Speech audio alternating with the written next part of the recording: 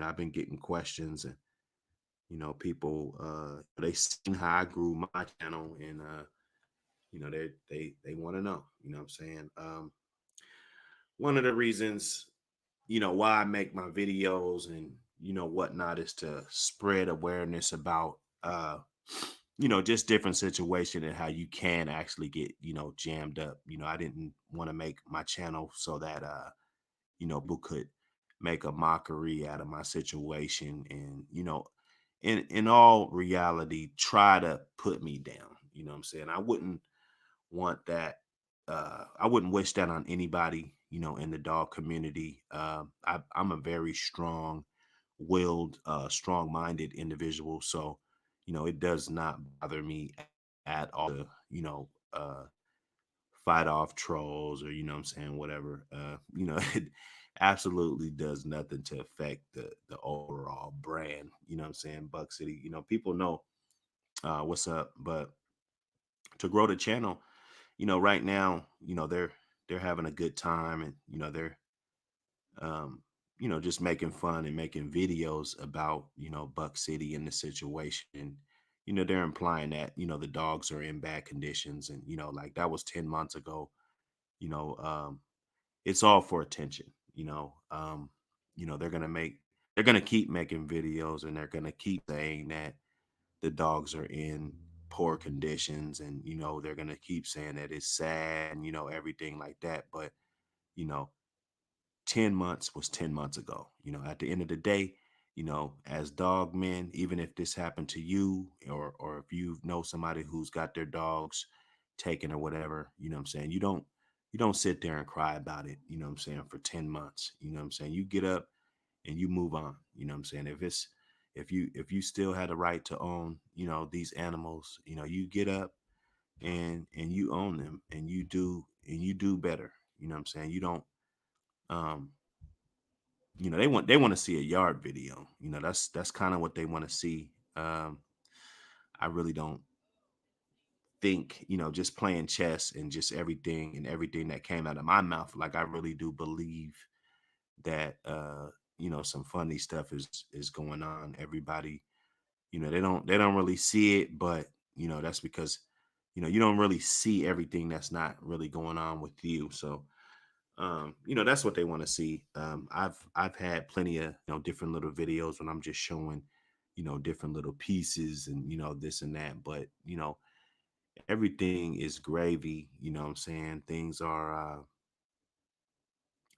looking on the up and up. Everything is where it needs to be, and we've put our resources and time into a overall better situation, and overall just less to deal with anyway, just to make the caseload just a whole lot easier on us. They're making videos about the whole court situation, and then they hear like one little clip of this, and like only I know. I was up in that courtroom fighting those animals for a whole hour and a half.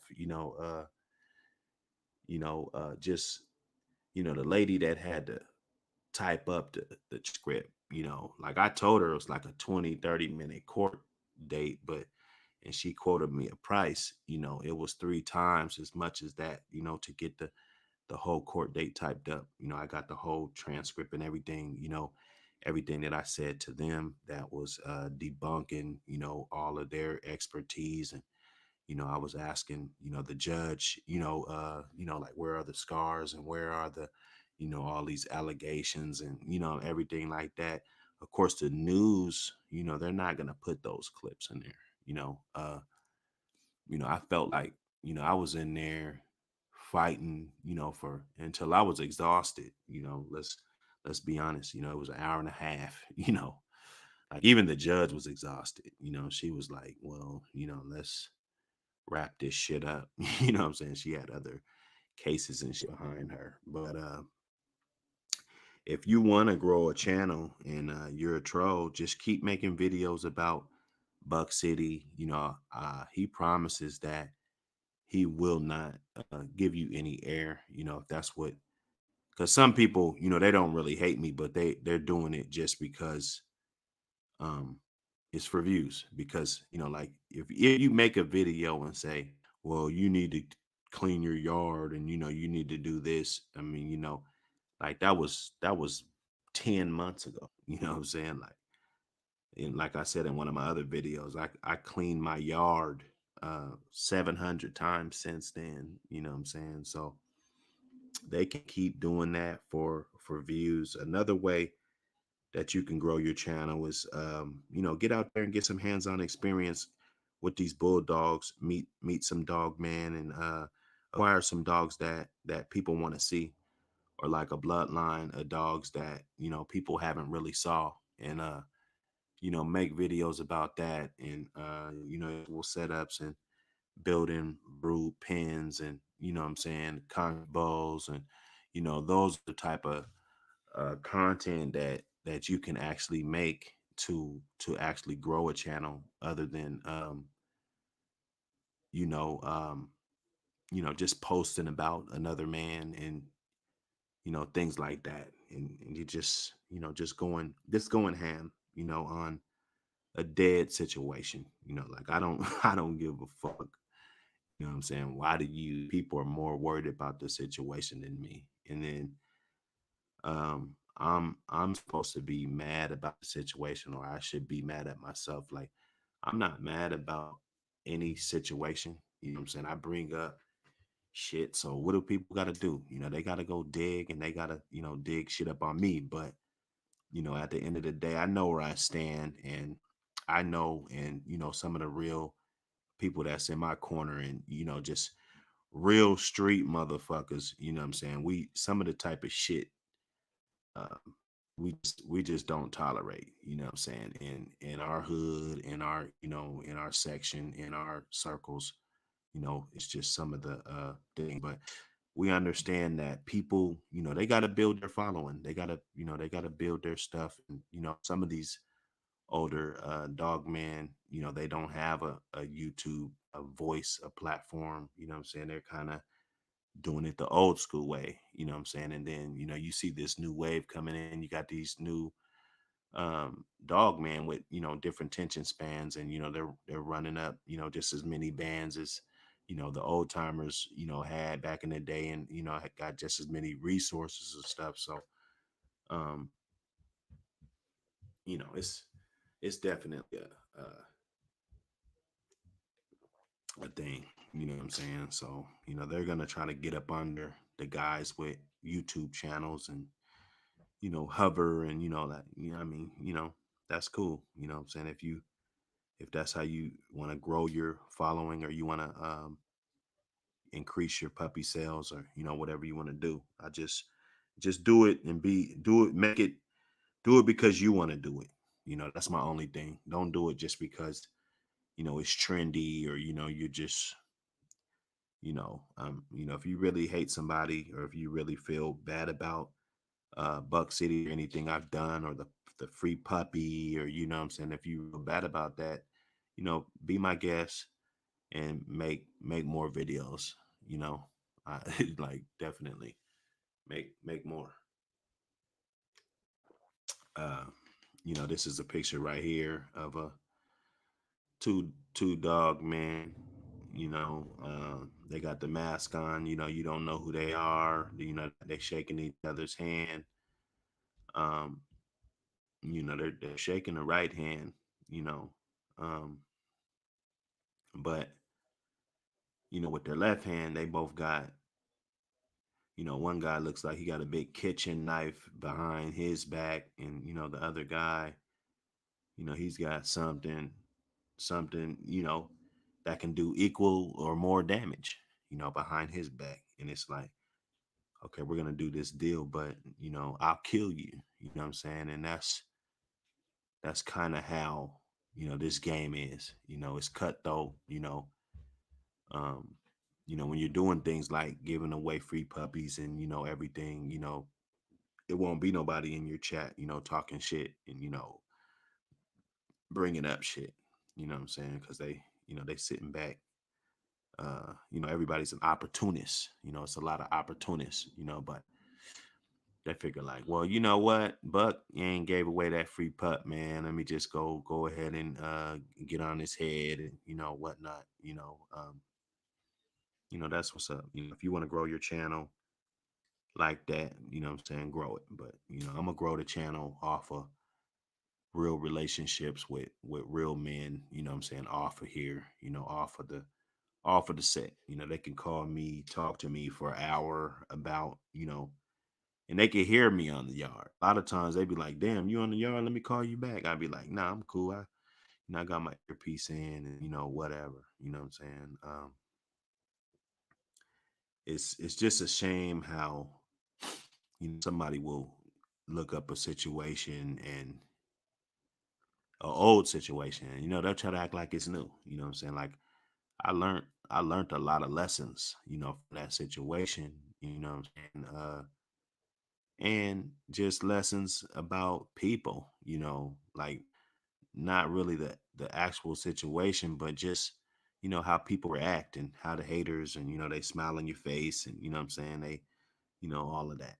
You know what I'm saying? And then it's like, if I don't know you, personally, if it's just YouTube or something like that, let's keep that relationship like that. Let's not try to act like we're all, it is a fraternity, what I'm saying, we're all in this game, we're all in the fraternity together, but you know don't act like it's like buddy, what I'm saying, and all of this, like nobody's vouching for, like, if you don't know anybody, you can't vouch and be like, oh, he's solid, and all of this, you just can't, what I'm saying. So um I had to check myself on that, what I'm saying, just some things you could steer people in the wrong direction, what I'm saying. Like I definitely got uh people hitting subscribe buttons on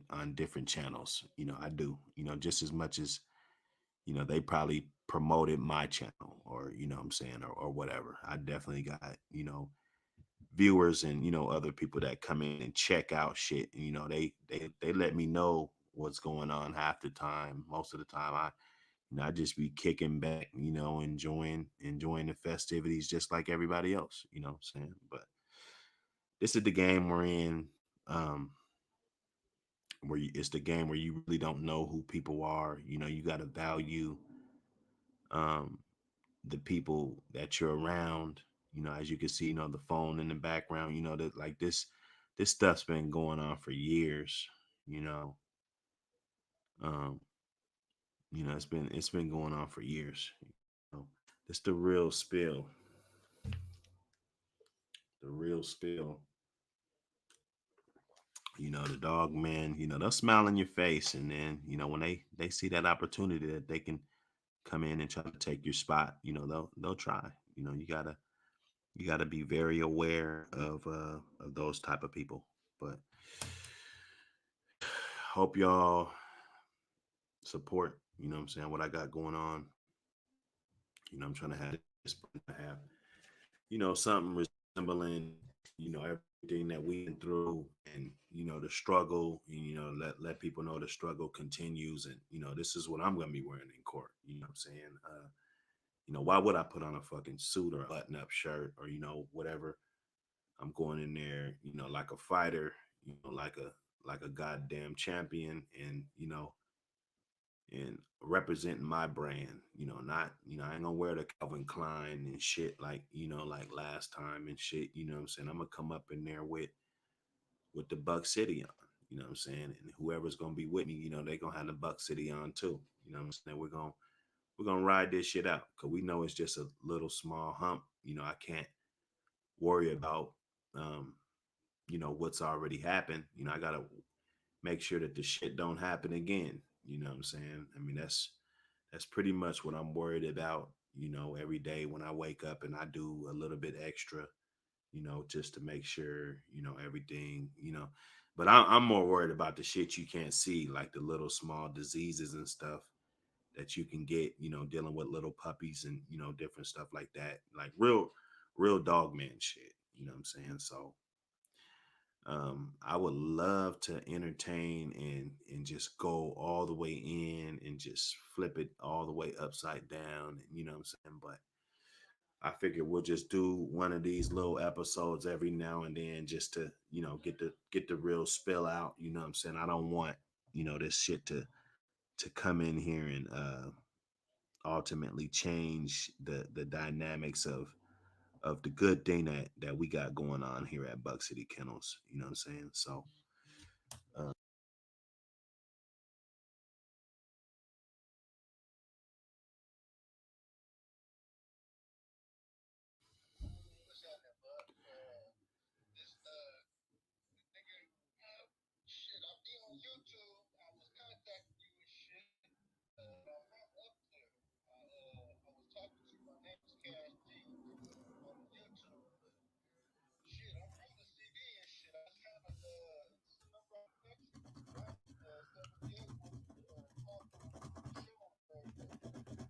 oh yeah, that's cool.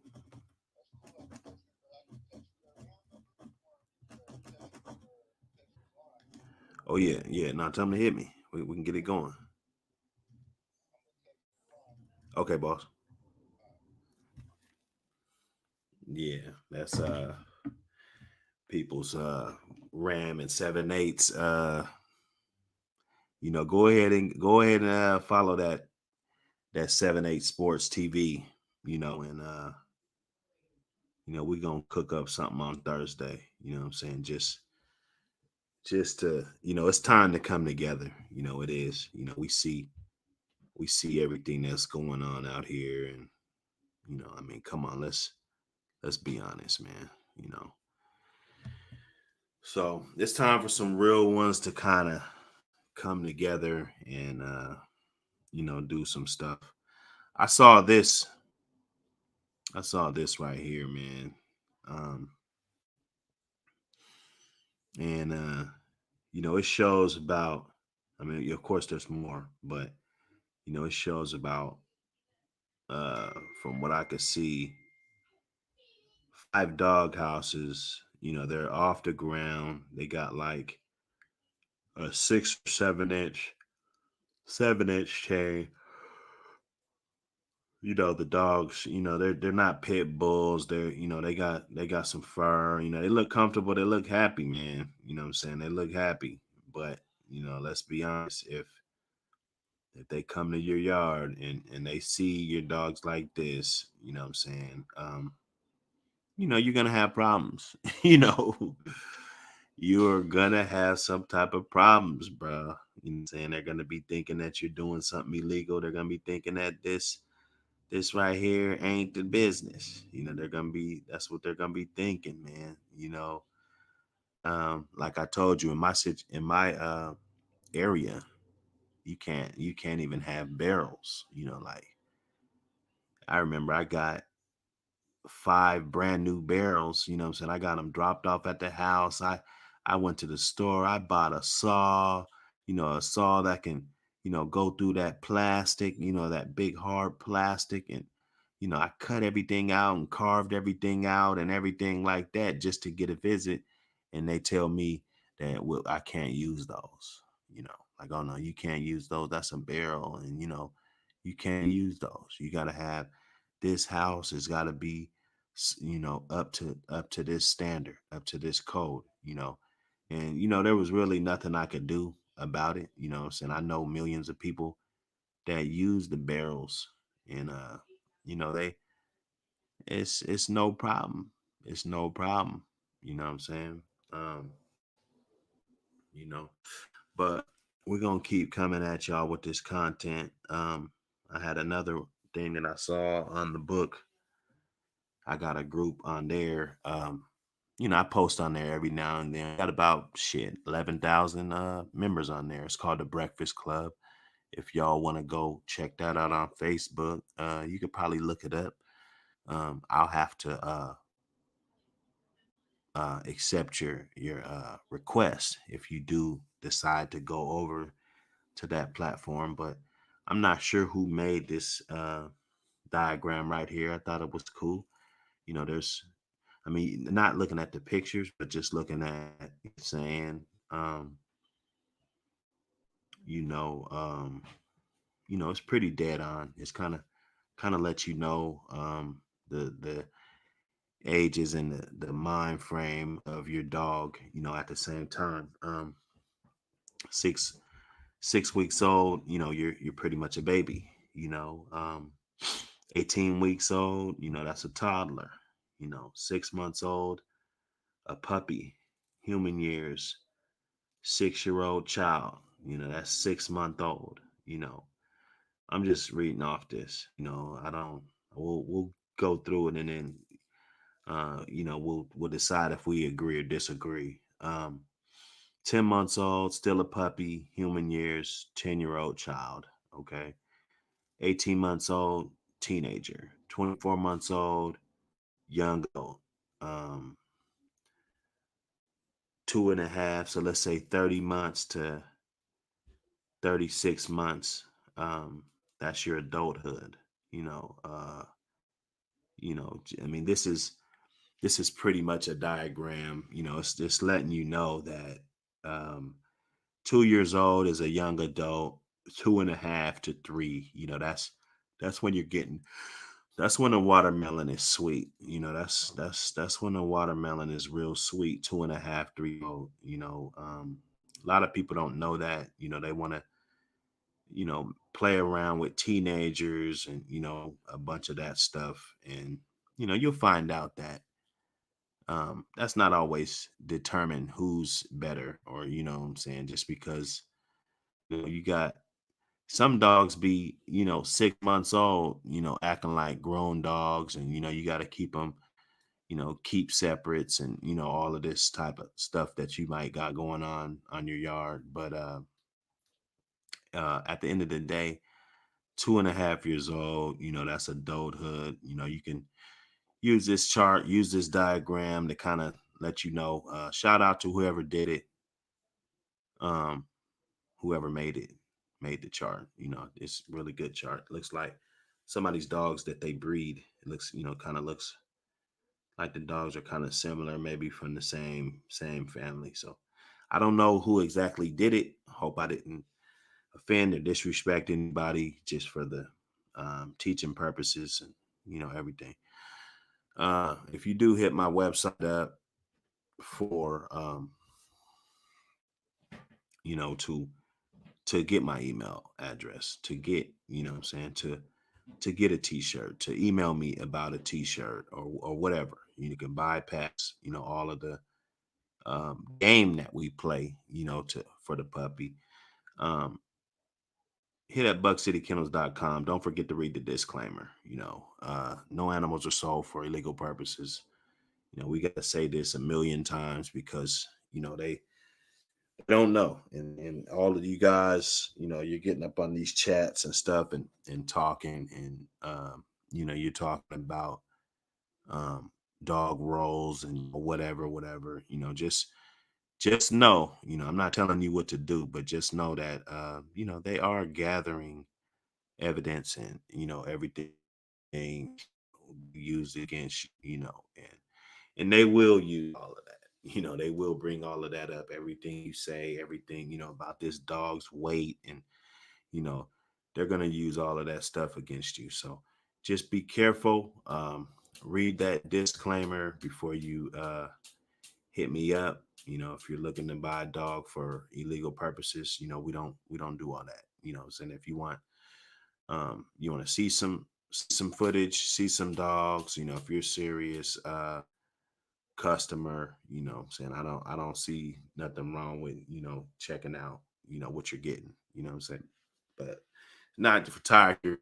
Nothing I got going on is for tire kickers. It's for stand up guys that do what they say they're gonna do. And that's how we're rocking. One thing about this journey is we were able to come in here and kind of develop a great following of some people, and we're actually teamed up and partnered up with a few good people from this platform. Thanks everybody that watched even 2 seconds of any one of these videos. What I'm saying, this channel wouldn't be able to grow without you. You know what I'm saying? So keep that in.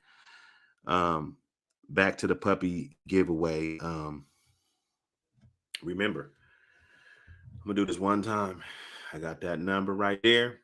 Take that number down, y'all. Take that number down because I'm gonna flash a number through there. You're gonna see it just like that. You gotta have those numbers. You know what I'm saying? When I go live, if we get over 200 in the chat, then we're gonna do the puppy giveaway. You know what I'm saying? If it's only 65 people in the chat, you know what I'm saying, the chat's empty, you know what I'm saying? We just can't do it. It's we're not to the level to where we need to do it. You know what I'm saying? We got, subscribers, you know what I'm saying, but we don't got active subscribers. And that's what it's about. You know, it's about people that actually check out these videos because I'm gonna be slipping in little tips and little keys. And this won't be the only puppy that we give away. You know what I'm saying? If you want to bypass all of that, you got that t-shirt, you know what I'm saying? It's on deck. You know what I'm saying? We're striving for excellence. You know what I'm saying? We got that one right there. And man, it just couldn't be better, man. We're in a good position. We got people, actually thinking about us, for once. We got people that actually, they look forward to taking shots and making videos about us, man. Like somebody's probably making a video about us right now. They can't keep Buck City out of their damn mouth. You know what I'm saying? But tune in the next one. You know what I'm saying? It's gonna be lit. You know what I'm saying? Real spill, the dog game, real spill 1.1. We out of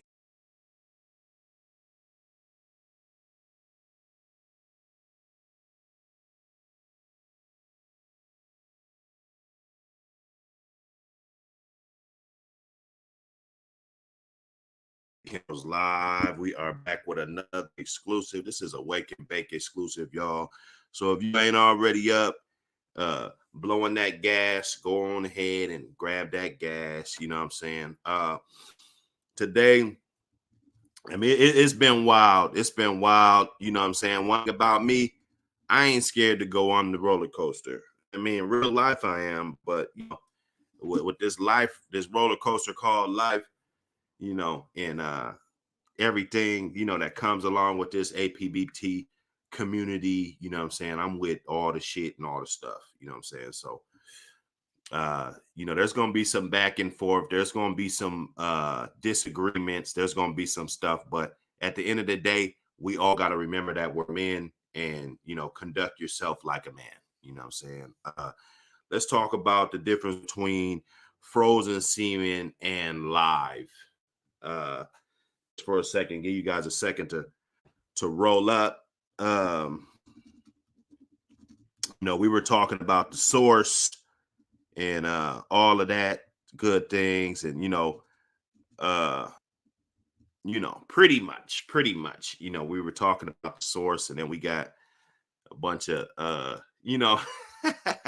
love this community, you know what I'm saying? And people in this shit, uh you gotta know that I'm not going nowhere. You know what I'm saying? You gotta know. I've pretty much set things up, and it's still setting things up, because it's not all about the money. You know what I'm saying? It's not all about cashing out for 90% of the shit, or 99% of the shit that you breed. You know what I'm saying? It's not about that. Uh, you know, there's a lot of terms and stuff people use. There's a lot of stuff. I just want to talk about the difference between frozen semen and live. Uh, there, to me, there's no difference as far as what the puppies are gonna be. You know what I'm saying? What the puppies are gonna be, what the dog be. That, to me, there is absolutely no difference. Uh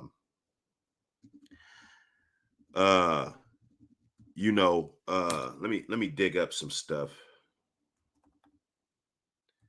Let me dig up. Let me do some digging.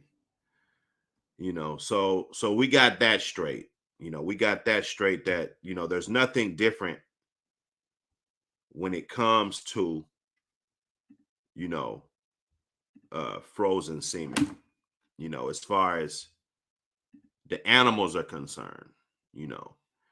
Now, as far as the consumer goes, you get this frozen semen, you get this stuff, what I'm saying? We got, I mean, I can name a list of uh a bunch of uh dogs, and we're talking about the past and we're talking the present, what I'm saying, and the day and age and the landscape and everything that we have to deal with when it comes to these animals, you know.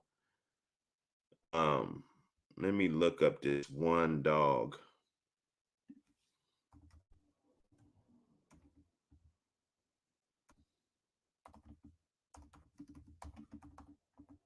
because we were talking about source and everything. I'm gonna get on here.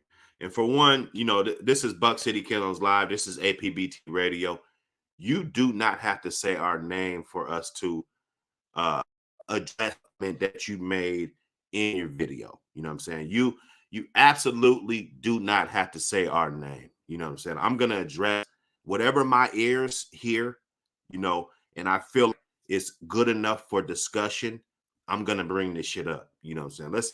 Let's get that straight. Let's all remember, that we weren't born together. You know what I'm saying? We're all different. You know what I'm saying? So with that being said, you know, I don't really have to agree or with anybody, you know. Um I want to look at a couple of dogs, you know, that I think were bred phenomenal, you know. I mean, these dogs were bred. These dogs were bred. There's some kennels that they got this stuff tight too, what I'm saying? But we're gonna get on that. Let's talk about this difference between frozen semen and live semen. Okay, this is what I'm gonna tell you. I'm gonna tell you once. Because of the landscape of the game these days and the lack of, let's just be honest, these dogs were used for a certain reason. I mean, there was always other purposes for them. You know what I'm saying? I've seen people use these dogs for protection. Rather, I agree with that or not, that's what these dogs, they've been used for that. They've been used for hunting. They've been used for other things. You know what I'm saying? And in the past, we're talking about bringing this shit back 30 years. You know what I'm saying? We could talk about Hollingsworth Bull. We could talk about Pirate. You know, I've seen haunch breedings done. I've seen uh I think somebody did a weird jack breeding. Uh Let me see. It's been some myths about some Mayday breedings coming up. It's been some myths about, you know, macho buck. Well, actually, there has been macho buck dogs coming out. You got the Macho Sam stuff. You got the President Buck stuff. You got Macho Bear. You've got, there. I'm not sure Macho Kane is off of Macho Buck. I believe he is. But, let's just be honest. You know, when we're talking about, if they are better, as far as pedigree goes, the pedigree is gonna look better because all of the dogs or most of the dogs, are deceased. They're long gone. They're long gone. They're history. A lot of the dogs, that you see when it comes to frozen semen. I got dogs that come down off of, frozen semen, different parents, different stuff, you know what I'm saying? And let's just be honest, like you can be a son of Macho Buck. You can be a son of Pirate. You can be a son of Hollingsworth bull, but were those dogs checked to the standard? Were they checked to the standard? That's the question. And my answer would be absolutely not. With the day and age and thing of today, like I've seen Holland Bulldogs, and even if they go overseas, I've seen them go. I actually had a friend try to inquire about one, and it was like 7,500. It went up, like once we got a little bit more serious, it got up to about 10,000. You know what I'm saying? I thought that was high, but the plan I had with it, because it went to fuck the dog off. I'm gonna be honest. And my intention would be just like anybody else. If you had a dog off a Hollingsworth bull, you're not checking to see if it's game. You're not taking them out to go see if the dog can catch a hog. You know what I'm saying? You're not doing that. You know what I'm saying? Like if you're a fucking millionaire or some shit, I still don't see you doing that. I really don't. You're not gonna go buy 5 or 6 of them, off a red pirate, and just so you could check them all out. You know what I'm saying? So when we're talking about the source, and we're talking about frozen semen, and we're talking about the differences, you know what I'm saying? And we're talking about people getting in their feelings, because what I speak is pure facts, you know what I'm saying? There's nobody out here stupid enough to spend $10,000 on a dog or a puppy just to fuck him off, just to not breed him, just to, I mean, there's haunch kids out here, you know. Uh, Nobody's doing shit with those dogs. You can look at the ones that are being bred now. Nobody is doing shit with those dogs, even the ones overseas. I've talked to guys overseas, that have bought dogs from the States, and they'll tell you in a heartbeat, once this dog gets maturity, I'm breeding him, and I don't blame him, you know. So when we're talking about, you really cannot make a claim unless you're just going off of pure genetics, because each individual dog uh, possesses a certain amount of DNA, each individual dog, and traits. You cannot look at a puppy and say, hey, I want that one. That one has the Mayday traits, or hey, that one is going to be the gamest dog in the last 10 years, or this dog is going to be, you cannot do that. You know what I'm saying? This dog can very well be a cur fucking, let me see, a hub for curs, I seen dogs, they bred phenomenal, you know what I'm saying? But the animals that they're actually throwing are not good. It doesn't matter who you're off. You can be off of all of these dogs. You can be off of Jeep. You can be off of Honey Bunch. You can be off of, anybody. Let's get that straight, because a lot of dudes, they get in this game and they just think like, okay, let me go spend this money on this expensive ass dog, and then my problems are gone. You know what I'm saying? Just poof, just like that. Let me go get a dog off of Hollingsworth bull, and then my problems are gone. That dog, if you don't check his temperature, if you don't see what that animal is all about, he can very well be a fester of the cur gene. I'm not, I mean, it's not up for debatable. It's not up for debate.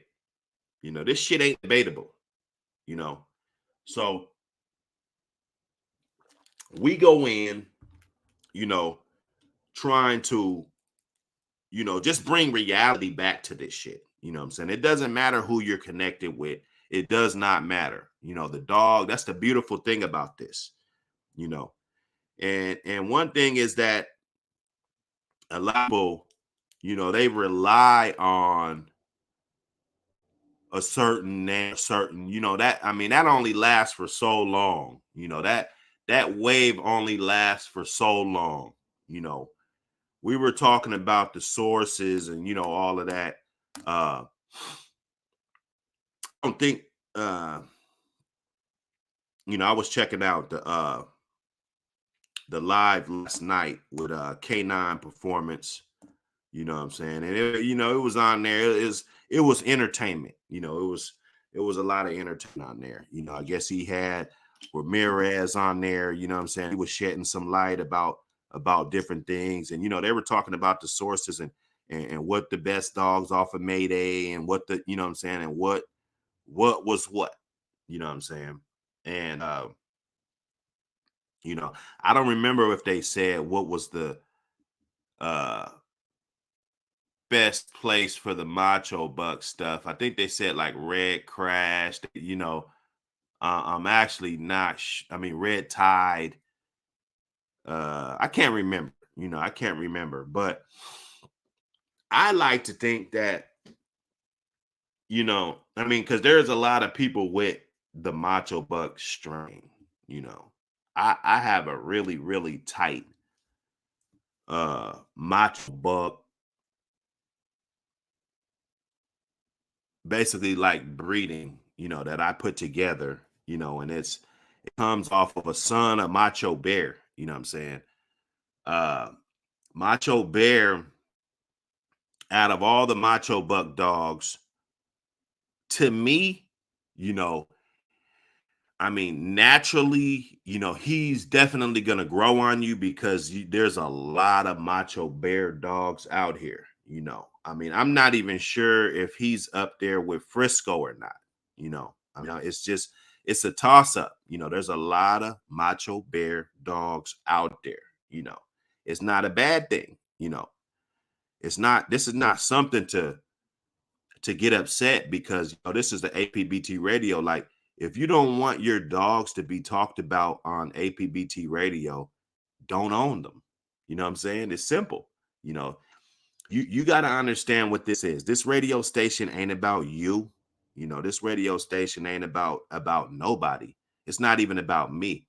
It's about getting this content, you know what I'm saying, so people can have a dialogue. And if it creates controversy, then hey, that's what radio stations do. That's what radio stations do. So you guys are gonna have to get used to this. Inbox me and give me some topics to talk about. Go live with me, you know, so we can debate some of this shit. You know what I'm saying? I'm not saying that I'm correct about nothing, but uh I like to believe that Freedom Born had some good Macho Buck dogs. You know, I mean, I have a bitch. She's heavy Freedom Born. Oh, actually, I sold this bitch, but I ended up I bred her before I sold her. I bred her back to a Macho Buck or a Macho Bear male.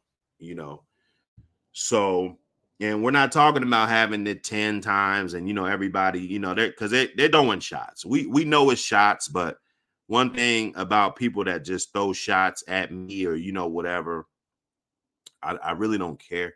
That's what this platform is for. So people can agree and disagree. But I like to believe that, I mean, if you look at some of the Freedom Born shit, you look at Freedom Born Max, you look at the Chickatine dog, you look at the Shonda dog off of Southern Kennels Zuza, aka Dolly. Zuza was right off of Mayday. It was, well, actually, Zuza is Lou Kane's litter mate. They took that one back to Macho Buck and got a dog named Shonda, Freedom Born Kennel Shonda. Like, all of these dogs are packed in there. You know what I'm saying? Uh, you know, uh, and that's what I'm talking about. I'm talking about, when I'm talking about the source, I'm talking about people that have more of it. I'm not talking about somebody that lost everything, so they went and got semen and then recreated some shit. You see what I'm saying? Because when you recreate the shit, we already know what's gonna happen. Let's just be honest. See, that's the problem with this community. Nobody wants to be honest. When you go ahead and do that frozen semen breeding and you're charging X amount of dollars for pups or whatever you're doing. You know what I'm saying? It's going to be expensive, way more expensive than live, right? It might even double, triple in price, depending on how long these dogs been gone. You can go use Macho Buck semen right now and try to and breed it to a female that you think is something, or breed it to another female that you're basically preserving her fucking bloodline too, you know. But when those dogs come out, who actually going through the process to put a vest on and risk getting their fucking Macho Buck dog fucked up? You know what I'm saying? So at that point, you know, yes, I'll breed to them. And yes, it's worth a gamble. But you got to just, if the reality is that you can very well wake up to a bunch of bullshit, you know, because you don't have all of the, everything that, all of the good traits and the good genetics, because a lot of times we're not even able to look at these the way they were looked at back in the, let's just be honest. We don't promote any dog fighting, any illegal activities, you know what I'm saying? But the reality is that it's true, you know. Back in the 60s, back in the 70s, you know, uh, when dog fighting was, it wasn't really people, I guess people didn't really know about it that much, you know what I'm saying, like the law, and they kind of kept it underground.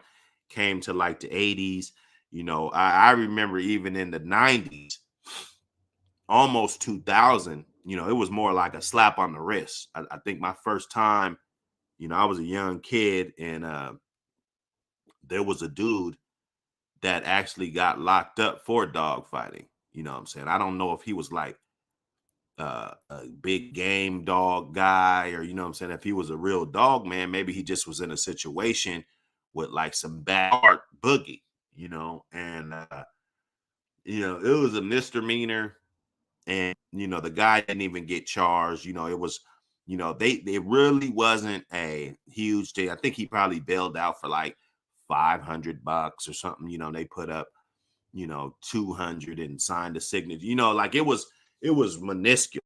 It was, there was nothing, no type of repercussion. Then we get into the 2000s, and then that big thing in 2007, it changed the landscape of the game completely, and it probably be changed forever. You got dogs that they go overseas, but like I said, I talked to a guy about one off a Hollingsworth bull, and he wouldn't dare touch this dog. He wouldn't dare touch this dog. So yeah, sure, he can breed the dog and get good dogs, but uh they're not checked.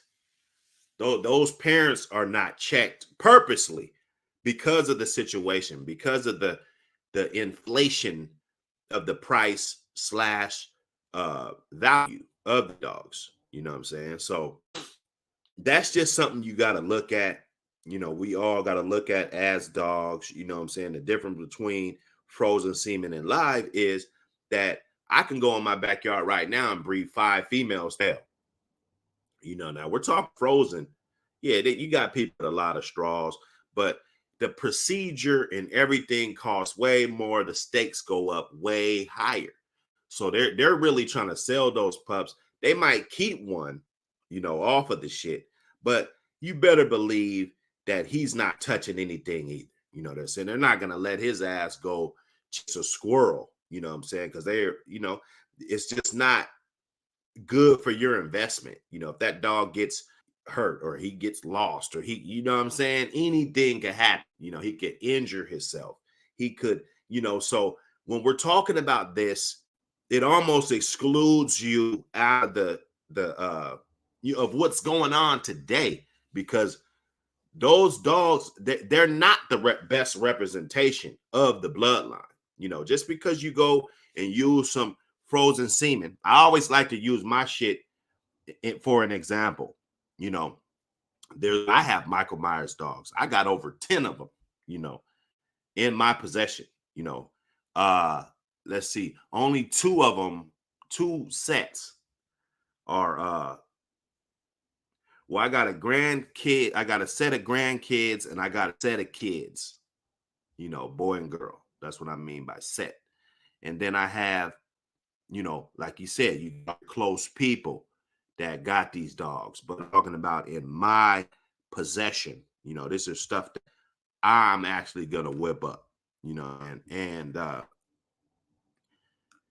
if let's say 10 years from now, you got this, you got the Michael Myers blood going out there. People are breeding it together. They're creating stuff. This is off of uh original stock. So the price margin, for those dogs when they were being sold, or even before I had the dog, you know, you could acquire one of them for uh a decent, reasonable price, and that made it opened it up for people to be able to play with them a little bit more, to be able to do different things with them, because they were not 4,500, 7,500, 10,000, Now, if I bring this shit back out 10 years from now and I'm charging 6, 7,000 and I do one breeding, and I don't have no more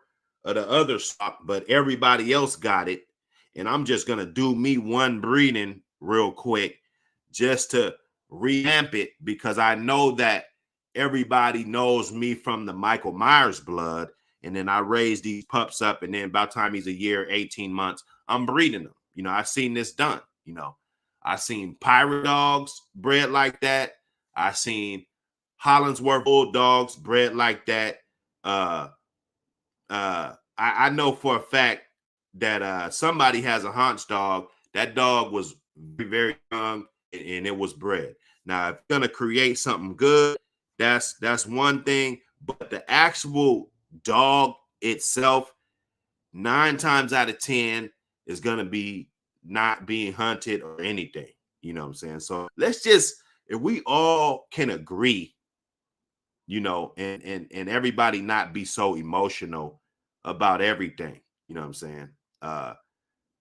I'm not going, what I'm saying? As you can see, this is PBT Radio 4.31, Buck City Kennels, Wake and Bake exclusive. I mean, I could just go to the dispensary and get an eighth of weed. Like, I'm not going nowhere. We're gonna continue to wake and bake and talk about what we want. We don't have to um hear our name and shit. I don't go through videos just to hear my name. I go through a video if I hear something that is debatable. I won't even say it's inaccurate. I'll just say debatable. You know what I'm saying? It was it gets brought up, man. I don't mean no harm to nobody. No, I'm not trying to detour, nobody from watching any of this shit. It's all one big station. You get that American Pit Bull Terrier, rather you guys like it or not. If you're uploading things, about the APBT, or, if you tag me, or, you do anything, what I'm saying? The content is all, everybody's looking at everything. There's nobody that just watches one channel. I talked to a dude, he was watching 2 channels. I talked to my guy, he's had dogs from me. So from my original stock, he's had a dog off of the first dog I ever had that was, a complete game dog, and he's looking at different stuff. He's looking at Kirshner, and he's looking at all these other, wild side videos, and he was telling me, the Mr. Raz video, you know, um, he's watching and looking around, and sifting around and trying to figure it out for himself. You know what I'm saying? So that's pretty much what everybody's doing on here. You know what I'm saying? Um, None of my content is unless somebody goes directly at me. And yeah, everybody, I ain't gonna say everybody, but people do make little comments and make their little remarks, and not, you know, and that's okay, man. Because at the end of the day, this is just YouTube. You're not calling my phone with that shit.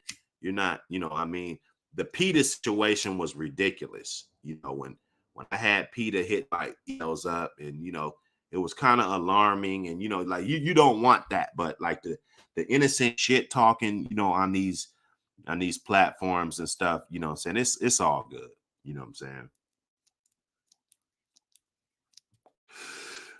I had to get on here to change the narrative about my situation with my animals, and fight back, and try to show dog man that it's okay to fight the rights. I'm saying, there's too many dog men laying down, and when they get to some type of adversity, when they go through a little bit of adversity, they automatically just want to lay down.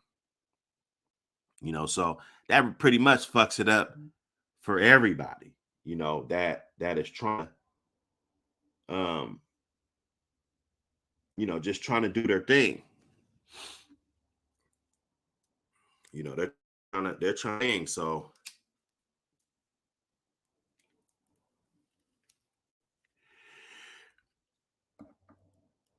but it's the bottom line, man. If I got a bunch of Michael Myers dogs, let's say I did 20 breedings, and these dogs are all scattered around, and then 10 years later I don't have them, then I do a breeding, that does not necessarily mean that I have the best representation of that bloodline. It does not, you know. And then we talk about, you know, like that's what everybody's doing. Everybody's breeding, bro. Especially if you're advertising. If you're advertising these dogs, and you know what I'm saying, you're on YouTube platforms and you're doing that, doing this, I understand that, you know, some people do other things, some people hunt their dogs or whatever, you know what I'm saying, but the illegal shit, 9 times out of 10, nobody's doing that, you know what I'm saying? So no peddler is better than the next. I don't use that term. I think it's for people that are unsuccessful with creating their own line of dogs, and they can't sell puppies. I think that's where that term comes from. That's where it comes from. Or people, they don't have time to breed, or they don't have the patience to breed, or they don't have the good luck, to breed. They don't have the knowledge, so they see other people doing their thing, and then all of a sudden, I'm saying, this guy's a peddler, this guy's this, and this guy's that. So that's food for thought. um you know when we're talking about the source, when we're talking about frozen semen, difference between it, you know there is no difference when it comes to DNA. If you have a dog and you breed it to a dog, and you get the DNA checked, and then you do a frozen semen dog to another dog, you do a DNA, it's supposed to come back to the same sire. The father of those dogs are supposed to be the same. The quality of those dogs are supposed to be the same. But the activity and the willingness of the owners, due to the large investment in most times, because the price is just inflated, you know, uh, the quality, it's to be determined. You know what I'm saying? It's everything's to be determined, if you know what I mean. We're not encouraging nobody to go out and do frozen semen just to go and do illegal shit, or to check them out, or to harm your bulldogs. If you don't have the heart to be out there hunting, don't hunt. You know, I think I kind of like some of the macho buck stuff. I have a very good macho buck dog off of Macho Bear. You know, I mean, he's not heavy macho buck. You know what I'm saying? I mean, his daddy is off of Macho Buck. Mama is like some Barracuda stuff. You know what I'm saying? Oh no, no, no, no. No, no. Yeah, his mama's off. Uh well, it's Macho Buck bred back to some Barracuda stuff. It's a Macho Bear. So he's off of 57 and Matcha. You know, Matcha's Damien's litter mate.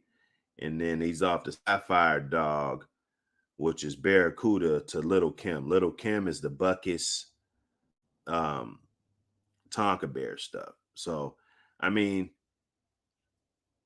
you know, get anything off this dog unless it's got Macho Buck on the bottom, you know what I'm saying? It's gonna be only 25% Macho Buck, you know what I'm saying? So my thing is, I like the dogs that got Macho Bear in them, and then let's say two other Macho Buck dogs also. You know, that's just me. Everybody's got their preference.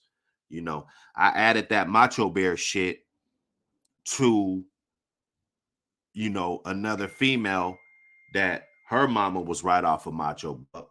They took Mama's littermate sister to Short Day, you know, a son of Mayday, and then they took that right back to Macho Buck to get the mama, you know what I'm saying?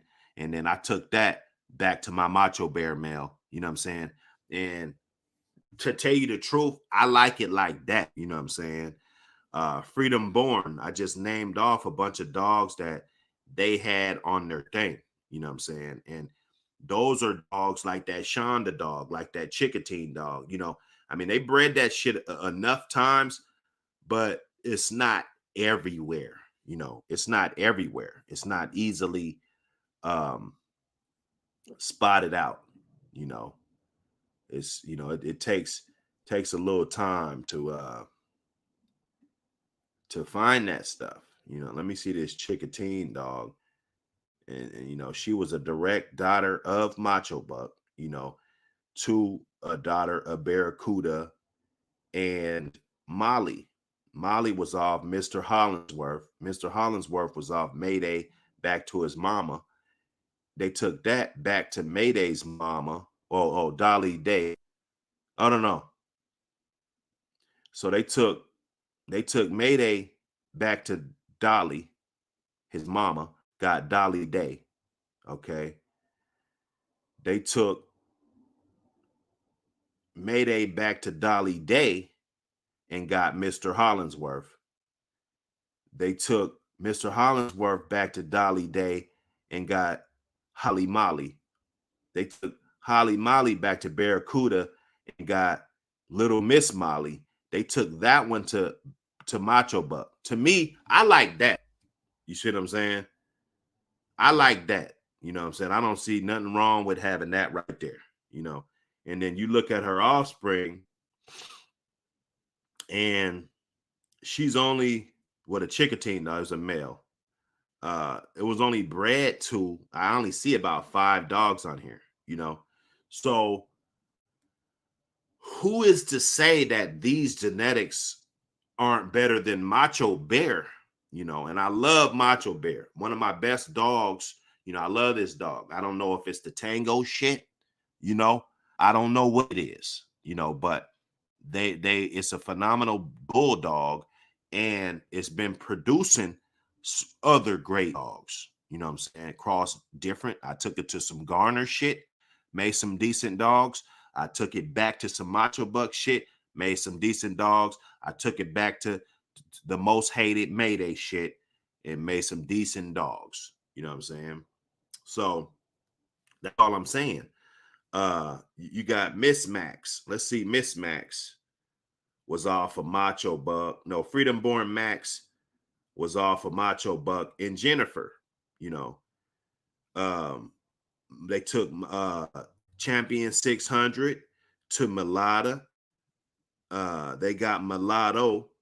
They got the Cammy dog, the John Ness 90 kennels.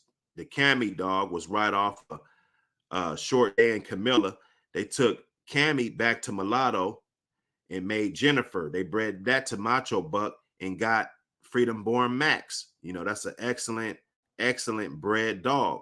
And then, so the Freedom Born Max stuff, they took him back to Little Miss Beast.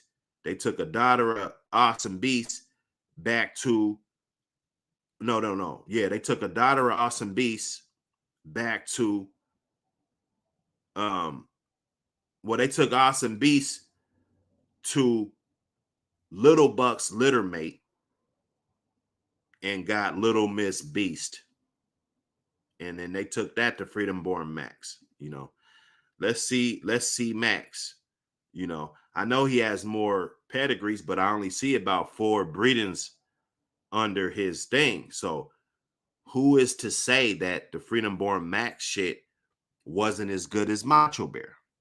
You know, and this ain't no shots at nobody. This is just mathematics.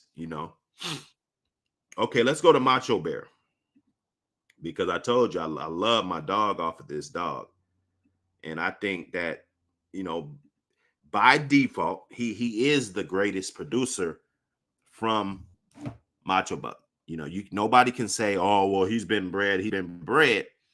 There's just speculation and some things that we don't know. We don't know. Now this dog it says 315 offspring. I won't even say that, but you see 315 offspring, the motherfucker's been bred 80 times.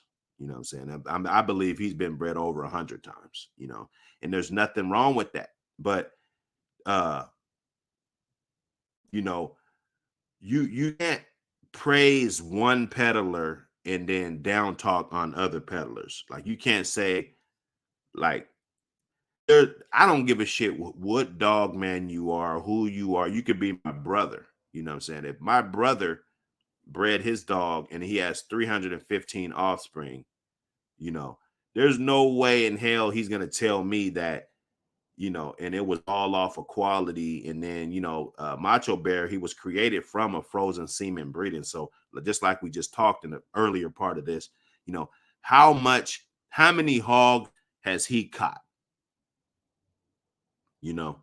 Sure, he could probably produce good dogs. Sure, most of these dogs never were taken out. Sure, they're not in the right hands. That's the owner's fault. You see what I'm saying? See, the Freedom Born Max shit, they didn't breed that dog 100 times. That Shonda dog, they didn't breed her 100 times. So what I'm saying, who has the source? Because like, is Macho Bear the source? And they got, let me see, they bred, okay, they bred Macho Bear back to a dog named Buck. And Buck comes off of Mr. Macho Buck and Haunchette. Haunchette is off of Haunch Day back to some Silverback. They took Silverback to a Burns Humdinger bitch. Heavy Humdinger, Burns Dee. Great bred dog. Off of Mr. Hauncha comes off of Mr. Macho Buck, which is off of Macho Buck, and Miss Superbuck. Miss Superbuck and Mr. Macho Buck were half brother and sister. One of them coming off of Stone City Ugly, and one coming off of Matcha, 357 Matcha. They're both off 357. You know what I'm saying? That's a good ass breeding right there. So who is to say that one of these dogs isn't better than Macho Bear? One of his sons, one of his 300 offspring, are not better. You know what I'm saying? This ain't no shot at nobody. If you guys want to get on here and debate, we can debate it. All the content I'm saying is not for no illegal purposes. You know what I'm saying? We're just adding up numbers. It's just like kids in a goddamn science class. It's kids in a math class. So what do you want? What do you want? Because Macho Bear, he has a lot of good dogs, a lot of accomplished dogs.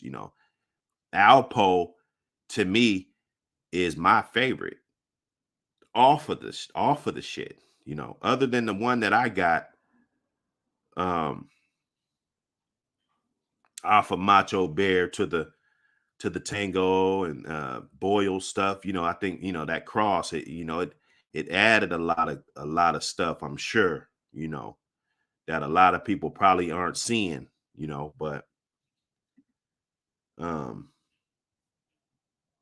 I mean, I'm just bringing all this shit up. This is what I do. This is a radio.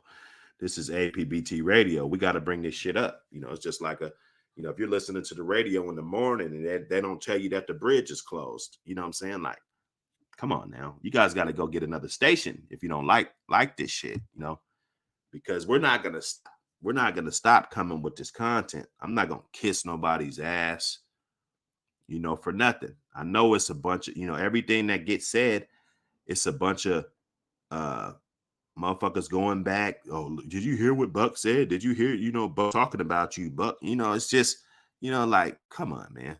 You know what I'm saying? Just watch the wave. You know what I'm saying?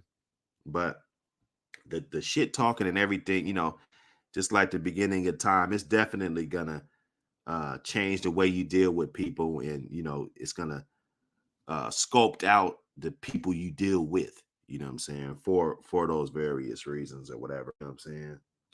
But this is APBT Radio 4.31. We just cooked up. It's plenty more to cook up, but I just want to get that one out there so we can be on top of it. Um, go ahead and hit that APBT Radio hashtag for more, and go back and check out more videos. This is what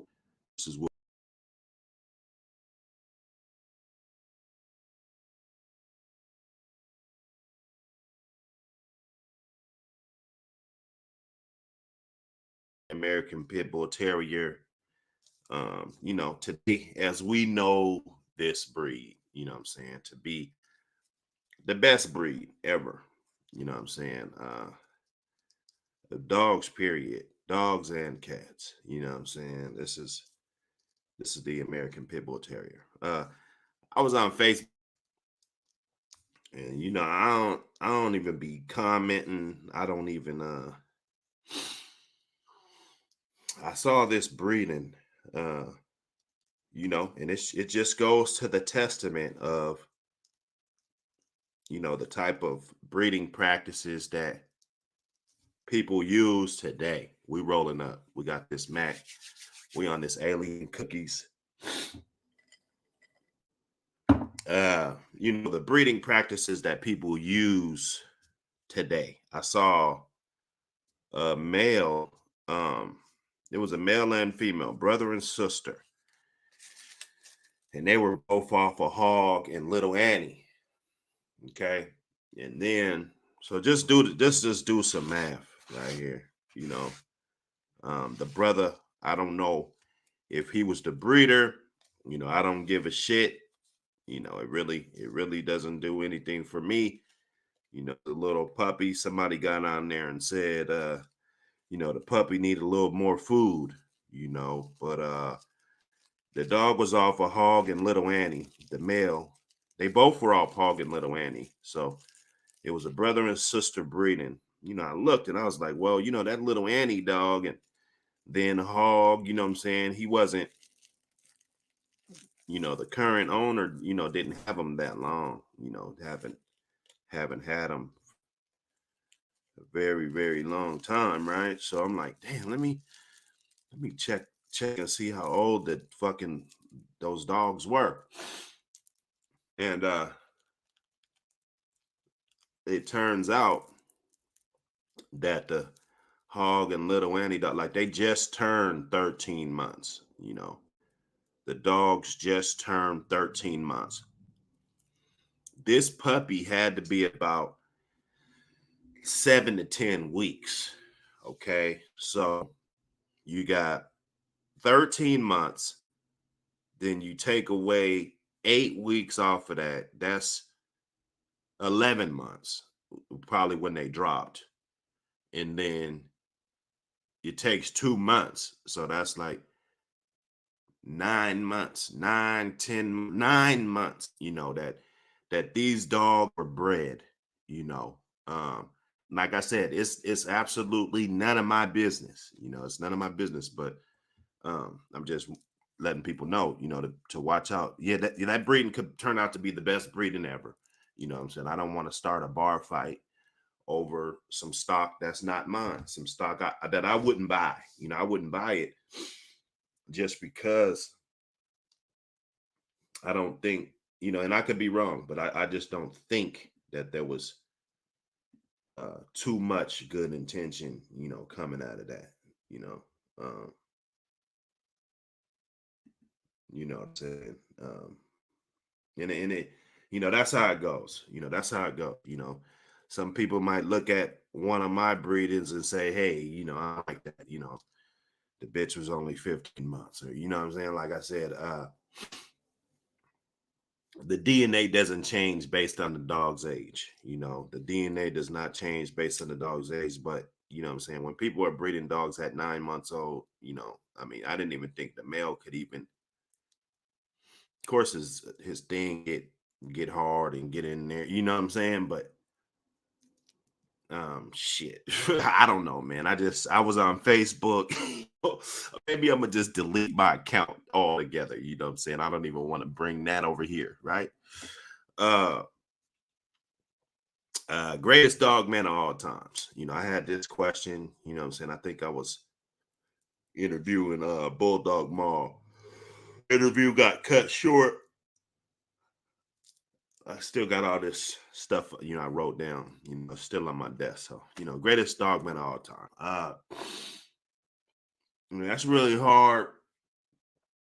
You don't want to give too much props or no props, or what I'm saying. My all-time great, just because I had the opportunity to um deal with these guys, and what I'm saying. I like Tom Ratliff. I think he was a cool dude. He had some really good dogs, even up until his passing. He had some really good dogs, even though he really wasn't in the game like old times. He still had solid bulldogs over there. What I'm saying. I remember the Baron dog. He was a protective thing, man. You couldn't walk on that damn yard. What I'm saying. He had a big old long chain. He was the first one you saw, the Baron dog. He was right off of Conway to a Baron bitch. What I'm saying. Good good people, man. Good times. I remember meeting them. We drove down to North Carolina. I remember about 105 degrees outside. It was so damn hot. I was going down there to mess with his son TJ. Uh, uh, TJ was doing something, and he had his pops come meet me. And I swear, when I saw him, he maybe pulled up in like a Ford Taurus or something. You know what I'm saying? And man, he looked just like the picture with if you look at the picture with Buckus, what I'm saying? Looked just like him, man. I was like, damn, that's the same picture. I knew who it was right away. You know what I'm saying? Just good times, friendly guy. He didn't really talk. I don't know. He really wasn't comfortable probably with me, or what I'm saying. He really didn't talk that from what I gathered. Uh, just cool guy. Whatever he said, he did, and what I'm saying. He was clean cut. He didn't charge that much for dogs. I remember I could have got oodles for about 1,500. It was Jim's littermate sister. They're both off of Tiverton. I could have got that dog for about 1,500. Man, she was up there in age, about 7. Back then, I didn't have all the education that I do today. What I'm saying. I probably would have grabbed that bitch. What I'm saying. Just yard changing decisions and ideas, and people were making moves. People were running around buying yards, and a lot of people making moves, what I'm saying, back then. I just like Tom Garner. Uh Tom Ratliff. I like him as a one of my all-time greats. I'm saying. Don't really got nothing to do with nothing else. I just, if I had to make my vote, I'm gonna give a vote to somebody I actually been to their yard. You know what I'm saying? So uh that's just how I weighed in on it. But other than that, I probably won't answer the question because you don't want to. I mean, there's so many greats out there. There's so many, what I'm saying, different dog men that had different impacts on the game. Uh, I also asked Maul. Well, I was gonna get to it, but I didn't. This is one of the questions. I said, how many dogs is too many? Just for him. Speaking. I know he's got a handful. You know what I'm saying? I got a handful of dogs. I think too many for me will be about right now, about 25. I'm saying 25. It's cutting it. We cutting it. I'm looking at getting some more property and good things like that. Evolving. Man, it's a wake and bake, man. I'm young. It's a wake and bake, yo. Uh, get some of my water. You know, I think 25, it's cool for me now. On my mind, what I'm saying, I could probably do about 50. What I'm saying? If I had the big yard, you know, big secluded yard, what I'm saying, to where I could have, maybe 20, 20, let's say 20 chain spots, 20 kennels, 20 brood pens. You know what I'm saying? I think that's, I don't know, 10 brood pens. 10 brood pens, 10 kennels sitting on top of wood or cement, um, and maybe 20 chain spots. I think I could probably handle that. Of course, it's a full-time job. It'd be getting up, feed for an hour, cleaning for another hour, at least 2 hours a day. You're going to be cleaning, what I'm saying? Feeding's going to be at least an hour. Then you got other things. So, I mean, it's at least a part-time job at the very, very, very least, to have, let's say 25 to 50. That's my, that's pretty much where I'm at as far as many on my mind I'm willing to feed and willing to keep. Like I said, you feeding 50 dogs, you might be feeding 2 5-gallon buckets a day. That's probably a half a bag minimum a day. So you got to think about it like that. I don't know what you're feeding or anything like that. Like if you're feeding Victor or something like that, it's gonna get expensive. You're gonna be spending you know a half a bag of Victor a day. Victor could be 45, $50. What I'm saying? So I mean, you're gonna be spending $25 a day. That it adds up. That number. It adds up fast. When we're talking about weeks and months and years. It can add up pretty fast. So just keep that in mind. When you got your number in your mind, you might want to go up 10, but you were just complaining about buying 2 bags, or you're stretching it trying to get 2 bags of food. Then you might want to reevaluate that. Just the bill. If you're getting up there almost $1,000 a month on feed, I mean, that's what make a person want to sell a puppy. It's like, shit, if I can keep doing what I love and provide a service, shit, why not, man? Fair exchange, no robbery. you know.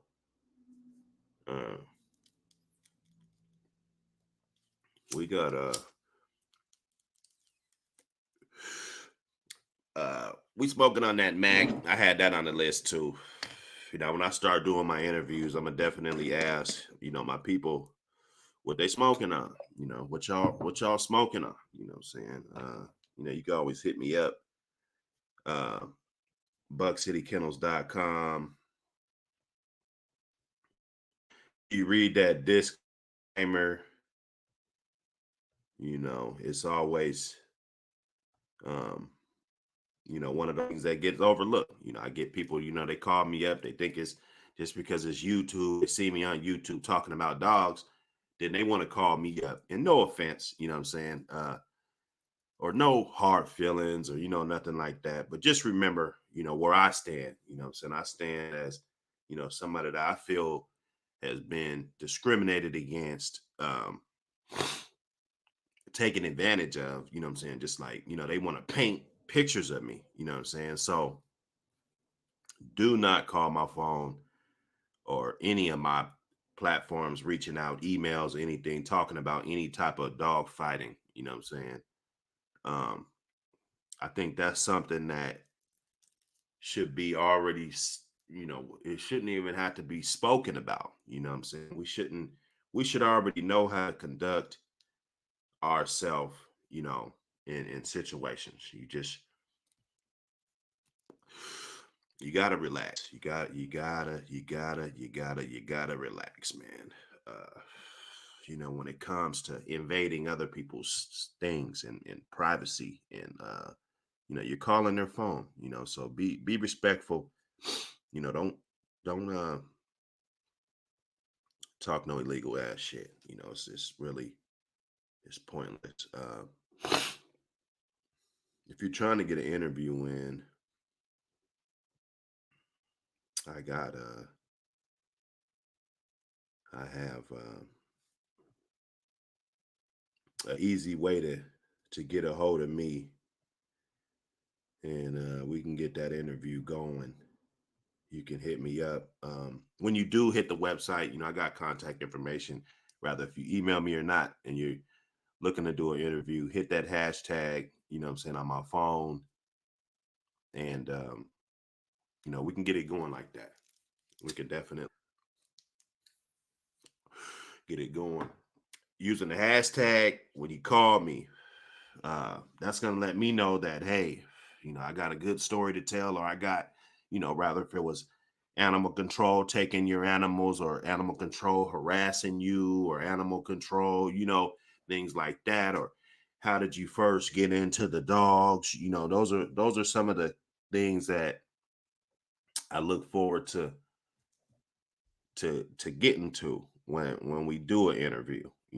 I like people to ask me some questions too. So if you got two or three questions that are appropriate for community standards, and it doesn't violate anything that I don't want to talk about, or what I'm saying, anything like that, I think it'll be good for content's sake. So hit that hashtag up.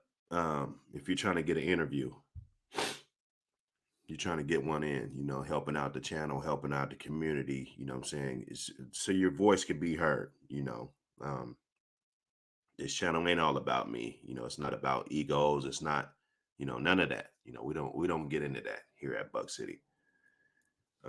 We might promote the wrong person here and there. It happens. What I'm saying, it's not like, oh, we're not gonna promote any channels anymore. We're not gonna tell you to go follow this guy. Sometimes you think um people are solid, or it's just for entertainment purposes. Maybe, like somebody looking for some content, they got a few channels, and they on there, and they, you got, extended coverage, recordings and live streams and stuff like that. We're talking about, this breed that we love. What I'm saying, I definitely will steer you over into that direction, because I feel it's it's filling. I'm not gonna say it's filler. It's filling. It feels the spirit. It feels time void. Rather, if you're uh, having a layover flight, or you know what I'm saying, you're waiting on your food, or you know, whatever you're doing, you know what I'm saying. I think this, you know, having a collective amount of YouTube channels and different people you can, you know, chop it up with on these platforms, you know, I think it's great. um Barracuda or Macho Buck? That was another one I had. You know, both dogs to me, you know, didn't produce uh as good as they were. You know, some people like to use the term produce yourself. You know, I don't use that term. Um, I think I'm not really looking for a dog that can produce himself. You know, I'm looking for a dog that can just flat out produce. You know, you don't have to produce yourself. You can produce other good dogs. You know, you can produce different styles. You know, conformation, different sizes, you know, short, squatty, you know, tall, rangy, you know, in the middle build. You know, that's like my favorite build, that sort of in the middle build. You know, they're not like the 50% build. They're not the 90, 100% long, rangy type of dog. They're like in the 75% range as far as, you know, their building stuff. You know, it's got nice bone, not too much bone. You know, they got um, nice length on them, not too much, and they're not too short. You know, so uh, you know, when you're producing dogs, it's not always about. I was listening in my background, thought I heard one. Producing yourself. You know, if you're producing a lot of good dogs, I think that's just as good. However, both of these dogs, in my opinion, did not produce what they I bet you they definitely didn't produce what people thought they would produce. You know, it's not a hit toward neither of them. Sometimes things skip a generation. Sometimes you'll get, you know, not as many good ones off of the actual specimen, but you know, later on in the generations, you know, you start seeing, you know, what you were looking for. You know, I've seen that happen. I've seen grandkids that were way better. You know, let's just keep it 1,000, or even I saw a nephew, a macho buck that, you know, I would argue, you know, I mean, that I can make an argument that will change the dynamics of everything. You know, this was a nephew. It was right off of Macho Buck's littermate sister, bred back to Burns hot dog. So he basically took Macho Buck right back to the pure Red Boy Jocko stuff. And man, you know, it was unfortunate that that dog was confiscated. You know, back in the day. You know, it happens. You know, shit happens. You know, it's up to us as dog men to do other things, and you know, deal with different people. And you know how people always say, oh man, you need to get it in good hands, you need to get it in the dog man's hands, and the right hands, and the left hands, and you know what I'm saying, all this shit we hear. You know, some of my best decisions was putting some of my top soldiers, you know, on yards with people that don't even know shit about the bloodline. They don't even know who the parents are. You know, just that dog. That's my brother's dog.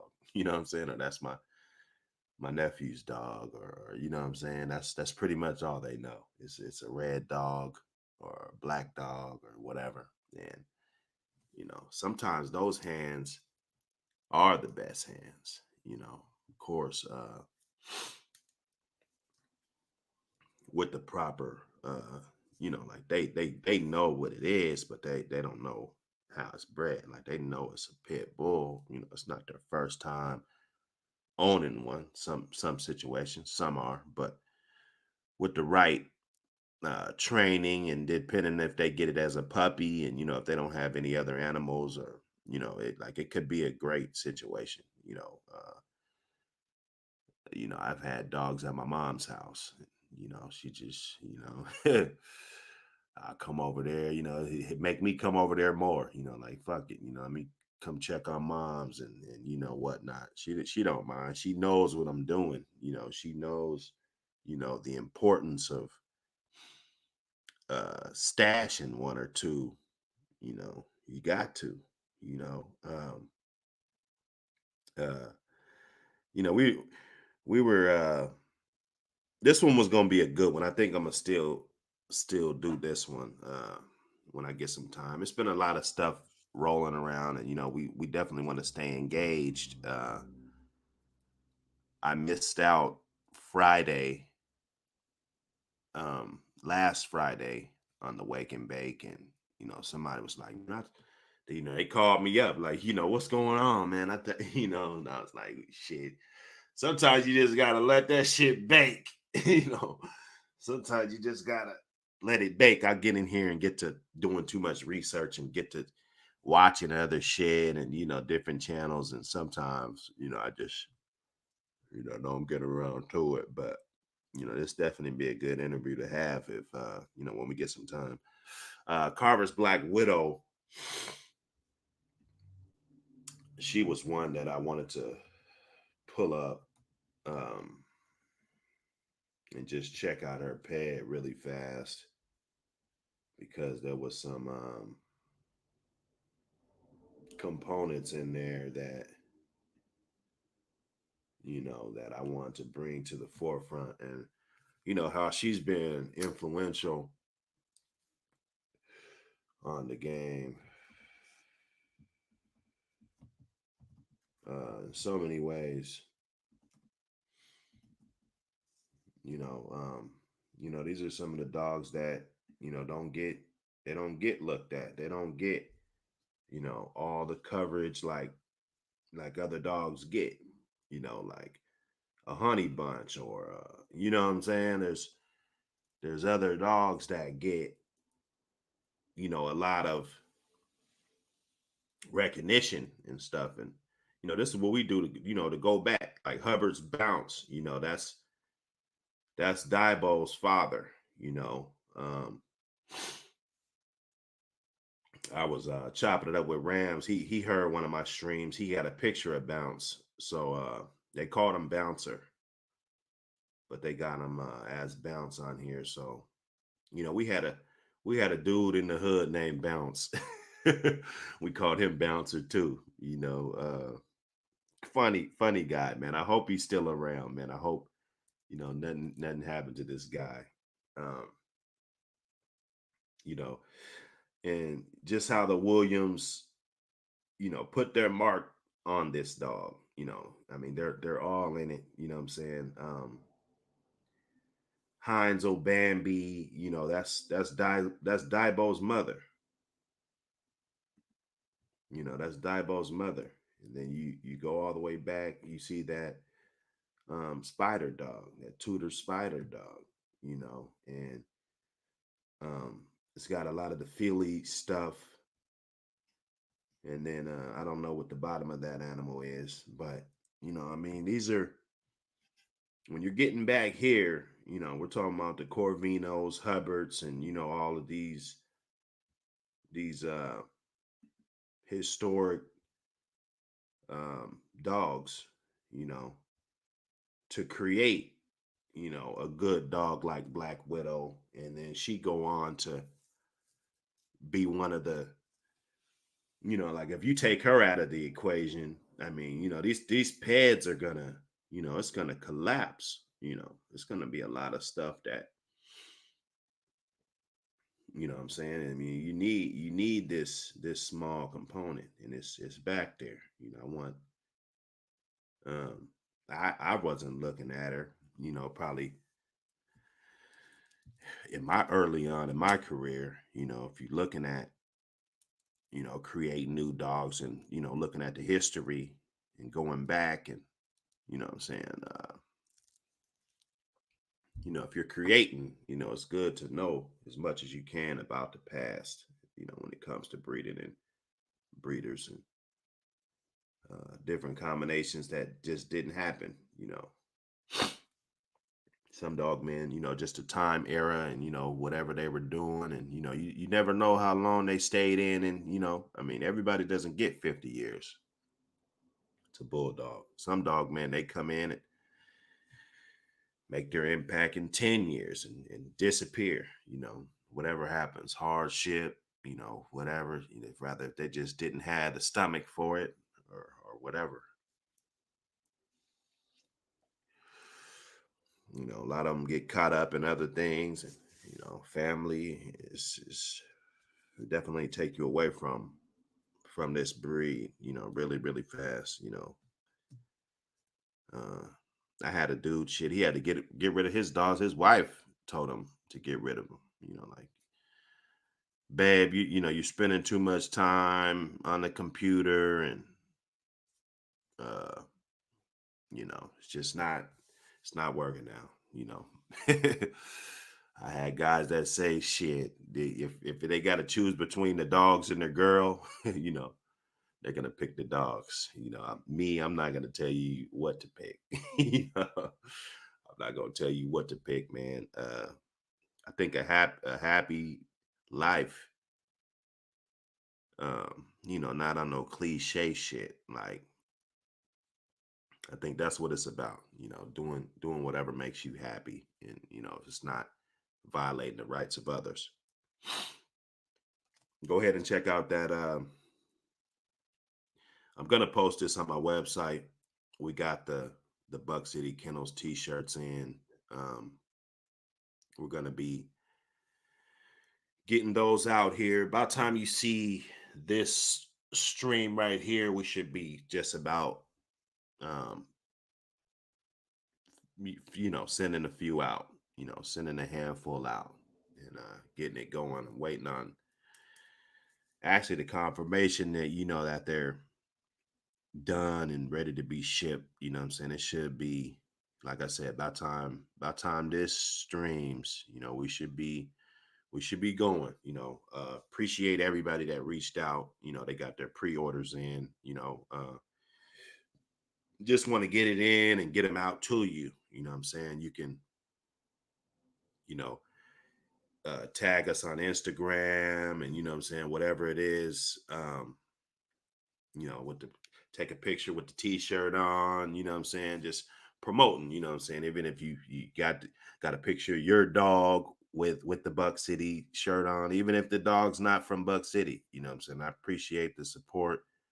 And this is a upcoming brand, what I'm saying. Of course, we've been around for a long time. We had dogs for years. Like every people that know me, they know me because of dogs. What I'm saying. So um we just want this to be something that people can feel good about. Feel good and know that these are some solid, knowledgeable motherfuckers that really care about the breed. What I'm saying. That's what I want that seal to be. When you see that stamp, what I'm saying, it's like, okay, these guys, they came to shake up the game. They came to ruffle up some feathers. They came to debate shit. They came to fight, for the rights of the animals. And just not laying down. Buck City was one of the ones that didn't lay down. I can name 10 damn kennels, on here. I don't want to throw them under the bus, but they all told me to lay down, and shit. I looked at what was on my plate, and I ain't laying down. What I'm saying, because it's bigger than that. That's what got us in this situation that we're in now. Too many people laying down. So um, we just want to represent the positivity, and hopefully more people get these, and promote the brand with us. You know what I'm saying? Help us out. And if you got a dog, shit, you really need one. You know what I'm saying? Because it represents the fabric. It represents that dog that you're looking at.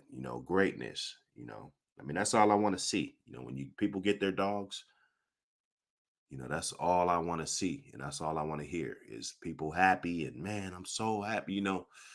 Because the price is reasonable. Let's be honest. Like you can't put a price tag on these dogs. So you fuck around and get a good one.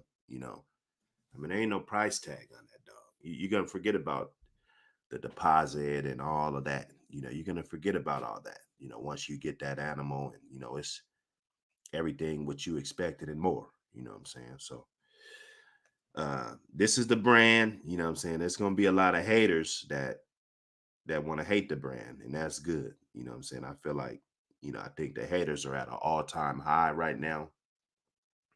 So I just cross my T's and dot my I's, and I mean, because it's it gets scary. You know what I'm saying? You get too many haters, it's like shit. You really doing something right. You really doing something right. That people they feel threatened. So I just want to make sure that I'm doing the right thing, and moving forward. I don't want to get into any trouble or nothing like that. So I cross my I's, cross my T's, dot my I's, and dot my I's, cross my T's, whatever. Um, I stress the disclaimer, that people, when they call, one dude, they get real loose. They'll buy a dog, and then it'll be off of some stock that maybe I'm affiliated with, and then they'll call me after they make the purchase, and hey man, what's up with this, and blah blah blah. I was getting this and blah blah. Like shit, probably should have did that research before, man. I'm not about to start up no shit, man. You know, I can't vouch for if it if it didn't come from me, if I didn't raise them. Hey, you're just buying a pedigree, bro. In my eyes, plenty good dogs come with the pedigrees, but just don't waste your time asking me about it. If it's clear that I'm not the breeder, of that animal, there's really nothing I can tell you about them. I just want to keep it like that. Some people, just like the blue magic, they take the blue magic and cut it with they shit, and put it in the same wrapper. You know what I'm saying? It's good or bad. You know what I'm saying? I want my score to be separated from everybody else's. If they bred that dog, those points go to them. If I bred the dog, the dog does good. Weight pulling contest, confirmation show, he does really good. I'm gonna be looking for some credit for that. You know what I'm saying? So that's what it is. This Buck City Kennels Live.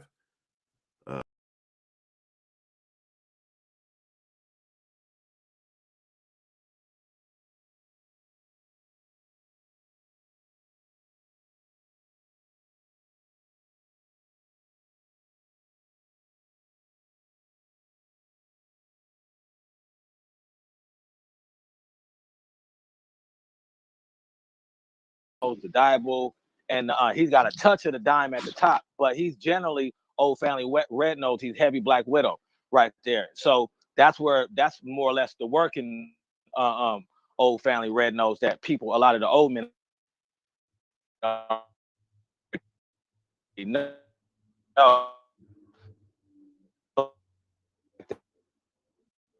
Stuff that a lot of people have, that's the family red nose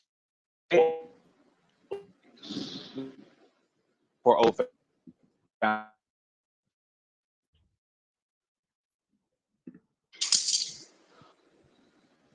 Yeah, your shit broke up a little bit.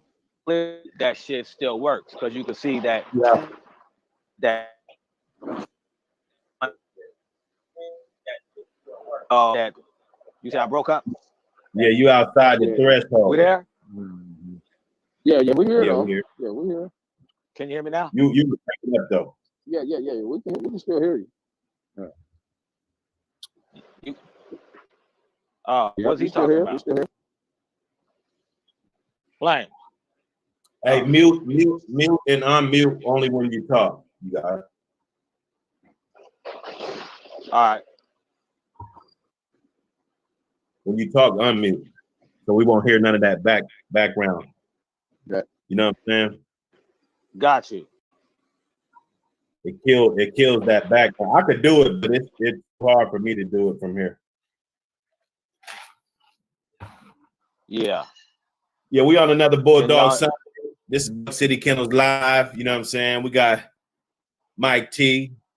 You know, if he want to disclose his kennel name or not, you know what I'm saying? That's on him. We got Bulldog Mall in the place to be. You know, the chat. Probably gonna have a couple special guests streaming on in and checking on in, jumping in the panel. You know what I'm saying? I already sent the links out. If you want to be a part of the panel, hit me up. Buck City Kennels 2020 at gmail.com. You can find the contact information on my website. You know what I'm saying? Now we're gonna get into it, man. Bulldog Sunday. What's going on, Bulldog Mall? What's going on, Mike T? What up? What up? What up? Yeah. My guy's over What's up there. with it? What's up with it? What's up with it? What's up with it? Oh, nothing much, man. We're just getting it going. I just want to have a little storytelling time where we just get in here and just shoot the shit. What's the best dog you ever owned non-APBT? I Best never know dog you ever. owned, I and tell us a little bit about them. Either one, whoever want to go first. I can say I really never. Well, I own one, but for like every bit of 3 weeks, she was like a mutt dog, a neighborhood dog I got from one of my homeboys. Hit my homeboy's mom. She had a whole bunch of cute ass puppies.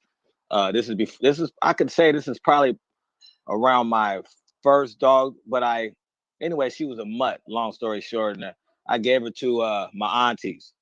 I was about 6 or 7 years old, and I don't know. She was a dog. I learned a few things about her. I learned one thing I learned by her about her. She was just like a neighborhood dog. So this was in the '80s. So the bitch was the dog was a tramp. I learned that more than one dog it could stick to a female, and you can get uh the sires can be multi sires. Uh, and there goes I picked a dog out of there that I swear to God, when I was a kid, I went out there. It was the German Shepherd in the hood stuck to her. Then there was this one dog named Prince. This motherfucker had the little shaggy hair and shit. Nigga looked like Prince. Uh, um, and then there was about 4 other dogs. I was thinking, I was like, damn, this dog is a straight tramp. And she had a big old litter of dogs. And surprisingly enough, it was about 7 dogs, and it was a dog that looked like everybody was the father. You know, I took the little German Shepherd looking one. Long story short, that joint got hit by a car, and then I was on the Bulldogs, and that's all. That's my story. Yeah. Oh, Yeah. I had one. My grandma ended up buying one. He was Rottweiler German Shepherd. His name was Jupiter. And oh man, listen, man, this was my man. You know what I'm saying? I was early teens, so everywhere I went, he went. And I used to be trying to put that thing up against all kind of stuff, man. But it's crazy, Maul, that you said I know it ended up getting hit because Jupiter ended up getting hit as well, but he didn't die. My deep pops had taken to the vet, put a cast on him. But yeah, that was probably my non ABT that I'd have ever had.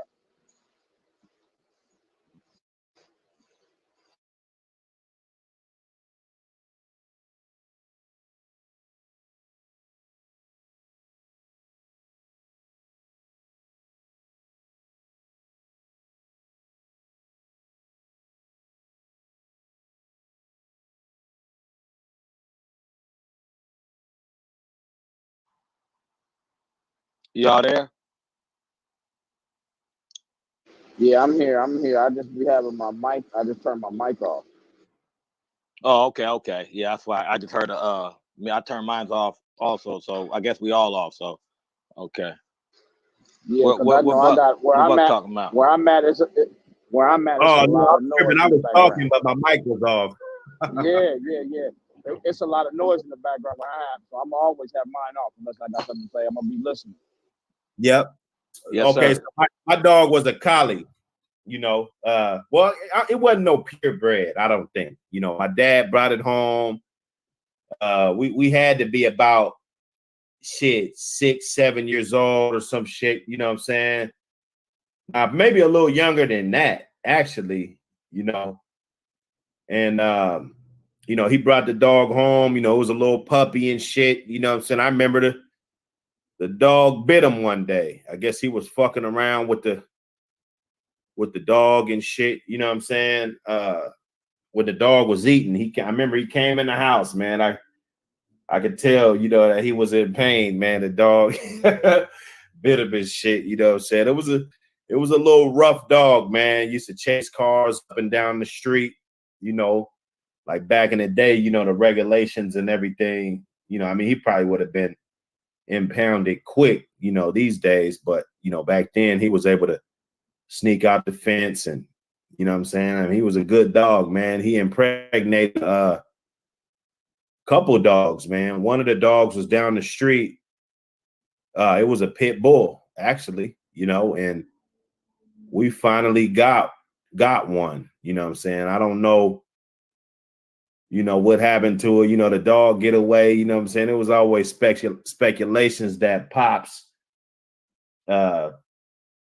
took the dog and dropped his ass off somewhere, you know what I'm saying? When we was little, you know what I'm saying? So we probably wasn't taking care of it the right way. And he probably got tired of the dog doing whatever, you know what I'm saying? We was just kids, but that was my best dog, you know, that I had, man, that I could think of that wasn't a American Pit Bull Terrier. Hawks, man, go Hawks. You know what it is. We up in this chat. What's the score? I don't know. I know they up. They looking real good. Marcus the Great, 612 checking in. Somebody said, Buck City, do you have any pups? Check my website, buckcitykennels.com. You know what I'm saying? If you're looking for something. Granddaughter of Ramel Banjo on the bottom. Lamont Grant. What's going on, Kim folks? Yes, sir. We up in here. Anyway. So, somebody up in the chat talking about Hawks up. Yeah, I seen that. Oh, Hawks up 8. Yeah. Hawks up 8. Browns whooping Dallas. You know, it's Bulldog Sunday, man. We talking about this football too. You know, I mean, that's what we do on Sunday. If we ain't watching football, we messing with the Bulldogs. You know what I'm saying? Right now, I'm doing a little both, even though I don't got the game on right now. You know what I'm saying? What's going on, Ma? I want to ask y'all.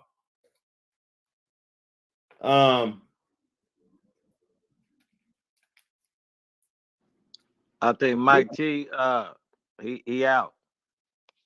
Oh, here you go. He's trying to get back in. I got him. Got me? There you go. There. Right on. Hey, Right on. I want to hear at least one time, maybe 2 times, but maybe one time that you got beat over the head. Who want to go first? Well, I'll rock first. One time you got beat over the head, rather if it had to be, it got to be with the dogs though, you know. Well, what do you mean? What's that? I don't understand. I mean, it can't be like, you know, No, somebody no, told you a limit or something, you know what I'm saying? Mars said, Well, yeah, a mixed load of trash.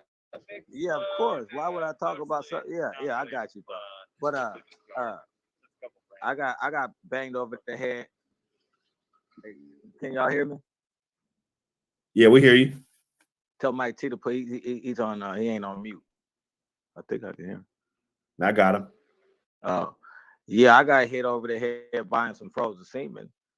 Well, Off this stuff down from Captain America blood. There's a guy running around here saying he got all the stuff for sale, and I'm not gonna say his name. I was going to, but I'm gonna keep on the correct side of the line. You know what I'm saying? Just for purposes of just because. But Cat said he had frozen semen. He's actually there's a lot of credible dog men that know him also. And so he's out there. You gotta watch out for him. The blood that he'll be selling is of the Vinny Benarango, rest in peace, blood. Uh, that King, that Grand Champion King Arthur stuff. So if anybody sees it and the guy says he has it for sale, frozen semen, no, you're gonna get beat over the head. So that was my in the dogs. It's funny though, because I've been in the dogs for I mean when I was 15 years old, I was buying dogs from Bert Soros, and I sent him some money, and he'll send me a dog. Simple as that. And now, mind you, I'm 45 years old. That's 30 years ago. Uh, meet a man, talk to him, and but met him over the social media and stuff. You know what I'm saying? Now, normally I wouldn't have. The guy did check out who he was. You know what I'm saying?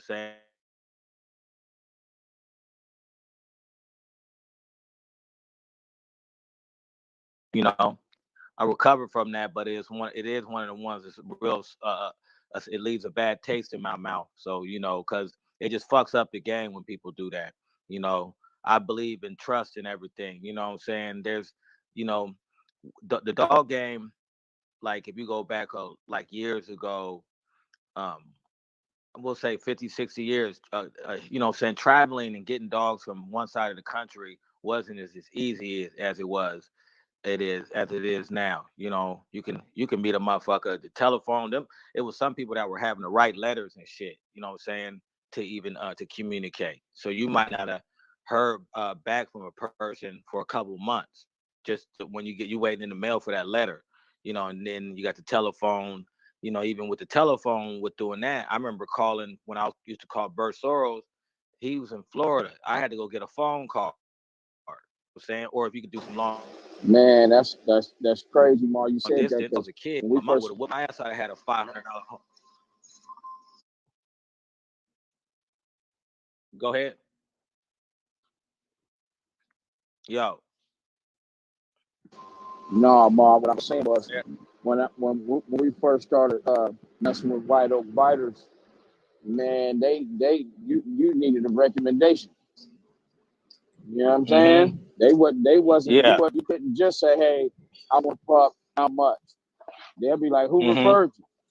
Yeah, so Mm-hmm. I understand what you're saying. It wasn't you couldn't just call somebody and just say, hey, I'm looking for this and how much and I'm sending you Yeah. deposit it. You couldn't do that. Right. Right. Right. Yeah, you Right. couldn't do that. They wasn't money hungry like that. You had to be referred to somebody. Yeah. Yeah. I mean, where I was getting my dog from, they was peddlers and stuff, but the respect was a lot there than a lot of these cats today is. Cat gets some money from you, and you can't go really pull up, over $1,500. No, exactly. But shoot, we was paying Yeah. $1,500 and $1,600 for a pup back then. So, and Yeah. even then, Yeah. I they was. was like, they wouldn't sell us nothing if we wasn't referred to nobody. Well, look it. Back then in 1994, 93, I was paying $1,500 for the puppy, and then the shipping was costing $500. Back then, Delta Air Freight. You know what I'm saying? I was paying Yep. $2,000 roughly. Bert Soros used to ask me like, "Where you getting this money from? Your mom know you doing that?" He don't know I had a Cadillac with Dana Danes sitting outside. that old 7/8 coupe sitting outside. You know, Straight some up. nice. Yeah. He ain't know that though. You know what I'm saying? But yeah, but you know the dog men are different, man. These ones, man, I didn't see you get on Facebook or in the old school. I ain't been in the online and the Peds online, the Yeah, Feds the online online in a pads. while. Yeah. Yeah. Now you see how they argue. You know what I'm saying? Man, that's a whole thing in Oh itself. man. So yeah. So Yep. you Yep. know it. Yeah. What's going on, 7-8? My guy 7-8, what's going on? What's up, Butcher Buck? Can y'all hear me? Yes, sir. Yes, sir. You loud and clear. Loud and clear. Oh, yeah, man. I gotta get me another I mic. can't hear him. Oh, you Oh need yeah. a mic? I know I need another mic. Y'all can't hear me? The other brothers can't hear me? No, I hear you. I don't hear him. Mike You T, No, I don't you can on? hear him. I can hear him. Yeah, I can hear him. I I can hear him. You know, like I tell you, I keep my mic turned off, but yeah. I can hear him.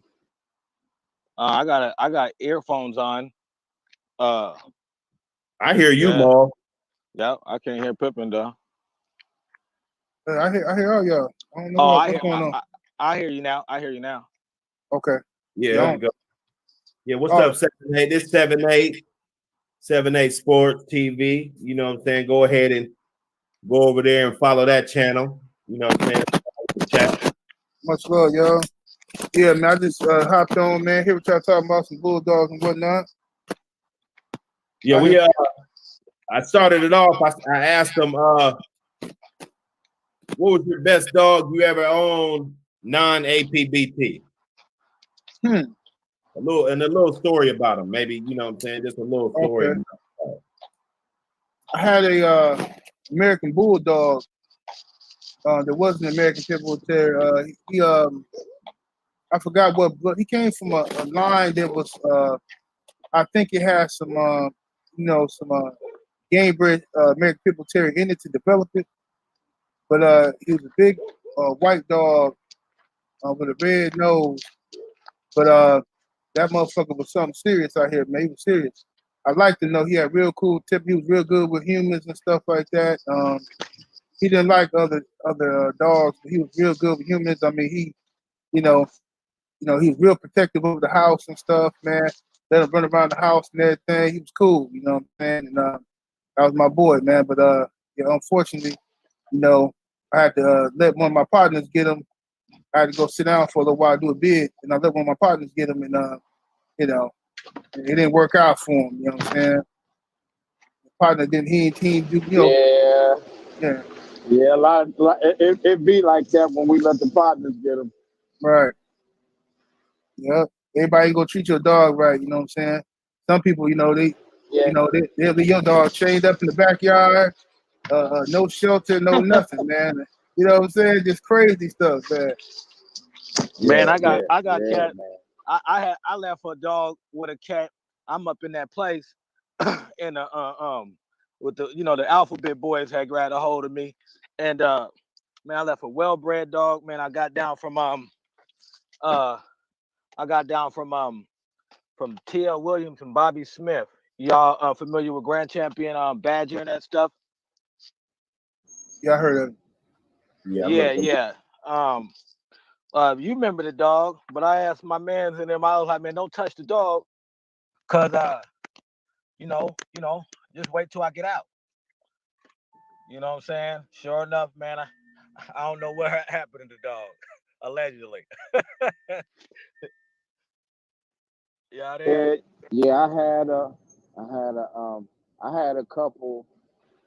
I had some nice. I had some nice. I actually had one from G Code, and man, I think when I left, he might have been about 15 months.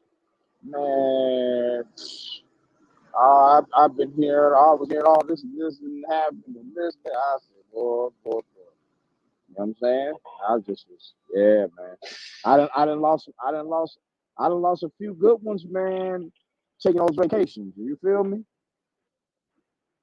Yeah, you got to make sure Yeah. they in good hands. Yeah, yeah, man. Them vacations will definitely do it.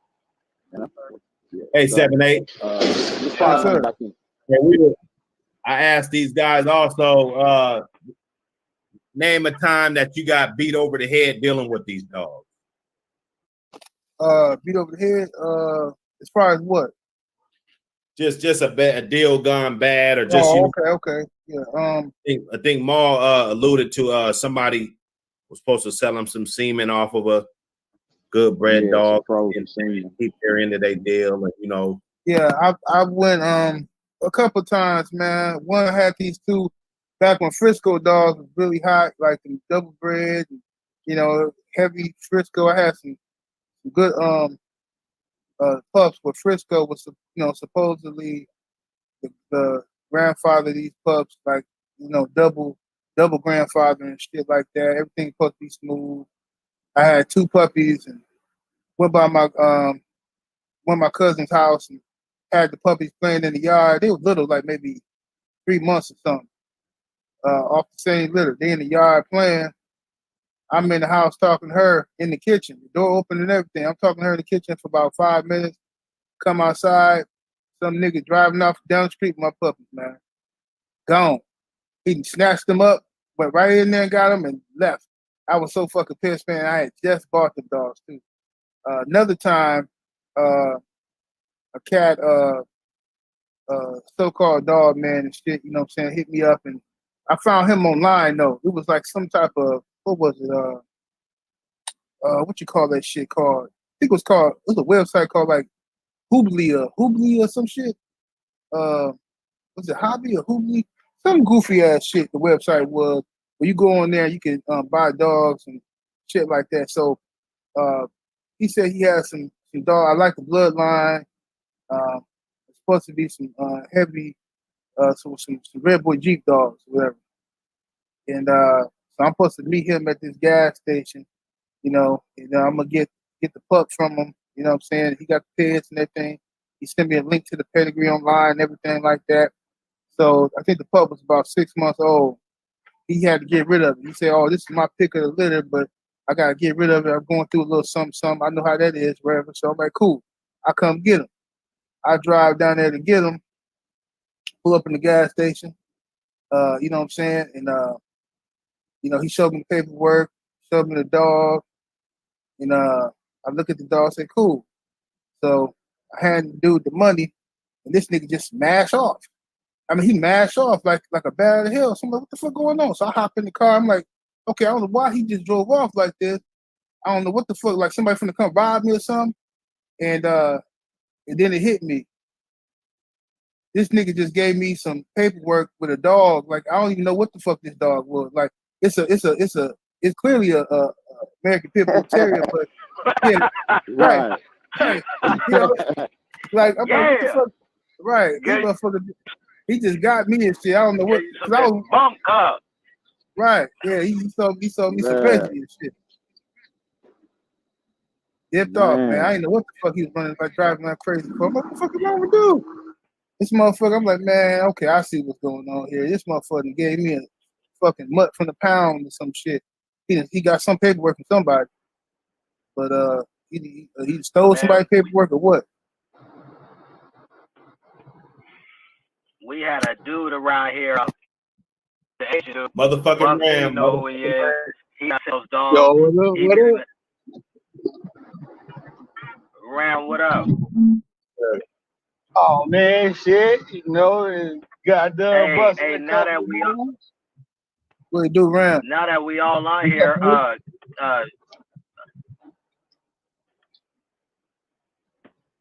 Ram. Go ahead, you got the floor. Maul. Yeah, you Oh got it. yeah. Now that we I'm all on listening here, too. no, Bugsy had looked at the dog that you chose for my avatar. And, I was wondering if you guys knew who it was. It's pretty simple. It's just curiosity. From the side view, I can't really What dog tell, was man. that? Y'all hear what I said? Yeah, I can't I really said tell who it is City from the side. asked me. Oh, okay. Hold on, I'm passing the Well, airport, so my shit kind of breaking up. I can't even hear you. okay. So I said, Buck City. He was asking me who the dog was, my avatar. So I told him I'll wait till you guys get on the panel. Do you know who that dog is? I'm sure you probably know. Oh, I can't even look. I'm on this freeway, speeding and shit. Hold on, let me see. I can't make it bigger or nothing. I can't even tell. That shit too small for me to even see, bro. Hey, somebody send Eli. Right. You said what? What'd you say, bro? I couldn't hear you. Somebody said Eli? Yeah, somebody send Eli the link. He's in the chat. All right, yeah. I texted to it right now. I'll be right back. Well, I ain't got his up in the chat. That dog is Petronelli's fox. That's Boomerang's brother, Litter May brother. Yeah, I was gonna say, where did y'all get these avatars from?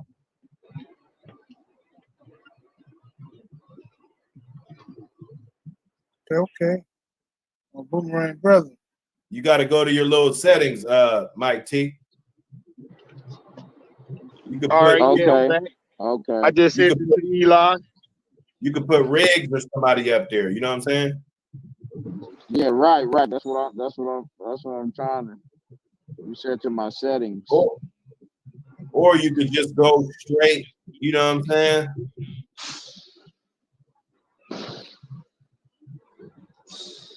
What up, Eli? I see you, cuzzo. I just sent you the link, Eli.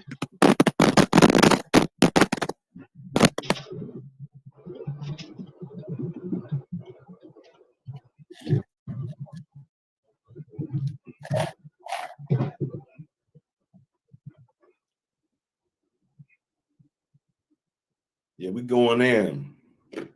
We going in, man. Hey, gentlemen, want you guys shout out? Want everybody shout out maybe a channel or two that y'all been following up on, just so we could put some good energy out here. You know what I'm saying? Oh, I'm gonna nominate the good brother old Thompson Kennels and my guy Eli Zachary. One established, one is coming up strong in the game. I'll fuck with both of them. Yes, sir. Salute. What y'all been watching, man? What you been watching, Maul?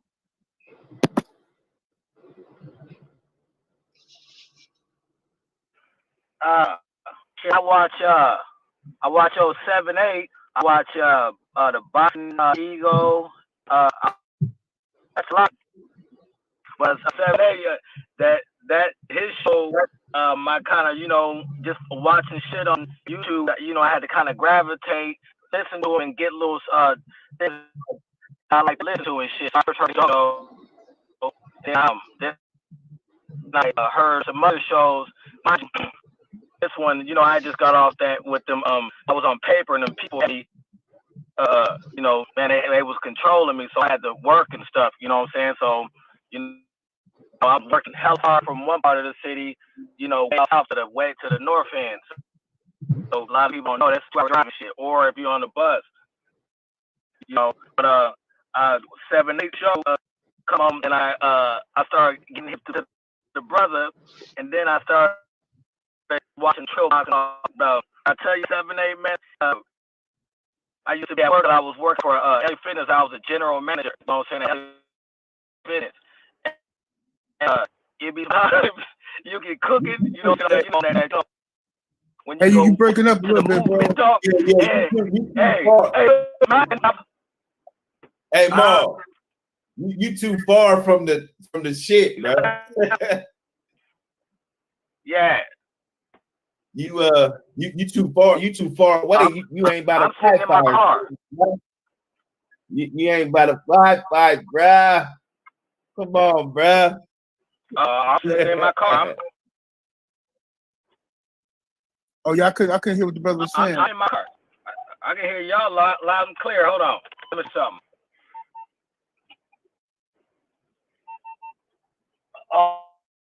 Now you just we can hear you. You're just breaking up like your signal ain't good. You know what I'm saying? We gotta make sure we on code. You know what I'm saying? Everybody's on code. Professionalism in the making. You know what I'm saying? Greatness.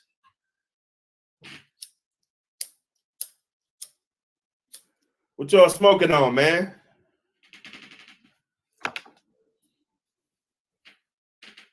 Man, I ain't even smoking, bro. I ain't smoked nothing in a minute, bro. I took me a hiatus from smoking, bro, cause man, you know, I got like a low ass weed tolerance, bro. Alcohol, my thing. I can step on some alcohol like nobody business, but weed, man, it don't take much, man. Couple puffs, and I'm gonna be, you know what I'm saying? All I need is 2 puffs and some motherfucking Remy. I'm good. Anything more than that, you ain't gonna want to be around me. Cause every nigga gonna be the police to me. Like, hey, that nigga the police. But hey, what, paranoid like a motherfucker. Hey, what you say?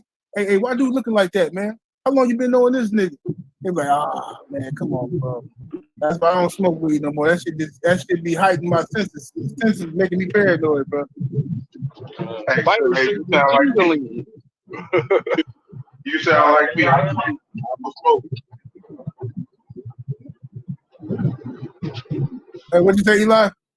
I say you like me. I say I drink. I don't smoke. I sip some Remy with you. I sip some big, brown stuff. I sip some brown with you. But shit, I can't smoke. I ain't smoked about 18 years old. I fucked up. Yeah, I could smoke just enough to get lifted, man, and just enough. You know what I'm saying? And the rest of it, you know what I'm saying? A light high with a little buzz from the liquor is perfect for me. But I started this shit when I was like 12, and shit. From the time I was 12 to I was 18, and then that shit just like. Hey, Ram, you gotta go on mute. I think I can hear some. You driving, Ram? Somebody's going in. Oh, there you go. I think Ram was driving. His window probably was down or something. But yeah, yeah, I used to when I was smoking though. Hear me now? Yeah, I hear you, bro.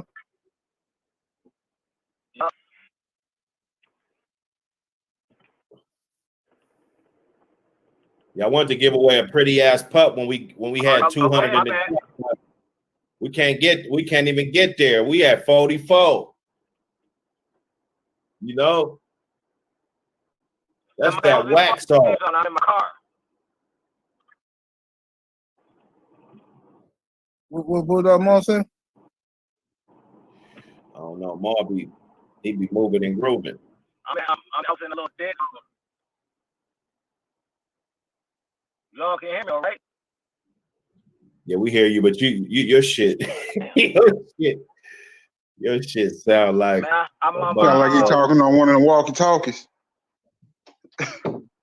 Nah, I'm in my car. It's on the loud thing. So talking to the Bluetooth through the speakers. Yeah, it's in the Bluetooth. West Seattle, salute. West Seattle, salute. You know. Oh yeah, that West Side. Yeah, I see it. That nigga Law still on the chirp.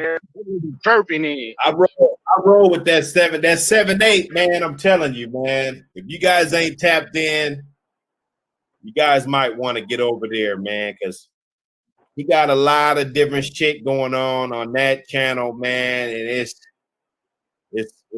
the ism, you know what I'm saying? So y'all might need to lace up your boots a little bit, you know what I'm saying, and get on over there. That's one of my channels I like to fuck with, you know what I'm saying? I ain't really the super boxing guru, but it's a good thing, you know. They got the bulldog talking, and they, you know what I'm saying, he got the ladies, and what was it? Honey Honey and Money, or what was it? Money and Honey.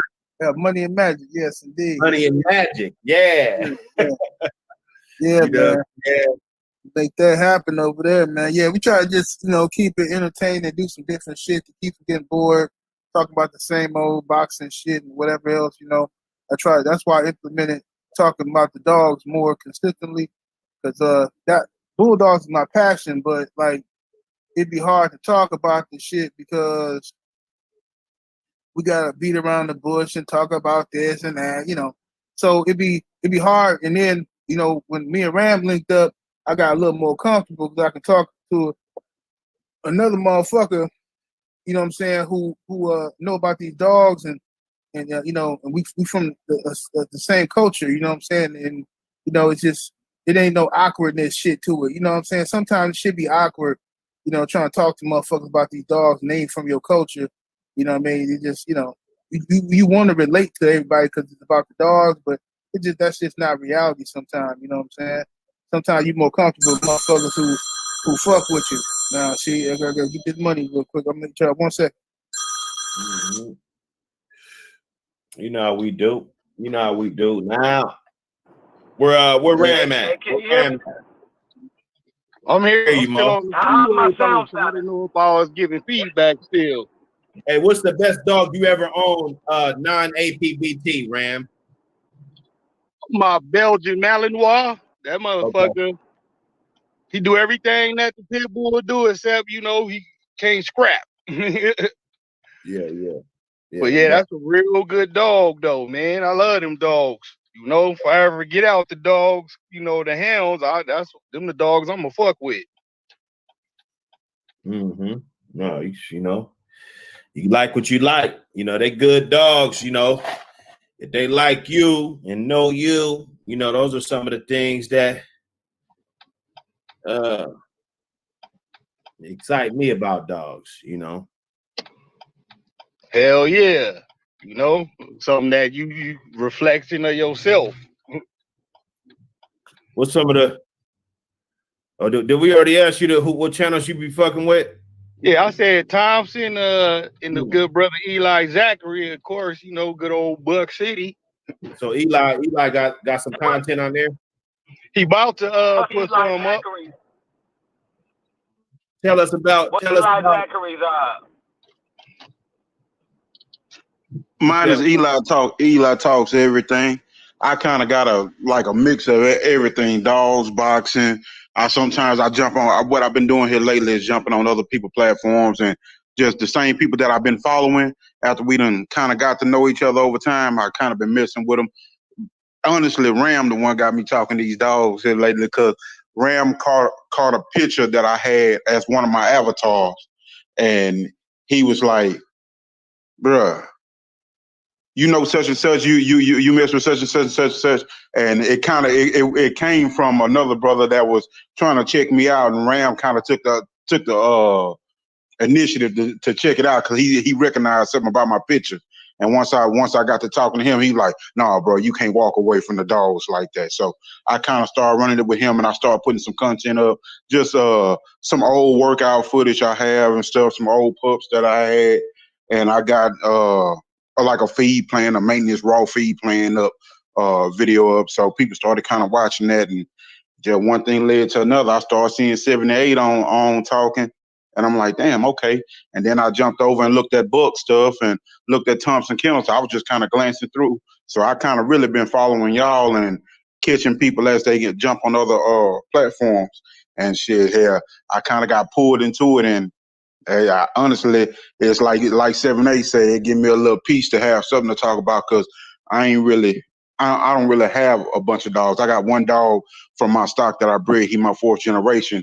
And I was planning on just keeping him around and letting a couple buddies breed to him and stuff. And yeah, I guess I kind of got pulled back into it. Yeah, hell yeah. Ain't nothing wrong with that.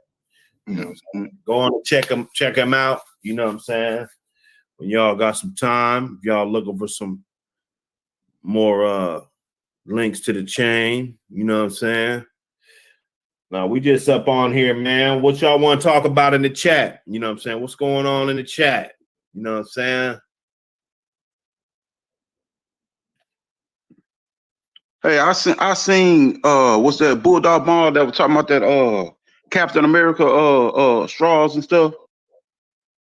Yeah, Eh, Hey, what's the dude? I ain't gonna put his name out there, but what's the dude name start with an R? damn. I don't know. Maul right there, Maul. Oh, he ain't The on there. reason why I say that because when I bred some dogs years ago, and I was on a nice little farm where it was just a bunch of old school and Yeah, invite only, and a dude had offered me a lot of the semen. And I was gonna get it was some of the Stefano semen and some more different semen Stefano. that was out there. And dude, I told him I wanted the Stefano semen, and he wanted to trade me for my bitch for Indian Sunny bred bitch, one of those Indian bitches. And I was like, nah, I just want to do the breeding. Well, we can do a breeding, and we can swap pups. We can swap pups out or split the breeding or something, But I don't want to give up my bitch. But that's the only guy that I knew that had that semen like that. And I was just wondering, was it him? Because he would not let me get that semen just buying it off of him. He wanted one of my bitches. Yeah, that's crazy. Mhm. It's funny how a lot of these little groups have little stuff like that go on though, man. And the inside of them, you got all this semen out here, all this old stuff out here, and it ain't really just what it is. Yeah, nah, you gotta be careful, man. A lot of that stuff that pop up out the blue. I mean, I ain't saying that stuff did, Yeah. but shit be popping up out the blue and shit. You know what I'm saying? You definitely gotta watch out. But it don't hurt to do a little bit of research. You know what I'm saying? Hmm. Most time we've been around long enough, it ain't hard to find somebody that knows somebody and get a better grasp of what's going on. Because a lot of time, shit, yeah, people pop in and just think for a minute. It's like Cuzzo Ram sent me a pig, and it was the Alicia dude that had the mountain man stuff back in the day. I was like, bro, all that shit fake. He's like, what? He's like, but it looks so good. I like, he got it from Mountain Man. You see the pictures of him with Mountain Man, but all the rest of that stuff is those shows and all that stuff is You fake. It's talking about the been done. Alcedo stuff? Yeah, exactly. Yeah, we had Black Star up here. Yeah, You know the and Black they Star. If you and, go and look, go ahead. we have the little black. If you go look at the peds on there, if you go look up the poison oak orca dog, um, and look at images, you'll see a dog named Black Star. We had him up here, little tiny little dog. He be selling them dogs for like some crazy ass numbers. Yeah, But well, Don Rest had the dogs, um, and I found out there was some success with them. But I don't know what came up that dog Black Star because my boy had bought it, and then I went on one of my unfortunate vacations, so I don't know what came up about him, but I know the blood looks to be some good blood. This was like in about like 04, 05 when hmm I was up here. Yeah, yeah, yeah, yeah. I yeah. remember the blood was like some good blood, but a lot of the shows that was Yeah. supposed to be coming back from the islands was fake and stuff. I remember that. Right, right. Yeah, yeah, yeah, yeah. His accolades, I don't know that was they were inflated. Yeah. Yeah, Yeah. but the blood was good. It came from Mountain Man, and I know, like you said, Don Rest had some, and he had it nice. And I knew it was a guy down in Florida that had a little one named Bully, a little brindle male that was supposed to be just a nice, solid bulldog. Nothing tremendously special, but a real solid bulldog. Right, right, right. Yeah, yeah. I haven't seen that stuff in anybody's in any peds. I know that there's a dog that his name was Congo, and he had the Boudreaux and similar. You ever heard of Congo? Real good looking. Congo, actually, I walked Congo a few times and fed him a few times. Yeah, yeah. I know the guys. He I was had posted up prepared, and the guys that owned stuff down from Congo and Congo, they asked me if I had it.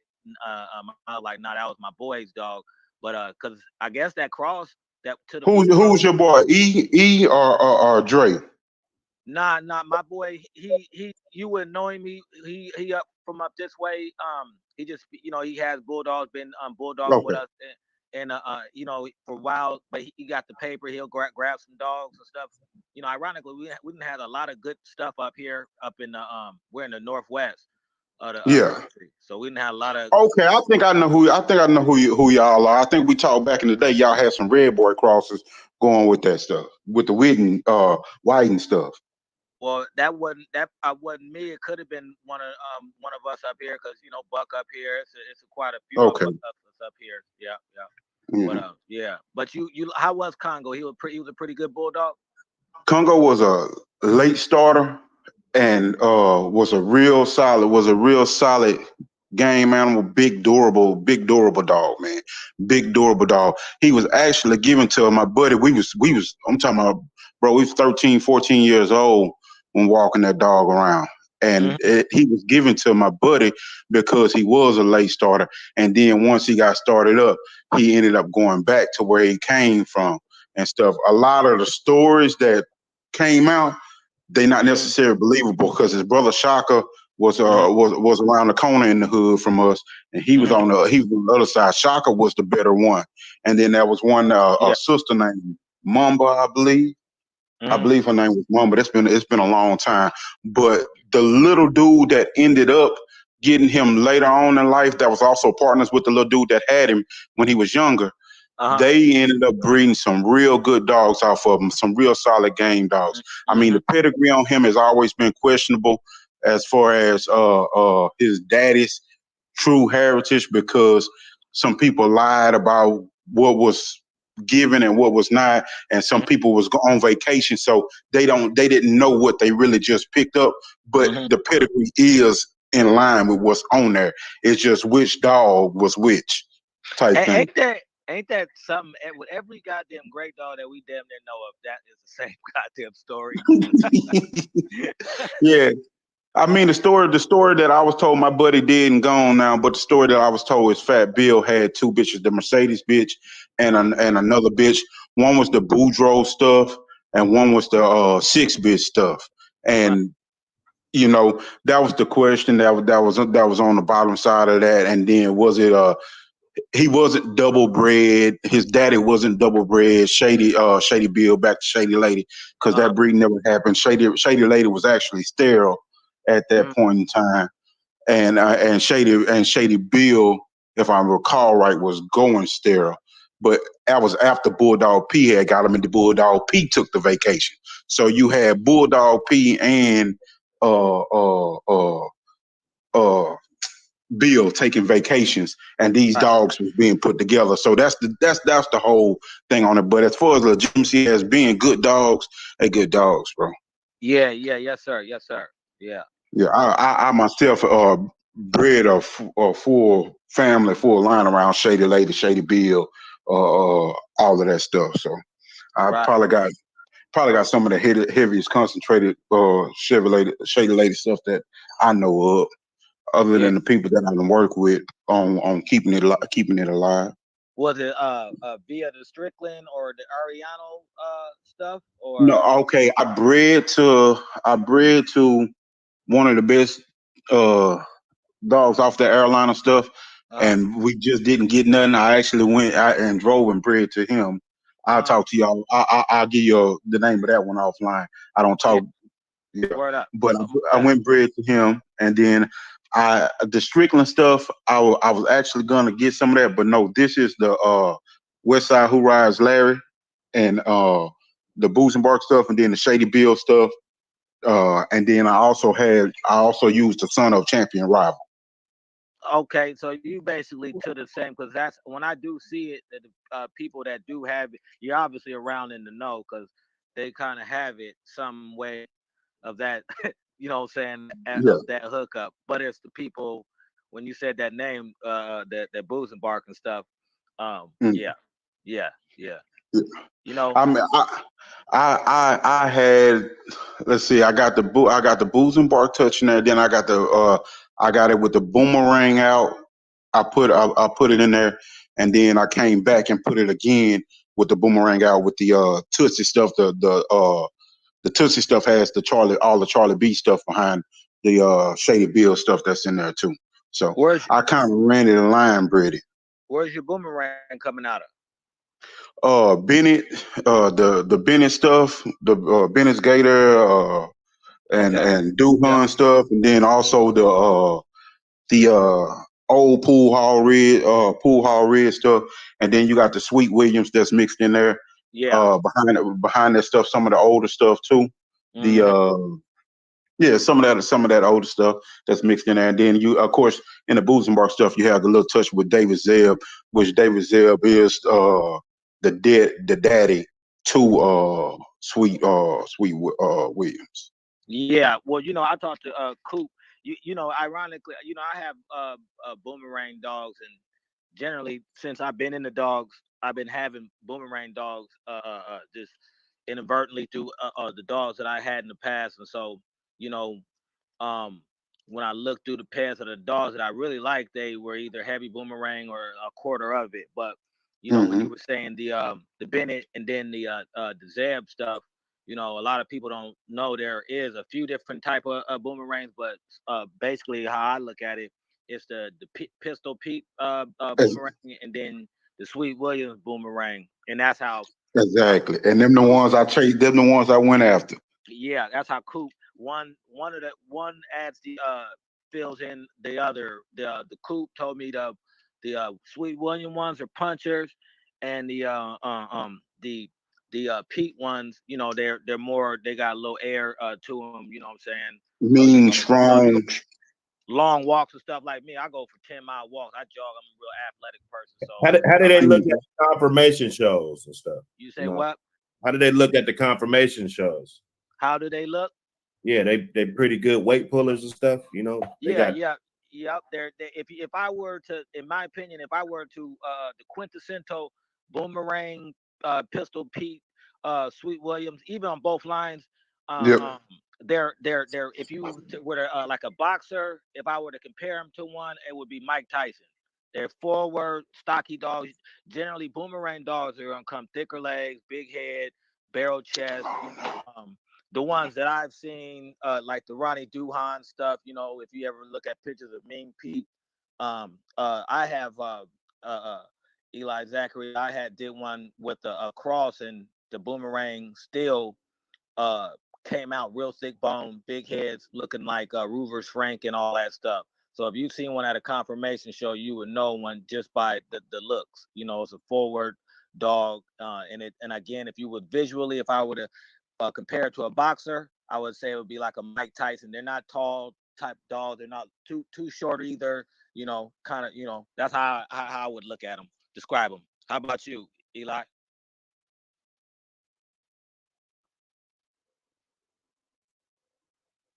I don't know where he went. Oh, okay. Y'all can He hear might me though? He might be up out. Yeah, he's out of there. Oh, okay. Eli.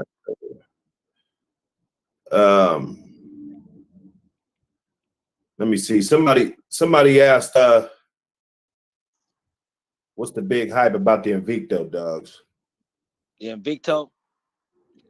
Well, everybody pulled out. Oh yeah, 7/8's out too. Oh yeah. What happened to Ram? Ram's out. Oh, okay. All right. You say the Invicto?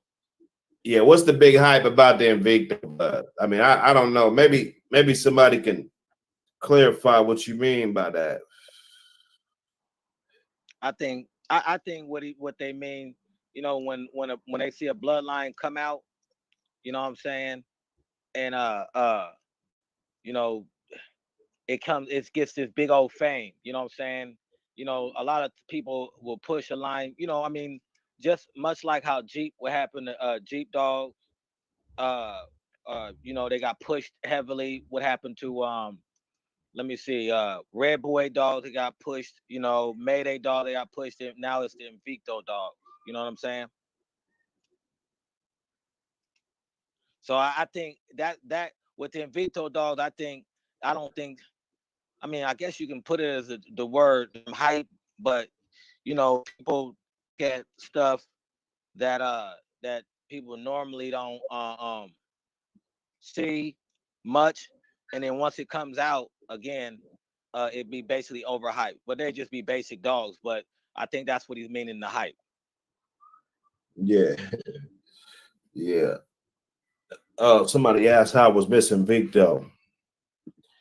She was a great producing dog. You know, that's what I will say. I like her a lot. You know, I take a producer. You know, I mean, she looked great, but you know, I want a dog that can produce. You know, because I want to be able to produce good dogs. You know, I don't want to gamble, and that's what she did. So, you know, I can't speak for all that blood, but you know, if you staring a gift horse in the face, you know, you got to know what it is. I guess that's it's the way it goes. I guess Yeah, if you don't know what you got, it don't matter what bloodline you got. If you don't know what you got, you know what I'm saying. So we're just cranking down, cranking down. We almost to that hour. yeah, We had to get up and bless them. yeah. To the chat, my So bad, chat. I couldn't. My phone. I was in my car. So and then my area, I got a big old dead zone. So I just got in the house and was able to settle down and stuff. You know, you sound I still sound distant. no, I sound better now. Oh yeah, yeah. I was in my car, so what happened? I was on the Bluetooth, so and in my area where I'm at, it's shit a whole big old dead zone. You know what I'm saying? So you know, when it was basically obviously it was sounding like shit. Yeah, yeah. Somebody just came back in. Who's that? Zachary's in. That's who? Zachary's back in. What what uh what dog is that on his avatar? I don't know. That was a bitch that I bred back in the day. Oh yeah. Yeah, that was a bitch I bred back in the day. She Maverick Blackjack on top and some old snooty Mm-hmm. uh Grand Champ Spike stuff on bottom. That was probably about 15 years ago. But Okay. she was a good confirmation show dog. Yeah, yes sir, yes sir. That good old Spike blood. I had there was a little Spike was down in Vegas for a second. Yeah. Yeah, yeah, yeah. Did you know which one I'm talking about? The little patch dog. Yeah, you talking about okay, so the Goodson stuff I'm real familiar with. That was Brett Goodson's dog Mm-hmm. that when he passed he sent to Tom Garner because they were partners on that dog. I Yeah. actually knew his cousin Danny Goodson that made the Carpet Mills very well. I actually Okay. learned a lot. He was one of my mentors back in the day, and actually was a partner at one point. Yes sir. Yes sir. Yeah, so I know those dogs very well. Yeah, honestly, that one of some of those little secrets that you know and you hold close to the chest when people say dogs are bred a certain way, that Uh-huh. dog is the dog that's really behind some dogs that are out right now that are supposed to be uh champion spike, grand champ spike dogs. It's really Really? the little spike dog. It's really Yeah. his semen. Yeah. I remember the guy had him down there, and I remember he went on vacation, and they said Garner had him. Yeah, it's really his semen.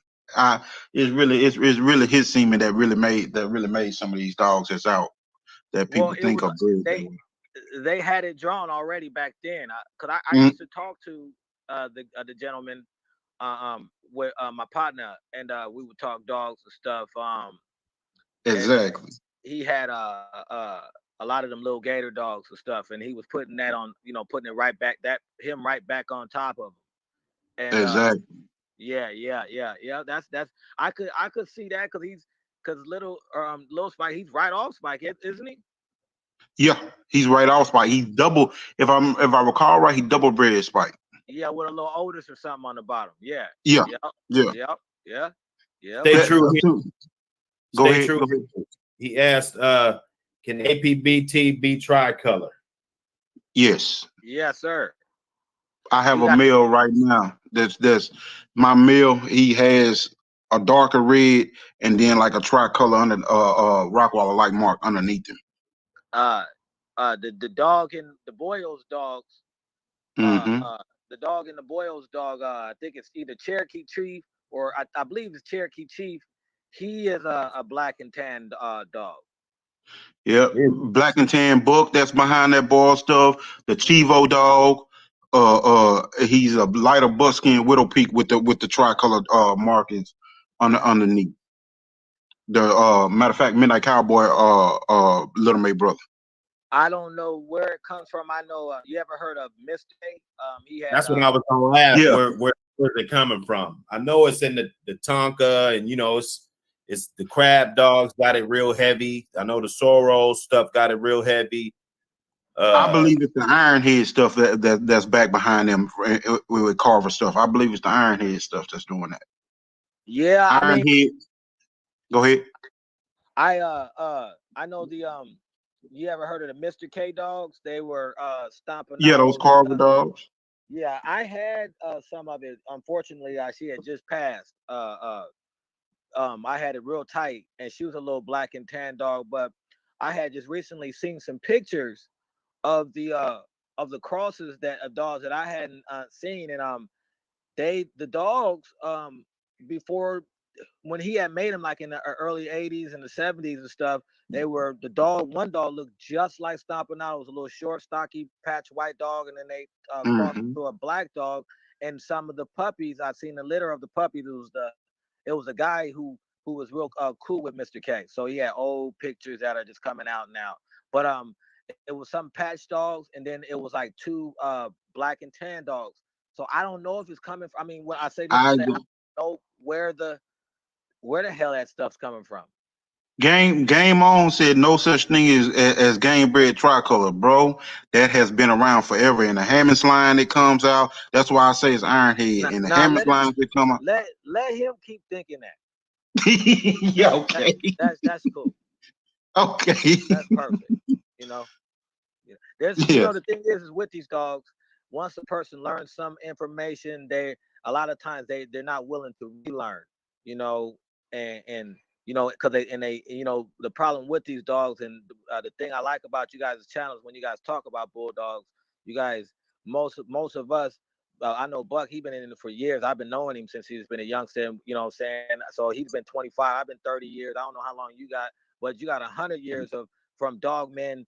We like yeah, I've learned from Bert Soros. Yeah, I'm sure you learn from old dog men. You know what I'm saying? If you put yeah. the knowledge right there, even from them, that gives us, it's passed on knowledge. Yeah. So a lot of these Bert cats, always had them tricolors in his with the yeah, Chivo stuff that was behind his and the Ironhead stuff. yeah, yeah. And then I knew his ex-wife. You know what I'm saying? And Yeah, yeah. she was pretty much a straight shooter. You know what I'm saying? Because when I called, she was with him. When I used to when I Hmm. first got dogs, you know what I'm saying? So I knew a lot of the breedings that she would tell me the way. You know what I'm saying? Bird himself, he was a shrewd dude, but his black and tan, like you said, came from the same ones as you named. That black and Yeah, tan buck. Obviously Chivo the and bulldog. Ironhead.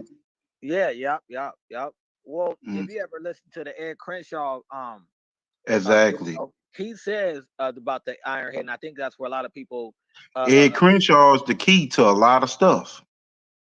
yeah, he is, but man, I know a man, and I won't say who he is, but he knows Mm. he's cool with Crenshaw, and they all used, what I'm saying, this each other's dogs. You know what I'm Yeah, saying? they did. Yeah, yeah, and Ed, he used Carver's dogs. I just think, I think he told a lot of truth in it, but there was a lot of stuff that still, when you listen to the video, there was a lot of stuff that Hmm. left to be, you would still be confused because, like, he says Ironhead, or excuse me, Boomerang was off, really off Pistol, but off Ebony.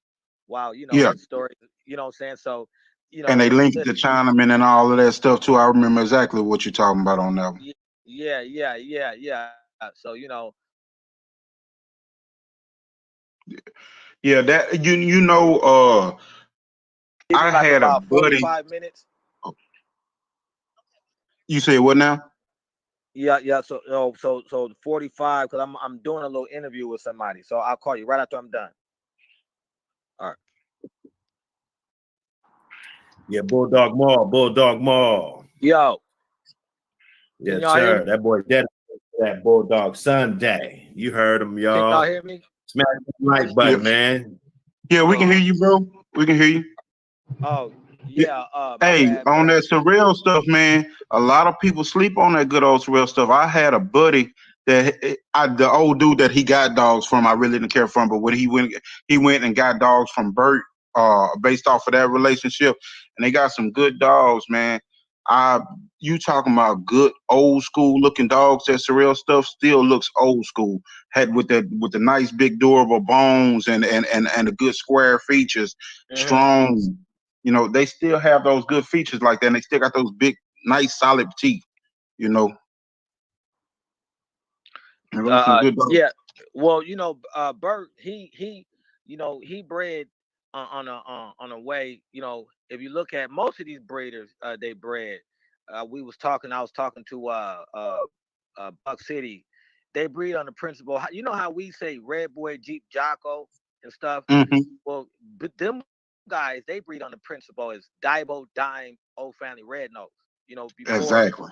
So if you look at, and I'll give you an example of that same principle, is when they put a Red Boy Jocko together.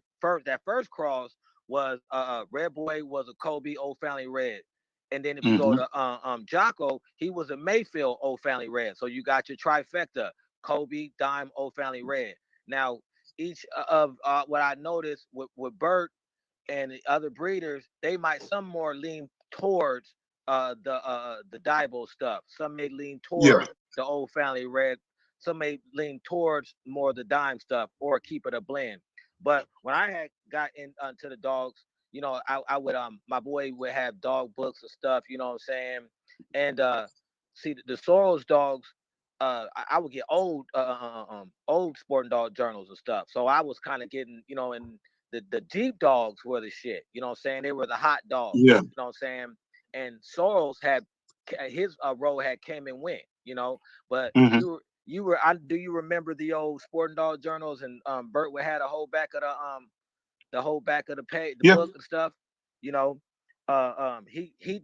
he had took the obviously he was one of the people that took the route of Maurice Carver and stuff, and so that's why a lot of people slept on them dogs because. I used to talk to Bert and I'd be like, how many dogs you got? And he would be like, man, I got 150 dogs. You know what I'm saying? I'm like, Yeah. God damn. But he was Yeah. obviously selling that many. And so they became watered down. But yeah. But yeah, he bred on that trifecta, you know what I'm saying? That Red Boy, Dibo, Dime stuff. And if you looked away, and that Corvino, he would slap that Corvino across it. And so Exactly. yeah, his dogs would have that old look. Because I had dogs right off Sailor. I had dogs right off his poor boy dog. And I had one off Raisin. You remember that one off Okay. Raisin, huh, Buck? The dudes I knew had them off Raisin and Muzzle, uh, uh, and they had just introduced that Cottingham cross, which is what they were saying they were refreshing it with, like the Kobe's Dime type Yep. old family red nose. Old Family When Red Nose. There you Yeah, when go. they introduced that was the idea introducing that Cottingham's cross, was because Cottingham had actually kept that family real clean like that, and it was just the Uh-huh. perfect little catalyst blood for Yep, yep. See, a lot of people don't understand is when they're at that Red Boy stuff, everybody tries to say that he was he was a pure Red Boy, or the Kobe fanciers try to say he was a pure a Kobe dog, which he wasn't. Everybody was using that a little bit of Tudor, Zebo, all the dogs back then had a little bit of all the three families or four families, so to speak. And so, like, for anybody who's listening, Red Boy, this is obviously my opinion, but Red Boy was of, I believe, heavy old family red nose with Kobe all up in him. You know what I'm saying? I believe the same. I believe Ferguson's centipede and Kobe's dime. Yeah, yeah, yeah. And that's what they were breeding off, like you said. Them dogs were the dogs. You know what I'm saying? Dime and Mhm. Centipede. They obviously weren't saying Red Boy Jocko or you know, what I'm saying. Everybody was line breeding Centipede and Diable stuff like that. And then furthermore with that too is that cross. Look at Carolina Rose. All them Carolina dogs. Yes, Her, even Mims use that same thing with the Carolina Rose and Snooty cross. because Snooty is supposed to be more or less a bullet dog because they say that. Carolina Rose, sorry. Yeah, they well, I mean, I guess with looking at the pedigrees, how they look at it, saying on Mm-hmm. paper, I guess when they go for the Snooty, they look for that Rascal, that Trey Hands Rascal, because Yes, always a good, obviously that was Diable's half brother. You know what I'm saying? So I think it's like looking at Eli Jr. and Bullison. there you go, there you go. Hell yeah. I just did a cold ass breeding right now. What you got? I just bred my BBC to this thick ass red nose Mexican This milk right motherfucker. now. Made that breed. Snoop. And the puppy though. But go ahead. I just thought I'd let y'all Yeah, know that breeding was bomb. yeah. Let's go. Let's go. Crazy shit, man. Yeah. But I seen somebody in the chat, Vincent Houston. When I first came to dogs, that Hollingsworth Bull, cremator, lever red stuff is what I was looking at, like the Odin and Maybelline stuff off of Grand Town Spiky. I had that shit heavy, heavy, heavy, heavy, heavy. I mean, like 5 times 68% pedigrees, and I was looking at that shit. Now that is how I ended up with my Boost and Bark stuff. I wasn't chasing the Shady Lady stuff. I ended up with because Boost and Bark, the Brewers copy stuff, was also in the Boost and Bark stuff, but it was you got like 2 different dogs. You had like a fine bone, faster, athletic dog that was intense, and then you had on the Boost and Bark side where you had a more durable dog that was the flip of the pedigree with more of the Eli blended around it, and I wanted to bring them together, and I knew I would get like the same.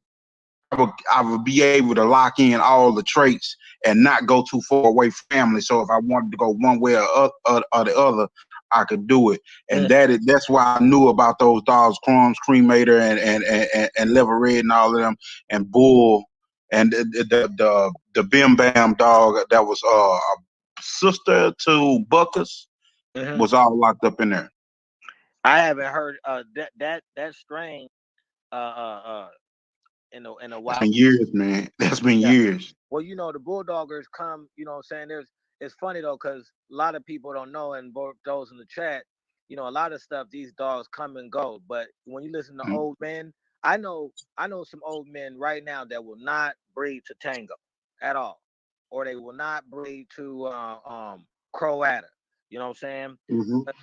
Nigga, I won't breed to Tango. Fuck you mean? I ain't old. Yeah. Well, you understand the concept of when dogs pop up and I would. Huh? I actually seen Tango though, and I didn't like. I ain't like him. So well, I wouldn't. Yeah. I guess I said that to say, most dog men like a pedigree, because they like to read a pedigree where they can see the language up in it that they can understand. Yes. Like to be able to see where he was going, why he made this breed. You know what I'm saying? A method to the madness. Hey, Mo. Yeah. Hold on. Let me Kanye in right quick. Yes, sir. Whoever hit the dislike button, mama is the professional motherfucking jacker at their local glory hole, and she eat dick meat sandwiches for free. But go ahead. They mama's a man. Your mama got a dick, bitch. Yeah. Well, fuck them. You gotta have somebody. It gotta be a little bit of salt. You know what I'm saying? When you cooking, when you baking this kid ass. No, this is salt-free Sundays. Get that salt in here. With this hating shit. You know what I'm saying? Yeah. Probably that old bald headed motherfucker. Oh, goddamn circumcised penis looking ass bitch, probably. Yeah. Hey, so how do you like the Captain America dogs, Eli Zachary? Because I you know what, I look at that combination as a like an alternative to a Boyle's combination for some reason. With the additive of the Hank. You know what I'm saying? You know, I do too. yeah. I look at it that way, and I also look at it like with a Mim Snooty type bloodline. Hmm. I look at it as something that goes good with that because you have like that, like TDKO stuff, the old Toe Bro stuff Yeah, like that. yes. I love Yeah, that stuff right there. yeah. See, the thing that I look at most when I look at that, that's some good catalyst blood these days. Some Hmm. good blood for you to go out to and come back into, and you have good strong genes there because we all know how Jaros and Captain America were about gameness and preserving the gameness in the dog and the breed, and just the clean, pure family breedings that were there. Those dogs had some of the stronger genes that were back there, and it wasn't a whole lot of breedings done with it. So it's a lot of times it's older blood that is closer than what used to be, where people done bred it watered down, or they done put dogs that shouldn't have. When you look at some of the older breeders and Hmm. you listen to them talk, at least, because people say anything, Hmm. but a lot of times the dogs that had cleaner traits Hmm. are what were stuck in there because they were trying to preserve what they had spent so much time on or so much money on bringing from overseas. Hmm. Because when you bring in dogs from overseas like that, the last thing you want to do is breed yourself in a corner and then you lose everything. So you got a dog with all these genetic flaws and stuff, and that's what you have in your bloodline. Like you see a lot of lines like that's why I kind of got away from my spiky stuff back then Hmm. because it started to get to the point where they bred it so much, which that Captain America was a counter to that too. Hmm. Hmm. But they started to breed it so much, you started to get hip dysplasia, you started to get more weak immune systems, hair issues and stuff falling out. You start to get all those different recessive traits that Yeah. start to come through, and you have to watch all that. Like a lot of people don't understand. Like I wouldn't just breed a family of me personally. I wouldn't just breed a family of all red dogs for generations after generation after generation because I understand the genetics of it. But I would introduce for an out. I would introduce a buckskin dog or a black dog just to strengthen up that Hmm. gene and then come back to it You every once in a while. you basically take in consideration genotype and phenotype, Exactly. almost almost what was it 75-25 exclusively or 50-50? 75-25. I want my main squeeze there all the time, and just to have my little side piece, just to pop in here and there. I think what they did with the snooty dogs to me, and again, I like to refer to it as the trifecta of the dogs. You know, like gumbo. What's the gumbo trifecta? The onions, green peppers, and It's celery. gonna be the celery, okra, and that and the sausage Yeah, that andouille. yeah. And so, I think what they did with the spike dogs, they just had so much dime up in there, and snooty dogs actually mesh very well.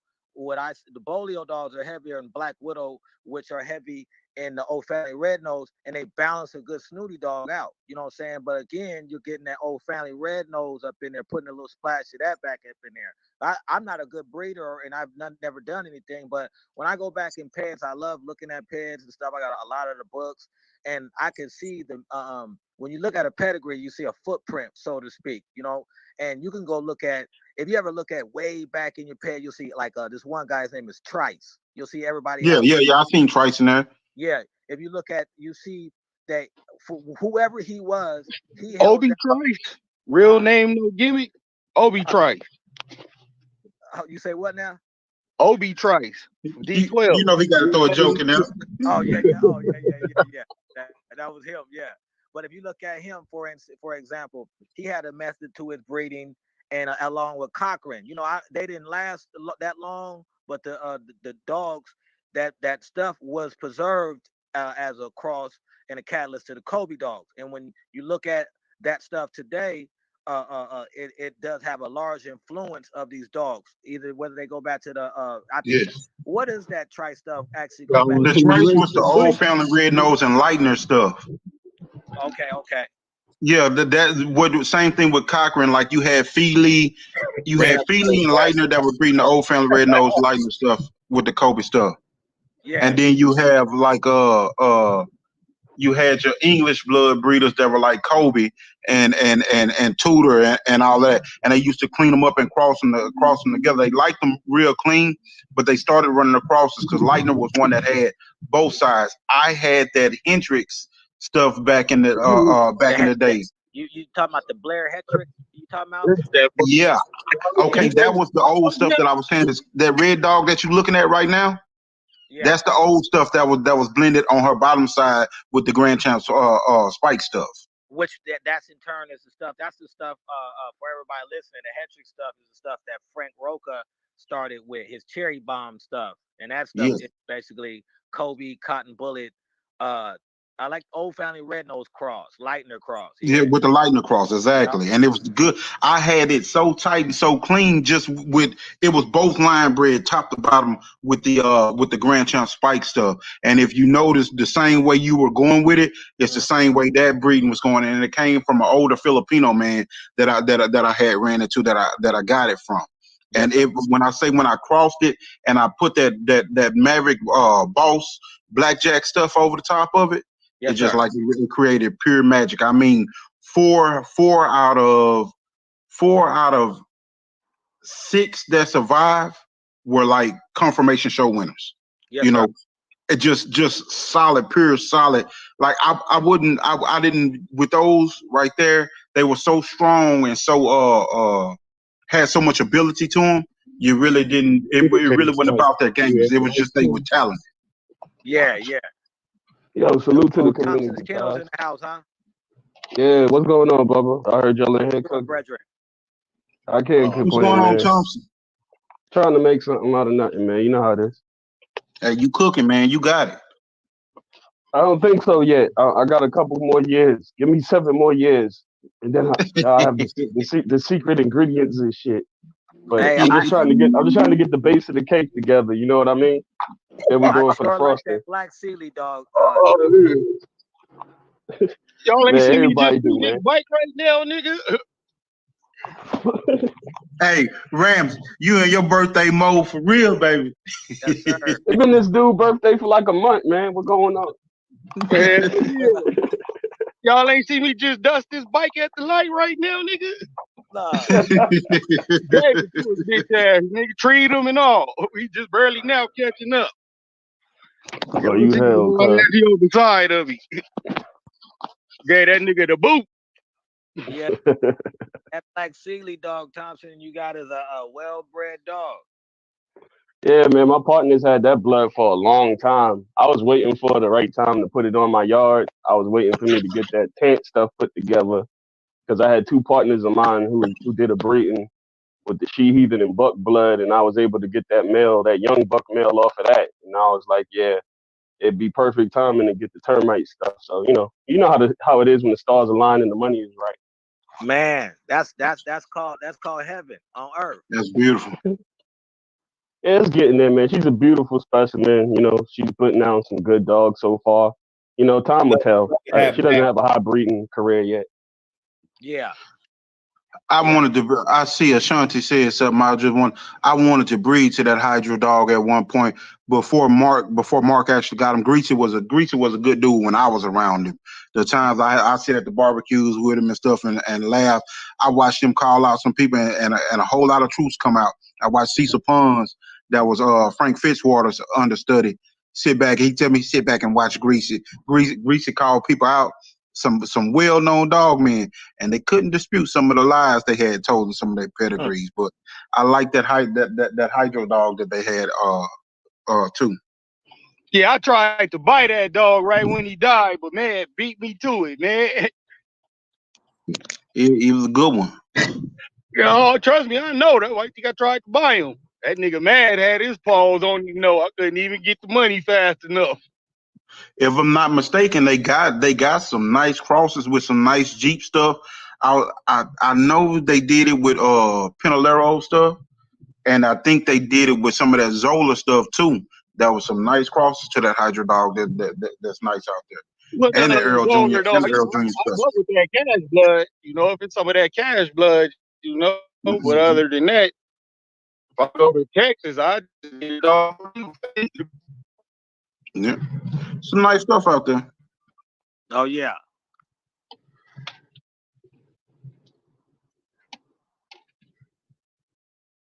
That What y'all got Vincent going on seemed to today, be man? Vincent seemed to be getting I'm fucking. on the good stuff. You say See, he who? got the dragger. Vincent, see, he know what to get when he went and got stuff from Tom Garner. He got that Drago stuff and the Dexter stuff. If it's any two that I say, it'll be them Oh, two. Romero? You talking about Romero?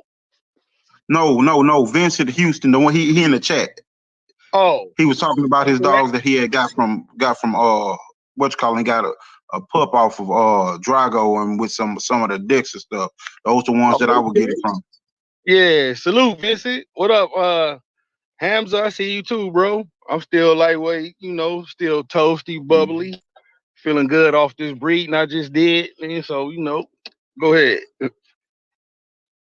That good year. That good year was one of those dogs that was used that people don't know a lot about. I see him talking about that Lanier's good year Eli stock. Yeah. Hey, that was some good Eli Don't, hey, Carter stuff. no, don't tell that one, bro. Keep that one. You guys talking about Favre's good ear or that stuff Yeah, that lost? the Mo, Favre stuff. what you doing, Mo? Keep that on the low. Oh yeah, my bad, my bad. Hey, Yeah. Maul, I, Yeah, I've I been, I I talked to Greasy. I talked to Greasy about that. Hey, that was one of those ones that made bust some people's bubbles. yeah. It crossed into the they had it cross into the boomerang too. Well, you know what? I had somebody tell me actually that the way my dog I have a boomerang dog and they're like the bottom half ain't bred like that. It's off this one with the Goodyear bottom. So I don't know how true that is to be. Uh Depending on who's supposed to breed it, I watched Greasy call a couple old dog men out, uh-huh. and hey, they got up and left. Yeah. They got up and left from the barbecue, and another old dog man told me Greasy ain't lying. Yeah. Damn, And that Yeah. shit must have been the Jerry Springer show, man. Hey, that Motherfuckers shit got was. up and left. Hey, motherfucker got up and left. I'm telling you, a well known dog man, historic dog man, got up and left. Cause Greasy was on their ass about them using his dog, using his stuff, and hey, it was funny as shit. I was like, damn, you hear this shit in stories where people say, "Oh mhm. yeah, he used my dogs and this." No, I watched this shit play out in my own eye with my own two eyes, and Yeah. watched it. And my buddy who had the that old Tucker Carver stuff from Louisiana, we watched that shit play out together. Right. Yeah, well, And a lot of them dog men, they try to say, act like, the game was different and it was a gentleman's sport. it But, wasn't. you know, you gotta really look at what was going on back then, and them dudes was crooks. Yes. And the biggest crook in person to show a picture of some dog men sitting in front of the nice looking a bulldog with a suit on. But the biggest crook that I know of today wears a suit. you know. Yep. So people have the misconception that these old dog men were these honest, these saints and all that right there. And to me, that is far from the truth because I know even with Buckshot Burt, what I'm saying, I know some breedings he did, what I'm saying, that he wouldn't tell anybody, but it's in with his own yeah, dudes. like them Cooper dogs he was breeding to his shit and saying it wasn't. Yeah, He yeah, even stole some AZ Heat dogs from the brother Tony out of Tucson and yeah, yeah, bred them into his shit. yeah. So So Who did yeah, that? old Buckshot Burt. yeah, well, he'll do it because It he all knows the lined breed. up though. They running Bolio Yeah, and he running. doubled up on Bolio Yeah, daddy through his shit, through that yeah, bulldog. all that So stuff I can runs in see the it all same. working. You won't know a difference. Nope. So Nope. that's the only reason why them gentlemen do that. But a lot of them dog men, were just shady, and the thing, it still goes on today. The sad part about it, the cat sell a dog and the What pedigree. up, Thompson? I see you, bro. You talking too much, Marlon. Let somebody else get some, bro. My bad. Hey, me Nah, and man. Mars just started running it. Yeah, Oh, I I'm know just, that I'm just, man I'm just fucking so, I'm went, just soaking up the info. yeah, I You went know. bread to the bitch and come back. Y'all niggas is hogging the show. yeah. Still cooking. Yeah, my bad. Y'all go ahead and cook. Oh no, you Nah, know, I'm man. just talking shit. Nah, man. I'm just soaking up the knowledge, man. You know, you got some people with years on you. Sometimes it's best to shut up and open your ears. You know what I mean? But Well, you got a good insight too, though, bro. You know, you yeah, from your own point of view and shit. That's why I like fucking with your shit. yeah. Yeah, You I be watching your channel. Hell I yeah, that should appreciate it, be man. I fucking appreciate it, informative man. and entertaining. You know, that nigga drop some dogs and some AC shit on your back, nigga. Man, You know, I just try to Big show what I'm nigga, interested in. that nigga got the trifecta. You get some dope ass tracks, bulldogs, and learn how to fix your AC all in one video. Yeah, Mm-hmm. goddamn, boy, this nigga here, boy.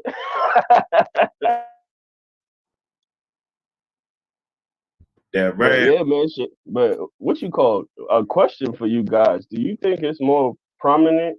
You know, like what we was just discussing about dogmen doing that in the past, and compared to nowadays, where people want credit for everything, or you think it's just nothing's changed throughout the years, or has the It game? ain't changed, man. It ain't changed. It's the only thing changed is we more dominant in the game as for, and I hate to bring it up, but we more dominant in the game. So anything becomes bad if a black man touch it. That's the only thing. That's the only difference, bro. No bullshit. Them motherfuckers. Tudor was a goddamn outlaw liquor runner and all Yeah, that shit. Look at bootlegger, them how they killed rapist, Jim and them at the show. Them dudes got killed at the show for the Eli dog yeah, for and the bully dog service. they stole. Mm-hmm. They stole each other dogs. Junior Bush supposedly stole Eli. Art got stole. They stole each other's shit. Look what they did, man. They did the same fucking shit, and they was involved in drugs and liquor and all kind of shit. They was connected to the mob. Look at all of that shit, bro. I mean, from the steps shit with the whole Homer and Jeep show. Oh, they were scared to pull out of the show because Listen up, listen up. Hey, like we talk about the drama, we talk about different shit, and this is what we got. We got this shit been going on forever, man. So, really, I think us men got to get our panties out of a motherfucking bunch. If you got panties, get the fuck out the way, man. You know what I'm saying? Quit being so emotional over everything. You know what I'm saying? Hit that like button, subscribe. We pulling up. RK Itchy got a super chat. Salute to your fam. Appreciate the contribution to the channel. Opinions on what's the best stud dog of today. Man, I mean, there's some good dogs out there, man. I think that Colorado dog is pretty hot right now. Let me see. I mean, there's a couple other ones. I think that ship dog's getting pretty old, although you got to watch out what you breed to them. I heard they been lacking a lot of bone, and they ain't been really durable. Let me see what else. A few other really good dogs out there. I mean, to say what's the best one of today, I think that's kind of hard. It's kind of a hard task right there. You know what I'm saying? To just pinpoint, but there's a couple good ones that I just named that probably produce pretty damn good that are still around. I think that's important. We got all these good producers and different dogs, but if they're not around, then what the fuck? How good is that? Appreciate everybody in the building. Salute. Oh, he said Dirt Road Crow. Okay. You seen something off of him? I think he got like a couple that's like just making like 2 years old that I've heard about that were pretty good, but maybe something I don't know. But perspective, I think he'll be able to produce some good dogs, but I don't think that's what IRK was looking for. He was looking for, somebody that maybe got 10, 20 good litters on the ground and just, making a real name, out here. You know what I'm saying? Getting some buzz. Besides, that's I bred crow, so that's bias. I'm not gonna put something up here that I bred. I'm not gonna say that. But hey man, look, get it in, get your dogs, get it in. Bank statement in the building, salute. Salute, man. We getting it in, man. Imperial Flame, salute, brother. Salute everybody, man. We got a bunch of content. Lil Rock, Legends of Boxing, salute. C-Pain, salute, my brother. Get it in. Twan Raw in the building. Hooligan 5769. Salute. RKBB in the building. Salute. Hey, we on these Merino packs today. Lamont Grant in the building. Salute.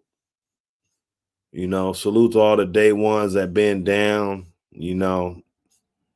Not to switch up, motherfuckers. At the end of the day, you can't be switching up out here. Oh, you got something yourself off of him? What you got? What you got off of Crow, brother? What you got off Crow? Paul Harris in the building. Salute. Salute. What you got off of Crow, man? I know if I'm not mistaken, his first letter was to my bitch, Black Gold. And those are about, if I'm not mistaken, 2 years old. Just about. So what you got though? He had a couple other litters. He bred to my bitch Zika Day. Those are probably like closer to about 17, 18 months. They're still hella young, so I wouldn't be able to say how that litter turned out. Let me see. What else did we bred them to? Bred them to another one of my bitches, Lady Stone. Those are about 6, 7 months.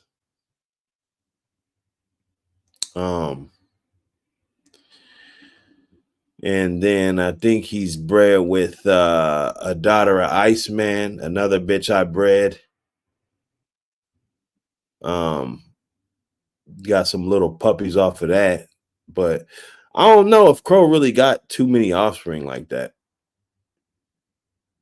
Oh, the chocolate red, that's my avatar. Chocolate red. Oh, Crow Zika Day. Crow Zika Day. Oh, yeah. That's a good breed. They young. They're young as fuck. But what, they about 18 months now?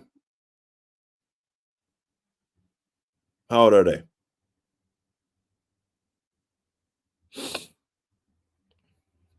Let me see that avatar. Crow Zika Day.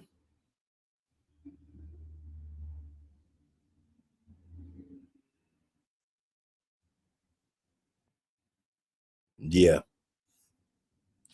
Well, like I said, Crow's on another level. So I guess, he could be young or whatever.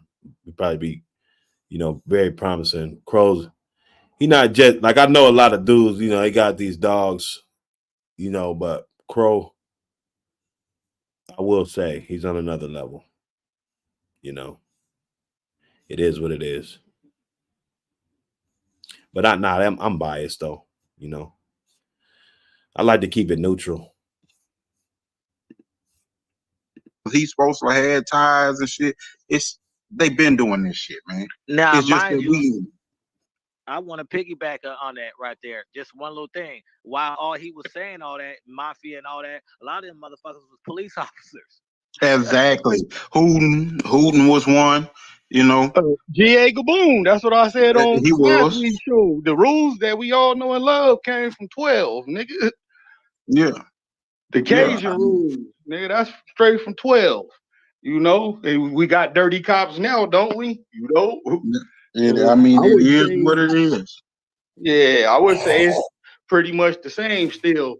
You know, because this motherfucker's like one cat I know he don't fuck with Rico Lopez at all, but he got a dog from him that's good. But he fucking put the whoop de whoop on the paperwork just so he don't give Rico Lopez no credit. Yeah. People do. People still doing that. People still hiding the recipes and all the little stuff. I mean, it's still the same. It's still the same shit, man. Mm-hmm. It's still the same shit. You know. I mean, at the end of the day, Let me get 788. it's just good to have that good knowledge to be able to share. The good thing about nowadays, it's harder for people to lie because I was always taught a crook always wants somebody to know they got away with something. Mm-hmm. So they always tell somebody. So now, like guys like us that's able to get together from a long distance away and talking shit, even when the secrets are there, we can still get together and be like, yeah, man, I know what you got right there, this and that, and share those little tidbits with each other. Mm-hmm. But though, we come from, where your word is your bond. So you ain't gonna be, fucking around in the playgrounds we grew up on bullshit because Mm-hmm. it could possibly end your life. So it's just, we keep it, trill. Mm-hmm. I got a question too, man, because y'all been cooking for a minute.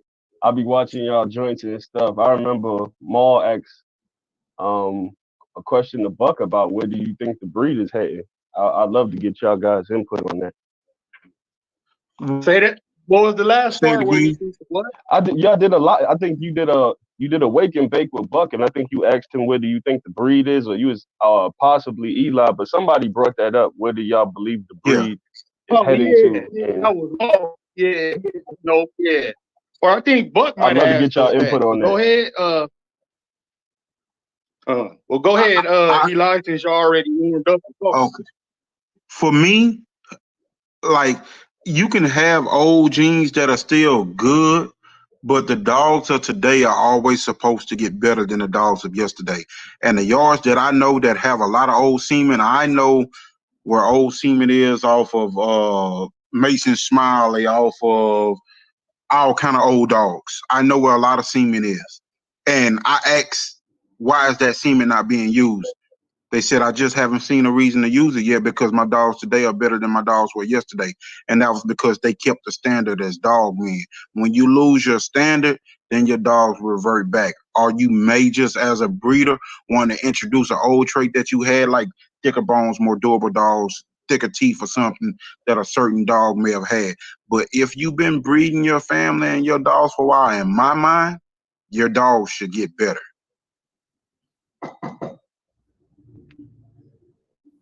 Hey, somebody chime in. I want some input on this question All here. right. Well, I say yes and no because I'm big on the actual physicalities of a dog as far as they thick skin go. They hard bones, they strong teeth.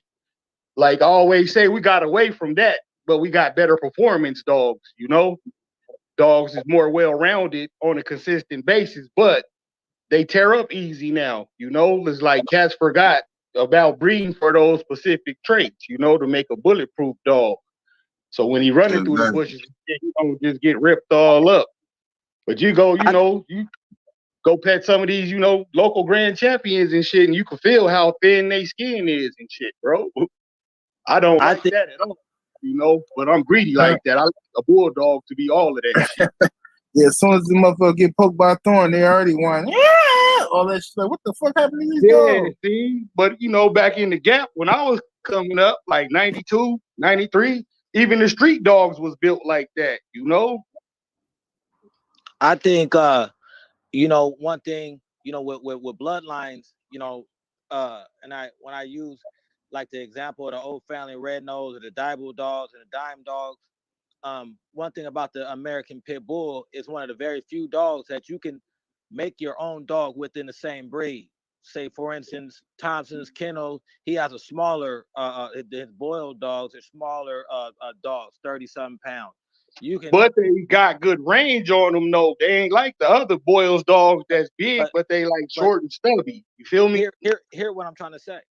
So you know, if you can, what I'm saying, you can create your own dogs within the same breed. You can make a smaller bulldog if you want to, or you can make a thicker bone bulldog, a more a rustic type of bulldog. You can go, you know, if you want some size, we can go to a Mayday dog and add a little True. size on them. Somewhere up in there, we get to figuring out we get bullheaded, and we don't want to do a cross that is actually needed to do to thicken our dogs hide up, or to give them that, you know what I'm saying, the stronger bones where the teeth ain't breaking up, you know what I'm saying? And that's almost in the case of, for instance, the Kobe dogs, that female that I used, she was a fine bone female, you know, And you little, always talk about them Kobe does. you say what? I'm just fucking with you. Well, I have to use that as an example that I see, you know what I'm saying? But when I cross it to my male, all the dogs are really thick bones, you know what I'm saying? So, you know, a lot of times, even though you might not like a bloodline, in my opinion, or something, it may have something that you need out of it, you know? Oh, you already know. I always say that about your dogs, bro. Like I could look at them and tell, you know, that they fucking built how they supposed to be. That's why I'm happy you gonna send me that mail. Yeah, but what you can get to, I seen the one line I really like. They can be too thick, too heavy bone. You know what I'm saying? I mean, you know, shout out. I love the Aries dogs, but I think they got a lot of bone to them. You know, where Kind of like that form and function type thing where they start to slow on the speed side of things when they yeah, get, yeah, and they get too barrel chested and too squared and too straight legged and don't have the right angles when they driving and put. I get exactly what you said. I like the Aries dogs, and I like the, somebody asked about that earlier. I like the way he bred them, like the Chance stuff and the Morgan 2 stuff when he added it, but it's still the same thing where it depend on what parents you choose to get your dogs off of, and if you know that family, the consistencies of that family. Because if you grab a dog just because it's a certain bloodline and that dog is not producing a certain traits that you want, then that's when you get to the point where you just breeding blood, like we talked about on 7/8 show the other day, preserving a bloodline. When you preserving a bloodline, you want to preserve the good traits that you looking for. Do you About think that, like you just right about that, the man. uses of the dogs changed that, where people were deliberately not incorporating durability into it and pushing for more athleticism, or Yes, it's I the it think was standard just of the or man. poor breeding traits? Well, Both. It's the standard of the man. I think also as well is like, see, the thing is, I mean, okay, let me say it this way. I think when you get away from the purity of the competition and the hunt, and you start looking for ways, uh, easier ways to do things. You know what I'm saying? Like, how do you know what your dog really is about if you pumping his blood full of all kind of testosterone and other shit? See what I'm saying? And you start forgetting. Now I understand you're gonna do that every once in a while. Some people do it if you're in the midst of competition. But if all your dogs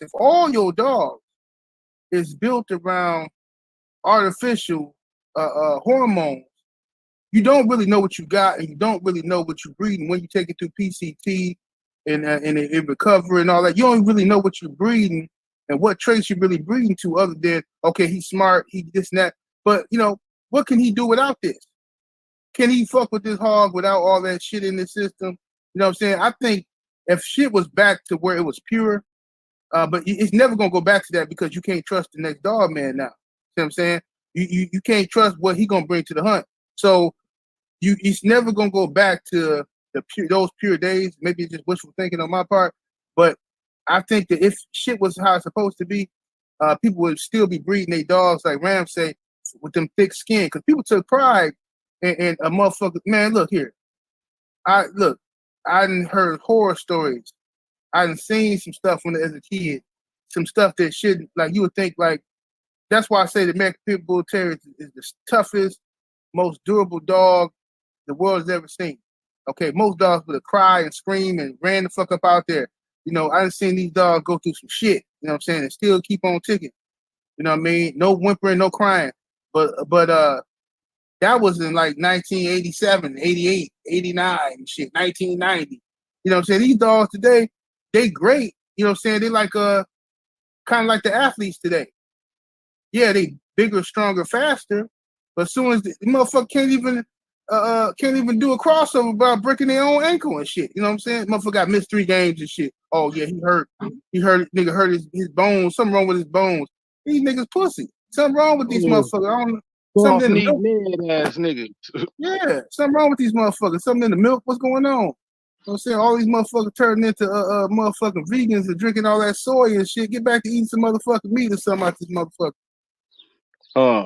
I say just what I seen with my own 2 eyes is motherfuckers start breeding for the wrong shit. Like I've literally seen, and this is from coast to coast, motherfuckers breed just for the punch, bro.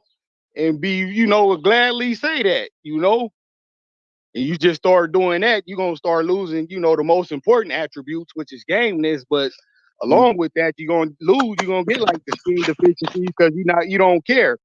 Long as the bitch you finna breed to is crunching and your male is crunching, you don't give a fuck if that bitch look like goddamn street fried shit. I knew a I just guy. want to piggyback off 7 to 8. Because I hear this a lot, but I just subscribe to a little bit different train of thought. Dogs in shows or that you were bringing to a confirmation show ring or going to go hunt with or something, I feel like it don't matter what route you take to get your dog in the best shape, because of the simple fact you should already know everything you needed to know when you were schooling, when you were doing what you were doing. If you know how to use your supplements and know how to do all of that stuff the right way, you just had an advantage over competition that Hey, other people don't. hold that, bro. Hold that so we could cook on that. Cause I forgot you is that guy who, I even go to break down, the actual science of it. So yeah, build on that on Thursday, bro. We'll do a segment on that. Yeah, we can do that. Yeah, I know what Eli going with that, but I was talking about more specifically, Eli. It's certain things that people give their dogs, and so that they won't feel pain on the hunt, if you know what I'm saying.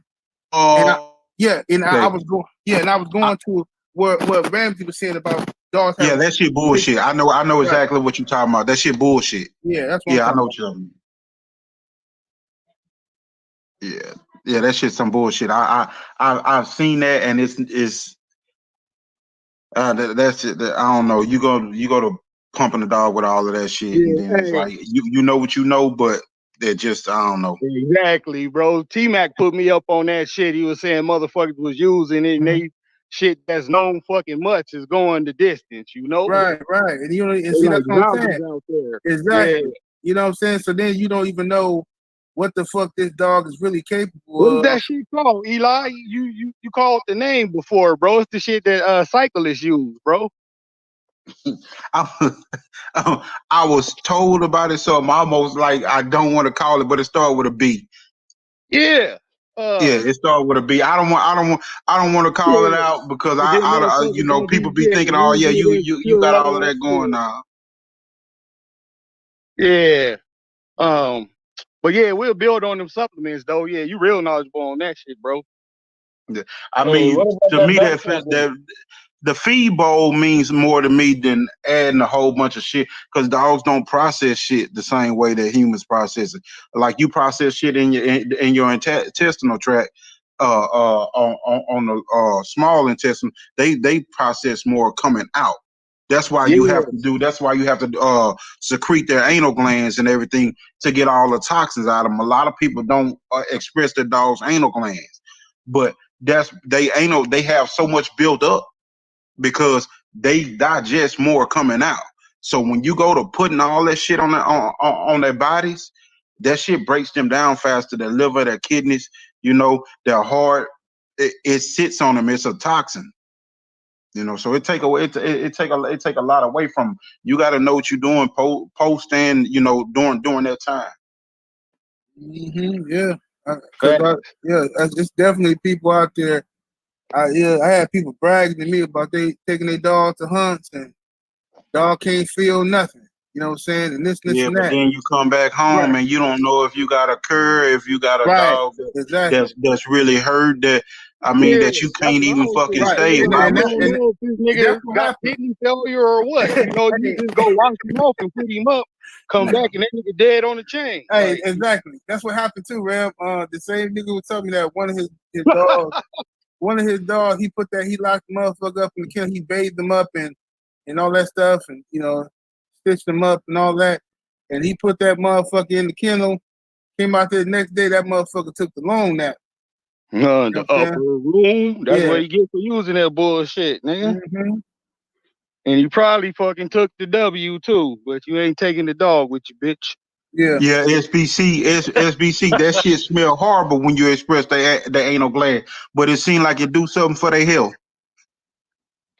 Oh yeah, it do, cause I just did both. We only got 2 dogs, so I just do that shit, every month. And, man, that shit smell like the sewer was open, boy. For real.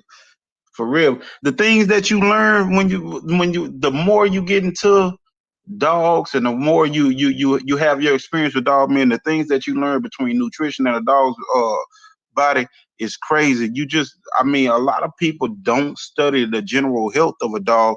They just feed a dog whatever the newest trending food is or whatever the newest trending thing is, and they learn some kind of little bit of interval training and stuff like that, different stuff, maintenance upkeep on a dog. A lot of people don't never even learn that shit. Yeah, you right. Cause you remember throw like a motherfucker on the mill and just let them go. Late 90s when Ukanuba was popping, like it first hit the mainstream like that, everybody was on that shit.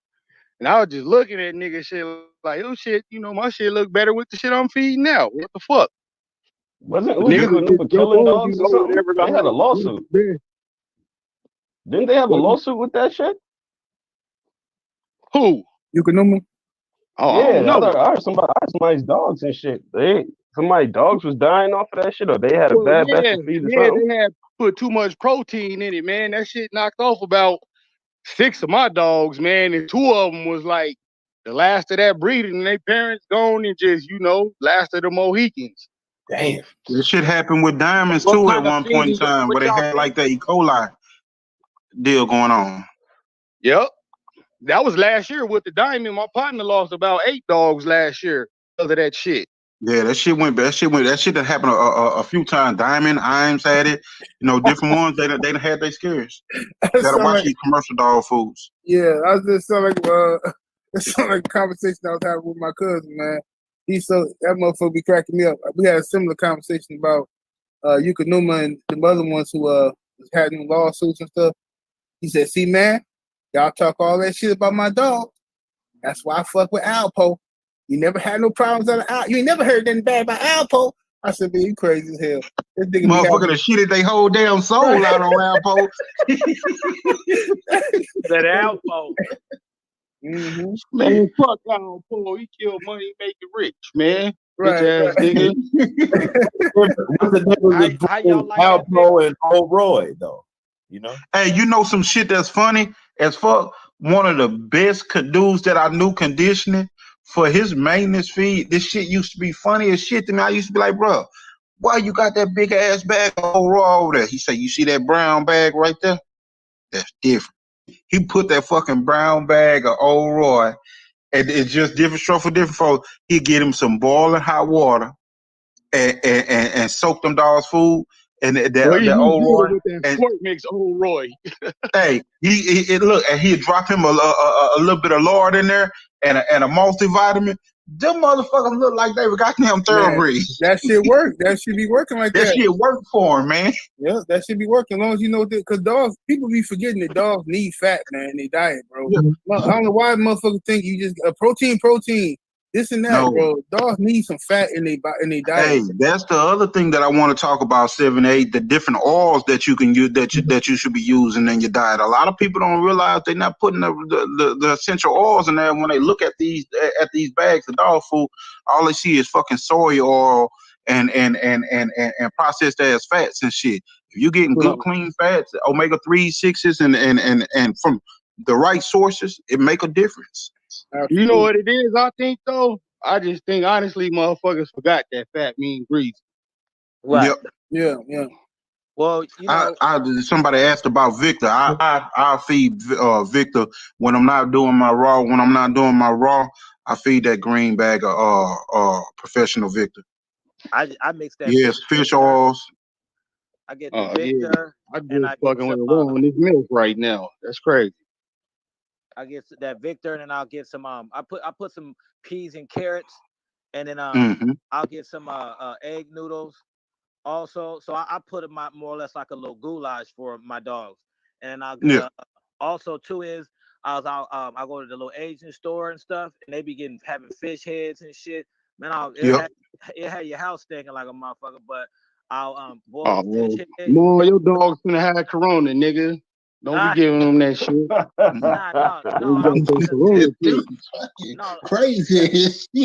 No, they'll have a salmon head. You know what I'm saying? So it breaks down and it got hella fat. So like if you were like to go to a confirmation show, it'd be good. You know what I'm saying? So their water is gonna contain a lot of the fat too. You don't necessarily. I use it and cook it with my noodles and stuff, but.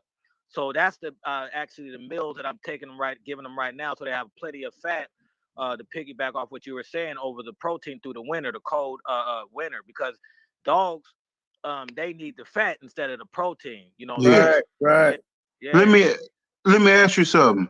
Your carrots, are you doing them raw or are you doing them like a little soft boil? No, man, I go get that little freezer bag full of carrots. You know, it's kind of like a little. You can look at it as a filler, but I get the little dollar freezer bag carrots and peas, and and I put the little mayonnaise and stuff, all that. You know, carrot's supposed to be like a dewormer too, isn't it? Yeah. It's a marker. It catches it. It doesn't digest and break down, but it will scrub the insides and it acts as a marker. But carrots do have a beta carotene in there, and the beta carotene in the dog's diet tends to help open up the beta receptors to where when they're carrying nutrients through the cells, that's where it'll help them to open up and carry more nutrition throughout the cells, throughout the body. That's why I was wondering, was he kind of doing a soak or not?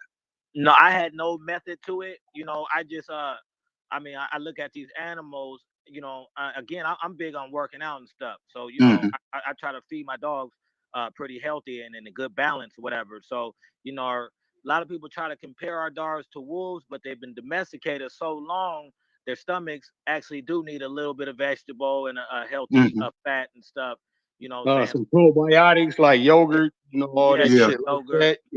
Yeah. Even wolves would get that too because they ate the stomachs of omnivores that they were eating.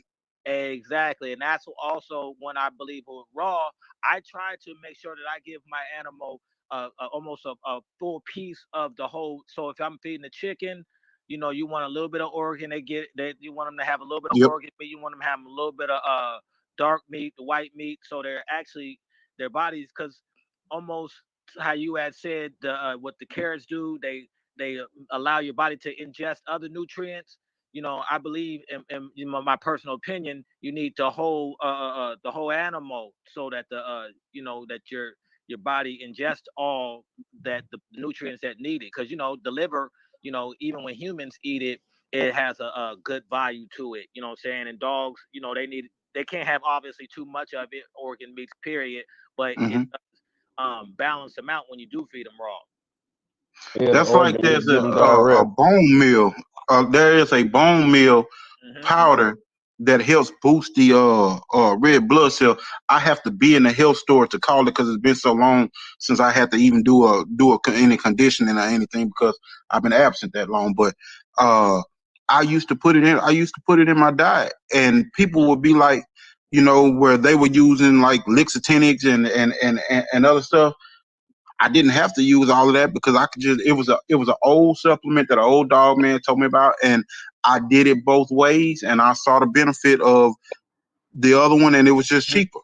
But Mm-hmm. it was just a bone meal product that what was in that bone meal and in the marrow was needed in the diet. Mm-hmm. Mm-hmm. Yeah, Luis Flores more like barf diets and stuff like that. How Yeah, do y'all feel just about vinegar? The apple cider apple vinegar. cider vinegar is a must. I'm Yeah. stripping that fat down. When I'm stripping that fat down, and I want to find your real weight, I want to clean your blood out. Apple cider vinegar is a must. Okay, I got Yeah, one. I need apple that's cider what I use vinegar, to man. find Shit, the I'll be bottom on it. dollar.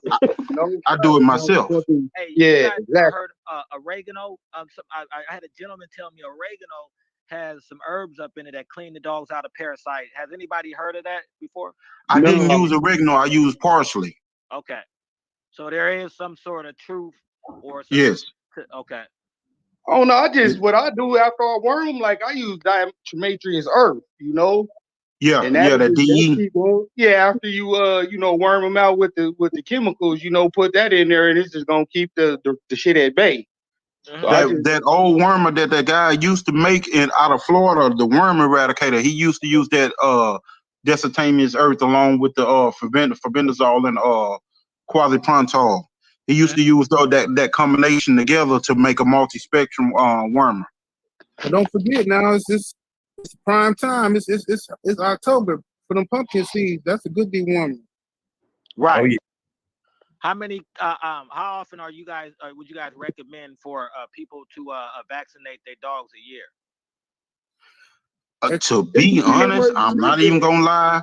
I Yeah, vaccinated go my ahead. puppies when they were puppies, and unless like the 3 year vaccinations for rabies here, outside of that, I don't be sticking vaccinations all the time.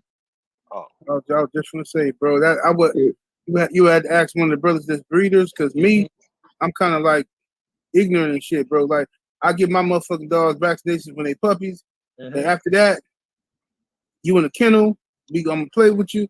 You start growling and acting funny, you dead, nigga. Now if you Oh, talking about preventative measures, now something I would recommend if you going in the woods and with all the deers and the wild hogs that's out there, if you're going off your yard, I would recommend that you do a preventative measure for babesia because Yeah. I mean it's common for most people anyway nowadays. So it's not like the AIDS of dogs like it used to be yesteryear because most people know how to treat it. God, I You know, hate that shit, boy. That yeah, medicine for that shit is a motherfucker, nigga. That how your yeah. shit doing the Thorazine shuffle, nigga. Well, that's another one of those things where you have to do the math on that stuff. If you actually doing it yourself and not going to a vet, you know. But we know a lot of people order it themselves. But if you're going to the vet and getting it done, they have to do the math on that. You know, body pound per point oh 0.01, you know, yeah, body Yeah, pound per point oh 0.01 and into millimeters. You know, you have to do the math on that stuff. So a lot of times people go off the yard and then they come back and you see a whole yard where it's like, man, I don't understand why my dog got sick, and that dog got sick, and then next time you look up, the next dog gets sick, and people not really understanding. Like this ain't nothing that you are not gonna deal with. It's just as common in dogs as the common cold is in people these Mhm. days. hell yeah. First time I got that shit, I beat the nigga up who fucking brought that shit to my house. Like, you got me You ain't fucked up. even know no better. If you out here, you gonna catch a cold. Mhm. Exactly, but now, I ain't never seen that shit when it happens. I'm nigga trying to wipe my whole yard out. Well, fuck you up. But to answer the homie Maul question, like out here it's always hot. Like it get cold out here, but it be cold for like 2 months out fucking 12. Mhm. So I vaccinate like my puppies from the time they puppies until they like just 2 years old, just Mhm. because coccidia is prevalent, giardia is prevalent, just because the heat, keep the viruses up a lot. Mhm. So yeah, I vaccinate a lot, bro. But that's why I always just buy like the shit in bulk, like the 25 pack of the fucking 8-in-1.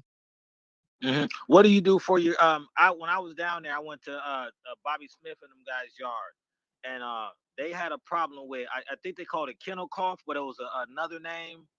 Um, Yeah. uh, What kennel cough is, it's a bacteria and it's also a virus. So what I do for that is a cap of bleach in like a fucking 5 gallon thing of water, and I just pour the Yep. water in everybody's bowl, and it'll kill the bacteria and the virus without fucking the dog up, like fucking his intestines up. Just And put then the you give the antibiotic for the secondary infection that yeah, comes with it. exactly. Yeah. Well, Do you Yep. I'm talking to y'all. Y'all know this, so Yep. yeah. Pedialyte, Pepto Yeah. Bismol, a Oh, shot of Pepto. I got a question for Thompson before I forget. Buck asked us this the other day. Thompson, what's a cross that you would absolutely not do? Like, what bloodline would you absolutely not fuck with, bro, to put into Uh, your program? that's a good one. I can't really even say, man, because I haven't had a ton of issues where I've done something and it was fucking horrible. You know what I mean? Or to the point where it was like this shit is X'd off the board forever. I kind of stay in my own little area code when it comes to dogs. I never been a person that was really grabbing everything and trying to experiment with everything. When I found what worked for me, I just kind of built off of that. You know what I mean? So I haven't had atrocious situations with blood where I could just say, "Hey, I'm never ever fucking with that." You know what I mean? Mm. Hell yeah. I wanted to ask you that, though. You wasn't on the panel with us. I was like, man, I want to ask Thompson that shit. That nigga's a A1 breeder. Man, it's what some people run across bad shit, but you know I can't generalize a whole bloodline because of a bad dog. I'd have to see 20, 30 bad dogs from that, and I've never been in a situation where I've seen that many bad dogs in one line with my hands. You know what I mean? But I can't speak for some of the older gentlemen. You know, I know y'all probably got put hands on way more dogs and seen a lot Hey, come of on, shit that man. y'all We ain't can't that stand. old, brother. Now you Well, throwing us in the old man pile. Like we only got one left, bro. well, Hey man, y'all could go back to some shit, man. I can't go back to everything like that, bro. How old are you, bro? How old are you, if you don't I'm mind me asking? 35. I'm 35. Y'all in y'all 40s and 50s. Yeah, y'all the young homies, man. I sure ain't no 50. I'm 45. Well, you on your way there. Oh You yeah. closer to 50 than me. 7, 8, you right behind them. I just barely turned 40, so I'm still in my 30 mode. Still Mhm. knocking 2 down at a time and shit. But Thompson, you've done far more. I've been having dogs for a long time, you know what I'm saying? But you've done far more than I have into dogs. A lot of times it don't necessarily mean just because a motherfucker been having dogs for a long time that he know everything. You know what I'm saying? So, I commend you brothers that when y'all holding up lines and stuff, because you guys are really the future. You guys are gonna look back years down the line. Your footprint is gonna be in the breed. You know what I'm saying? And I just commend you, brothers. Being there, and taking care of these dogs and showing a good display of what the breed is supposed to be and how to take care of them and stuff. I mean, we're gonna have our mishaps and stuff and all that right there, but man, you guys are doing a good job keeping up the breed. If I could have started uh like if I could go back in time, I would have started like you guys. I would just go into the damn sporting dog journal, get a dog, didn't like it, and I had a bad habit of talking down on a line just because I seen one bad one I didn't like. In which, as I gotten older, I understand that's some bullshit. You know what I'm saying? You got to take the good with the bad of the breed. So yeah, even though you guys are younger than me, that don't mean that a person hasn't done more than the other. That's a lot of times with a lot of these bulldog men, these older ones, they think because I know some older dog men that are really arrogant, you know what I'm saying? And they really, uh Are they arrogant because they're successful, or are they arrogant just because they've been around? well, just because they've been around, you know what I'm saying? The Yep. Okay. accolades ain't really, Yeah. when you know what I'm talking about, you know what I'm saying? Without Yeah. having to say, but when you meet them because you in the book, you got a dog in the book and all that right there. That don't mean nothing to me, man. You know what I'm saying? That's okay, that's cool. You know what I'm saying? But you got other dog men that are been upholding the breed, and to me, I value both just the same, So Hell yeah, yeah. Hey, time happens, appreciate it, bro. brother. Yeah, you say For what now? real. I said appreciate it, man. Appreciate Yes, it. Thank sir. you. Yeah, you know, cause I, shit, I, I'm I not take the from humble the route, roots, man. nigga. Yeah. That shit don't Yeah. mean nothing to me, you know. I just got. That's how I feel. I'm like Thompson, and like I take the humble route because I'm probably younger than all of y'all. I don't know, but I'm only 37. You Oh, know. you old, oh man. Well, I'm younger. No, I'm 26, nigga. I'm younger Yeah, than all you. yeah, my bad, 7A. I forgot. Yeah. Let me hold on to my lie. Let me keep my lie. Goddamn it, new rule. Everybody under 40 hang up. God damn it. Yeah. Yeah, man. Yeah. But It's so yeah, easy hey, to be humbled in this game, man. It's just so easy to be humbled. Like you can feel like you right where you want to be, and everything's working away, and then you can wake up the next morning and everything just be a disaster, man. So Yeah. being humble is because, man, I seen you. I mean, as quick as your ass get up there, as quickly as you hit the concrete, cuz. Yeah. really. Nick, you And is that's not lying. I That's the trade phrase I they trade pay. my yard. I trade my yard when I was 22, 23 for anything. You know, I trade that. I'd rather have that. So yeah, you All definitely right. got. Well, yeah, let's segue into this then. If you could pick one dog that you could get back, what would it be? That, you know, mine would be my dog Showtime, man. That motherfucker was, you know, everything you wanted in a dog. I trade all my shit I got right now just to get that nigga back so I could breed him. Mine's be this dog. He was off Sorrow's Poor Boy. So he's basically a heavy Corvino dog, and his mama was to a boomerang dog. I really liked him. You don't see him bred that way. But a good looking dog, and just an all around good dog. So that'd be one. His name is Show Enough. I'm sure everybody had a dog named Show Enough before though.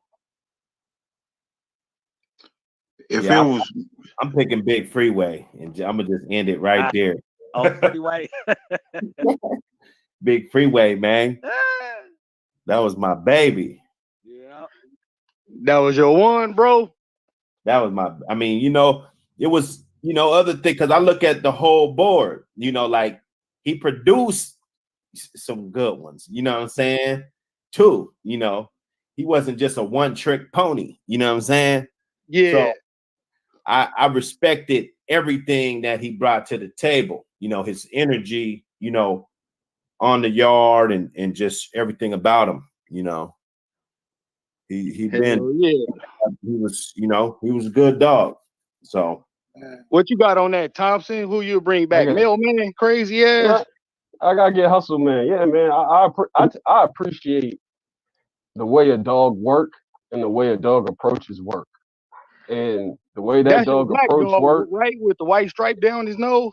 Yeah, that was Yeah. hustle, man. Man, I like that. I The don't know. first dog I seen from you, man. I like that motherfucker. I used to call him Shaka Zulu. That was that nigga right there. Yeah, bro, I man. thought that was an I don't need Eli him for dog, breeding man. When I purposes. first seen he looked like our champion hanky dog we used to have, nigga. That was a good looking dog. He was just I don't crazy. need him for I don't need him for breeding purposes because I solidified the blood before he passed away. But at the same time, like Buck just said, there's certain dogs you have on your yard that just That give you off a just certain enjoy. energy. Like I enjoyed the shit out of Showtime, you know. He gave off an energy, bro. Like, the Yeah. other dog, when you took him off my yard, it was different for about a year, bro. I ain't gonna lie. It was different out there. Damn. What you got on it, Eli? It's huge. for me, mine would be my Buddy 2.0 meal. Fuck that dog, man. Pick something else, man. I don't like that. Wasn't even the one, mother. That wasn't even the one that hurt your dreams. Oh, yeah. All right, then Buddy can stay. Yeah. You motherfucker, fuck my This whole dude, breeding program up, nigga. But no, but you talking about just a dog that, as far as a physical specimen, had it. As far as just okay, being, yeah, I know which one you talking about now. yeah, the one that put in all that work. He just his drive. He was he came off of an old school dog, like all the old Homer was still in his daddy fourth generation. I had Sundance in the third generation of that dog and stuff, and Cody's Mac and Lucy and all the old school dogs, that old school build, the square build, and just that rough toughness, that tough feel to him. he still had all of that along with the sleek, streamlined, fast animal, and he just showed it. And I kind of missed him off, and that's one of the ones that if I could have it back, I would take him. Yeah, that's that one. Yeah, he was on that mill killing it. Yeah, I remember Yeah, him. What yeah. about you, 7-8? What you got, bro? Man, it's a boy I had named Deuce, man. You know, I love that dog to death, man. He was a Red Boy Jocko Jeep dog. And that motherfucker was so cool. He was crazy though. He ain't fuck with nobody but me. I mean, he ain't fuck with nobody but me. And he, you know what I'm saying? But he was cool as a fan, man. I love that dog, man. That was my partner. And you know what I'm saying? I'm embarrassed to say this as the pimping. I'm embarrassed to say I got rid of that dog for a bitch, man. A bitch, man. Oh, A buddy. woman made me get rid of that dog, man. I Oh called my man, man, a girl, man, cause he bit the bitch, bro. Like, cause he said see what just listen to the dog. The I dog know, knew she bro. wasn't Hey, shit. bro, look, bro. She came over there and she started messing with him. He used to get jealous. He didn't like nobody around me. Don't get close to me. And yeah, man, she opened the cage because he was in the cage. She opened it. I'm going to the bathroom. She didn't open it. Oh, it's a doggy, all that old shit. And he let her ass feel it. And I come out there and I get him. I was like, get sit your ass. You know what I'm saying? I yell at him. I kick him and shit. Put him in the cage. And she, oh no, I'm not. You got to get rid of him. He crazy. This and that. Man, my stupid ass got rid of that dog. And 2 months later, the bitch then ran off with another pimp. I was so fucking mad, bro. I was mad. Man, if I can go back and get my boy Deuce, if you listening, I'm sorry, my nigga. I'm sorry. Yeah. I love her, man. Yeah, Yeah. yeah. Hope the bitch break her high heel. I Right. hope the bitch break her fucking jaw and her pussy swell up. She don't get no money. Yeah, he was trying to warn me and shit. My stupid ass didn't see it. You're like, man, this bitch is a mutt, nigga. Get this Hey, bitch off the I lawn, gotta ask Kevin. Eli something, cuz with that backtrack breeding, cuz you brought that up, bro. Do you think that shit ain't being implicated because motherfuckers just don't want to put the time in to do the grandfather, granddaughter, or grandmother, grandson breeding, or it's just a lost art to begin with? Because I was able to do a grandfather, Do, granddaughter do breeding, most niggas and it even was got probably one their of the best dogs breedings on the I had. yard though to do that type of breeding, That you know? that's where I'm about to go with Ramsey. That's the issue. Nowadays, the yards are so much smaller, and people are not like with me. The people who had my dogs, the 3 people that had my dogs. Even though I don't have dogs right now, I'm still in contact with them. I still talk to them. So my dog's daddy and my dog's aunties and uncles and his half sister, I still know where they are. You know, I still know where to go get some more and be able to backtrack and do that. A lot of times a lot of people don't know where the blood goes because they either just sell it and they get away from them, or either the yard is just too small to keep everything like that. So a dog may get sold all the way across the damn U.S. or all the way across the world somewhere else, and they don't get to it like that. And then other people just don't think about it like that because along with the back crossing of using those type of breedings, I also my goal has always been to do a purebred breeding within this bloodline.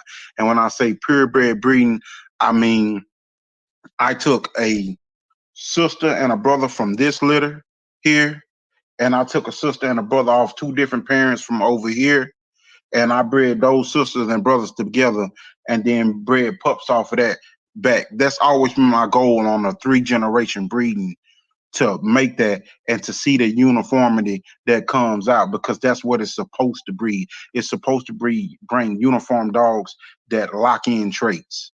And that's always been one of my goals to do. So I look at breeding practices as tools. And that's why as a breeder, I always wanted to lock in certain traits. When I bred my my quadruple bred Shady Lady bitch to another champion that only had a quarter Shady Lady in him, I was able to go get good win and get smart dogs. Those Oh, dogs prior to yeah. that, they didn't Yeah, have that. that's a good breeding. Now I'm picturing that pedigree right now. Nigga, you did put that one together with that You little shot know, of the other Eli in there. I ain't gonna tell how it's bred, you yeah. know. Well, But yeah, when I that's went and did that breeding, I was able to collect those traits and lock those traits in, and that's the type of breeding it was. And me myself, when I breed my dogs, I can damn near tell you 90% of the time, I'm gonna get black, a majority black litter with two or three red dogs, depending on the size of the litter, and they're gonna like be the like old throwbacks. picture of Shady Lady. Nigga, you shit They're me. gonna look just like the old picture of Yeah. Shady Lady So let's with her breedings. They're gonna look just like the old Tussie 2, those red nose tricolor dogs.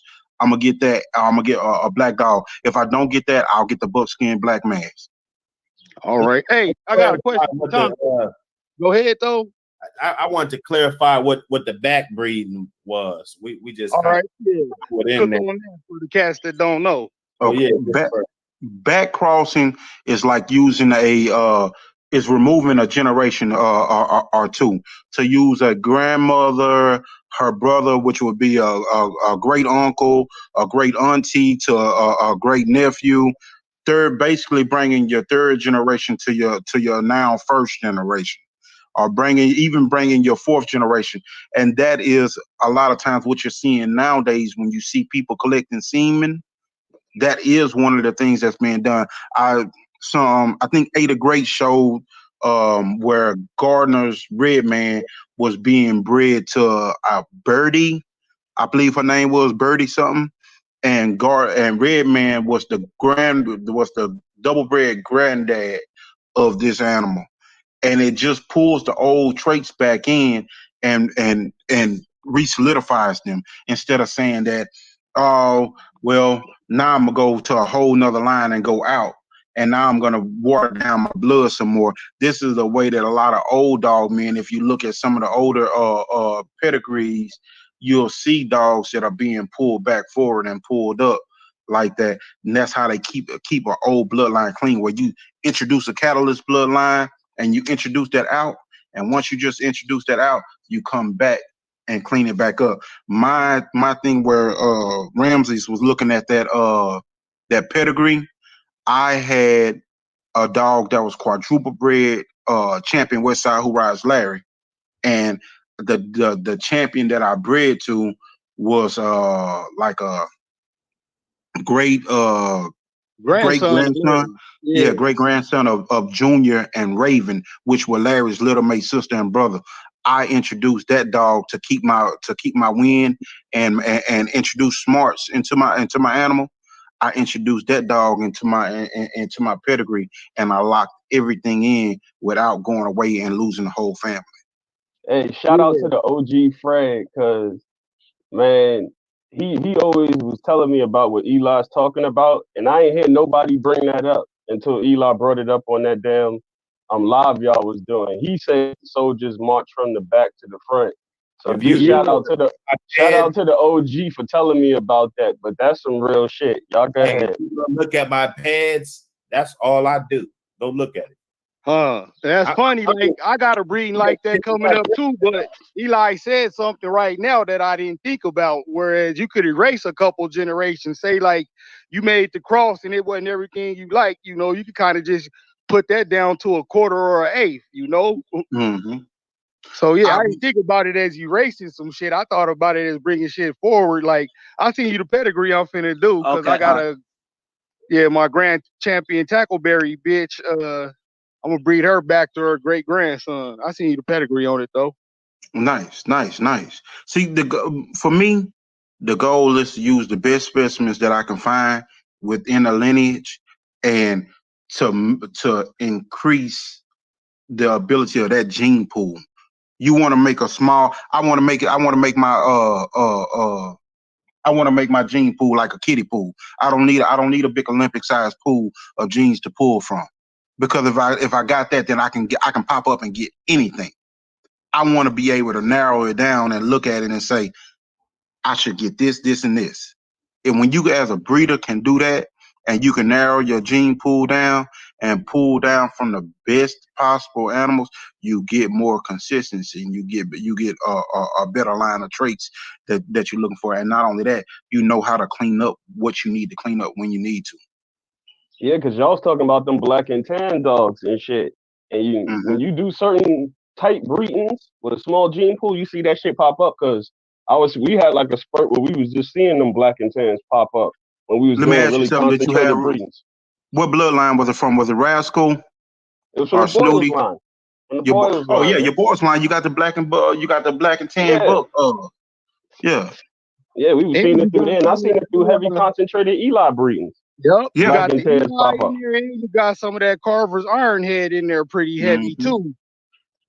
And most people don't realize that. They always ask, why those rascal dogs throwing them red nosed dogs? That ain't why they throw them brindle dogs. But then when you look at the rascal dogs that start throwing those brindle dogs, a lot of time the thing that you're gonna see behind those dogs is you're gonna see that high satch stuff where you go back and Yeah, get you back ain't see into the Haskell, old. you didn't see Boudreaux's bowls, you know. Yeah, you're gonna see those. You're gonna see those different dogs where they're back there, and you get a true throwback.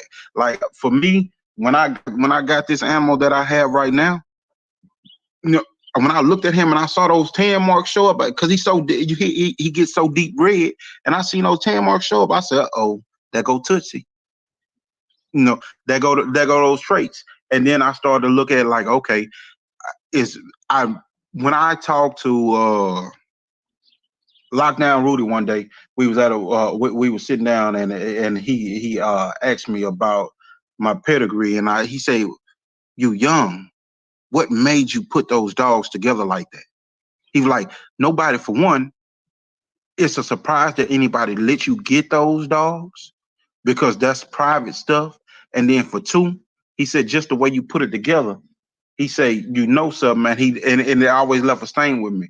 When they get that certain color of red within this particular bloodline, he said it's time for you to outcross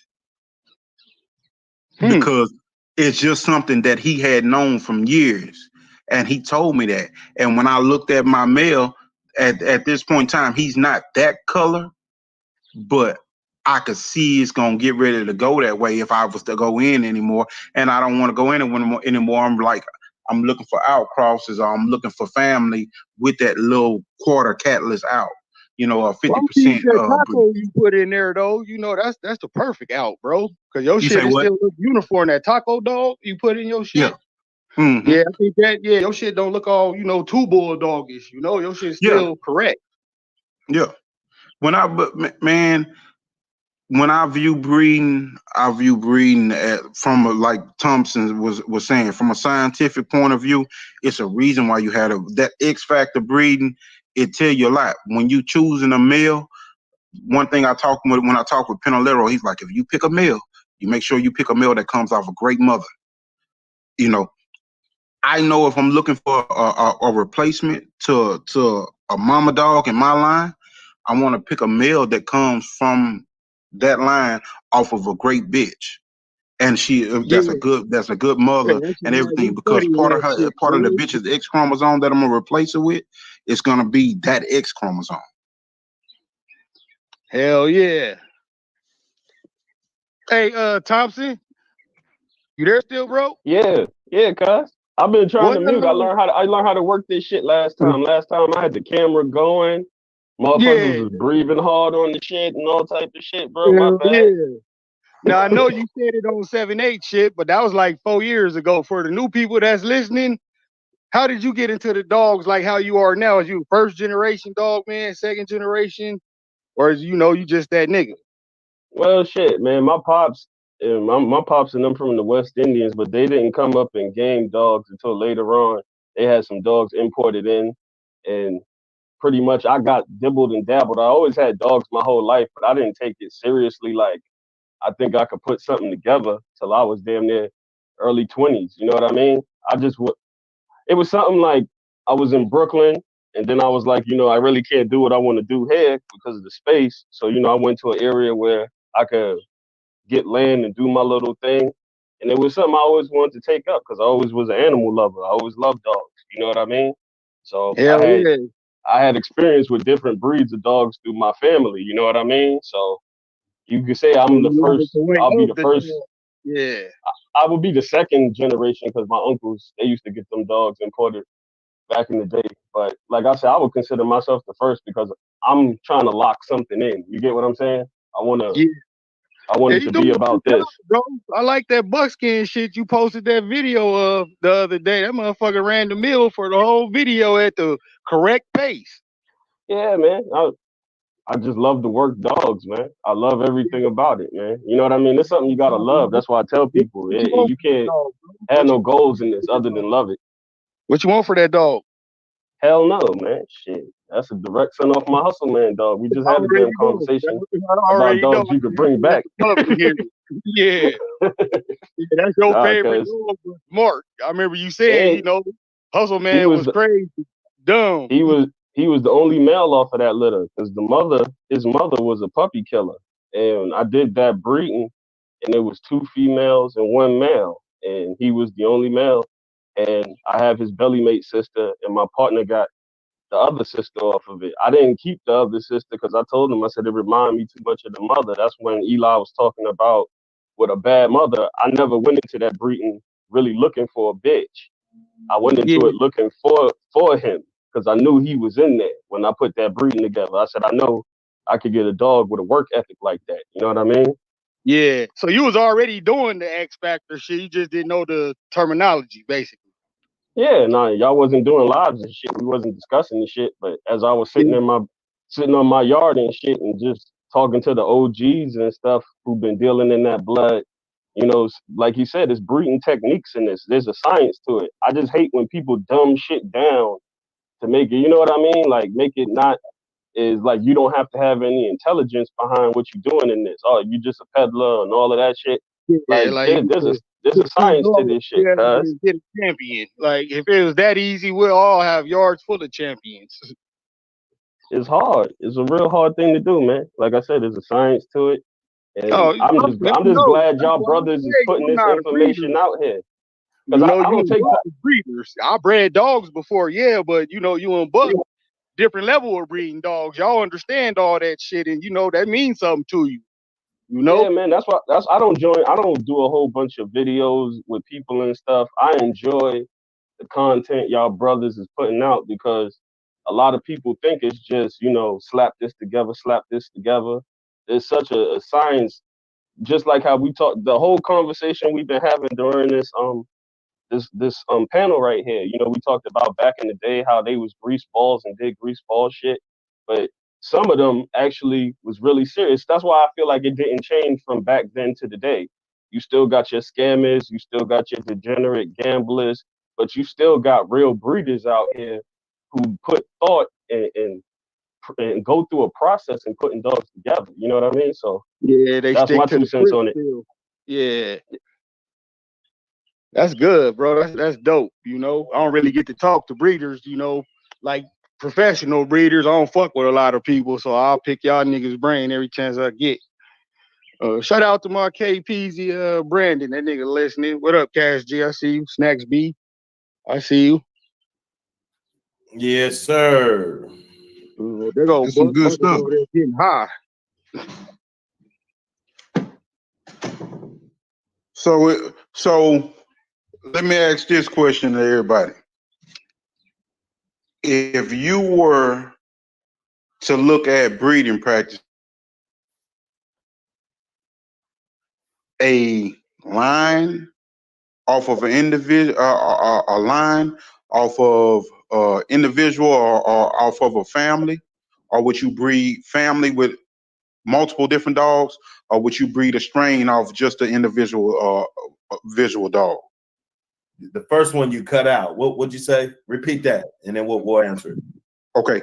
So basically, the question is families. Would you breed family, line, or strain?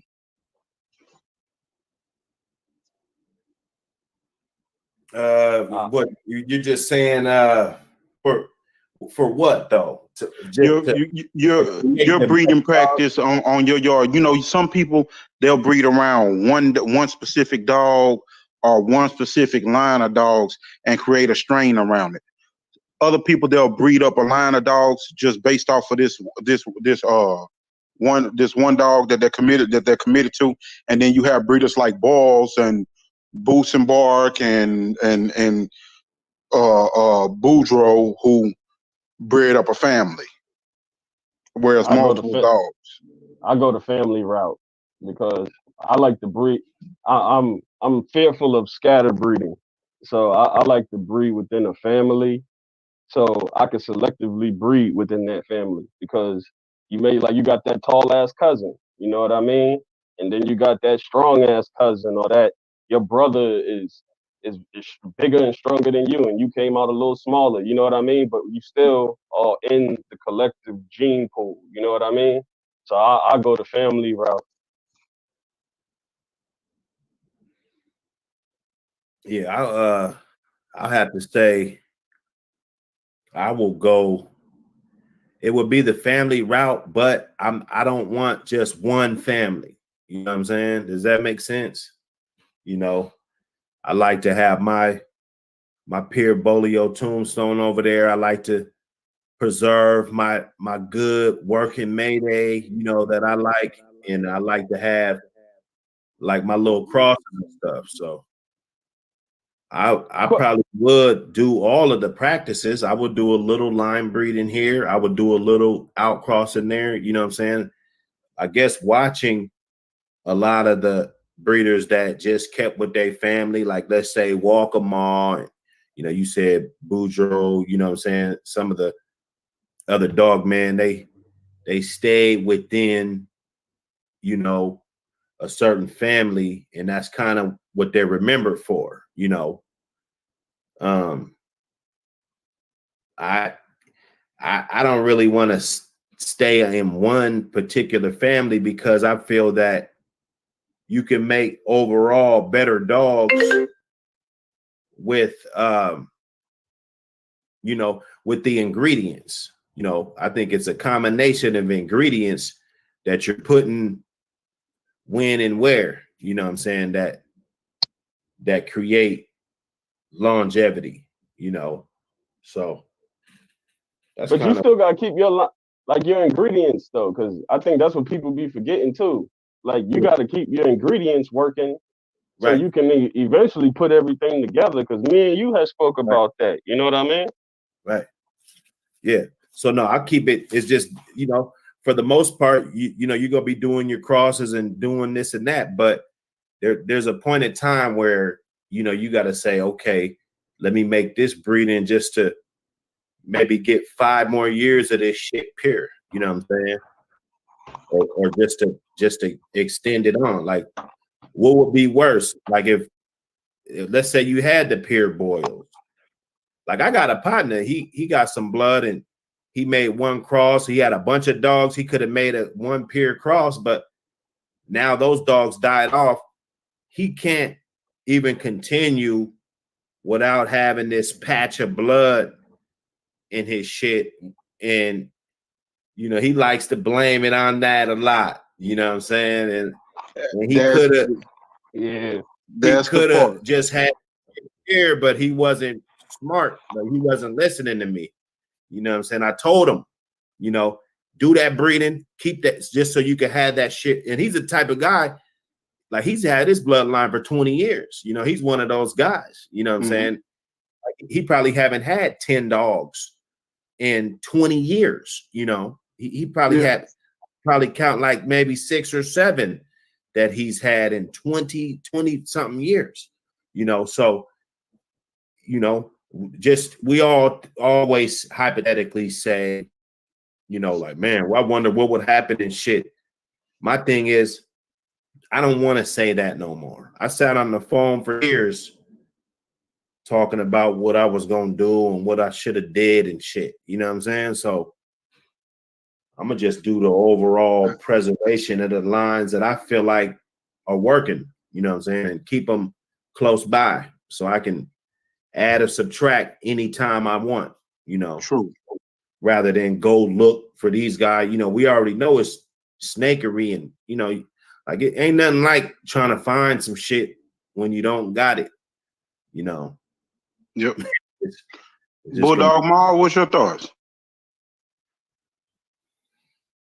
Maul's out of there. Where Maul go? I saw him take himself off mute.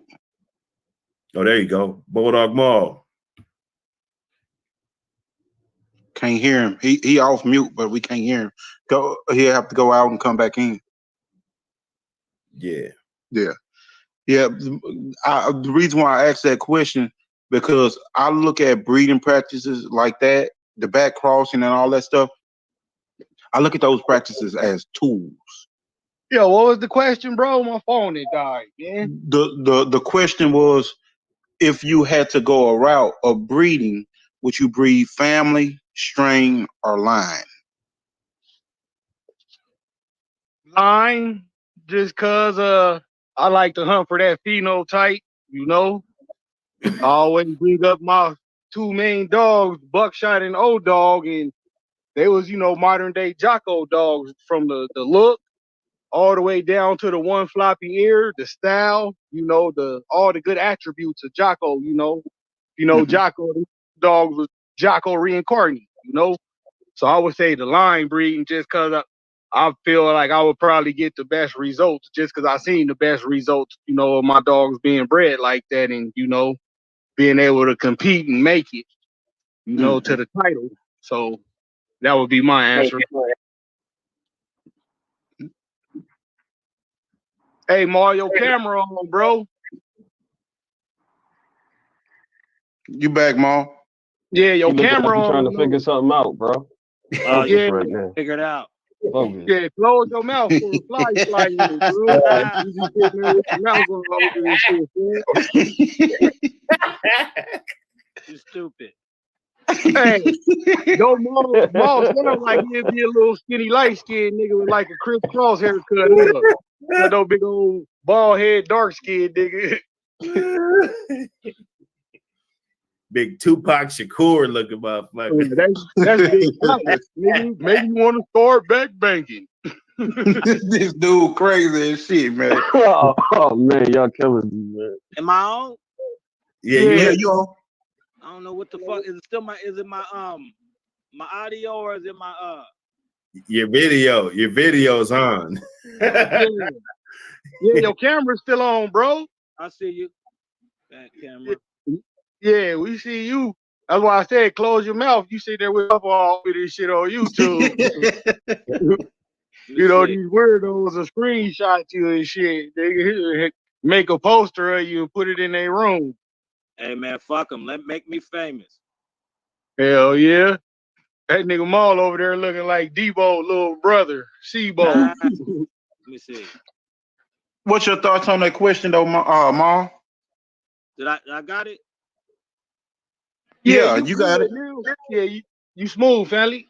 All right. Now what was the question again? If you had to take up a breeding practice right now with your dogs, would it be family, line, or strain breeding, and for what reason? Okay. Yeah, I remember the question. Well, me personally, I would do so I think I would breed off a dog, but I would have his family members in concert with him. So meaning like if if I were to breed off towards bully son, you know what I'm saying, I would use his different families as my out, if you know what I'm saying. So it'll I guess it'll be let me see what's a good example. Yeah, I guess of bully son. Say like for instance how the Jeep dogs are kind of put together. And I seen somebody put a pair together, the dude Irish Jerry or whatever.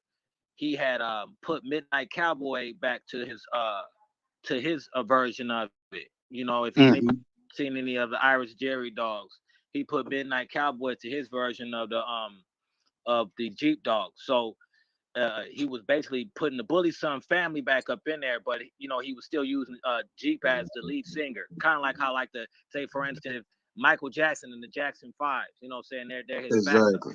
So it's the same family, you know. So you kind of essentially is line breeding of the family breeding or cousin breeding or however you want to put it, you know. But I do believe in using a certain particular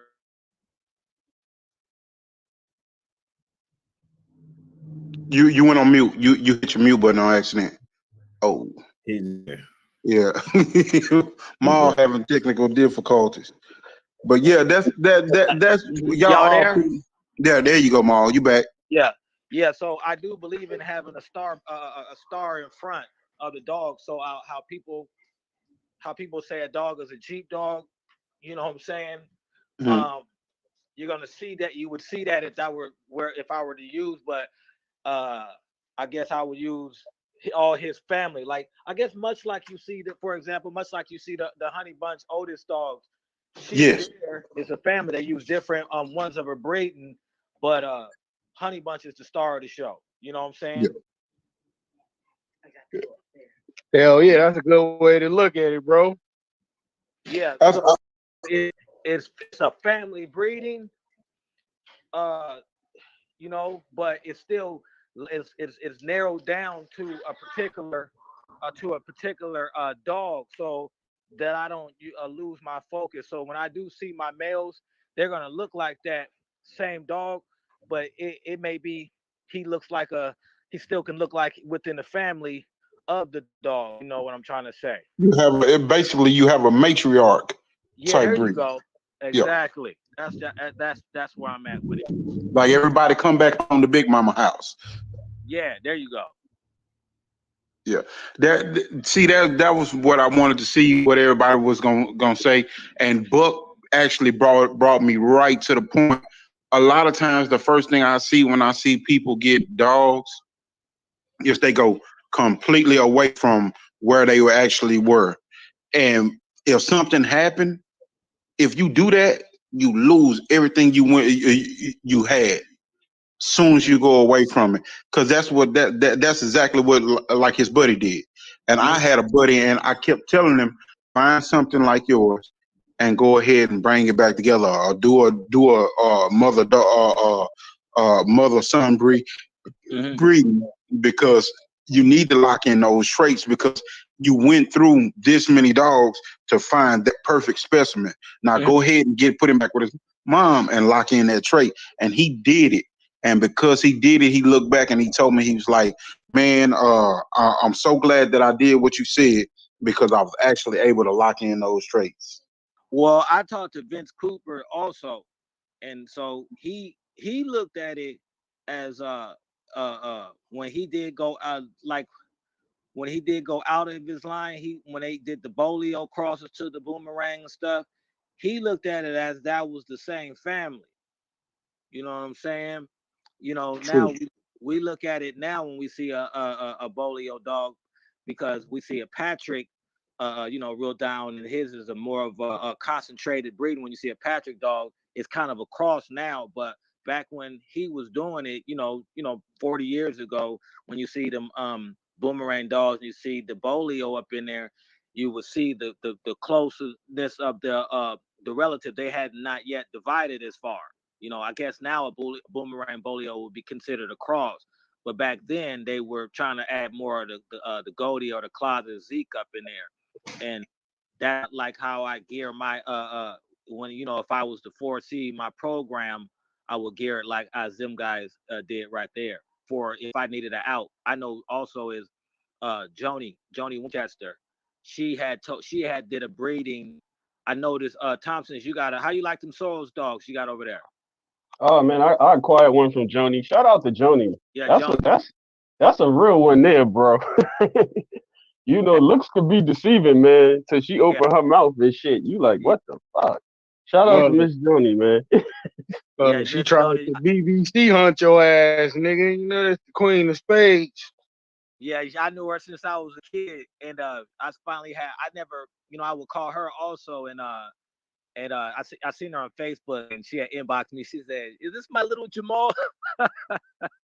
she Oh what? shit. That Well, nigga she Mole over there swinging that BBC on that old lady. nah, nah, nah, But nah.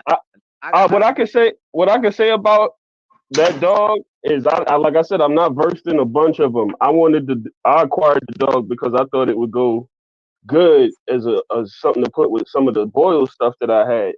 But I honestly say from just the one dog, is probably one of the most people-friendly, people-loving dogs I ever seen, and it's probably one of the most intelligent dogs. Like, I would say I would feel comfortable leaving her dog with a small infant and walk off type status, because that's how loving them that dog is, man. And it was always like that. Like, I mean, just great with people, man, to like they bond with you. Like from that one dog, I got a hell of a lot of respect for that lady program, man. 'Cause that's a trait. Hey, That Hey, ain't man, popped up. mom. That's a trait. do they do this? Do they do this? That dog, the Soros dog, do they do like a little thing with their mouth, show their teeth a little bit? That smile. It's Yeah, yeah, they'll smile. She'll yeah. smile and she'll jump on All anything. I mean, probably the most athletic dog compared to what I was seeing right. is Okay. that dog. I mean, and just the intelligence is creepy. When I mean it's creepy, it's creepy. I put a top on a kennel, and Mm-hmm. that dog sat there and watched every place I tied that top to. And then when I put her in it, I'm telling you, man, no bullshit. This dog jumped around until she found the weak spot, climbed up the cage, pushed her head up like, yeah, I got you. Like they play games with you. That's creepy intelligence, man. Yeah. Creepy That nigga intelligence. came outside. That bitch was on the roof fixing the AC with that nigga work As shirt on. Right. at 6 months, that dog could scale a 6 foot fence. At six Right. months, with ease, not struggle, climb up the shit like Spider Man. Hey, a smart dog. I've had I'm sure we all have had a stupid dog.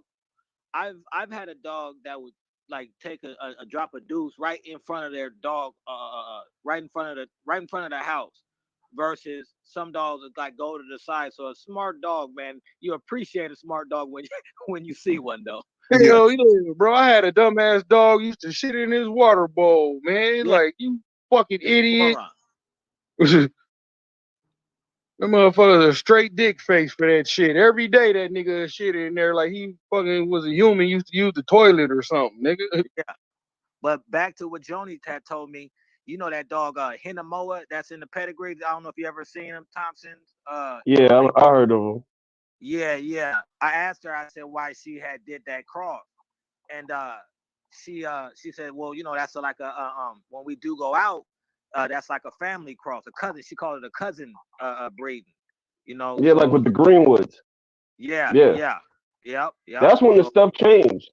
When you yeah. could acknowledge, because if you look at what she was putting together, Hmm. and you'll see that when she started going back to the way it was, the dogs changed dramatically. You know what I mean? But you got Yeah, to acknowledge, you can't be kennel blind. You got to be acknowledging that you need to go ahead and mix it up a little bit. But it right, changed. right. I think like somebody was saying Bert, he did it with the Cottingham also. you Yeah, I know was saying it. Yeah. Yeah, yeah.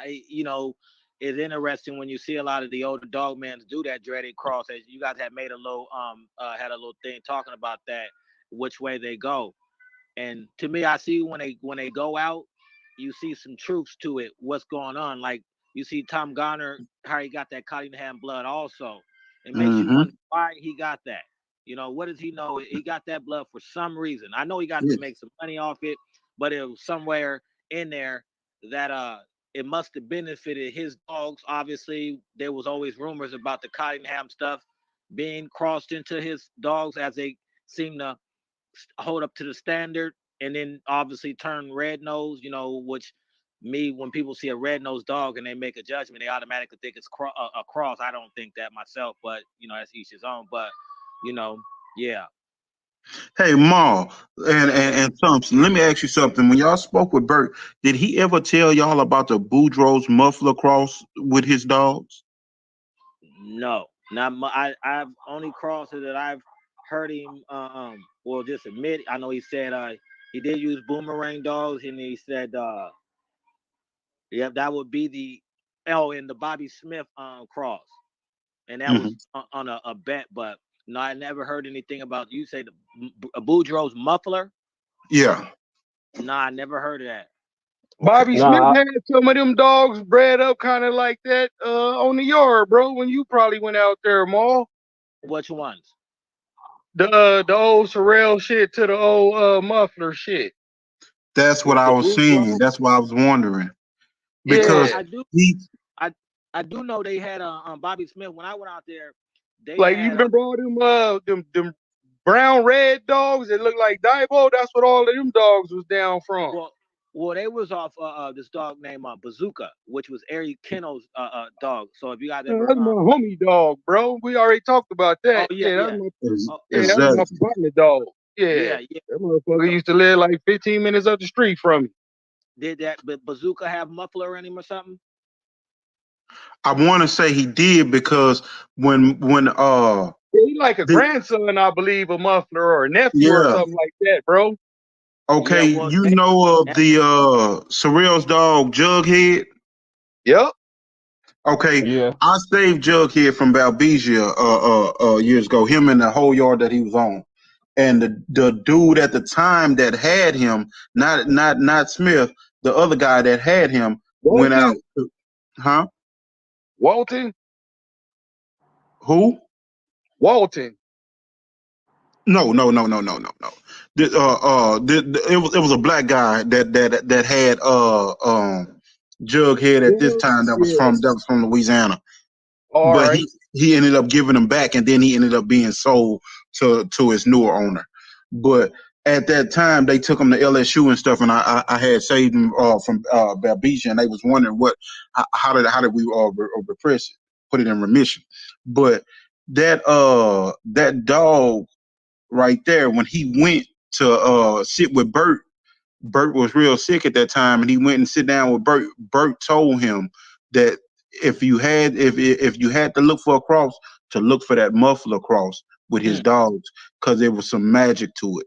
And he was mm, like, it came out real good. That's why I was wondering, did they tell you? Was mm. that something you had looked at? But seemed like Ramses was close to it. Yeah, Yeah. Ramsey's probably closer to Yeah. it because I never dealt with Burt directly. My extent with that blood is directly to Joni because, like I said, it was something that I dabbled in. It wasn't. I didn't jump head first into it, so I acquired one from her. But me, like I said, I ain't had no dealings with Burt. Yeah, yeah, yeah. Bert, he was a shrewd, cold old man. He's a good dude. I heard some. Yeah, you probably got a Zuma in your pedigree, huh? Yeah, it's a Mahim Moni bred to Maha. The one I got, I let her name the fucking dog. She named it Mini Maha. Oh, And okay. what you call, like I said, it's Mahim Moni bred to Maha. So it's got all of that stuff in it. And it's got the Mahim Moni, I believe, on the top side of this. The Greenwoods is implicated again. It's got the Mim stuff in there. You know how she puts it together, or how Yeah, they put it together. yeah. Well, That's funny you said that. Good, because I earlier remember Bulldog Mall. I was saying that surreal stuff would go good with that mem stuff, and I didn't know that they had did that cross. hey, I Yeah, didn't it's know Yeah, that. I already it's just was already in gonna there, say bro. that, bro. I was like, God damn, that shit put the memes with it, huh? That shit made Yeah, me I want to didn't know go they were look doing now. that, Thompson. I told you the shit is different. Yeah, yeah, I didn't know that. Well, I see if you look at the Mim Snooty, all that stuff right there. I mean, look at Ajax is a great example of the cross just working on a 50-50 uh uh cross, and then the Snooty to it. I mean, I see why they would do that, but I didn't know they were doing that. Huh? I didn't know that. I attempted to Mahim Moni. That was the sire. But Yeah, I attempted to contact her for a dog, what I'm saying, and see what she had, but I didn't know that she was putting it together with the but see, this is the thing about Joni over Bert, you know, Joni will tell you, you know what I'm saying, that it is cross. Now no disrespect to Bert, but I got him doing this shit and not saying nothing. You know what I'm Yeah, Yeah. that nigga Bird will fart in the car and won't roll the window down there. saying? Yeah. Joni, she did tell me a lot of a lot of the breedings that how they were bred, because she's a very honest woman that I feel, what I'm saying, in the dogs. Again, shout out to her, but I didn't know that. I'm surprised they were doing they did that cross, or not surprised but surprised, you know. It only made sense when you look at the Carolina flow and the Snooty in there, and you look at the background of that. That's why I said that, like, that would be a good cross for the mem stuff. And just so lo and behold, Thompson Kendall has one that's like that. That's real nice, man. Well, we actually had a LeBlanc dog, a real. She was off Wrangler. I don't know if you guys know who Joanne LeBlanc I do. is. Yeah, I'm down here by him in Texas. Okay, yeah. We had a daughter off Wrangler, and I noticed it was when they had it. It took Well, come to think of it, it was the outs that they had to create the dogs, her dogs, the LeBlanc dogs. They do have the Mims, the Mims cookie, That and little bit of touch of Sorrells is in yeah, there. Matter of fact, yeah. So you're right. I just thought about it because the old man, Goodson, had some that he had bred, and they had the Rusty dog that was back there behind them, and they were breeding around Rusty with the LeBlanc stuff. that's not to be confused with Goodson with the Rascal dogs, right? Or no? That's his cousin. This is Okay, Goodson. This is Goodson that had the. He also had the snooty stuff, but he didn't have. It was Rick, Grit, and Danny. okay, And okay. then you also had a Yeah. Goodson that had the Whittail stuff too. Which Okay, one got okay. the son that got the rascal blood now? I used to talk to that dude a lot on Peg. Okay, that would be Rick, but there was also Danny acquired a rascal dog later, but Danny was the one that made the carpet mills. Okay. Yeah. Okay. Yeah. Yeah, Yeah, They the yeah. Eagle they ones. about to chop us off, Ram. What'd you say, Brody? I couldn't hear you. Don't they chop us off at the 3 mark? Hell no, nigga. We go forever, bro. It been niggas who done did like goddamn fucking 4, 5, 6 hour shows. They But have been tripping lately though, and cutting people off. Yeah, I don't know. well, before they do, nigga, they can eat a dick meat sandwich, extra dick meat. I mean, shit. I ain't gonna lie. I ain't got shit to do. So if y'all want to end it, we can end it. If y'all want to keep rocking, I'm here for. Yeah, Whatever. we I don't keep know what rocking, it bro. is once it Yeah. hit the thing. Once it hit Yeah. the go past the 3, then Well, I I'm guess. saying, you could always make a new link too, though. Niggas to jump I back mean, on. You know, I got the mean, whole commission on here today. You know, got Voltron form, nigga. I what's thought they was what's gonna get more people up in the thing, but I guess Oh not. yeah, we good because we had three hours now and we ain't cut off okay? yet. Did we? We still live. We Oh, good. you're What's still the live. chat rock? The chat want us to rock? What's the chat talking about? What you Yeah. know? Oh yeah, I'm in the chat talking to everybody. What up, Snacks Beat? That's the homie right there. Ask them if they want us to cook. Let's answer some rated G questions from the chat. What up, blowing the cut, Meerkat? I see y'all, man.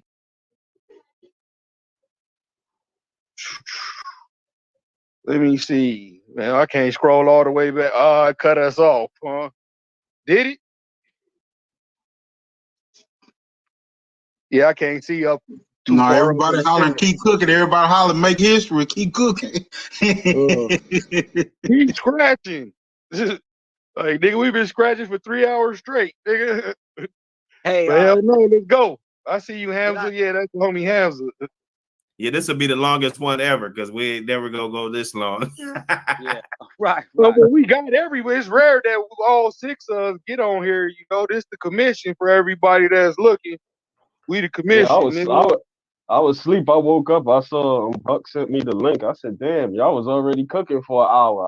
I woke up with the drool on the face and shit. Like, Hey, where am I? I woke up like Seattle this. 206. Seattle 206. He always after the good old stuff. He always looking. He named that name when you was Hey, talking about that the Buck, cal who is that? B. Crosby, my guy. Salute, Buck, family. Seattle 206. yeah. Who Uh, that? I'm not sure. Oh, He Who he is- always talking about the good old stuff. He named that name when I said when I was asking earlier who was that had that Captain America semen. He named the name. He knew who I was talking about when I Seattle when I 206 asked him. did? Huh? Seattle Yeah, 206 knew it? Seattle 206 did. He just asked where was that good Vols Little John blood at. The last that I knew of it was in Oklahoma, and the person that had it, she actually died last year sometime. So I don't know how much of it was still there, but I remember back in the day they had that Little John stuff crossed with the break stuff, and then and the champion bullshit alien blood. Hey, gentlemen, question for y'all. Y'all there? Yeah, I'm here. Hey, since we was talking about breeders, and I was talking about Joanne LeBlanc. Who do you think? Well, I guess I know who the answer to my question, but who do you think, as a women breeders, between Joni Winchester and Katie Marlowe, Carolina Kitten, and Joanne LeBlanc, who y'all think put out better dogs on the floor? The kitten. Ah, that's probably Yeah, hands down. it's close. It's kind of close. Uh huh. It's the kitten. When it comes to Yeah, just but being super, you can't. Yeah, you can't sleep on the Marlowe stuff. I mean, it's yeah, come it's a on, man. difference though.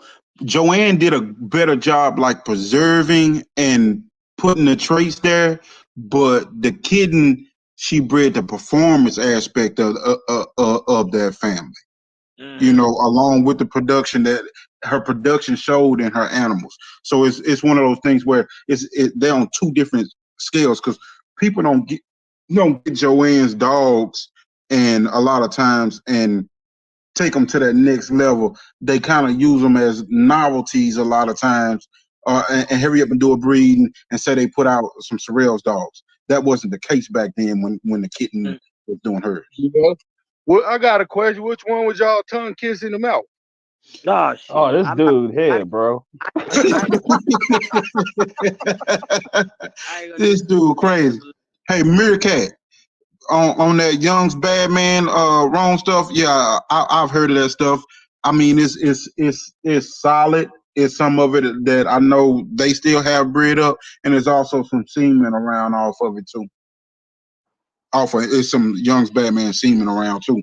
I don't know if any of it'll be for sale or anything like that, but yeah, it's some those dogs right there, hit and miss. You get you a gray one, you got you a gray one. Percentage is not really high, you know, but they are how I would say that they are a bloodline that I would still respect. Yeah. Hey, Thompson, this is a question I'll pass off to you. Blow in the cut said, what's the best cross for Boyles? He got a red boy Jocko cross, but trying to find some other crosses. And you know, that's your blood right there. So I'll hand that Right. off to you. What up, Dead Game Boxing? I see you, bro. People, you can implicate boomerang dogs, Eli dogs, Bolio dogs to Boyles dogs, and you still in the same zip code. You know what I mean? Like everything ain't gotta be like is paper out. You know what I mean? You gotta Mhm. actually look at what the dogs is bringing to the table, and just like we was talking about making the soldiers march from the back to the front, you can implicate something that's in a Boyle's dog with an Eli dog that's all the way back there in the pedigree. You know what I mean? And you still get healthy dogs. You ain't got to worry about um dogs coming out incorrect and stuff. So you can still shoot Eli strands in there. You can still shoot a Bolio strand in there from a different strand. I mean, there's a lot. The Red Boy stuff works. The Red Boy Jocko stuff works. The dogs get a little bit high end with that Boyle's Red Boy Jocko cross. I've noticed that. I've done it a couple of times. They get really yappy and shit, but you know you still get an overall solid performing dog. So you know Hell yeah, there's a you lot of ain't stuff lying you can about implicate. that. Like, yeah, Champion Nuke, he was like that, man. And he was that same cross. And that motherfucker, boy, god damn, that nigga was fucking just go all day. For real, man. Yeah. It turns it up, man. If you a person who don't like obnoxious animals, don't do that cross. You know something? When I had that Eli blood that was back there, like the old Captain Crunch stuff, the old what Goodman had back there behind the ball stuff. I had never seen it just by itself, and when I got it by itself, man, I really like that old stuff. I really like that old stuff. With it, I mean, it you could see them bringing the Hank in there and putting that blood to keep the Hank dog straight now, but also having that gameness of Hank and having them the solid structure of Hank there with it. You can see the method to the madness of what Balls was putting together once you had those dogs separate because the Eli 3 dog, I had some of that stuff and I liked it. Yeah, Dirty Mary's bred to some solid Eli males too, I believe. Like, you know what I mean? Well, that's how you can create strands within strands. That's why he never Hmm. had to leave his yard. Just like you said, it's a method to the madness if you really stand back and look at it. Well, Yep. if you look at what Boyles is doing, he used that trifecta, Hmm. the Diebold, Dime, and the Old Family Red Nose. The Hank technically is a tutor dog, and it actually is a version of the Diebold stuff before it goes back to before Diebold was even, because you'll see the same recipe of them guys. You know what I'm saying? You'll see that if you look at the tutor stuff and the Hank stuff, they kind of uh, they go hand in hand with the Diebold stuff. And then obviously Boyles, he used that little bit of Old Family Red Nose via the Bolio, and then he used that Eli 3, which was obviously again heavy heavy Dibo. And then obviously you're gonna have your Hmm. little filler with Kobe up in there. And to me, I look at a Boyles dog is just a really, I technically look at them as an Eli dog, but they're diversified. You know what I'm saying? Meaning to say they use different components to create it. So when you go into a Boyle's yard, I think that you're putting a Spice of Dibo heavy influence. You know what I'm saying? Or the far as I'm concerned, when I think of a Boyle's dog, you know what I'm saying? You could tell me if I'm wrong or not, Thompson. No, it's a formula of dogs put together. Now, however you break down that equation Yes, sir. is up to you. But what we can all agree on is that he stamped it. Yeah, yeah, That's the key. He stamped it. yeah. You know, Somebody just said something that's telling, and it's also a reason why I switched up on one of my bloodlines. But one thing that you'll see, he who is this? Let me see who he is in the chat. Uh, Larry Hoover said every champ off Dirty Mary quit, but they got there. So balls continue with them, and he added Hank. That's what I've been saying this whole time about him using Hank for his gameness. If you see the guys that are behind Hank, when you talk about Captain America and you talk about Andre Giroux, they love gameness. And mm-hmm, people wonder why Hank was in those pedigrees. He was there to shore up that right there, that talent that everybody saw. mm-hmm, I said it in a video months ago. People really discredit what Burton's Hank did for that man program, man. mm-hmm. Yeah, Well, I had so Hank was over in the West Coast, so I had I don't know if you guys ever seen a dog named Yogi Boots. Uh, yeah, I had a triple bred son of him, and he was, Hank obviously again when they had used him, especially on the West Coast, because he was really there was a lot of that blood in California, a lot of Hank stuff, and then TDK used him, but mhm, I think when you look at people, everybody that uses the Hank blood, he's his influence is a lot, but you just need a splash of it. It's kind of like if you cooking, exactly. A you catalyst don't. blood. Yeah, yeah. If you're using vanilla flavoring, you don't use you just put a cap full of that shit into a cake, Yeah, and you can taste it. But I had the yogi stuff of it that was heavier than Hank, and it gave a totally reverse effect of what you were looking for. You you know, get the spinning and turning. yeah, man, it got the spinning and turning and stuff. And Yeah, yeah, I, that's a part of the ball stuff that always got me when I seen the pedigrees that were heavier on that on Hank when they had brought it to begetter a little bit better than 25%. I started to see where that spinning and turning was. Yeah, yeah.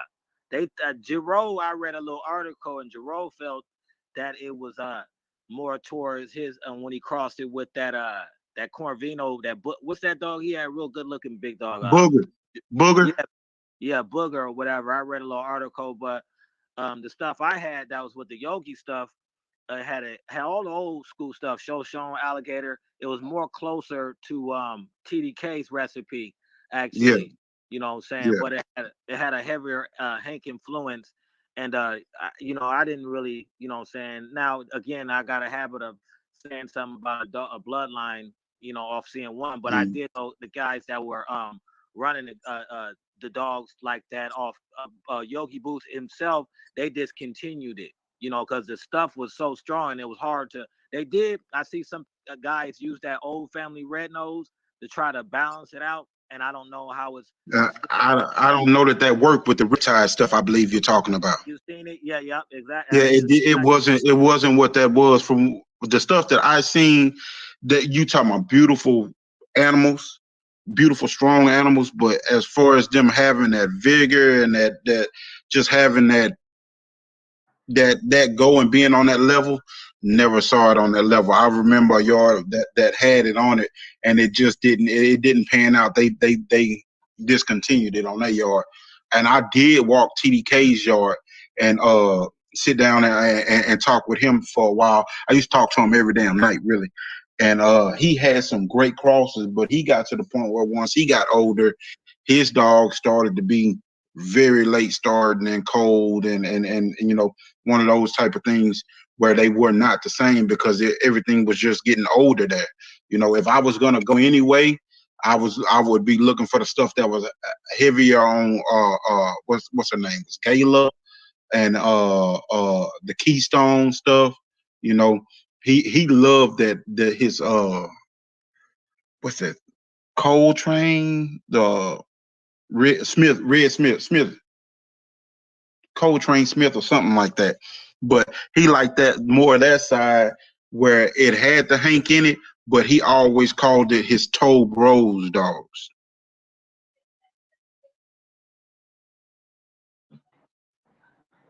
yeah, understood. Mhm. But I mean, it's one of those things where you actually get to look at the recipes. Like I sit and ran through this with California Jack. He was bragging so much on the poncho stuff and how he had bred it and how it was so clean and the just the methods of breeding and how the what did he call it, the coefficiency of it. And I posted a breeding of Boosenbark stuff crossed with the Shady Lady stuff when Rattler was bred to Shady Lady. And he was like, "Oh, that's just scatterbred." I say, "How is it scatterbred?" I say, "Honeydew is quadruple bred Jeep Honey Bunch." I said, "The Homer behind Shady Lady is off Rascal Jr., who's Honey Bunch." I said, "Sundance, Shady Lady's dad, Irish Justice is Rattler's dad." I said, "They're brothers." He just didn't see the method to the madness. He said, "I stand corrected." I never realized that. I was like that. It was it. If you look into and if you look into the breedings, you can see the That method of the madness. Well, that was the case of. I know what them dogs are look like with the pets. That's the case of you get to seeing too many breeders' names in front of the dog instead of looking at the dog. Exactly. Peds, Exactly. Peds Online destroyed many of men. Yeah, Yeah, it yeah, did. yeah. You can put. I do believe that you should. If you start a program, you could foresee. How kind of how you want to see yourself in some generations ahead. But Pez Online will allow you to do that, and you'll look at it and you'll try to make it work, and that, and people, I think the breed sometimes is ruined on that just because on Pez the way it looks visually on Pez Online, and people want that breeding to make it work when in all actuality it just doesn't work. It's just a bad breeding, whether you get human biters or whatever. You know what I'm saying? Because ultimately you got to have that balance of the pedigree has to line up, but then you got to have the balance of understanding what you're looking at too. You know what I'm saying? What you're Yeah. seeing with your own eyes, and honestly, just being honest, be like, hey man, this just doesn't. I know I went down this road 10 years with this dog or whatever. It just won't fit in the pedigree. It won't fit. It's not going to fit in my pedigree that I made online, so to speak. Hey, Buck 78 in the back said add him. Yeah, people just don't want to take in the knowledge of what the dog is. You gotta be honest with yourself, and you gotta be honest with the dog, man. You know what I mean? If it's standing in front of you, it don't matter what the pad says. And if you're not Yeah, impressed with the animal, yeah, then I mean the pad mean nothing, man. The dog has to reflect the pedigree. yeah. That's It go really ahead. does. And I think this breed has come along to where pets online people are trying to put together dogs because this, that, and the third. And I think a lot of the ways it helps, not make because to me is there's if you put two pointers, I watch other dog shows and I pay attention to other dogs outside of the pit bull, and I know if you put an Irish setter to another setter, or English setter, that dog will do as function. Now the pit bull, we got a little more quirks in it because it seems like the way we breed on pedigree first and not the dog, that when we put two dogs together, we're surprised that it does the function. It almost we it's almost like in some sort that we're surprised when it's not a malfunction on our result. You see what I'm trying to say? Yeah, to an extent. As far as you mean consistency, is Yeah, like if when we put two of these dogs together, it shouldn't be a surprise that it does what it does. You know what I'm saying? Because a but lot when of you times, look at game bred American Pit Bull Terriers, these are some of the tightest bred dogs in the world. When you yes, really sir. stand back and look at it for You what know, it you is, it's kind of hard really to fall flat on your face. You know what I mean? Unless right, unless you just like going against all the codes of the game. You know what I mean? Because I've seen bad litters from other people and they still get one or two good dogs. And some people would say if you get one dog off a litter, it was a good litter. You know what I mean? right, right, So right.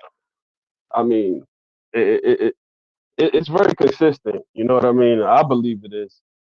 I mean, I agree with you, but then there's in some instances because when we get some lines, sometimes we go try to, for instance, looking at Peds in line or grabbing the Stratton book. And I'll be honest, a lot of the bloodlines that I have, I import them from my place. There's a lot of good dogs around me, you know what I'm saying? But I make the choice to get dogs from other breeders, you know what I'm saying? Because I like what I like, obviously. But a lot of times when you do that, you're looking for something because this dog you seen Boomerang in the Stratton book or whatever, and you get it from a person who has the line and they probably didn't keep it up to par. So you can have somebody who's trying to get it, and then they have to restructure the dogs, you know what I'm saying? That's almost sometimes what people have to do or they attempt to do, and then they get a flop. And that's what I'm saying right there, because you do get a line of dogs from somebody and you go cross and breed them, a lot of times the people aren't calling right, or what I'm saying, not breeding the right traits, and it almost comes into your hands versus it's just a simple you should be surprised, or you shouldn't be surprised when you stick these dogs together, because I've seen a lot of flops. I believe it's a refining process to a certain Yeah, extent. You know, it's Yeah. always going to be a refining process. If you a person who has an eye for what you like, and you know you could get to that point with the blood or the dogs, you still gonna refine it because it's 2021. You know, people are chasing dogs that they never visually ever seen or put their hands on. You know what I mean? So you kind of chase something like y'all say that shit. I'm chasing Sasquatch. Mhm. You chasing something that you never seen and you never put your hands on it. When you finally do get your hands on it, you don't like the fucking shit. You know what I mean? And that's what a You, lot of I see. What I notice a lot going on out here. you yeah, know, I can attest to that because I messed around and there was this old Carver blood that nobody really had. It was just sitting out there, and my buddy had it, but he didn't. The particular dog that he had was cold, and I fooled around and said, you know what? I keep hearing all these stories about this old blood. I never ever bred to a cold dog. Never wanted to. I traveled and bred to good dogs, and just put my family together. That was the worst breeding I ever did, but I could not attribute it. I swear that was the worst breeding I ever did. Everything looked normal, but the attitudes and You talking about nothing. I got nothing out of it. Nothing out of it. It was the worst breed. That breeding is one of the breedings that I never talk about. That I don't even know. I swear, man, that shit was so horrible. I couldn't Yeah, believe it, and I said, you know, I'll never do that again. and that's Just exactly because, what I'm talking about. yeah, Yeah, Yeah, but you know, the words we use is consistency. Because I try to take, because I always be talking about this new people learning about these dogs and stuff. You know what I mean? Do your research. You know what I mean? Do hmm your research. Don't be in a rush to just pull the trigger on everything. Certain times, if you're familiar with it and you hear people on the panel say, "Oh, I should have got that," but they familiar with that stuff. If you're not hmm familiar, do your research. Stand back. I mean, the money ain't nowhere. You get to spend that you like, man. I said it's a case, and it's just it's a new group of people coming into it, and the way the game is set up nowadays, where everything being so predicated off of puppy sales and a lot of off the field stuff going on, you could get lost out here real quick. So for the yes, you people yeah, who's will. new, take your time and do your research and do your due diligence. You know what I mean? A lot of people right. just don't do that. Mario 83SS is asking, what's the top working bloodlines today? Anytime anybody asks me that, I'm gonna be dead honest. Like, um, I honestly don't subscribe to that. The top working bloodlines are in the hands of people that actually have them working. You know, you can go somewhere and something be real popular, and that can be the most popular bloodline in the region. You have people that at one point Mayday dogs were super popular. At one point, Macho Buck dogs were super popular. At one point, you know, you had these Eli dogs that were super popular. Jeep dogs. It just depends. You had at one point, I remember the little Gator stuff was super popular. The dogs that you look for when you say top five bloodlines, I don't even look at that, dude. I like what I like, and if you like it and you can find it somewhere, I honestly, I'll explain it like this. I bred to a grand champion. And when I bred to this grand champion, he wasn't the only one that was there. It was a champion. It was another dog, another dog, yada yada, all good, solid ass shit. I look now and I look at a pedigree and people are saying this dog was dog of the year and this dog was this and this and that, this and that. But this dog that I bred to, the people, they had already been on that level way before. It just was no title of dog of the year. Nobody was even saying that shit at that point in time. So that merit has no basis because that's just within that circle where they're giving it out. What about all the dog men around that are raising good dogs? Like people say there are no Eli dogs around that are on that level. Lies. You know, they're there. Where you think Tom? Those are not all fake champions that Tom Garner's buying back and bullshit stuff. You know, they're out there, But but at the it's end of just the day, them is his dogs, though. You know what them I'm saying? exactly them It his dogs. So if you really want does that, nothing for us. Like whatever so-called merits or whatever, that does nothing for us. it It does does, nothing for us. And it, that's it what when does people nothing. say top bloodlines, don't get caught up on all those merits and stuff, and don't get caught up on the hype of what everybody's selling. Find where you can go and get a truthful answer, and you can do your research, like Thompson was just saying, and go there because you can get sold a dream real fast with these dogs. You can have a famous dog that traveled all across the world, and it does not mean that he's not better than the dog that geographically never left this one backyard before. You know what I'm saying? Exactly. And all And those that dogs, a lot of times, I just want to make one more point right along your lines, but a lot of times when you saying dogs go all the way across the world, man, the water sources are horrible, the food sources are horrible. The people are just now getting dogs from over here and learning. And if you go over there and you got a dog man that does not have any experience, and you take advantage of him, and you say, "Oh, I traveled, so it's international," and you just stamp yourself with that shit, it does not mean anything. but that's only it only means something to whoever was there. and the people that want to believe it. You know what I'm saying? Exactly. Because at the end of the day, even as a breeder, it's just a fairy tale. It's just a tale. You know what I'm saying? That's all it is. I mean, of course, there's been action that's transpired, when it comes to these bulldogs, but that has nothing to do with what that dog is going to create. So you can go breed to that dog based on whatever you think is what's up with this dog or whatever. And you know what I'm saying, you're just as out there in the water as any other dog you could buy on Facebook. You know what I'm saying? Yep. In my opinion. That's my opinion. Yep, that's my opinion too. Hey, I wanted to ask y'all brother something. Can y'all hear me? Yeah, I wanted to ask y'all something. Thompson, is Thompson still here? He left off? No, I'm still here, cuz. Okay, what's up, Tom? Yeah, man, I You want to got me ask for y'all. about 6-7 more minutes. I got you. Yeah, I gotta go. I Same got too. I got 6 yeah. more minutes. Yep, I'm about Same to get thing. out. I just want to ask you a question about that STP's Black Tasmania blood with like the Luther and Bad Rosemary stuff. Would y'all consider that boils, or what would y'all consider that? It's a variation of it. It's It's the not. Indian. The Black Panther blood. Yeah. Yeah. That's a boiled dog in my eye. It's a little different. The Cap, I say it because of the Cap stuff. Because I think Cap is an entity within themselves. You get what I'm saying? Because I don't like a lot of Cap stuff. You know what I mean? I've seen a lot of heavy bred Cap dogs, and it's not consistent. You know what I mean? It's small equations to the Cap stuff. That's just my opinion. No, nobody send me no fucking death threat. Yeah. Okay. Yeah, I think that. Yeah. Go ahead.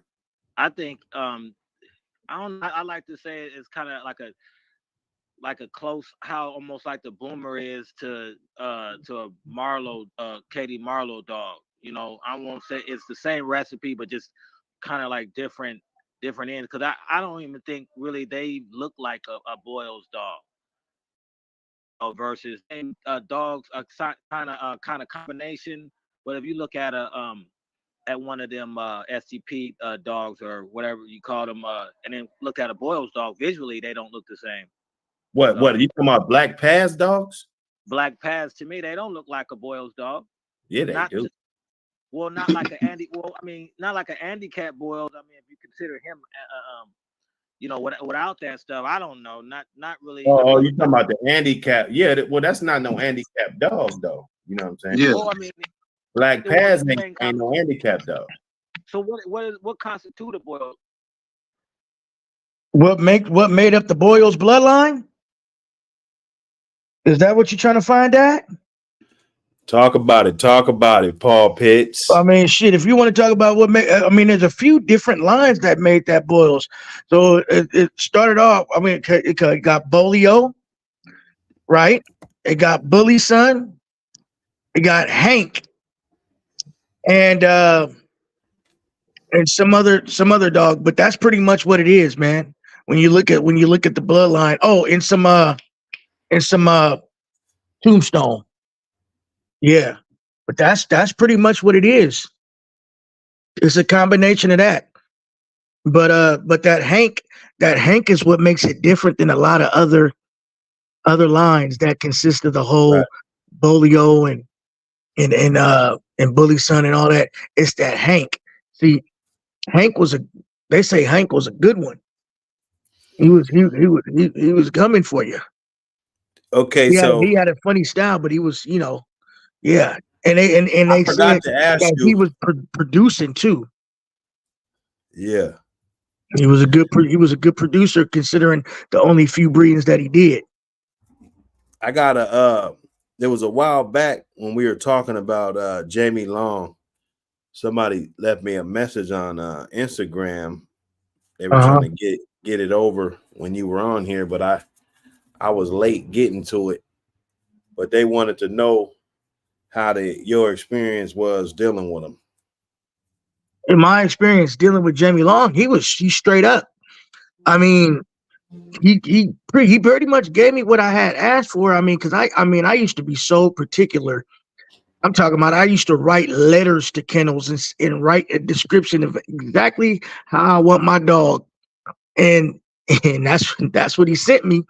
The thing is, though, I wrote him that letter and did that because I was assuming that these dogs were going to be huge because Uno, aka Champion Hannibal, I mean that dog was a 72-pound dog condition, so I'm thinking he's going to be just a big monster, and I think he said Cannibal Cathy was about 55 pounds, so I'm thinking I'm about to get like maybe a 65, 70-pound bitch that's just a monster. So I'm like, hey, I want her on the smaller end. Da da da. Da. I mean, nice looking dog. She just had what do you call that when cowhawk? She was cowhawk and she was cold. She was cold. She wasn't she, but I don't blame a cold dog because she never started. She never started. But I heard about her sisters and her brothers, and I heard that they did good. They were good hog catchers. You know, and that Jamie told me that himself. So yeah, dealing with Jamie, he was cool, but he tried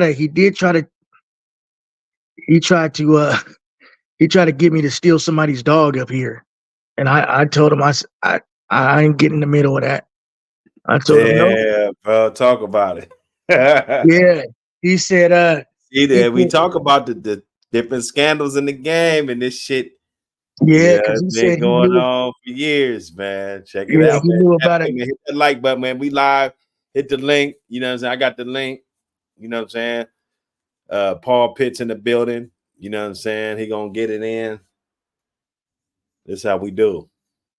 Yeah, so he asked me about a couple kennels and West Coast Bad Boys was one of them that he asked about, and they were reputable, and he said he it was some dog that he said was that I guess I don't know what had happened, but he wanted me to steal that dog.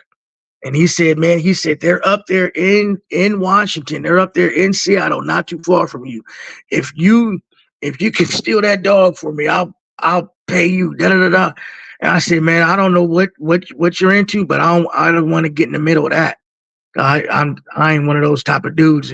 Unless if it ain't something personal with me, then I ain't doing nobody wrong. That's I ain't doing somebody wrong who ain't done me wrong. So I wasn't getting involved in that. So I said I'll ask around though, and I asked a couple people, but I didn't put much effort into it. You know what I'm saying? Is that was pretty much it. He asked me like a couple more times, and I told him I said I don't know. I said I don't know. I don't really deal with those guys like that. So I said I no. And so he was just like, all right, and he just left it alone. But shit, as far as I know, that could have been a setup. That could have been anything. I was like, nah, and I ain't want to. I ain't no crash dummy, so yeah, I wasn't doing that. But as far as like anything else, he's pretty much like straight up as far as business and as far as dealing with him. Uh, I never had a situation where I sent him money and he never sent me a dog. Now, I've dealt with some other kennels, like I've dealt with I don't know if anybody heard of Big Easy or Gorilla Squad down there in Louisiana. They're crooks. That's a crook. Uh yeah. And this other kennel, RDC, Real Deal Chocolates, uh that married couple, Patrick and Elizabeth from Florida, they're crooks. They're crooks. They'll take your money.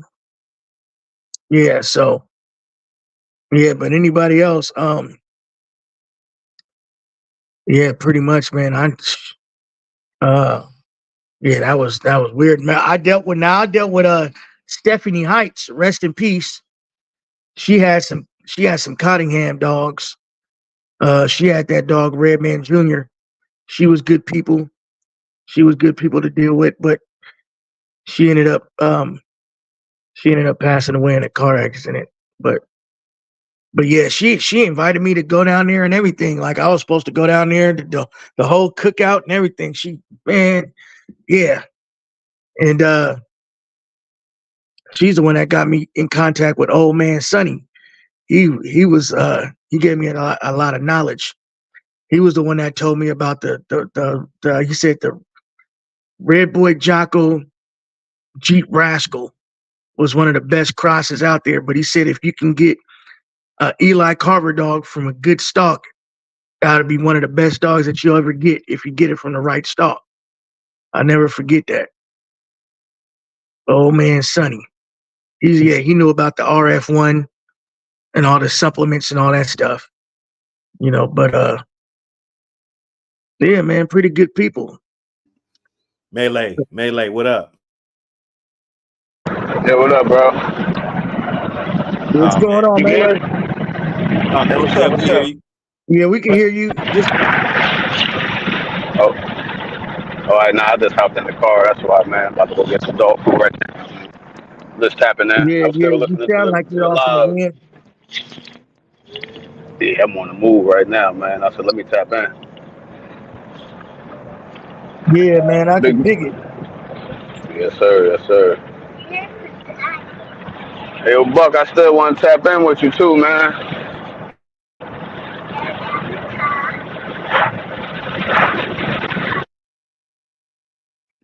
You got my line, don't you? Yeah, I be hit. Yeah, yeah. I gotta sometimes I don't Yeah, be I had. saving shit, so I be trying to put two and two together and shit. It ain't working too well for me. But Yeah, nah, scream back at me. You know what I'm saying? We'll plug it in, whatever it is. yeah. I definitely, most definitely got you. Sure. Yeah, man. Yeah, man. Buck. Yeah, I'm here. Yeah, man. You know what? This is. I had made a video about this last night, but I was thinking I'm gonna go ahead and just bring it up again. Okay, so you know, like I know, for some reason, these the bitches always happen to get pregnant by a stray dog, right? Most of these bitches, some about them stray dogs, somehow they be having that potency. I don't know what it is, but they be knocking a lot of dogs up. No, What do you think it is? they real persistent. Yeah, is that what it is? Yeah, man. Does it have to do with the diet, or what is it? Is it just the persistence, or that's what it is? So you think the mutts and the diet and shit, huh? Well, no, it's the persistence because they ain't gonna come around until that bitch is right. Right, but what about okay, so you see, okay, she's coming in heat, da da da. So you go get your stud, boom. Now you've been planning on this breeding for a long time. This is gonna be some of the best. Oh man, it's gonna be top of the line shit. You do the breeding for some reason, it's a false pregnancy, or somehow the breeding doesn't take. But let some old homeless nomad ass stray dog come along. All of a sudden he's locked in and she got a belly full of pups. Well, how do you think that happens, man? I don't know, man. That the sperm count might be extremely high too, though. Yeah, because of the the different diet with the It might the be the cross. liberals, the You got people that, oh, like you here you breed go, they're feeding purebred them dog different versus foods, a mutt. and because Purebred they dog eat versus based a off mutt. their smell and shit, right? You said what? Because dogs, they they're pretty much their nose leads them, right? So if they smell something, if it smells good, they eat it, right? Right. So basically when they're out there, it's all based on survival. Nobody's just giving them, they're not basically starving unless their owner gives them some food or whatever the situation is. They're going out surviving, whether if they catch a squirrel and eat it, if they catch a rat and eat it, if somebody gives them a sandwich and they eat that. I mean, something out there it got their sperm count on some supreme level, because they seem to impregnate every damn thing, and it's usually a German Shepherd or a Lab. Am I wrong? In the hood growing up, most of these mutts was half German Shepherd or half Labrador or something, right? Rottweiler.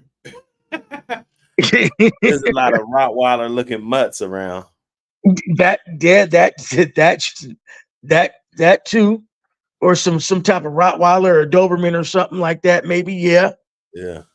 I mean, what is your take on it, man? What do you think? Because we grew up in the same neighborhood, we saw the same shit. So what do you think it could be, bro? Well, the genetics of a APBT, I wouldn't say that they got the strong, for them being bred tight a lot of the times, that could be weaker all around with sperm and everything. You know what I'm saying? Oh yeah, see, okay, now we're getting somewhere, right? Yeah. So when they fighting for them eggs, if they get hit at the same time, and then again, a lot of times, you putting the bitch on the breeding stand because you think it's the right day and everything, you know what I'm saying? All of this shit, you know what I'm saying? Listen, bro. I mean, I've used breeding stands before, but I do a breeding, bro. I do it by myself. I don't need no help. You know what I'm saying? A lot of time it's technique and if the bitch is receptive or not. Some of them, yeah, you get a bitch every now and then that's not gonna let nobody mount her at all. You know what I'm saying? But usually if that mutt's hitting, that bitch is letting them. You feel me? That's exactly. That bitch is letting them. So that means that she's ready. That means there's no breaking stick involved. There's no nothing involved. No human intervention at all, right? And that's what I was thinking. I was like, because usually when there's breeding and there's a planned breeding, and it's usually some type of human intervention where it's like, okay, the stands and all this extra stuff. But for some reason that stray, they don't need nothing, no breeding stands, no nothing. They're locked in. So what I'm thinking, this is what I'm thinking. In order to combat that, if you know your dog's coming in the heat, and you have a planned breeding, and you just like know this has to work, then the thing is to get them courted and get them introduced to each other before she comes in the heat, so she could at least be familiar with the dog before it even happens, so they can kind of like get to know each other. And then so as she's coming in the heat, you don't got to worry about her being so aggressive. Like probably have them where they're kind of like around each other, they're just chilling. They kind of, because most people, they say, okay, you got a dog, I got a dog. Okay, unless it's artificial insemination, okay, well, boom, let them breed around that same time that she basically is starting to bleed, or when she stopped bleeding or something like that. And then she don't even know the dog really. So that could be a way to combat the complications that most kennels have, is let them get familiar with each other, and let it be natural. Let her naturally accept him, because then she'll be relaxed. She won't be so intense, and then it won't be like a miscarriage or a false pregnancy or whatever it is. And then she could happily have her litter of healthy pups, because I was just thinking about that. I was like, man, it's funny how these strays, they be knocking up all the bitches, and they just end up having these damn litters. And then some, I know a couple cats, they had some pits, and they terminated pregnancy and had to get her spayed and all that. And it's like, shit, just go ahead. it's not gonna mess her up for the future. Just go ahead and give them pups away or whatever, call them, whatever. And then the next time she come in the heat, make sure that that whoever you want to breed her to, make sure that they're ready. Make sure they're acquainted with her or whatever. Because obviously that stray's been sneaking around or doing something. He's been coming by and dropping his scent, peeing around, and she's smelling it somehow. Because dogs, that's what they do. They communicate with each other by scent and by dropping and leaving scent, and so they kind of know, what's going on. That's how they communicate. So there's somebody who's macking there. He's putting the mac down. You know what I'm saying? While the motherfuckers is chilling, doing whatever, he's coming around and he's pissing, okay. And she's familiar with the scent already. So she is receptive. But then you got this champion over there on the other side of the yard on the chain. He's barking and in his own world. They damn near don't even know each other. Something's going on. So that's something to take into consideration when you got these planned breedings and you like, man, this breeding gotta work. This breeding gotta take. Just think, what would a stray dog do? How would a stray dog get up in there, man? And that mutt's gonna be dancing around and peacocking and all kind of shit. Yeah, right. He's what I'm saying? He might go in there and get nipped, but he gonna bounce back around, jump around and shit. Right, right. And until that bitch is ready to stick that shit out there, and then he's gonna jump on it. I seen it. Man. I done had a mutt in my yard sticking my bitch, stuck to my bitch before. Well, you had to throw hot water on him? Nah, by the time I got out there, opened that door and started coming down them steps, that motherfucker got up out of there. Oh, they wasn't locked yet? They were locked, but his ass, he did something. He knew his ass was in danger. Oh. And he knew his ass was in danger, boy. Tell you, I'm glad he got away because I don't know what would have happened. I don't know what would have happened, bro. A shovel to that head or something. This motherfucker's in my yard. You know what I'm saying? I don't know what would have happened. What up, Bank? What it do, man? Oh, man, we just cooling, man. It's good Saturday, man. Yeah. Good Saturday. Had to go up and see, you know what I'm saying? See what's happening. See what's up in the Chiz at. I see Dickie Foster in the chat.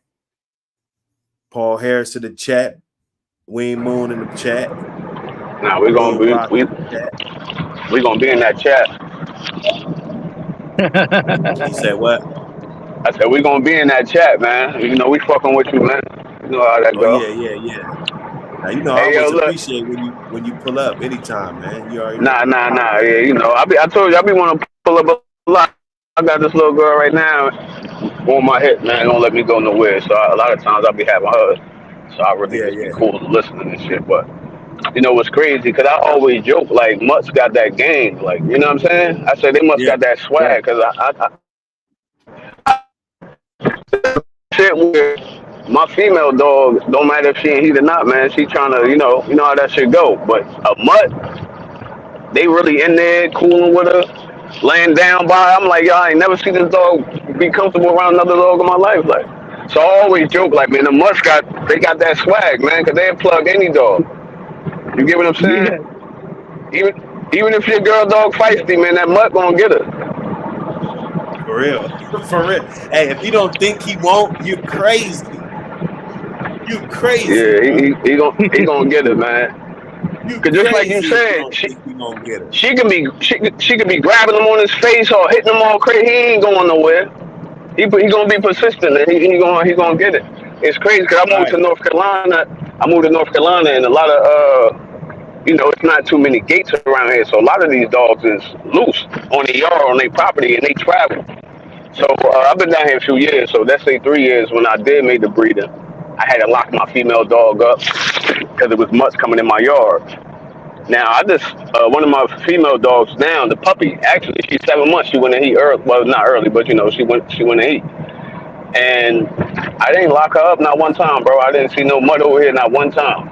And she out of heat now, and I'm really just like I'm happy about it. You know what I'm saying? Because I know I did some bullshit. I know I was supposed to lock her up. You see what I mean? And I didn't. But I just like ain't nothing coming around. Some other dogs gonna bark, and they ain't been going crazy. So I figured ain't nothing been coming around here. But they all loose down here in North Carolina, man. Real tough. Oh, so them mutts, they just be rolling through people's yards, shit, deep as fuck. Yeah, bro. When I tell you, that's all because, like I said, not too many people got fences. If they got fences, it's for their livestock. They don't got fences around their actual yard. So the dog, I see a dog literally 2 miles away. I see that shit down like towards my house, not around by my house, but towards my house. There's a dog in here now. I just rode past her, and it's about five male dogs following her right now. You know what I mean? That type of shit. Like I just had, I put up a short, and I got one of my dogs out, and it's a white dog in front of my house. Long story short, I had called the people on that dog 6 months ago. Man, they basically told me to get rid of it. How I'm gonna get rid of it? Because I live out of city limits. You see what I mean? So if I was inside city limits, they'd come and get it. But being that I'm outside city limits, they really just told me to take care of it. I'm really like, damn. If y'all see somebody fighting a dog or some dog got scratches on it, y'all want to take the whole nigga yard, but y'all literally telling me to get rid of this dog though. You see what I mean? I'm like, yo, this Right. shit crazy, man. This shit crazy. Yeah, yeah, that's I think, yeah, bro. nah, I think my neighbor cleaned that shit up though, cause that shit was going in his yard, killing his cats, chasing all his cats. Like you just said, them shit's gonna eat. I done seen Yeah, them chasing. I done seen it chasing a rabbit down, kill a rabbit and eat it. Like you know what I mean? and So and I got and rid of I, them shits. I know up here, uh, there's a lot of there's been a lot of rabbits in the neighborhood, man. So to a stray dog, that's good eating, bro. Yeah, yeah. I be sitting here watching them, man. Like I Yeah, said, them shits was really around my house for like 4 or 5 months. They yeah, wasn't actually in my yard, but they was around on my block for about 4 or 5 months, and that shit was pissing me off, man. wild rabbits. That like I'm starting like these days. I'm starting to see rabbits just as much, just much. I'm starting to see squirrels, if not more. Yeah. You know, there's a lot of rabbits out here. So just imagine that. You know Well, what? I forgot to mention the rabbits earlier when I said that. Yeah, man. Yeah, well, if this is the case, and they just got mutts running around like that, then I mean, how we know that they ain't getting up on these yards and shit. Let's talk about that. You know, Nah, real shit, real shit. That's why. historically That's why. speaking, historically speaking, I mean, you know, Man, listen, cause like I said, I'm from New Jersey, and I can tell you, in the '90s, you would see a lot of you would see a few stray dogs. You really ain't seeing too many stray dogs in New Jersey now, like period. Down here, bro, when I first got out here, I said, man, this shit is ridiculous, man. When I'm telling you these shits everywhere, nobody got no gate. So you can imagine, damn, everybody got a dog. Nobody got no gate. You see what I mean? So them shits just leave unless they got the visible fencing. You get what I'm saying? But 9 times out of 10, motherfuckers, all these shits looking like junkyard dogs too. They got that little pit texture to them. They be looking like them, but you know they. You know what I'm saying? Come on, get back. This shit yeah. real out here. And you I'm know it's funny because I had said that same thing. I said, man, what about I said you never know because I mean because like I said, uh, I know a couple partners that their pit got pregnant by one got pregnant by a Labrador and he just ended up giving the pups away. You know what I'm saying? He just gave the pups away. But what if it was like another pity type? You know what I'm saying? And I Nah, mean, it could you it gotta could get have rid of been that, anybody. You know, somebody could have been like, oh, you know what? Uh, yeah, let's sell these motherfuckers. You know? it, bro. It's something on. I want to say I watched it on Netflix. It's like the dog's journey or something. It's something to that extent. It show you when it show you how these mutts be wilding. It show you motherfucking dogs. Your dog right now, if it ain't chained up, If something in the heat, just say a couple blocks away, your dog jumping the fence, traveling throughout the day with this female dog. Literally, they come back to the house at night. Like y'all got Bro, bro, I just said that in the video. And they be traveling all day and night. It's not like they're not confined to a yard. It's called The Dog's Journey, man. That shit on Yeah. Netflix or something, bro. And you'll see it'll follow one female dog and she in heat. So many dogs following her, they fighting over it. You know what I mean? The regular shit, like. Yep. And my girl really was like, yo, this is how it. Because I was telling her when we first moved out here, I said, man, listen, you see all these dogs around here? I guarantee once this dog get in heat, you'll see these dogs from way over. She like, no, you aren't. She be thinking I be styling. When I tell you, once my dog went in heat, these dogs was around my house so fast, and I'm talking about shit we seen, man, blocks of it. Like out here, it's not too much blocks, so these shits is like a little miles away type shit. And man, I lost a few dogs fucking with the mutts out here. I checked my one when I had that litter. My female puppy off that litter, I kept 3 dogs. This is what I'm saying. Always be wanting to tap in because I be hearing a lot of topics that I be wanting to really expound on, really, but I don't be wanting to call in too much. But I had 10 puppies. I got rid of 7 of them, far as gave them out. Basically, I ain't sell them to my cousin, to my man over here. So I only kept 3 of my shit. Long story short, when the female got in heat, I had her pent up, and one morning I came. It was really 2 mornings in a row, but one morning I came. I chased the little mutts out of here. The next morning, I brought her father out. You know what I mean? I ain't do nothing, but I just brought him out. Long story short, that next week, man, my shit wasn't even eating. You hear me? So I take her to the hospital, well, to the vet, Parvo. Man, when I tell you I lost 5 dogs within that week span, bro, that shit crushed my feelings, man. Like I'm just getting back, like I'm back, but but that shit crushed me, bro. So I only thing I thought about is the mutts had to pass that shit to my dog. Like that's the only thing I thought about. Like Yeah, that's fucked up. Hey, that shit yeah, rough, huh? that shit was bad down here a couple years ago, like 2 years ago. That shit was bad down here. 'Cause once I went to that vet, it was like 4 or 5 other dogs there with Parvo. You know what I'm saying? So they like, yeah, we got this bad case down here Hey, this season. you know how to get rid of that parvo, right? Yeah, I be shaking my ass like I fuck around, but I didn't know. Like I said, I wasn't not even thinking about the Parvo.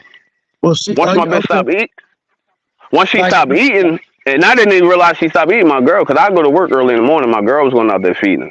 well, But my as girl soon, want my as soon as they're not, if they don't touch water, then you know for sure. If it's a hot day and they ain't touching water, you know for sure they got it.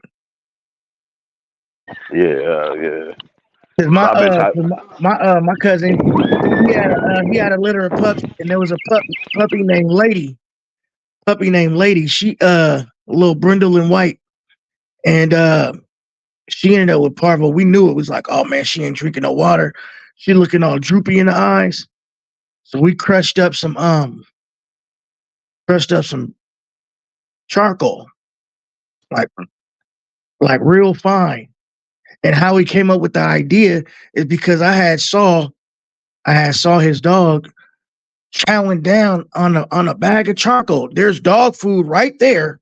There's a big old bowl of dog food right there, but she's chowing down on charcoal. And I told him she was eating charcoal earlier, man. I said, I don't. Maybe the dog knows something that we don't know. So I'm like, hey, take some of that charcoal and crush it up or something, and mix it with some water or something, like kind of like a Kool-Aid type thing. And so he poured some down her mouth. Boom, lifted her chin up and rubbed the bottom of her throat, made her so she had to swallow it, and then did that a couple times. And we waited, and like about after a couple hours, she like started feeling all vibrant, got back to herself. The next day, it was like she never had. It's like she wasn't sick at all. She was eating, drinking water, everything. Because when they get the parvo, they start to bleeding, like they got blood in their stool and all that. I think we might have caught it in time. I don't know, but she was like, her energy was like out, and we saved her. Yep, some charcoal and some water mixed up like a Kool-Aid. Yep. So I from my own experience, I know that works. So there's not no hearsay, not no homie from the street, from down the street told me, not no internet. This is our first-hand experience. Say that pump with some charcoal water. Nah, yeah, that's it's crazy because I got a little cleaning company, a little cleaning business, so I do a couple contracts and shit throughout the day.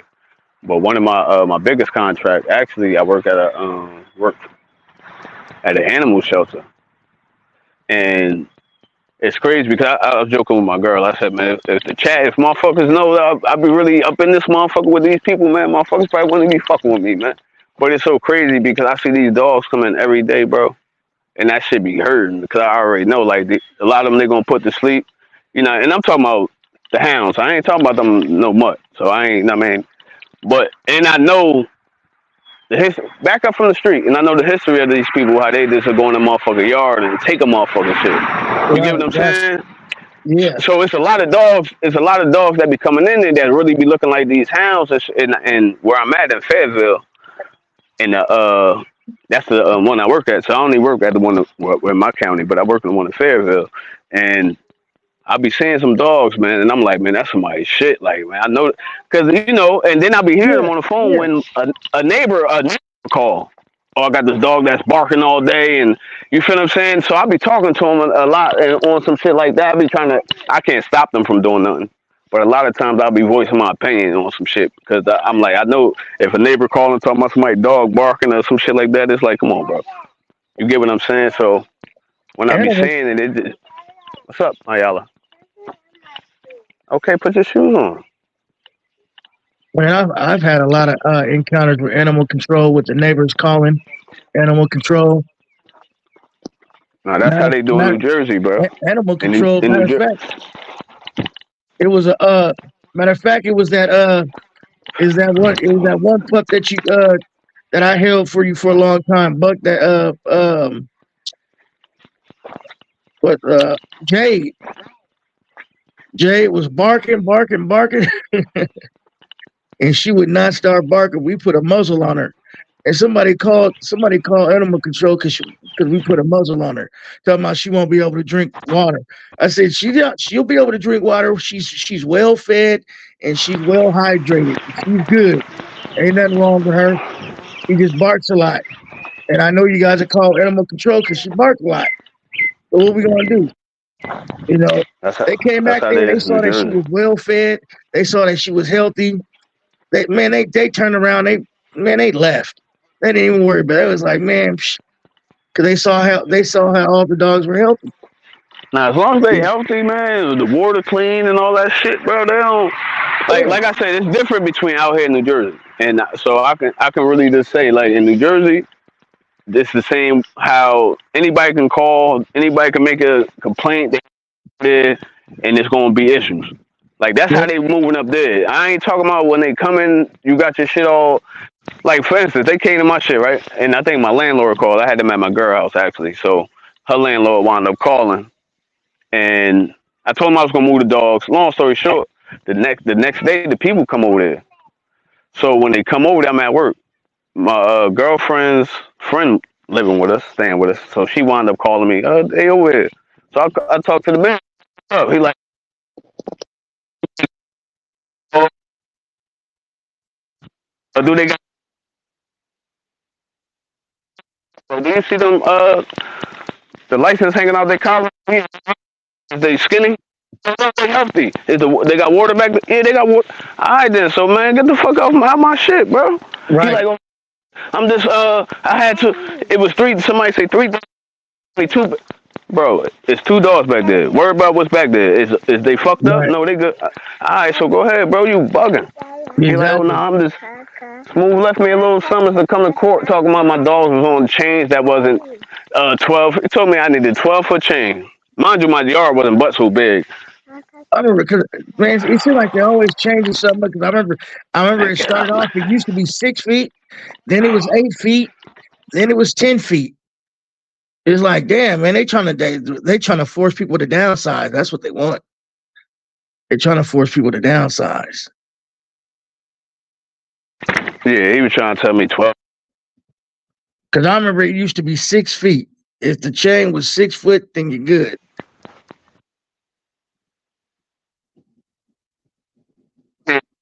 But I'm 40. I'm 40 years old. Like, so I've been around a couple little situations. So you're not about to just tell me anything. You know what I'm talking about? Before I left from up there, I bred my male dog to one of his cousins.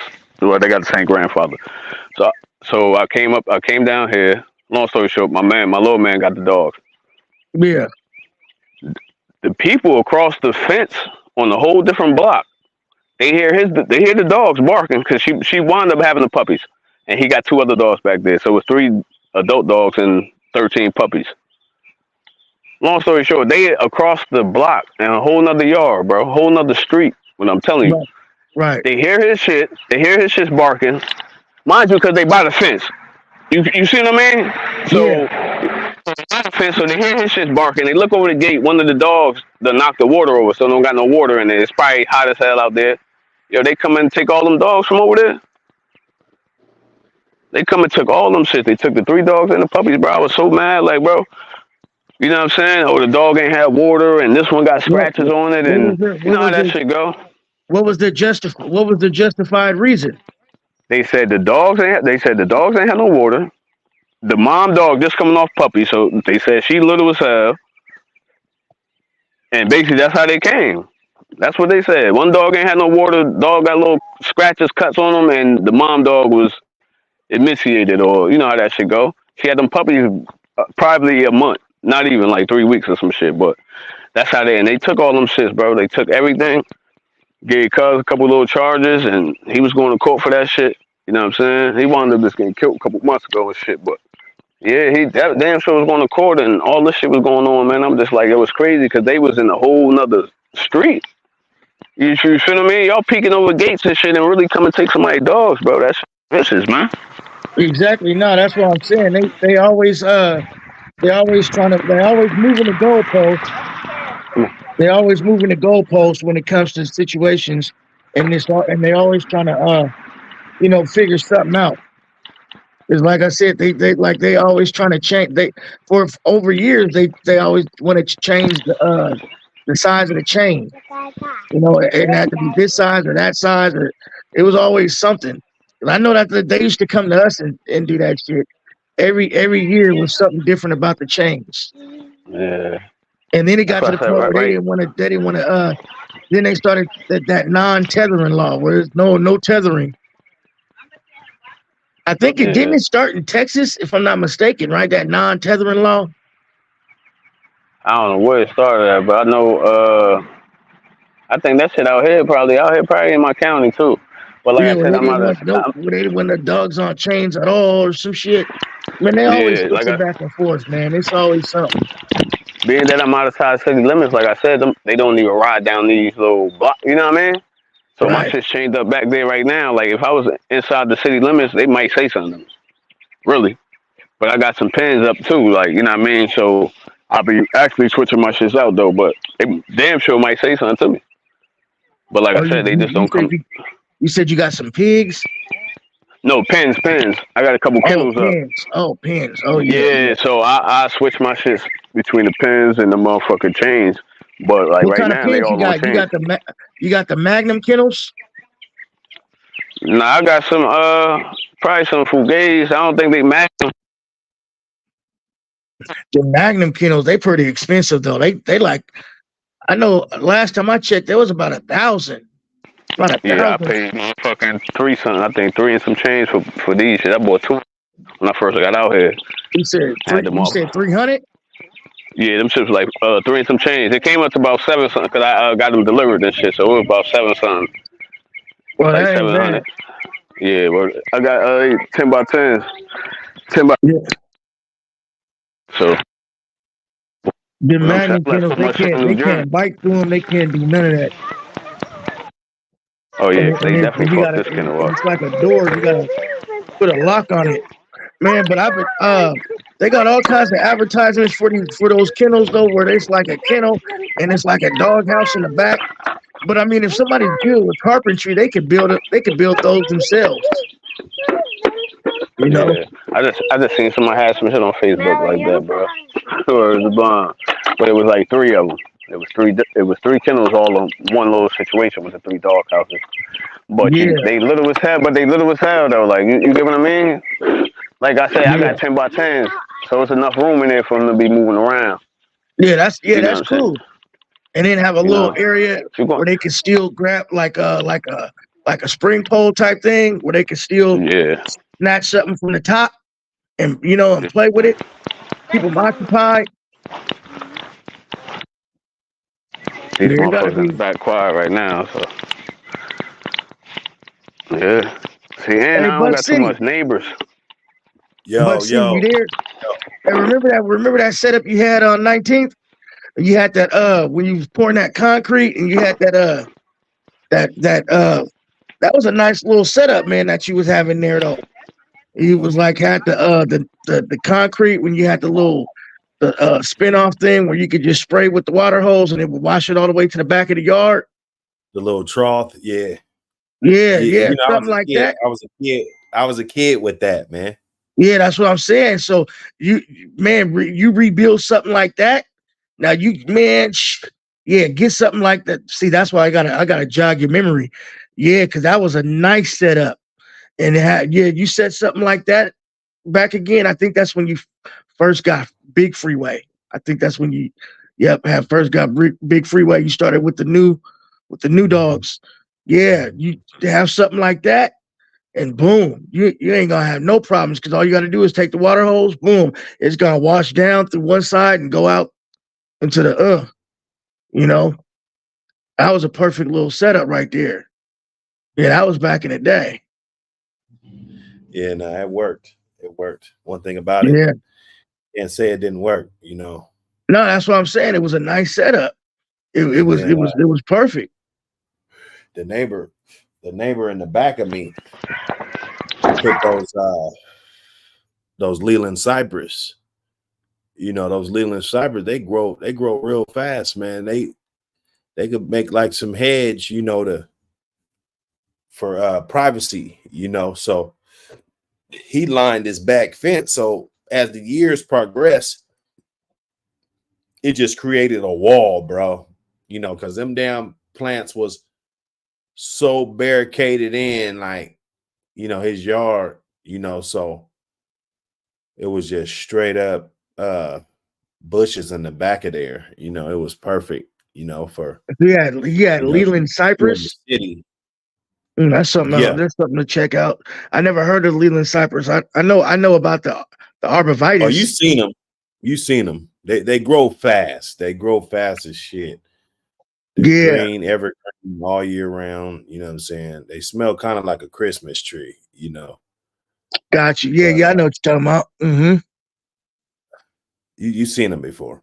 Yeah, But yeah, they grow fast, you know. So if you're looking for something for like hedge or you know, to cover your perimeter of the yard, to kind of, you know what I'm saying, you want to put some plants up for shade, or if you don't want tree huggers looking on your yard and shit, you know what I'm saying? Like my Yeah, you be killing backyard. me with that shit, bro. Oh yeah, the tree yeah, huggers. get tree huggers. Yeah, yeah. Hey, yo, it's crazy. My neighbor put them shits up. 'Cause my yard leads straight to his yard. I got What, the Leland Cypress? yeah, I got little 2 acres pieces right here, and between our yards, like I said, it led straight to his shit. So when he first built, like he built that house over there probably 15 months ago, if that, Yeah, and he planted them trees and all in the middle, planted about 10 of these shits right in the middle. yeah, So we don't got yeah, a fence there, we got the trees there. And they yeah, grow out so much 4 foot, so he got them like 4 feet apart, and you know what I mean. So it looked like exactly. a row of trees right now, Yep, where it's yep. bomb. Yeah, that And it's gonna exactly. be nice. It's gonna be nice because if he got Cause it they got height on them hedged now, real and he high, ain't put them up there. So he ain't put them up there. Like I said, the house been there 15 months, so the trees ain't been there that much. after that, and them shits down there, they definitely taller than me. You know what I'm saying? Man, I'm 5'9". I put Them one shits in bigger than there. me right now. I put one in there, man. It was a nice size one, but I put him in there maybe about 4 or 5 years ago, and shit, man, I'm talking about one of them. One of them was because one of them was big, and then I found this company I could get a whole bunch of small ones. That's what happened. Because I was just at the depot and just you looking for some plants and shit. Snatched up one of them ones. They probably cracked me for like 25, $30. But then I found this company where I was getting them for like $5 a piece. You know what I'm saying? You got to spend a whole bunch of, you know what I'm saying? You got to spend, 250 or something, though, you know what I'm saying? So I got a whole bunch. I got like 20 of them bitches, and got hella other shit, different plants and shit, skip laurels and shit. If you look these plants up, arborvitaes, you could Yeah, use arborvitae. Yeah, all these plants to go around your shit. But I got one, man. I swear he like 20 feet tall, man. He probably been in the ground fucking uh, shit, 5 years or something, bro. So if you get him in there right away by 3 years, you're gonna be seeing some major growth.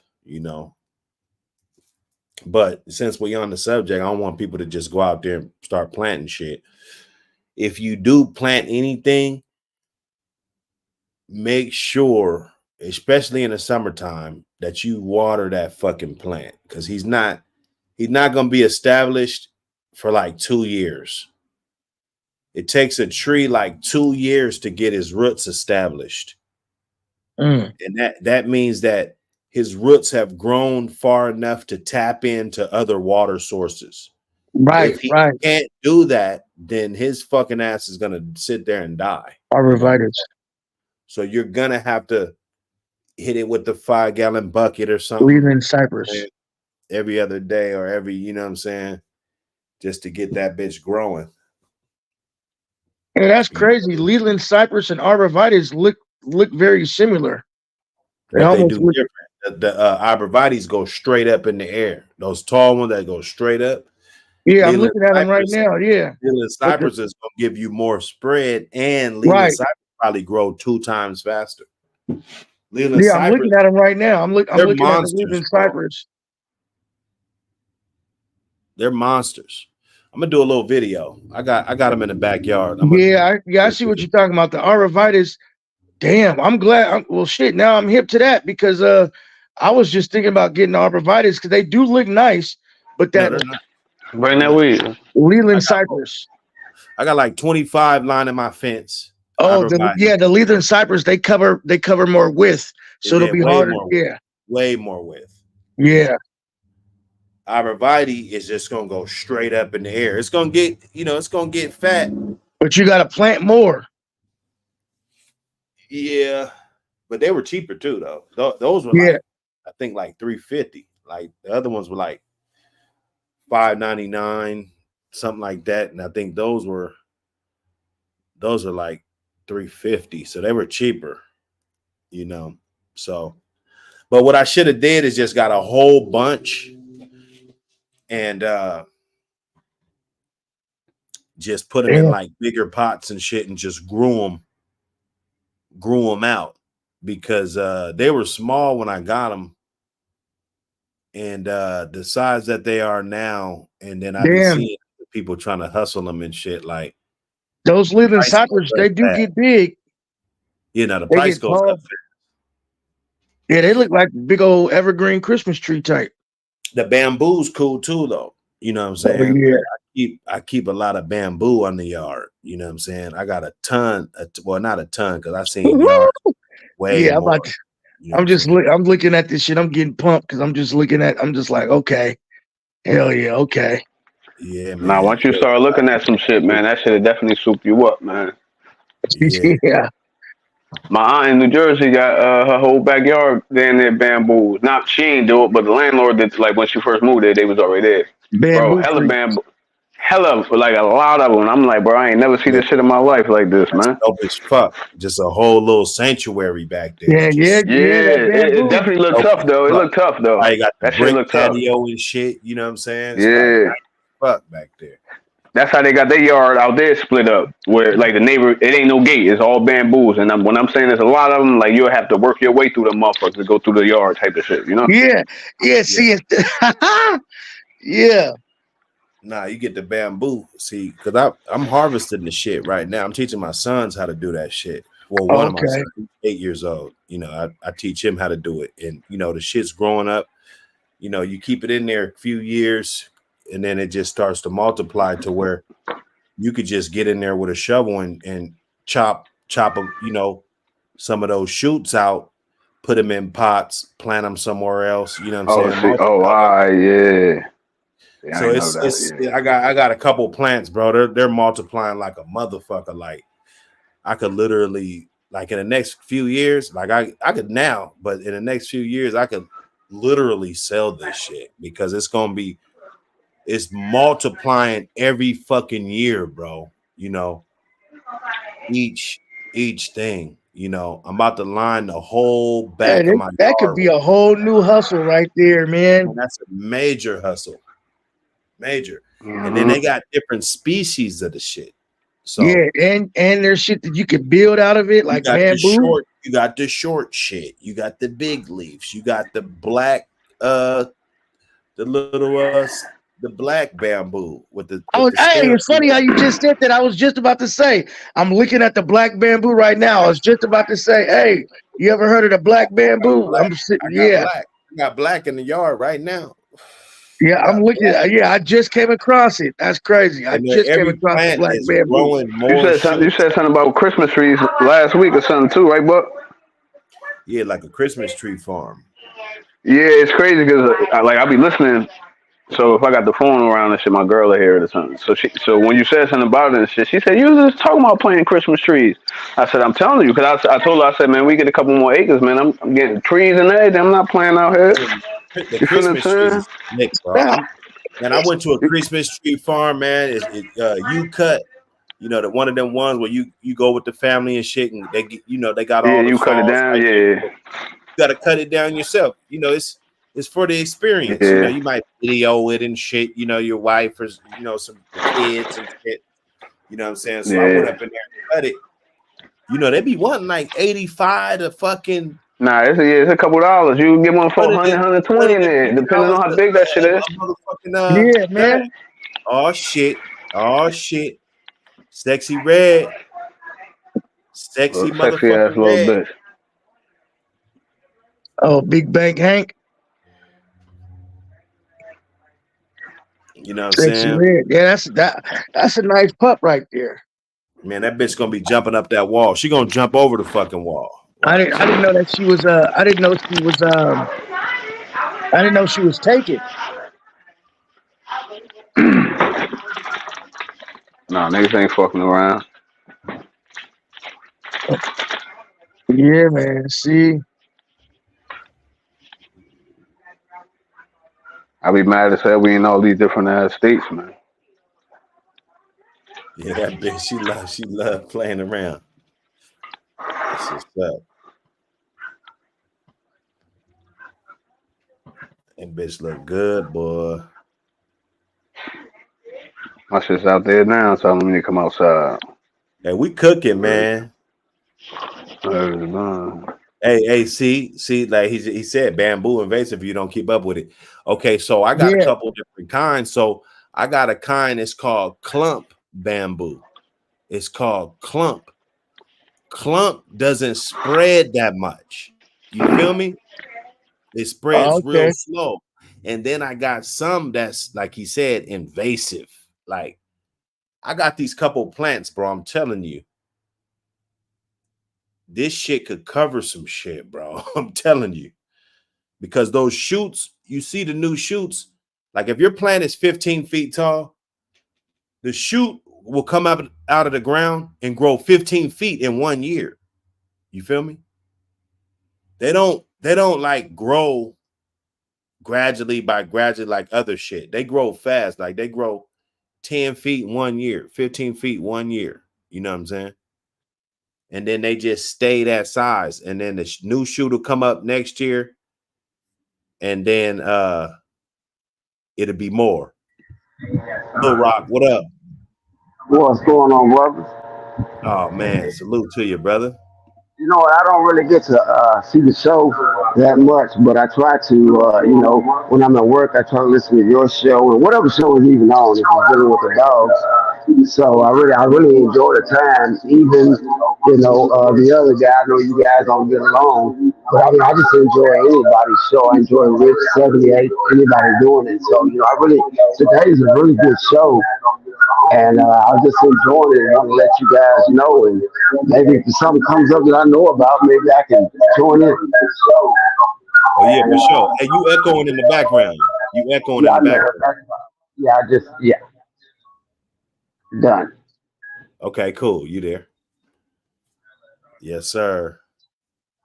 Yeah, nah, you welcome to come anytime, man. If you feel like you could throw something in the convo, man. We just here kicking it, man. Ain't no pressure, man. No pressure on the panel, No problem. Earlier, I saw a bunch of my friends there. Now I see they're gone now, but I had some business to take care of, so I had to take care of that. And I was lucky, I guess, enough to be able to get back and just be here with you guys.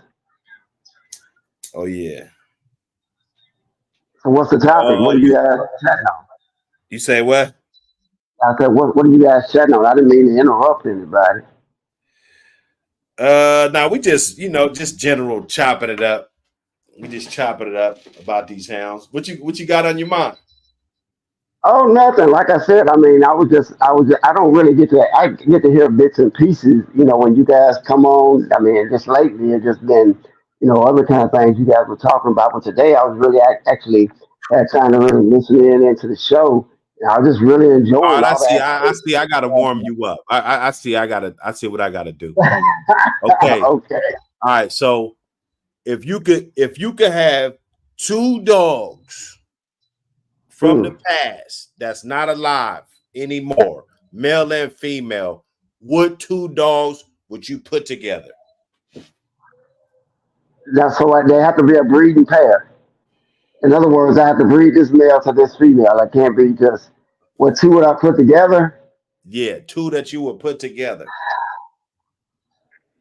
Uh, I wish it was gay because I sure would like to breed Bolio to art, but probably, I would like to see Queen of Hearts to Bolio. Wow. Woo. Hey, that's heat. That's That's smoke, heat. And we've been and talking I about base my this yard polio off a that. lot. I think I You can know, base a yard off of that. I mean, if it works out, it works out. I mean, the chances are pretty good. I would think. I think Bolio almost clicks with almost anything out there. I wish we'd But have that's done what I the was. Bolio with everything in the past, but nobody was That's what I trying was to get going to ask everything. you.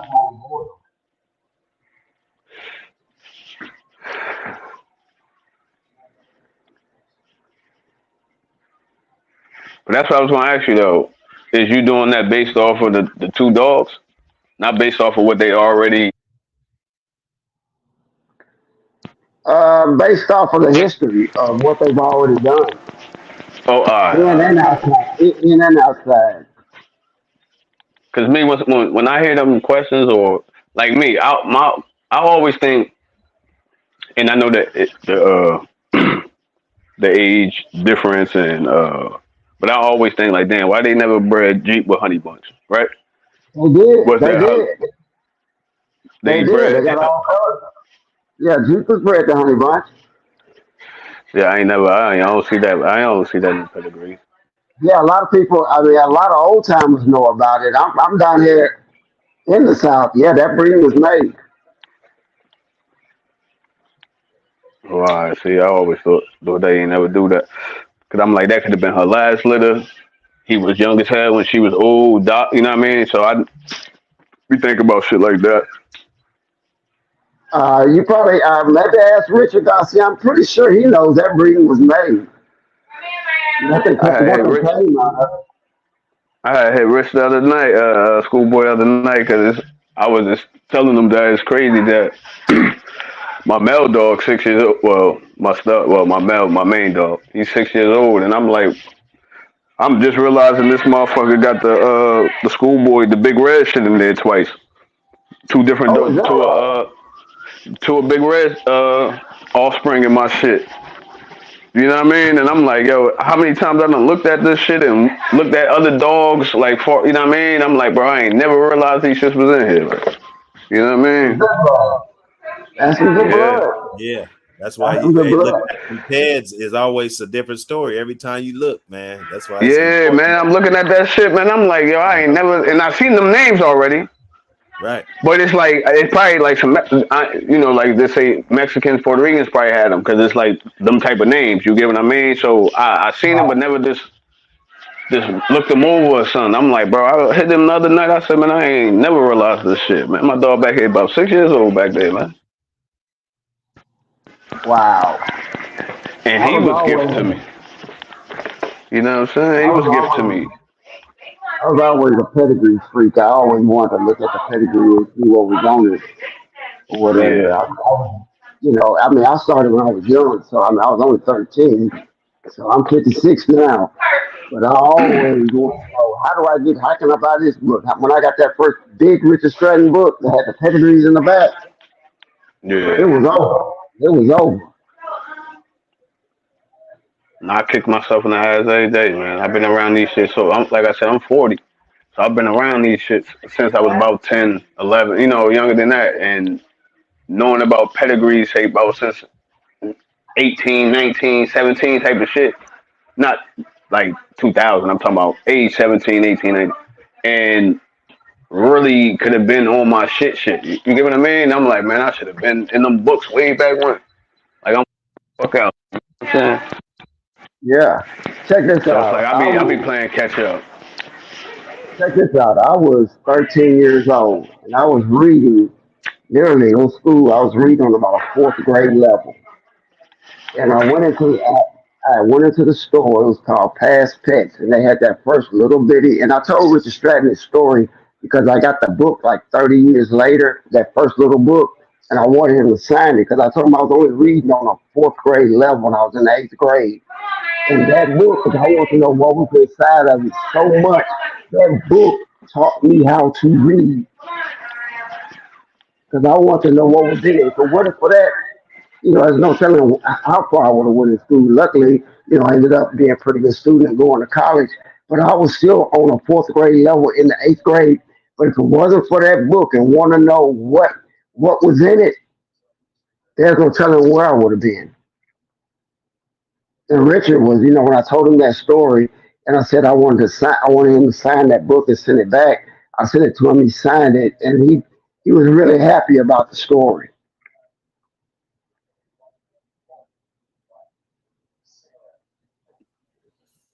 Yes, sir. Hey,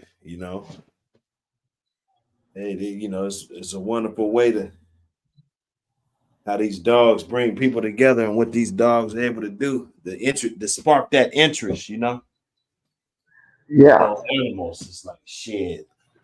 I'm gonna figure this out and learn about these animals. exactly, It's a good exactly, thing. exactly.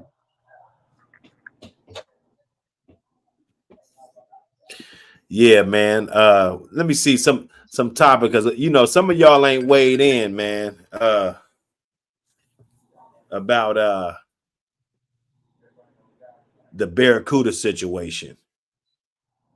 About because we just now we talking about these stray dogs getting on yards and everything, and then there was a whole 2 weeks where we covered is Barracuda purebred? Does he have Tulsa? Does he have this or that? You know what I'm saying? What do you guys think about that? Some of y'all that haven't weighed in on that.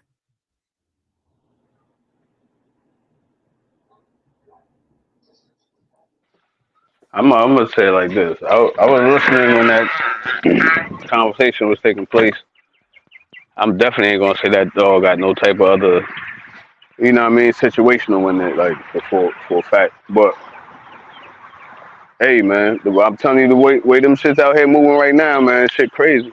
If shit ain't really secure, shit getting handled. I know that for a fact. And that's not just down here. That shit doesn't happen in Jersey. You know what I mean? So it's happening. All this shit doesn't happen in your yard. Shit happen out. Like these shit's crazy, man.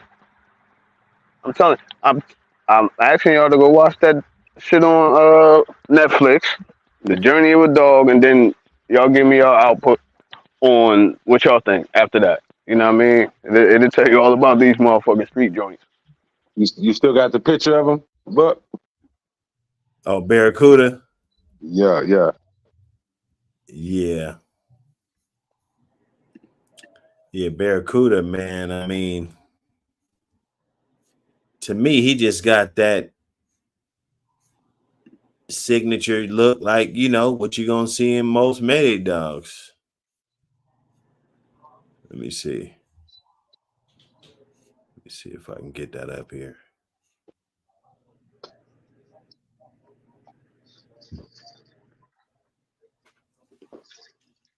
Hey, how much did Barracuda weigh?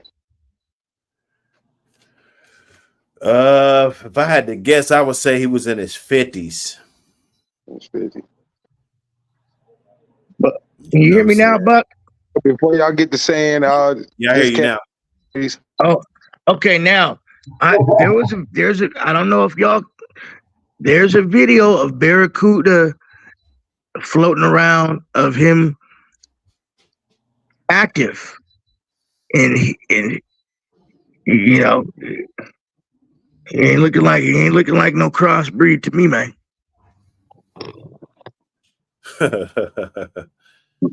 Yeah. If I could just weigh in my point, I seriously doubt that happened. There would be no consistency there if it was. Right. There is. So all of a sudden you just get all this great consistency when you cross it out on some random shit, but you're not getting consistency when you're keeping it true to the bloodline. Like that Right. is Yeah, because I mean, I could go like even it was in another case, like a good friend of mine, which is Some sick right dogs do now. better with outcrossing. Some like you was talking about earlier about the inbred. When sometimes when it's if it's too inbred or if you know sometimes Yeah, hey that's what I was gonna say. A good friend of mine, he's sick right now, so let's everybody just say, hope he gets well. Buffalo Soldier. You remember Buffalo Soldier took those staffs and crossed it into like what you're saying, those tight bred Mayfield dogs. But you didn't see a lot of other people winning with that stuff, but him. you said he was taking the staffs into it. Yeah, his first start at Grand Champion Thunderball, and he had that dog But for Raw. those dogs go back to the original dogs, don't they? I mean, they all do. I mean, at the end of the day, they all do. So I it's mean, like, they were bred a different way, but I mean, that's an extreme outcross. I mean, I heard extreme line breeding, but I mean, that's an extreme outcross. Because I mean, you're talking about maybe 100 years back. Maybe you might be talking about 80 years back. I'm not really familiar with when that cross was made or when they started breeding certain staffs for looks, and I don't know about that. right. Yeah, they breed I them for just think looks, but I bet that's, you them but I motherfuckers think that probably still spicy though. I just think that's an extreme cross to be consistent. Man, you got half breeds that'll get down. You know what I'm saying? Like them staffs. Now, I'm not gonna say they was on the elite level, you know what I'm saying, but I'm pretty sure, they were some pretty gamey staffs, back in the day, right? Yeah, especially if you yeah. condition one. I mean that's because the staffs they were still I mean they were all the same. It's just people get caught up in the names. Those dogs weren't called pit bull until they came to America. You know, Right. So the later ones that came after the wave basically got ostracized. That's what you're saying. right? That's what I got from what you just said. You know what I'm saying? So it's like These dogs came from a certain place. We got them. We do what we do with them. All right, we like them. We don't need no more of your shit. And then when you try to bring that shit over here, we're gonna treat you like you Drake or some shit, right? Right, right. Wow. There you go. And now it's the American Pit Bull Terrier. See, you notice that they don't, the American Pit Bull Terrier, they don't have, in the book, they don't have standards like they have with the Staffordshire Terrier and Staffordshire Bull Terrier. They have a standard, they have a certain standard. They, like, it's like you'll never find a Staffordshire Terrier, Staffordshire Bull Terrier that has a red nose. You know, they're all black nose, and they can all be registered with AKC. You can't register a pit bull with AKC unless it's a Kobe pit. That's the only dog that can be registered with AKC is a Kobe dog because it goes by those old English standards. But see, with the American Pit Bull Terrier, it's a combination of, you know, red nose, all of the above, even the staff, even the staff. If they were fighting, they're all categorized under the pit bull, because that's what gives it the name pit. You know, fighting in the pit.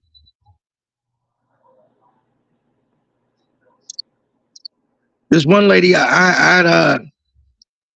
this old lady had educated me on some dog because she said, "What dog is that?" I said, "Pure pit."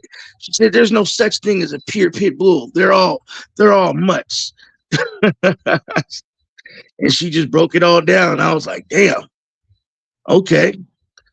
You know, yeah, it took the bulldog and the terrier, this, that. And I was like, you know, I'm talking about. I mean, this is when I was really young. You know, and yeah, because I thought that's what separates. That's what like separates the pit bull terrier from a lot of other breeds. Like, but then when it comes to Doberman Pinscher and Rottweiler, they have a similar ancestor, some type of Molosser type dog. That's why they have that. And and the Doberman Pinscher and the Manchester Terrier, same type of ancestor.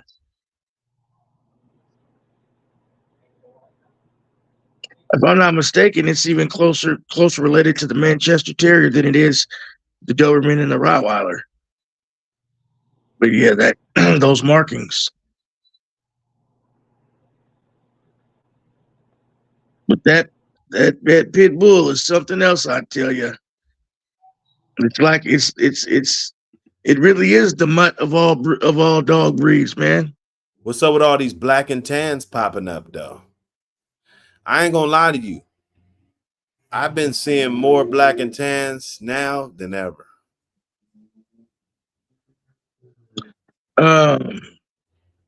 Black and tan, I mean, shit. Either somebody, because you know, there's people that do this shit. They get all excited and they can come up with these fucking ideas. It's either somebody took a Rottweiler and crossed it, or they took a hound, some type of hound, and crossed it. That's the only thing I could think of. You're not getting no. I mean, I don't know. It's rare. Rarely did you get those colors back in the day. Rarely those Rottweiler type colors. Yeah, that's definitely some different shit. Yes, sir. Hey.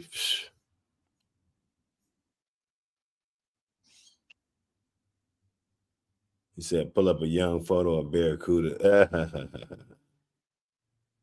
Yes, sir. Those black and tans are they still in the same bloods, or that they was back in the day? Yeah, I would. Yeah.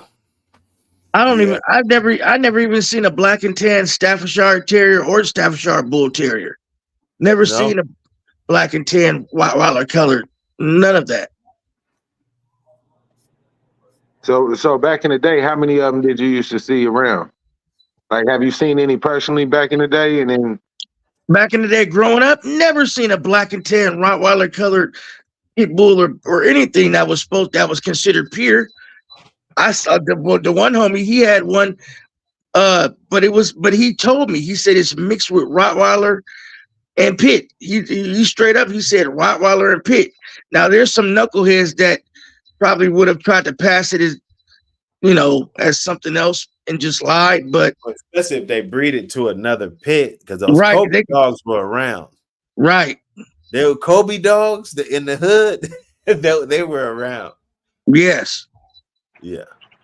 But how many times would you have to breed it to that pit, breed it to another pit though to knock that rock out of there? Cause I seen this our homie said I seen one in the 90s in Newark, and the guy told me it was a same shit, a Rottweiler with a pit, and I can tell it definitely wasn't a rock and it definitely wasn't a pit. That's what I'm saying. Just like it go back to the shit you were saying with Barracuda. Like like I said, I ain't no old head, so I can't even speak on none of that shit. But at the same time, when a mutt jump on a hound and them shits have puppies, bro, once them shits get about 4 months, you know them shits got something in it. You get what I'm saying? Right. I see Barracuda now. When he was a puppy, I would never think that shit dog got something in it, regardless of how that shit looking. You get what I'm talking about? A mutt jump on a hound, you know that shit. You see that shit. I don't give a fuck what it bred to. But that's a 50-50. So, let's say I take the most pit bull looking. This is what I'm saying. You have to keep breeding it to a pit though. How many times they bred it to a pit, got a puppy, bred that to another pit, got a puppy. You get what I'm saying? To try to knock that. That don't take long though. I mean, it don't. It don't. It only take a few years. Like what you just said. I mean, if we do it, people have a very. But what about that? Then strong gene. But what I'm saying is, then what about all the other traits, the gameness and all that other shit? You get what I mean? No. Barracuda's off the table. Yeah. We're not talking about him. We're not talking about him. We just saying in general. Oh, all right. So we just talking about some regular little. I'm gonna tell you like this. I bought some shit since I've been down here. Like I said, I got the dynamite teeth today shit. That's what I got, and I bring that shit down here from New Jersey. You see what I'm saying? That's why when motherfuckers from Garner. Nah, I ain't. Nah. Listen, I got some not my own shit, but I got some shit. You feel what I mean? And you said dynamite tea today. I mean that's what I didn't get that from him though. That's what I'm saying. My shit ain't none of them dogs that you get what I mean. Besides, dynamite and that type of shit. I'm saying none. The mom, the father, the sister, the brother, none of them shits was on his yard. That's what I'm saying. When you say about Tom, you get what I mean? Okay. Like my people's had a daughter from T today, type of shit. You feel what I mean? Like my people hollered at his T today's father for one of his situations. That's you know what I mean? So that's why we want to end up getting a daughter. Long story short. But I forgot what the fuck I was even about to say, bro. Hey, you said you had some tea today, dog. You had a tea today, dog. That was. Yeah, but I was about to say something about it, like why I even brung it up like that. You get what I mean? I was about to say something because we were talking about the mutts and shit, so I was about to say something about it. Because I was asking how many generations is going to knock that mutt out, any dog. Because anytime I see a dog, I can tell these mutts out here, I'll be like, yo, that shit got a little pit in that. Just the way it look, but I know that shit ain't no pit. You get what I mean? Nothing's gonna make it pure again. Yeah. But I know is whatever you breed a pit bull to, that hair, even if it's another really, really short haired dog, that hair's gonna come out a little bit longer. Right. After 5 or 6 weeks, that hair's gonna get a little bit longer. Even if it's another really, really short haired dog like a Weimaraner or Nah, I know why I brung that shit up. I said I came down here with some dogs, and I was saying how somebody was posting some shit or fishing around like they had some little puppies and shit. So the guy Uh-huh. tried to tell me he tried to sell one to me for 500, some little black shit. And he was telling me it was some dynamite shit, he showed me pads and everything. So he was trying to just basically trying to sell me on a dog and shit. And mind you, he live in my same little town, so I see him see the dogs. Man, a couple months later, man, I see them dogs, man, them little shits were looking crazy, man. You hear me? And I'm looking at this guy like, bro, you really try to sell me these things, like, you feel what I'm saying? And I'm just Oh hell like, I'm, no! I- I'm like, I'm happy I didn't give him my money because I really would have wanted to do something to him. Like that's what I'm, you know what I mean? You know how that should go. I'm looking Right? at the dogs now and just like, man, I'm happy I didn't get that dude my money. I'd have Yeah, been locked up because out the here, man. first 2 months they all look pity. They all look pity Yeah, for the man. first 2 months, Yo, them man. little shits was looking good. I seen them shits like a month and a half on the porch and shit in the yard and shit. I'm like, all right, them little motherfuckers look good, but it was like a whole little black litter. You feel what I mean? So I'm like, oh, them That's why shits. my uncle used to tell me a real breeder wait till their dog's about at least 3 to 6 months before they sell you a dog. Like, you know, if you Man, bought a this like man my tried to uncle, get me, every time man. anytime you bought a pup, the pup had to be at least 6 months, six months old at the youngest. And like I said, it's really just due to the fact that since I've been down here, I've been seeing hella stray dogs, and they not even stray dogs because they people dogs out their yards. You get what I mean? So it's not even like they strays. You get what I'm saying? So I see hella Mhm. these dogs Yeah, loose. So when he even try to sell me on the shit, I'm already thinking about that. Like, hell no, he's too close to my shit for one. And like I yeah. said, it's a couple blocks away, but there's a lot of stray dogs around here. So I'm looking like, man, them shit's probably somebody probably got up on his shit.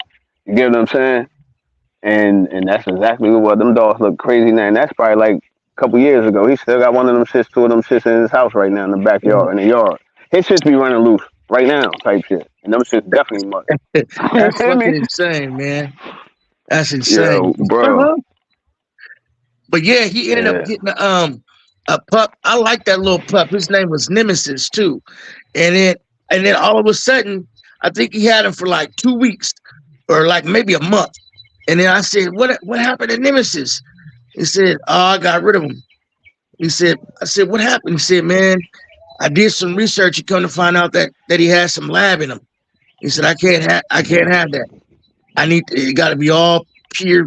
He said the history all the way back got to be pure pit. And back then I was younger, so I didn't know any better. I said, well, what does it matter? Because he said no. He said in this line of business you got to have it pure pit, all the way back, grandparents, all the way traced back. He said I don't care if it's from 100 years from now, it better be a pit. It better be something along those lines. Oh, okay. That's right there. I started understanding the importance of purity when it came to the pit bull.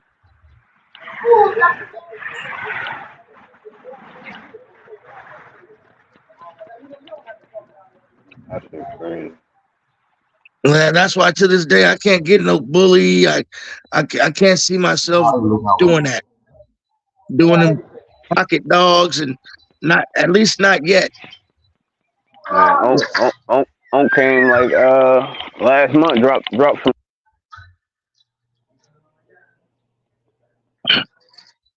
I mean, this nigga dropped the Frenchie and everything. You know I'm mad as hell, man. This nigga bugging bringing this shit down here to my shit. Cause it ain't like I can just have her outside chained up and bulldog wild Right. type shit. So I gotta do more extra shit. Like I ain't boy. She all in my house where the kids fuck with her. So you know.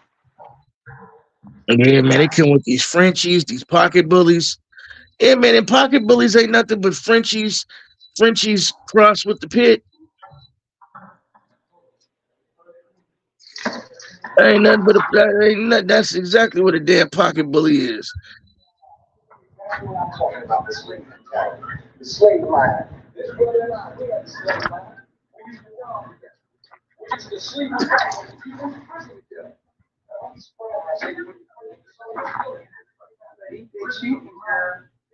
What they've been doing, yeah, they've been taking bull terriers and crossing them with French bulldogs or something like that.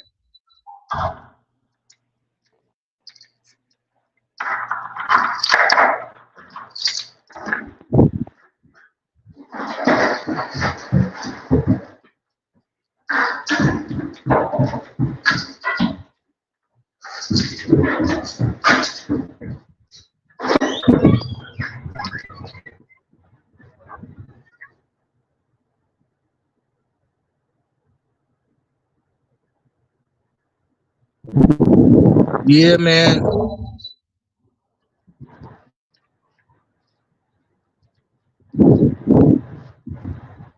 What it do? What it do, man? What it do? What's going on?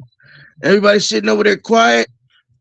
What it take? Taking a 15-minute break, lunch break, or what? What's going on, man?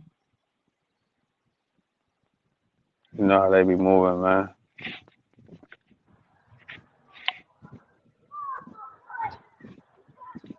You all have a schedule like when you come on or anything like that, or you You just ain't do it got live? Just he might not, he might have stepped away, but you don't got your notifications. Your notifications don't be on. Nah, you got like can a you hear me? certain schedule you doing, but I ain't hear you. I ain't hear you, Lil Rock. No, I rarely get. I don't know what it is with YouTube, like with the boxing podcast and things like that. I rarely get notifications. If I get one, it's not consistent. So if I know a schedule, then I'll look at it. But with YouTube, I rarely get notifications anymore. Yeah, we usually go up at like 6 on the weekdays, 6 a.m. On the weekday, Pacific Standard Time on the West Coast. So that'd be 9 on the 6 East Coast. a.m. Yeah, Yeah, Oh, so yeah, AM. that's 6 8 a.m. my time. That's 8. I can listen to it every morning because at 8, that's when I go to work. I didn't know that. I can listen to it every morning because that's what time I go What to work. are you on the West Coast or where you at? I'd rather not say, but I'll say Central Time. How about that?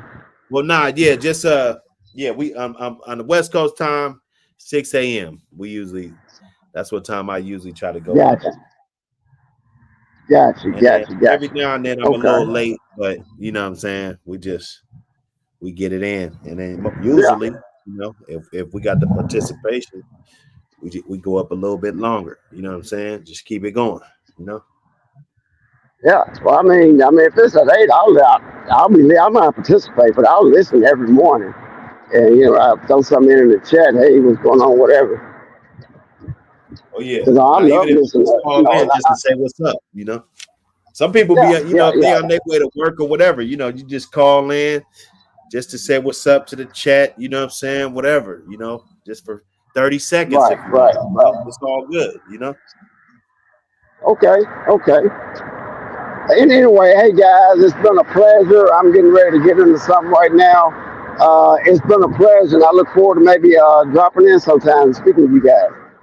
Oh no, appreciate you, brother, for stopping in.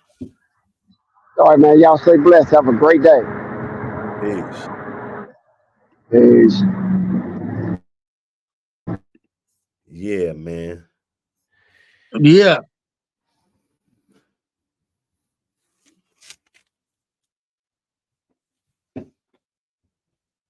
Time to get some of them Wakamas back on deck, man. Buck City, it's time to get a Wakama. Hey, I ain't gonna lie, Walker.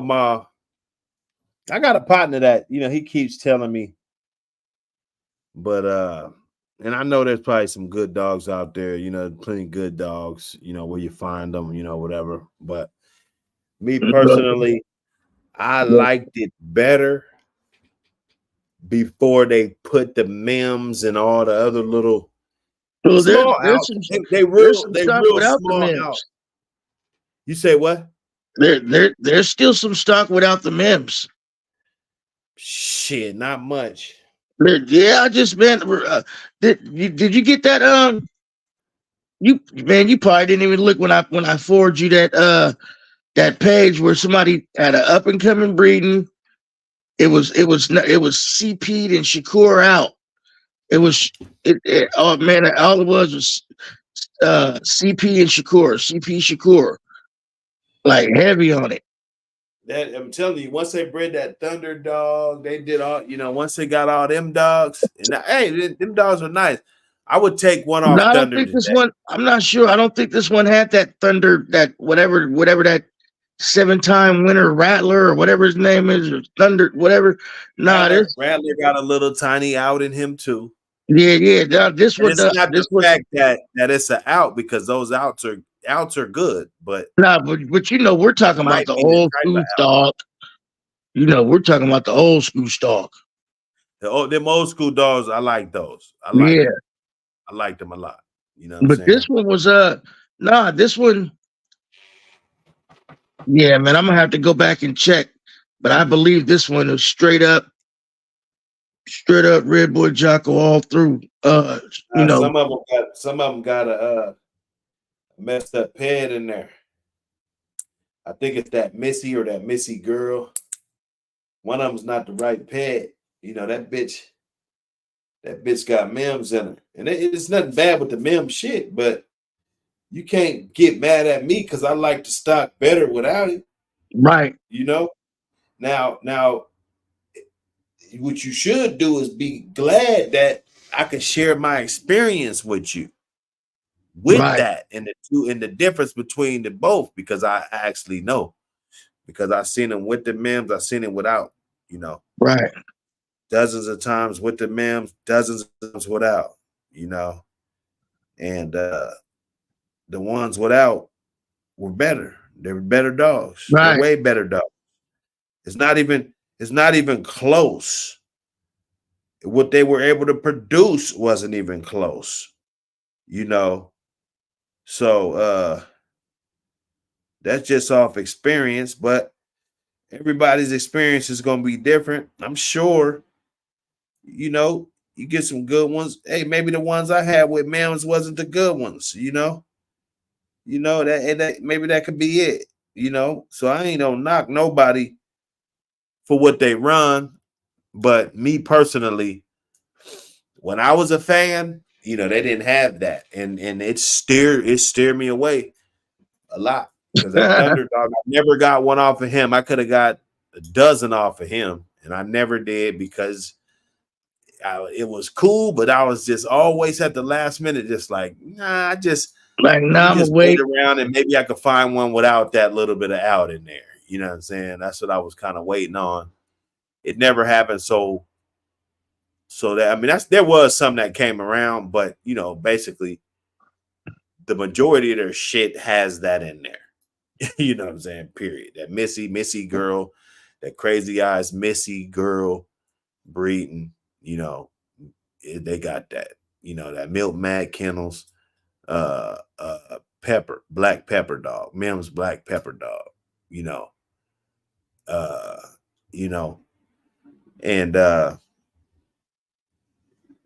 hey, I know about those dogs. Like I said, we had a litter mate up here to that breeding. That very breeding. That was one of the first breeds that ever got incorporated into that yard that was not Red Boy Jocko. We know that. And we got a chance to, there was one right in our backyard. So I know about these dogs, man. That's what I'm saying. People gotta just tap in and you know what I'm saying, gain it for what it is. But I know the animals, at the end of the day. I study them. I choose to study this shit more than a lot of shit. There's a lot of shit that I study, but I study these dogs even more than that. So, Right. it is what it is. Now I take one off Thunder right now. I mean, I'm on the record, I take one off Thunder right now. I breed to a son of Thunder right now. Because it's like, fuck, I can't get it the way I want it. So fuck it. I might as well take that, But you better believe, I'd rather just have 1-9 and Clyde back. You know what I'm saying? Right. Honestly. Right. I wouldn't have to worry about nobody's shit, That would have been my shit by then, you know what I'm saying? Like, I take that, So good blood. You Ooh, can't really say nothing about it if you liked it. That's my thing. But Clyde to Jade and then Jimmy to 1-9. Oh man.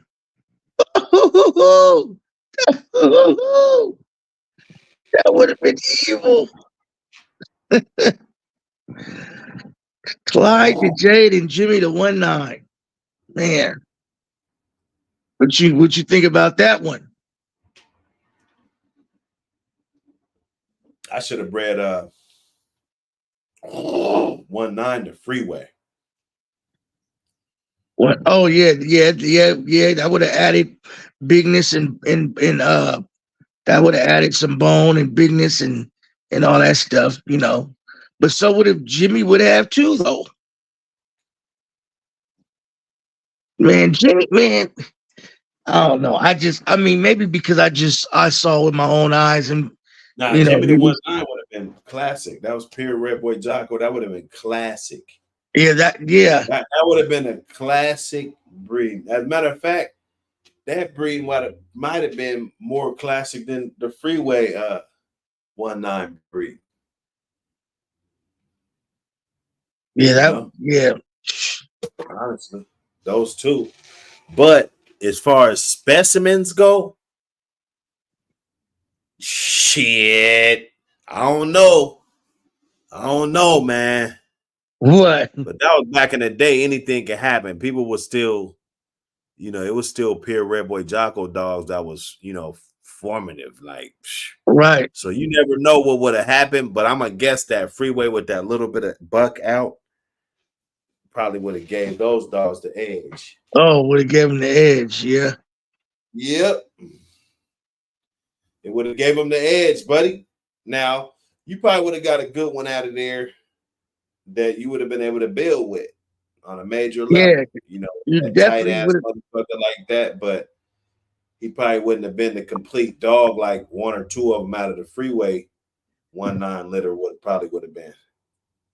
It would have been nice foundation though. You know what I'm saying? Based on the, and you probably wouldn't have had to worry about, if I can get all that Red Boy Jocko right now, you can take out his bottom half, even though Freeway had a little Red Boy in him too. Without the pure Red Boy Jocko on the top, but you take all that out the equation, shit. I just give me the 75% Red Boy Jocko. I'll take that right now. Right now. That crazy eye Shakura back to the Conway, shit. Crazy motherfucker, man. That triple A Saber, Big John's half brother.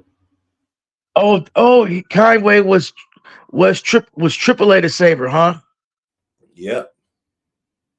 So that's pretty much the same thing as because I mean that's the same thing as the Big John shit. Yeah, Big John shit. Because Walk'em, that's who they built their. It was Saber was the one that they.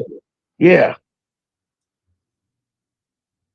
That dog was, if I'm not mistaken, Walk'em bred that motherfucker. Really? Walk'em bred Conway. They bred him. He was just like a goonie. Well, he did look like what you call it? He lost all his teeth young. He was a real dumbass dog. That's what it was. He lost his teeth. I heard that he was game test a lot. Way back in the day, 20, 30 years ago, however long that was ago. Right. And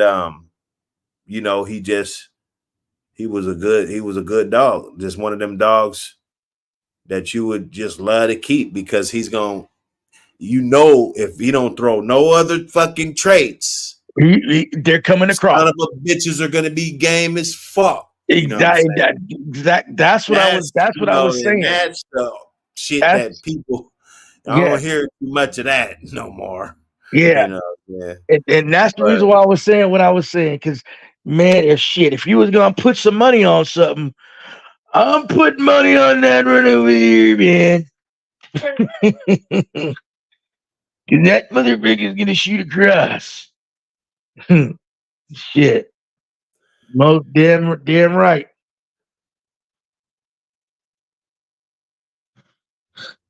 Yeah, man. He said triple A. Yeah. Who's racist? There was a lot of racist dog men. Oh yeah. I'm I gonna tell mean, you, shit, man. Camp. I mean, come on, man. We know There that. was a lot of them, dog. So if we're gonna play that role, we Shit, gotta, man. There's a lot of them, dog.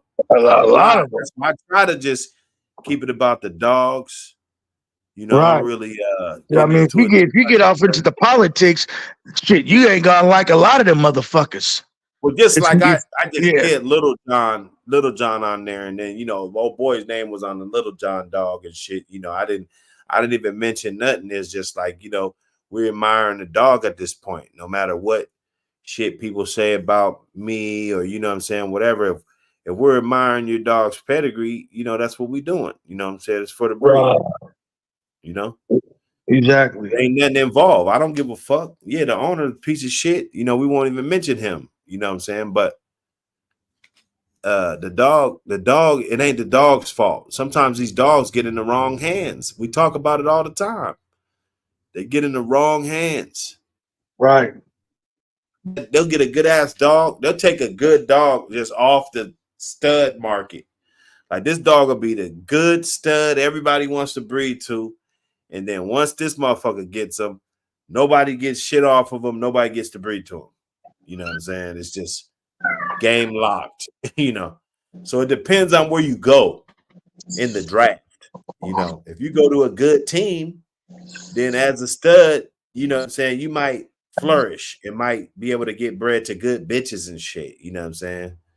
Experience that side of the game. But if you go to a hoarder or a motherfucker that don't never let no dogs out, or you know.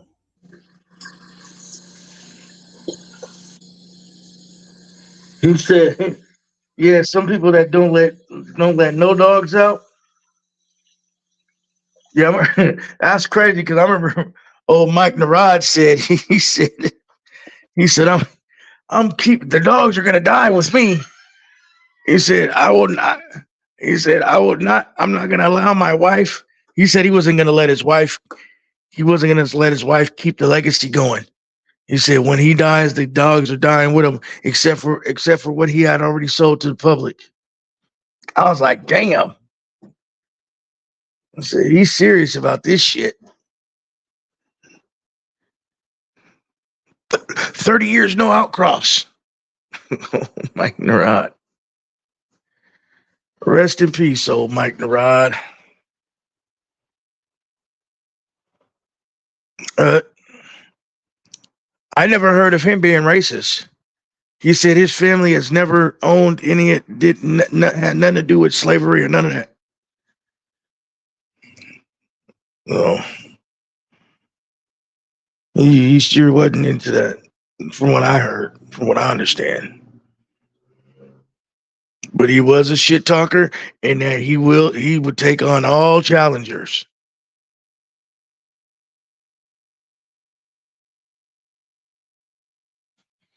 Let me check out the chat. Let me see what's going on with the chat.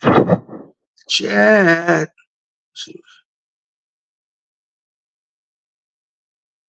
I don't see what's going on with the chat, but I see the comments. Yeah. OFRN need a tune-up. That's what IRK Itchy says. OFRN. I don't know. I mean, could it use a tune-up? It depends, man. Maybe because that red boy breeding on that free pup might be. Oh yeah, most definitely. I mean, it was a debate. I'm not gonna lie, because I was like, I'll tell you this. If it weren't for me needing something kind of quiet, I would have jumped on that right away. But considering right here, I'm in the heart of the city, I need some a little. I don't want nobody calling nothing on me, And those dogs are known for being very vocal. Otherwise, if I was somewhere where I was like, a little secluded, where it wouldn't matter if the dog was loud or not, I would have jumped on that opportunity, because realistically, that is something that I mean, I personally think that that's going to be that's gonna be that is gonna be a really good outcome. That red boy OFRN breeding. I just because to me, I think it's a line breeding really, but it's like an out also. It's kind of like a hybrid vigor within its own family type. Like it's I don't know. I think it's gonna be special. You know, yeah, that OFRN with the I think that's gonna be nice. But but I mean I do agree with you to a certain point because with a lot of people that have the OFRN stuff, they for some reason they want to stick to their own. And there are some kennels up here that has some nice, good Larson stuff that went back to the Henfield and all that, but they didn't get along with Mike Narad as far as his personality. They, because he was an asshole. But everybody thinks their shit's the best, and all they have to do is just be cool and get a dog from them. But they want. I'm pretty sure they stuck their chest out too, and with other OFRN breeders, he feels like he's the king because he had got that shit way back in 1969 and started with the red nose stuff.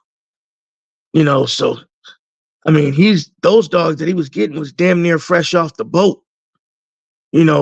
Fresh imports, basically. So I can see why he stuck his chest out and held his chin high. But yeah, some people could have used that cross, like because I guess they were working with the OFBA stuff. What is it, Old Family Breeders Association or something? They could have took that and crossed that, and I believe that's what OG Loco. He's got yeah. Matter of fact, it does go back to some OFBA. So that with some Narad, I guarantee that would be some next level Old Family Red stuff. And I'm talking about just the pure without Red Boy. Let's just say you took one of them Narad, pretty much pure Narad. Let's just say it got a little bit of Red Boy from Gambler, but let's just say it's like Gambler Duchess or something, whatever, and it bred to one of those OG Loco OFRNs would have been, those would be nice, very nice, because everything that because once something gets inbred a lot, it gets doled down because it's just constant. It's just inbred and inbred and inbred, and the genes are just itching to get released. But then it's like the families kind of separated. They have goes back to the same ancestors, but just within the first 8 generations or so, right? It's just like concentrated on this family of dogs, and then you take it and then you breed it together. Man, I think that would be pretty explosive. Pretty explosive. And that's pretty much all the tune-up it needs. That's one thing about that bloodline though, is that you really don't have to, you don't really need to do too much. Anything else pretty much would kind of be like uncivilized, really. I mean, now, someone mentioned the Klaus, like in the Patrick blood. Yes, now that's another out, like that, because that goes back to the Red Baby, the Klaus, you go back to some of those pedigrees. I mean, there's a reason why some of those Bolio and those Tombstone dogs have red noses. It's not just because they mysteriously popped up with a red nose. It's because they have the Old Family Red Nose strain in the blood. It's in there. Yeah, so that right there, that all could work together, and that would be considered a line breeding too. So like you could take basically some Old Family Red and some Tombstone, and that right there. Boom. You know, and you got a line breeding of the old stuff.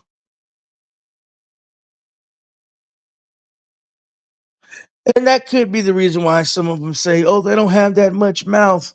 I mean, because if you inbreed too much, it's gonna lack something.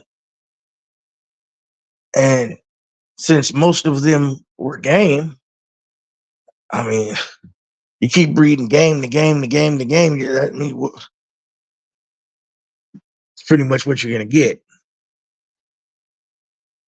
See, and I mean, it's not really a secret.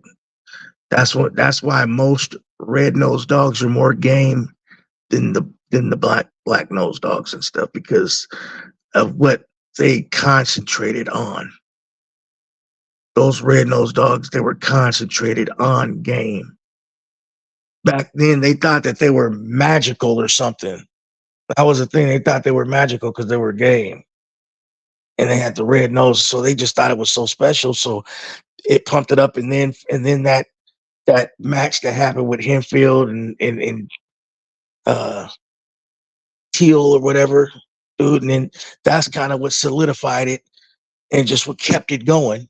And then it's just like, oh my goodness. And then on top of that, what's that one dude, Hollingsworth? He wouldn't even keep he wouldn't even keep any black dogs or any black nosed dogs. He only kept the red stuff. So like after a while, he just had nothing but the red dogs. Because he was any dogs that came out black or black nose, he'd get rid of those ones. And then he kept breeding the red nose stuff.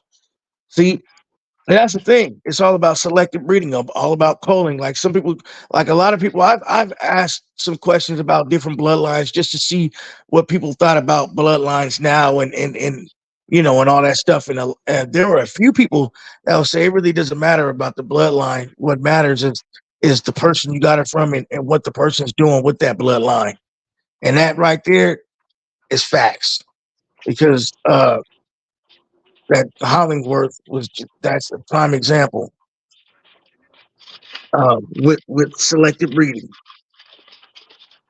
Now some people could they might favor a certain type of dog and they may sell the rest of the dog and keep only that kind of dog. Like I'm only keeping dogs with that are buckskin with the black mask and such and such and such. So that particular line might be come out a certain way. Some people they want Chinaman without the Frisco, even though Frisco is basically Chinaman to some Bolio stuff, but they'll take some Chinaman to some Bolio stuff that's bred a different way, but they don't want it through Frisco. I've heard a lot of people say that I want Chinaman without the Frisco, which and I from what I understand, a lot of Bro, that has to hey, do hey, with hey, hey, that's uh, a preference though. I mean, No, what's no. wrong What with I'm not I'm, I'm wanting to not have I'm not Frisco in your no, it line? yeah, ain't of course. No, preference. that is a preference. But what I'm saying is that a lot of people have that preference based on that whole situation with the breeding discrepancy and all that stuff. With No, that's not a preference, my man. Them guys are speaking on facts of the results that yeah, what the they are paper getting. But no, about when how people tell about how when dogs were God dogs were when supposed to be hold up coming off hold of up hold up Frisco, hold up where Frisco when was already dead. okay, I'm gonna try to finish. When guys speak about they have a preference, they speaking on facts, not just being kennel versus one to another, father to son. They telling you without saying it verbatim of the results that they have either have experienced, have been shown, have been around to see. And we not just talking about just guys that just buying it and just breeding and feeding. We're talking about guys that were back in the early 2000s and that time period that those results show them which was the better way to go. So no, it's not a preference. It's not a preference.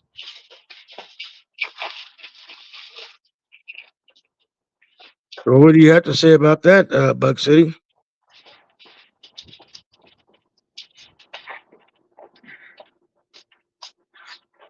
Is Buck City around? Is Buck City go anywhere? You said what? What up? What up? So what is your response to that, Buck City? Well, say it again. You Oh, said I'm just telling him in reference to remember Frisco you to said it was the Chinaman. you said it's that It's people's not a preferences. You said it's not people's preferences. It's based on the results. Well, that could be true too. You know, that could be true. It could be the results. But if somebody doesn't want Frisco in there, like I'm saying, like shit, they don't want Frisco in there. Some people used to like the Buck without Mayday in there. That's a preference. You know, it's different form and function. well. I would say it like this: Mayday and Buck, they did produce way better as it relates to Frisco to Chinaman. There's a bigger gap between both of them, and also what people like to not talk about it and have a forgetful mind. I'm not saying you, Buck, but a lot of guys that like to speak about this Frisco family dog. Frisco threw shy dogs. It was a known fact. He was shy. It was a known fact. Okay, so how many guys are going to want to deal with that when they're trying to get a real work ethic out of a family of dogs they're trying to build on? Mayday didn't do those shy dogs. Now Mayday threw some big ass dogs. We talking catch weight, but I'd rather have a catch weight problem than have a shy problem.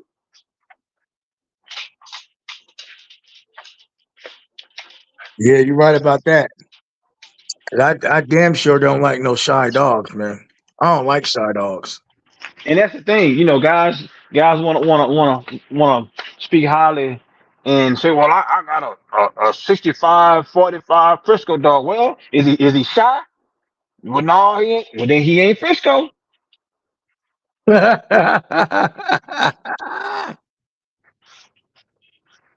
Yeah, he got other ingredients that you ain't being told. Oh, Let's so let's yeah, just keep it. so if he ain't acting like him, shit, it ain't him then, huh? That's my point. What you say? Hey, that's what everybody talk about on when we talking about on here. Hey, You know, I heard that a Chinaman might bite the shit out of you. Well, it wasn't from what I was told. It wasn't bad as some people like to present it. But now, when we talking about how bad was that shyness that Frisco was, and he was throwing, oh, that was strong. Oh, That oh, was oh, strong. oh man. Tell us about it. Tell us about it, man. Let us know. I don't feed him. I just talk to people who own it. See, my thing is this: whether I feed it, have it, or collect it, I still like to know about it. And so many guys were jumping that Frisco wagon, and they wanted to speak all these high qualities and showmanship about Frisco. So I went and I reached out to a few people that were high on the Frisco. So I wasn't gonna run it. I just wanted to know what was the real behind the scenes that guys wasn't talking about. That's just me being an Hmm. enthusiast about what's the new conversation. That don't mean I Uh, won't jump on the bandwagon. But that don't mean I can't speak to people who are enthused about it. yeah, you're right about that. Speaking of that in the chat, uh brother IRK Itchy says, yeah, Frisco alleged hung. Yeah, that's what was going on about Frisco for a long time, man. That alleged hung situation. RK said he said he wouldn't take a black dog for free. Just personal preference. Okay. All right. So that sounded like Mr. Hollingsworth. Mr. Hollingsworth, from what I understood, felt the same way about black dogs. Wouldn't take one for free.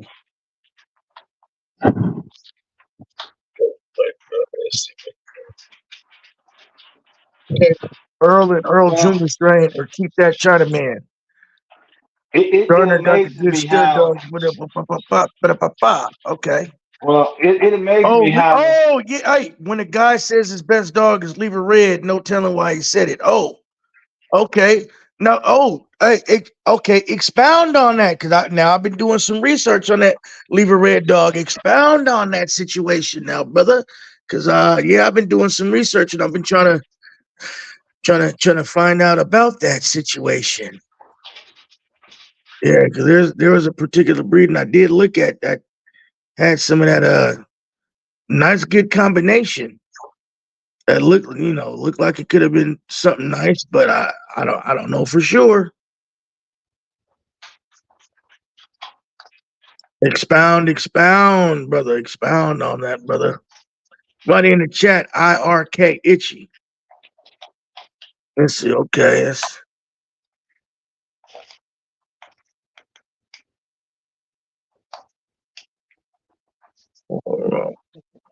okay. Carver said 3 gens.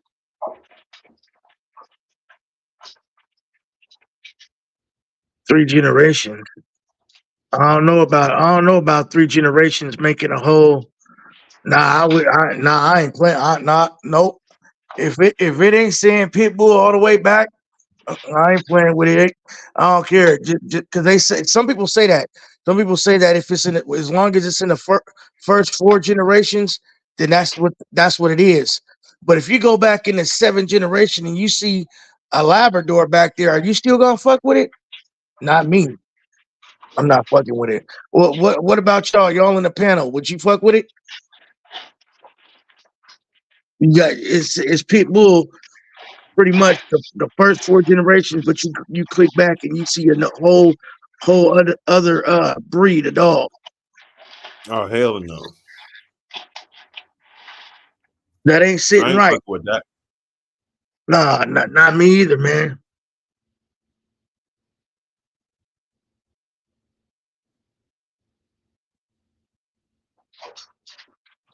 I like to hear about this Yeah, just all depends. this KK King blood. I'm interested in that. Look like Itchy IRK dropped the Abraham on you. Dropped the good old Lincoln on you, man. I'll get back. You hear me, Buck? You hear me, Oh Buck? no, yeah, that was hours ago. Oh, okay. I'm just looking at it. I can't, shit. But yeah. Who That asked shit that was question 3 to? hours ago. Okay. I was just looking at it. I seen it. Yeah, I hear you. 4 hours. Oh, okay. Yeah, I hear you. I heard you. yeah, but who the question asked to though? That's what I'm trying to see. What? The question that the RK is referencing about Level Red. Oh no, he said when you saying that Lever Red is your favorite dog, then that's saying something. And so I'm trying to get him to expound on that because I've been did some research and I heard about that Lever Red. I've been seeing that dog in some pedigrees and was trying to figure out, what the deal is. So I wanted him to expound on that and to explain what he means by that. Well, Level Red wasn't really a Tom Warner product. That's what he's saying. Level Red was only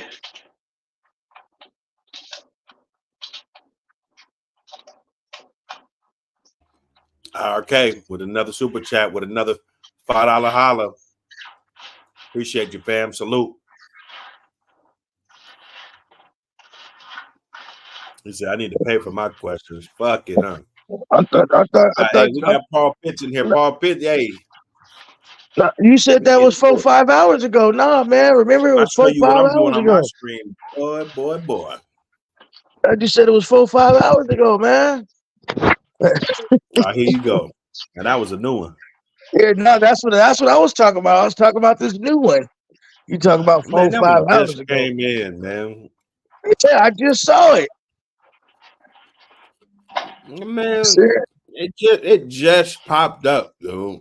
Man, look, man. Are you look? Are you trying to dispute with your uncle? Hold on, real quick, man. How would you see it before me, bro? I'm running the fucking Because I'm show. looking at it right now. Now your ass was scrolling way back. Now you want to be right.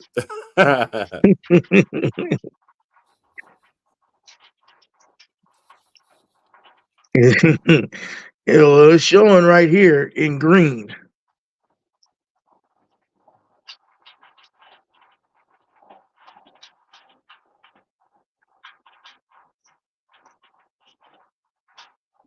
So let's go back to the no rod that you was talking about with the gamblers. You do know that breeding was done, don't you?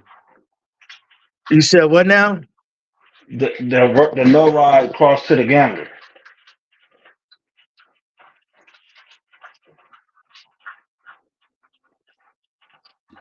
He got peeled. Can you hear me? I hear you. He got peeled off. Oh no, he was talking about earlier the no rod cross to the gamblers Duchess, and that breeding actually was done, and there is product that is being bred down from that cross right now.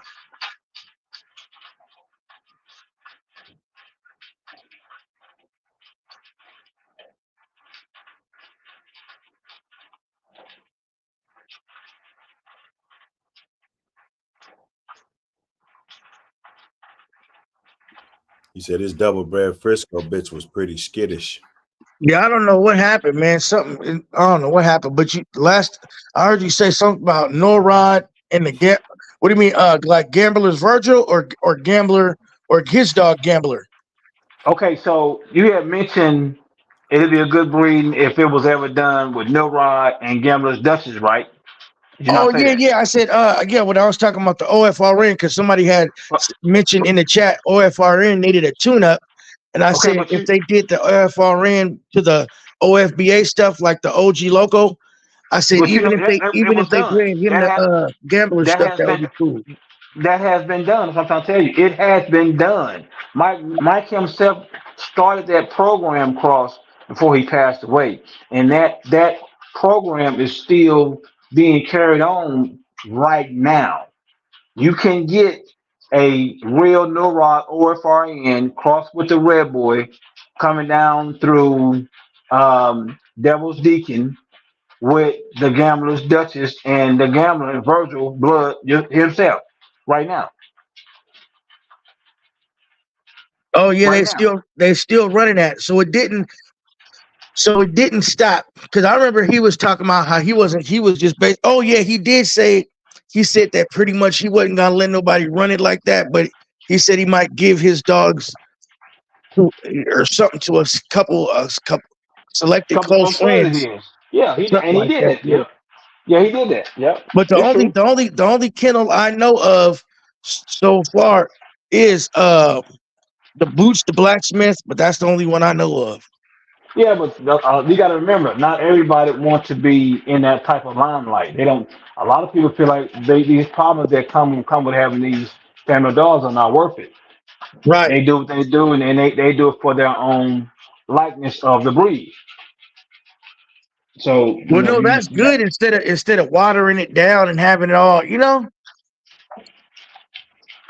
letting it get in everybody's hands and just watering it down and just it get too played out. That can happen.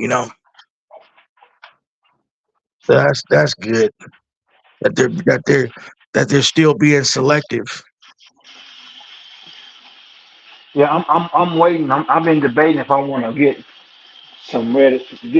restart having the Neurod Red Boy Cross. I wouldn't mind. Like I got some real good blood. I would like to bring back those good old days of tying in good family of work. Man, the Rod sent my cousin a replacement dog, a replacement pup. It was Red Boy. What he say? He was Red Boy with the and then touching the old no rod blood with some of that old Boudreaux stuff, Floyd Boudreaux stuff that wasn't getting released to the public, and he gave him man, and that dog, somebody ended up stealing that dog, man. You, yeah, man. Well, my only concern is that the old Neurod Red Boy blood is big. We talking males running 65, 75 on a normal. Yeah, Female is that still running right about right. 50. Man, that's big to me. Yeah, he Yeah. had he had there was a lot of his catch weight dogs too. Man, I sure wish I sure wish Bobcat 2 had a met up with Mayday. You know Bobcat 2 and Mayday was supposed to do that. Well, I mean, he wouldn't be the first one that made a decline to have a Yeah, around the table, conversation with. He won't be the first one. yeah, Mayday from what I heard, Mayday ducked him or Mayday declined. They Well, said, they use some high numbers to put themselves in a different bracket in reference to saying that, well, if you can't meet us over here or on this type of bracket, then we're just not interested. "Damn, oh man, I wonder what the outcome would have been like." Well, you'd have had a winner and you had a loser. Right, that ooh, oh Bobcat 2, you just never know. Yeah, Gambler the Duchess. Oh, Bobcat 2, man. Hey guys, I have a question. Yeah, I was listening earlier, and it's so hard for me to distinguish. I remember I was listening the other day. I was like, "Who's talking? Whose voice was that?" Because Buck, you sound so much like Bakari on these chats. But I was listening, and I couldn't tell who was saying what because I was just listening earlier. And y'all were talking about. I don't mean to throw the conversation you guys are having right now off, but I just wanted to ask. Y'all were talking about the shady lady dogs, and I mean they said it, so I'm just going to ask, who was saying that they were breeding that stuff? And that's the question. Shady Lady. Yeah, they were breeding. They were breeding the shady lady, the Bill stuff back in the day. Oh, I don't know. It must have been They were somebody. talking about it. They were talking about it earlier when I was listening to it earlier, but I was busy and I wasn't looking at the. I couldn't see the chat. I was wondering if it was Bach or Macari or was it Buck? Because like I said, they sound so much alike. Yeah, I But I don't think know. who was talking about that breeding? Is Buck still there? Buck, you there?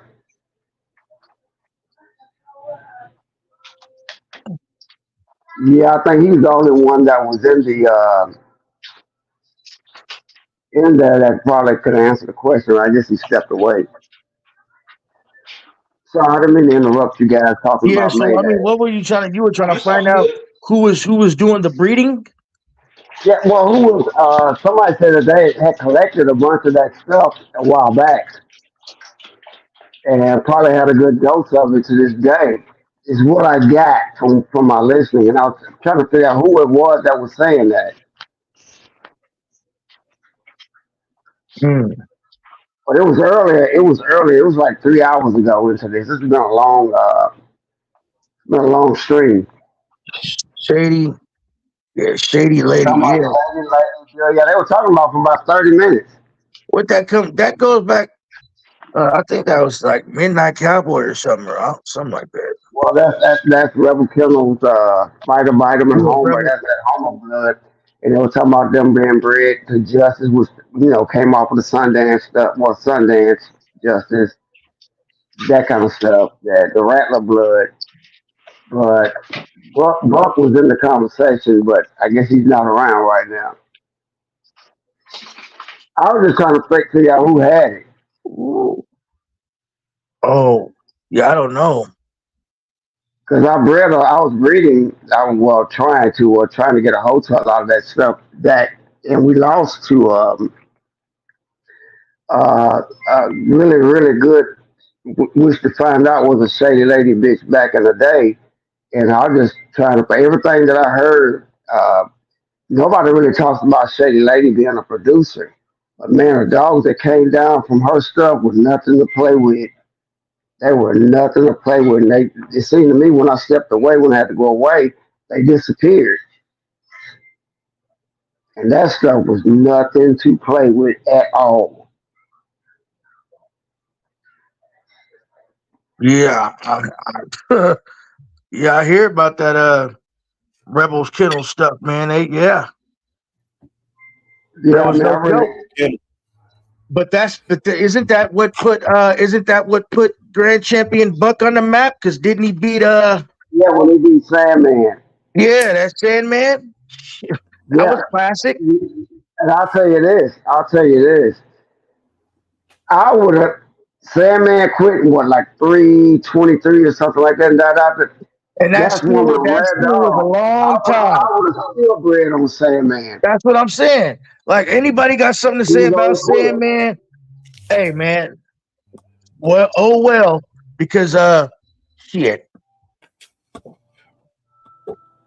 Yeah, man. But that's what Sandman or I was speaking Homer. but that's what Well, I made don't people think jump Homer on quit.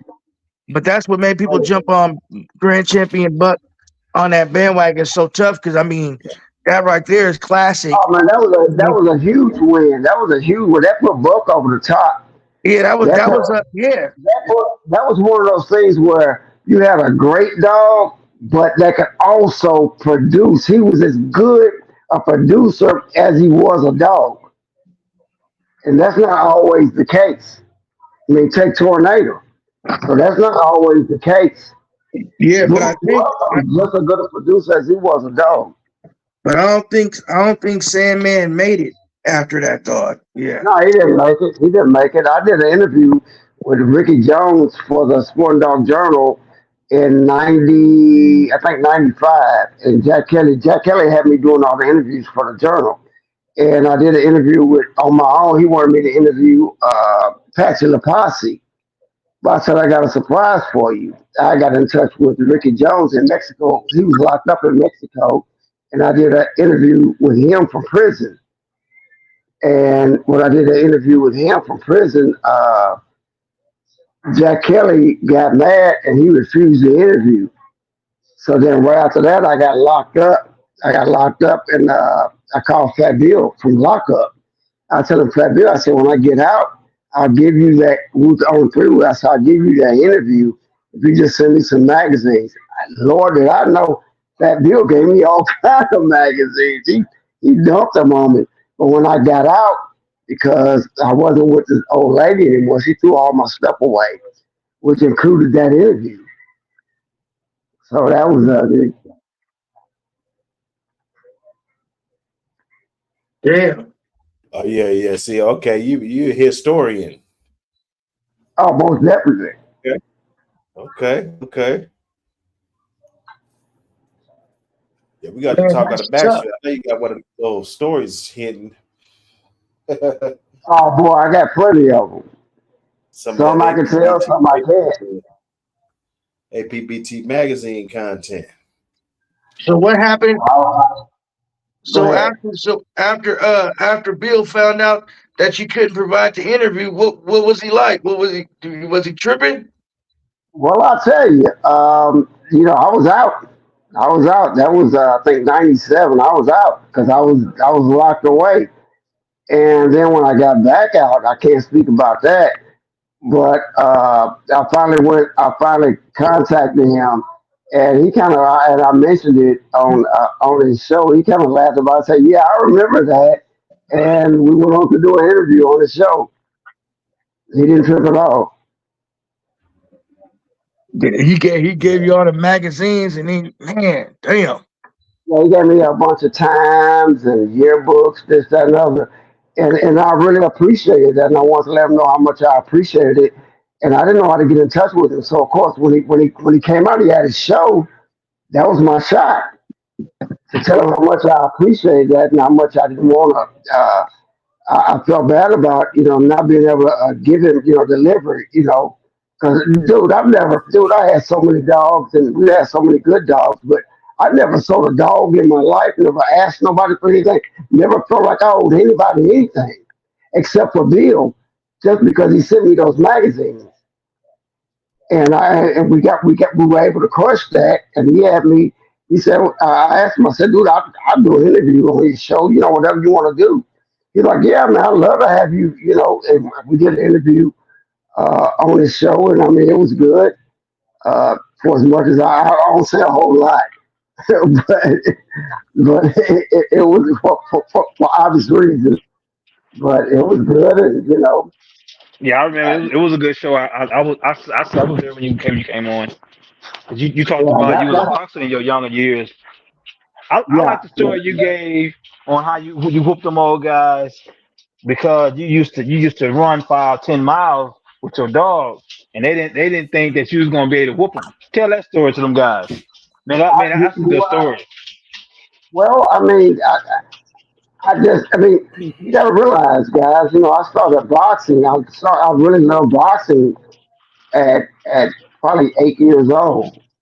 But and my daddy started showing me how to box, and until I got to say, I didn't get to go to like the gyms until like maybe 12, and I got into the dogs at 13, and then I got my first dog from Mayfield, and I love both of them. I love sports.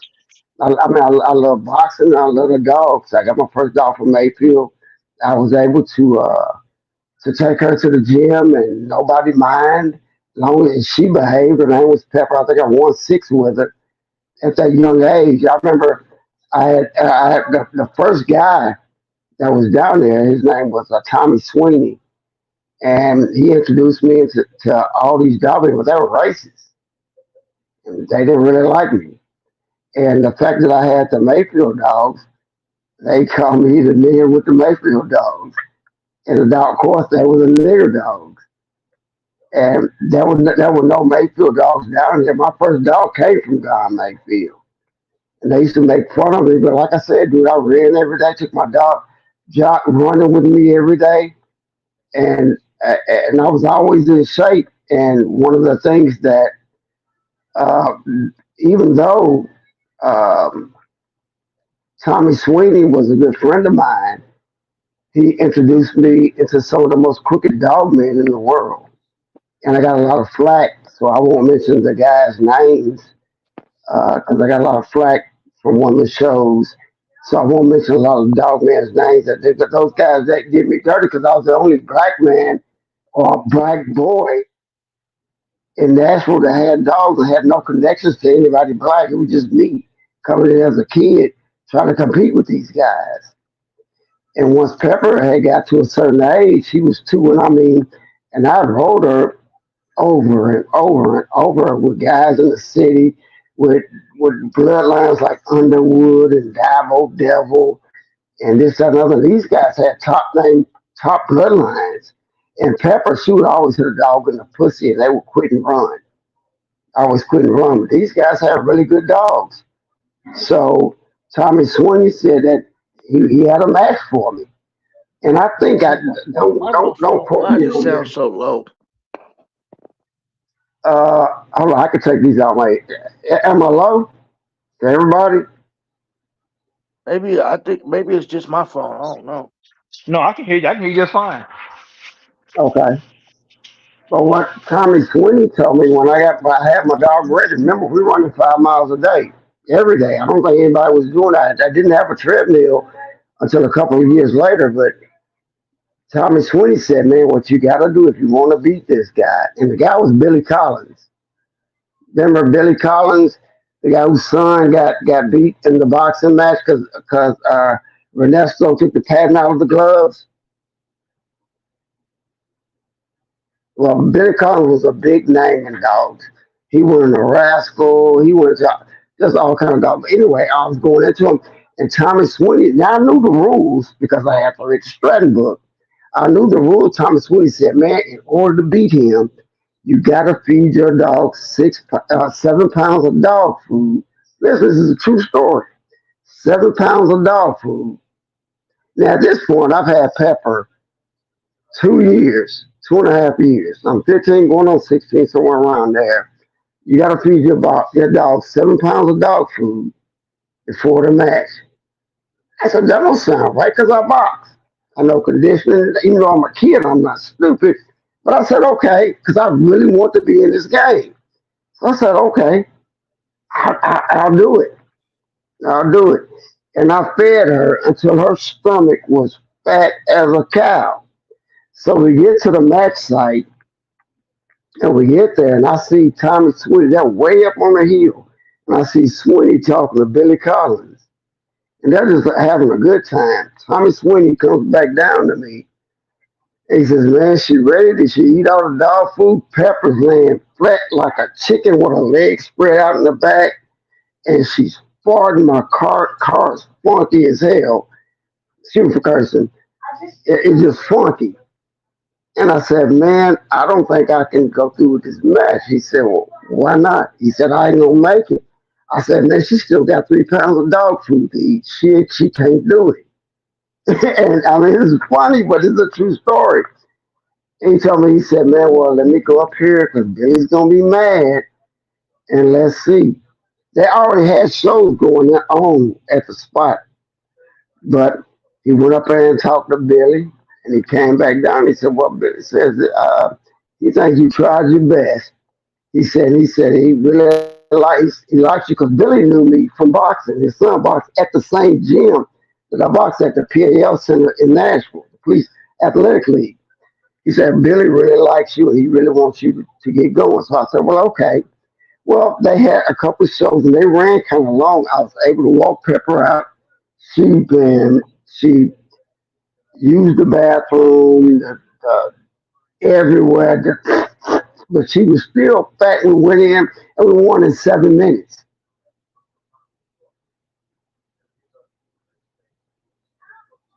And that was against supposedly, well, at that time, top competition.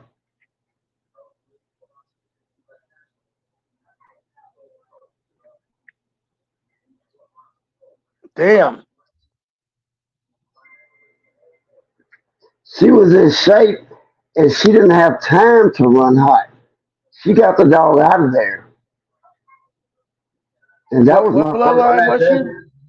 She was pure Mayfield. That was the first dog I'd ever got. She was down from King Tut from Don Mayfield. And later on, Oh, Don Mayfield, man. yeah, that was my first dog I'd ever had. Later on, I had talked to her. This was after she had won maybe four um, against, probably not under the rules that people would say that, because I'll just keep it real, conditioned dog, whatever. But it was always in those guys, and that they never they would call me out at the crack of it. Well, it would be me saying I'd like to go again, and they would all be like, okay. It could be 2 weeks later. I mean, I didn't know, but I always beat them. I always beat them. And at that time, dude, by the time I'd have what was it, first or second litter, because I raised the same one. I had a dog named Chicklet, and she was just like her mother from that bloodline. I mean, just really, really good. And I was like, winning just really isn't that hard. But it seems like it's just like when you like in the dog game now. There's so many different things that could go wrong with the dog. I mean, there's 1,000 things. Like back then, we had like 5 cures for everything. You know what I mean? And back then, it was simple. Now it's like difficult. You got to figure everything out. Maybe send a dog to do that, do blood work. But back then, it was simple. And matching a dog was simple. And to me, my dog, it was like walking a dog, dude. We ran 5 miles every day. She was only 28 pounds. So when I'm jogging, she's practically running.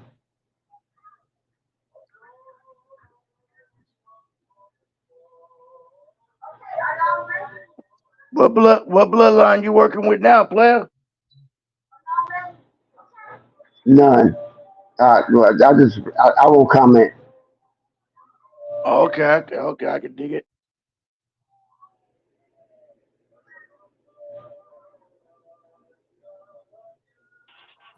Oh So yeah, I man. like to ask him, did he have any good experience with the Red Boy Jeep dogs before he kind of stepped back from his Mayfield dogs? Jeep dogs, yeah, yeah. I really had some really good ones. I didn't get to compete with them. I had some really good ones that I thought I had a really solid family from the stuff that Keith Lock had. I had a really solid family. I didn't get to compete with them because, well, actually, when I was getting them, I was on the run. And by the time I got the ones that I really liked, which were all for Turtle, Replica was champion Tommy or Cal Webb's champion Tommy, either one. Bred to some of the Gary Talley stuff. I was on the run and I was letting people hold on to them for me. And let me tell you guys, never, I don't care what kind of, if you, your best stuff, never let anybody hold on to nothing for you because it always goes wrong. Always. And it's funny because a lot of those things went wrong with a lot of dogs I placed in a lot of guys' hands. And I've never done anybody wrong. That's one thing about me. I like everybody. And won't nothing, you can do me wrong or whatever. Ain't nothing gonna stop me from liking you. Nothing. Nothing's gonna stop me from liking you. I'm a really spiritual guy. I like everybody. You did me wrong, that's my fault. I'll talk it. But the funny thing about the dog game is when people do you wrong, and I want you guys to listen, when people do you wrong, they think you gonna tell the story of what really happened. So they start talking bad about you. I never crossed anybody, never did anybody wrong. I just did my way. But I've been talked bad about, which is just lies because all you gotta do is ask other people who know me. Oh, they just lying because they did this, which I ain't gotta tell you, they'll tell you. Somebody else will tell you that they crossed me. But people will lie on you just because they crossed you. But that particular man, that Jeep stuff I had was outstanding. The stuff off of Turtle, outstanding. You'd have to kill them, every hair on their body. Yeah, I've heard people say that about old man Don Toto's strain of dogs. They were very determined to complete their task. Yeah, Very determined. they had bad habits of trying to breed. Like Turtle. Turtle went 3 hours, might go 3 hours. Because for the first hour, he's trying to school your dog. And that was a trait that came down to my dog. And they had nice bone on this and other. You couldn't hurt them, and they trying to screw you. But then after a while, you keep biting on them, this, that, and other. Not all the ones I had, just one or two. But after that, man, they were rough. They didn't have a whole lot of mouth. They were rough. I thought they were pretty rough. To me, they were, and fast, and fast.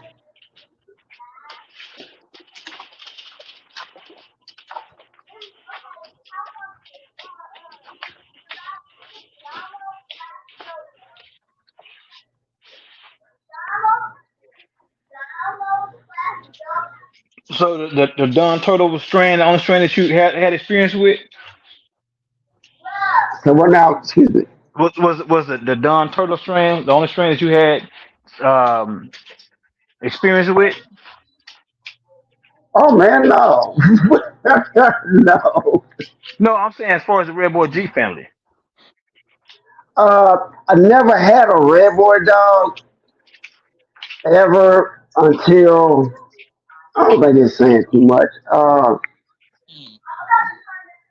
Right before, well, I mean, it's public knowledge. Right before Rockamore Kennels got in trouble, I had got one off of Quick and Red Rage that had. I think that it's a lot of Jocko in there. I think it's a Red Boy in there.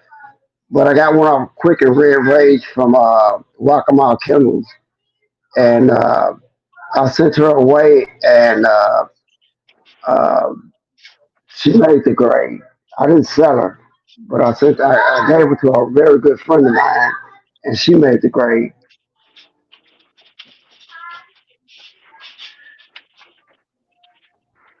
So what about But that, what about the Buck family? How you how you make out about those as far as um, um extremely after the hatred when he beat Buck, when he beat Sandman, extremely respectable.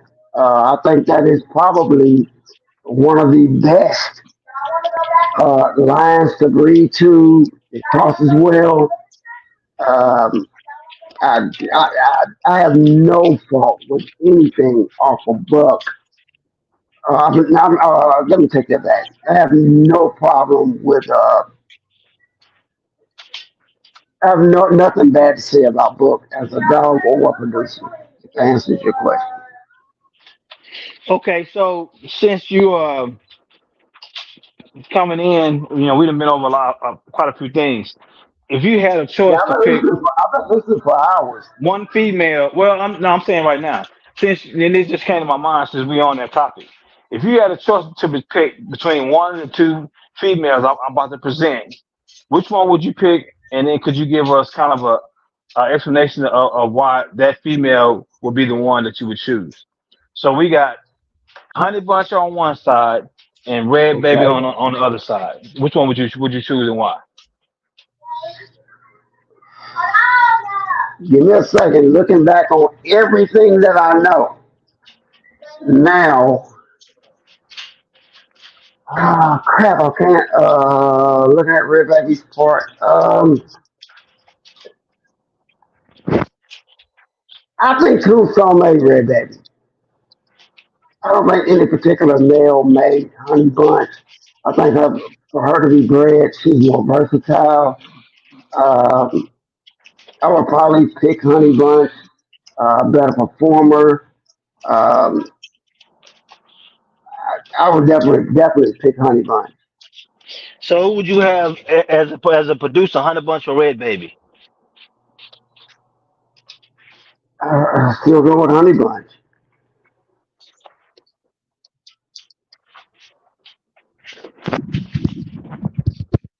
The thing with Honey Bunch was she did a lot. I was in the South, so she did a lot in the South. So I got to see a whole lot more of her work than I did Rebbe. I got to see a lot of well, I would say a lot, but more Bolio stuff that was watered down once I got out. But it wasn't as close up as it was the Honey Bunch stuff. And I had my hands in the Honey Bunch stuff, so you know. Okay, so let me ask you this: did you ever hear, or were you privy to see the breeding that was done with Honey Bunch and Zebo? And if you didn't see them, what did you hear about their breeding, good and bad? Well, of course, I didn't see the breeding. I didn't see the dogs off of them. I don't think anybody did because they never made the cut. Okay, that's could you elaborate? Because I've been trying to tell guys about that when we advance in today's time when they're crossing the Honey Bunch with the Zebo. And Right. I'm telling them you can't recreate the wheel and expect different results. So you just Exactly. kind of piggyback what I had been telling these guys in reference to it didn't produce good results. No, there were no good results out of that. But a lot of things that a lot of people don't realize, if you would have had at least a game one, that second generation might have turned, but that was no good. Nothing. I mean, at least a game one, you could say, well, let's see what that because a lot of breedings that are made, you get a lot of junk, but maybe game ones. And I say, well, you know what? Like we did, like if we got a lot of, let me tell you something. In our yard, or the yards I was associated with, just because you a game, don't mean you don't get called. You got to perform. Right. You got to perform. Even if you were doing like say if a, I got a really good red boy dog, and this is a mistake a lot of people make. Tons of people make this mistake. So I got a really good red boy dog, and the guy's got this Eli dog over here. He's bred great. Oh my God, he's bred great, and he's game. But he don't do the thing that Eli dogs do.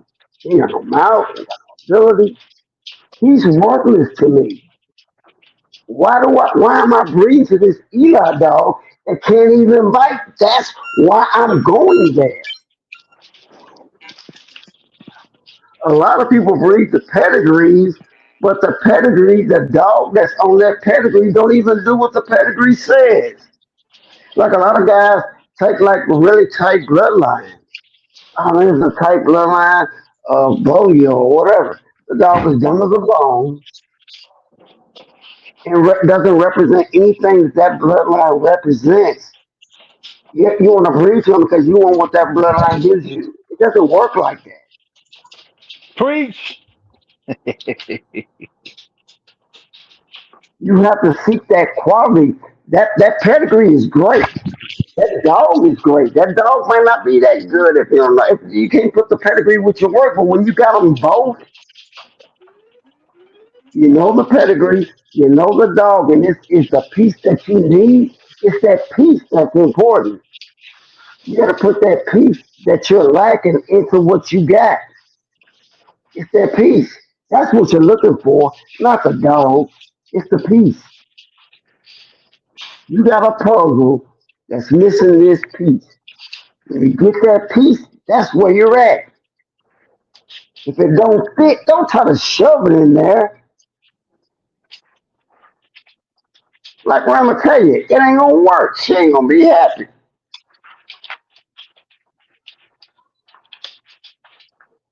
You gotta put that piece of the puzzle. This whole thing is a genius thing, and it's a puzzle that you have to put together. And you have to know your family of dogs to be able to get those pieces. Because first off, you gotta know your family. Once you know your family of dogs, you know how everything fits together. You've seen how everything, what you breed, you better this, you better that. You only got like three breeds really to figure out what clicks. Because first off, she's a good dog. By the time you figure that out, she's 3 years old. And if you're using her, maybe four. So once you put them out on a really good breed, go on and do it twice. Don't even skip the next heat. Go on and do that breeding twice. If it's messed up, then you got a bunch of garbage to go through. Then skip. That's when you skip a breeding and try another one. But what if you got a great breeding, if you don't even try it twice? I say any breeding that I put my brain to, and I'm gonna do it twice. I'm not gonna get in the habit of breeding my bitch twice in a row. But I want to breed her twice in a row to the dog that I put my mind to. I want to breed her twice in a row. Get that out of the way, good or bad. If they turn out great, I got two litters. If they turn out bad, I ain't wasted but 1 year. Skip that next breeding and go on. And you won't find out until maybe a year or two later. But at least you got a bunch of them to pick out of.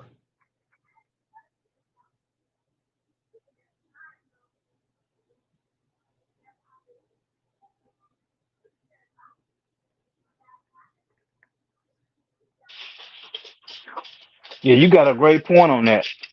I like to give them a year, and then if I like what I'm seeing in that first year, then I'll entertain repeating it. But I like to give that first breeding a year just to get close. No. Well, the reason, okay, how can you give it a year? If you give it a year, that means you bred her. You skip the heat and you bred her something else. and you're breeding it back to back. Why do Well, the that when reason you why can breed it back to back right off the bat? well, here's the thing. See how I operate. The reason why I said a year is because I'm gonna do that breeding that is high on my list. That's not the only Okay. one I'm adding to my family. So we're gonna get that one done. I may decide. All depends on the weather because weather plays a role in a lot of different areas. So let's say the next heat cycle is not in my desirable to deal with taking care of pups in a healthy environment as far as the climate. So we're gonna skip that one. So now we 6 months. Okay. Okay. So Well, then let me. I'm gonna do my second top one just to have them come up together. Okay. So now I got my number one and my number two coming up close in age. Then that number one, I'll go back to the number one because by then it'll be a year. So that's why I said I'll give it a year because All right. while Well, let me say this. Let me say this. Neither one of us are wrong. oh no, I'm not saying you're wrong. I'm just Neither one saying of us are wrong. It's just a scenario. Because I'll be honest, I never did it that way. That's just the way that I would do it. I never did it that way. But in doing it again, that's the way that I would do it. And because first off, right now, golly, I have to word around stuff. But like now, there will definitely be a first for the dog. It will be expensive, and hopefully, after the first time of doing it and dealing with the person that I'm dealing with, a high caliber dog, man. Hopefully, we can reach a deal. That would be part of the situation where I would say that. It wouldn't be too expensive because the first one, I paid anything. Hopefully, we do it right after that. And I don't have to do all of that, but if that makes sense to you. well no, you have a great point. If you're starting with a body of work, a family that you're wanting to make your new building block, I don't think you're doing nothing wrong to go back and repeat that breeding because evidently you saw something good above the If I pants feel to do that the breeding. strongly about it, Yeah, if I yeah, feel that's what I'm that saying. strongly about it, correct. Yeah. Yeah, and if you've chosen those two to be your primary stud and dam to start your family, then why not? Because like you just said, if it works out, then you don't have to worry about missing that mark of repeating it because you've already repeated it. And if it don't work out, well, at least you gave it a fair shot because you put two litters together off the breeding. You know. Right, right. So Well, no, good I mean thing they I didn't do don't that think with you're Honey wrong Bunch though. of Zero. Good thing they didn't do that with Honey Bunch of Zero. They only done it once. Yeah, I'm trying to tell these guys you know, But if you go and look at the dogs that Honey Bunch or the males that Honey Bunch produce, I mean, God, they look at the one we hunt, yeah, Freeze Bow, Zebo, Jeep. Well, I mean, she ain't doing anything off of you, but Rascal Jr. I mean, good grief. I don't know if she was bred to Rascal Jr. I know she was bred to Rascal to get Rascal Jr. But the dog she was bred to was, oh my God, no wonder she was number one ROM. That's why I would say, I mean, you talking about Red Baby, but Red Baby didn't really get the chances that Honey Bunch got. But Honey Bunch got it well, with him. Honey Bunch re- got out the mud by being the bulldog that she is. yeah, but see the reason why I brought up Red Baby because we had that discussion, and Red Baby is considered the foundation that set the tone and the strong concrete that was used to build great foundations that followed. Well, that man, that was the popular. Let me explain something. Let me just say, I don't want to explain something to you like I'm talking above you. But let me say this to you. If you look at the Richard Stratton book, I'm gonna show you how fickle the dog game is. If you look at the Richard Stratton book and the bloodlines that were man, those weren't the most popular bloodlines in the dog game at that time. But it became every dog bloodline that he talked about, and all those dogs that he made famous. That's what made the dogs famous. Well, from being in that book. There were more famous dogs before that book, but once that book came out, those dogs became the forerunners. Those dogs became the forerunners. A lot of people ask me, what's the worst thing that ever happened? And I have to tell Richard that I didn't mean anything by it because I posted this on Facebook some years back, and he's a good friend of mine, but I told him I had to call him up and tell him because I knew he was going to read it. And I explain to people when people talk about what the downfall of the dogs, black guys, the gamblers, and no, it was Richard Stratton. He gave the game away. He popularized it. It was Rich. Am I mad at Rich? No, because without him, I wouldn't be in it. Rich gave the game away. It wasn't the gamblers and the dog men. They've been in the game. Wasn't the black guys being reckless? No, because they turned the other head when it was white guys.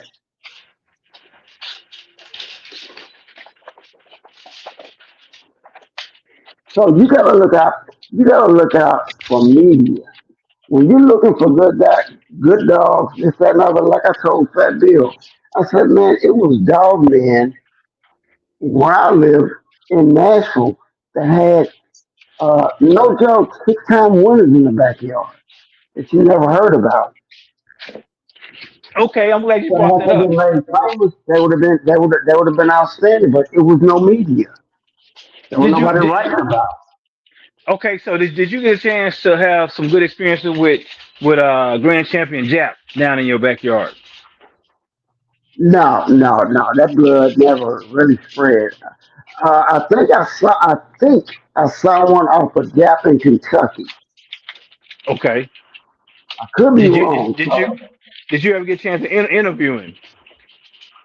No, no, no. I don't even think I know him. I don't even think I know who. I don't know who had Gap. Oh man, Mr. Dixon. No, no. Uh-uh. Well, I should say Tennessee Dog Pound. I mean, me and Tennessee Dog Pound, the younger guys that were in the group. I mean, we saw each other everywhere. We ran into each other everywhere. But I never got a chance to um, interview him. Mm. And yeah, I remember back in '96, that was still that controversy of Jack not wanting to put uh, a black dog man dogs on the front of the journal. I think he put the Masons on there. He put Doogie on there. But there was a lot of problems with that. But I was working with Jack with the journal. So Well, how much of the Cotton Bullet did you get a chance to see down that way? how much what? How much of the Cotton Bullet, the La Passe? None, none, none. Not well. I mean, I wasn't even born that early to really notice it. So I mean, I'll put it like it never because I never seen it like pulled out directly. I did do an interview with Steve Heffernan with the Alien and White Dogs that came down from that. I did Mm. interview him for Dog Journal in '96, and we became good friends. And he was going to send me some dogs, but like I said, right after that, I went away.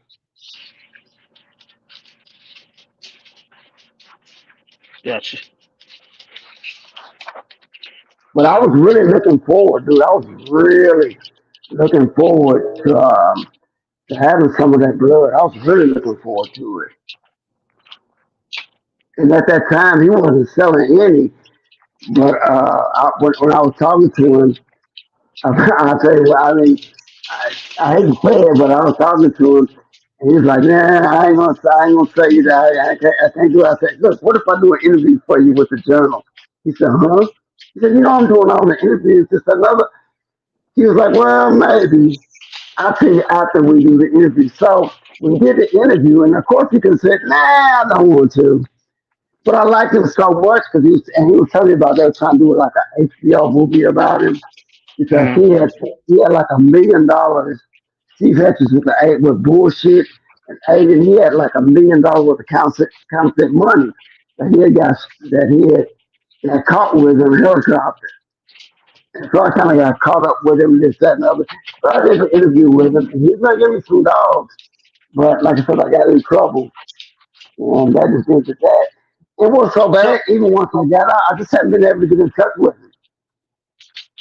so did you ever get a chance to visit or have a sit down with the infamous Tom Garner? Let me just say this. I'm not throwing shade. I'm just see what I'm doing. I'm saying No, no, no, you no, no, really no. I'm made a not lot of saying you news, of are. No, course. no, no. No, I'm clearing up something. Me and Okay. Tom had our beef. Well, I had a beef. Tom didn't really give a crap until I mentioned it because I had a Facebook page. He was our page, he was a member. And I kind of pissed him off and I kind of offended him and I kind of threatened him because I was really pissed about our situation that had happened. Then him passed it up. I got a lot. Matter of fact, guy, I can't say that. Um, I have a lot of respect for his dogs. I have a lot of respect for him and his intelligence and his willingness to do what he does for the breed. And I think he's an all-time legend. And I really regret the time that I didn't like him. A wonderful representative of the dog game, and I truly believe that.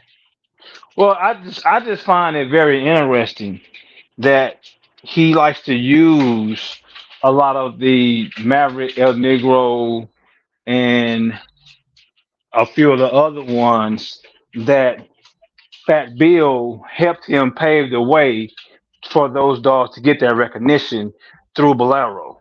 And I find that very interesting that you willing to mention and give great homage to a dog that you fed.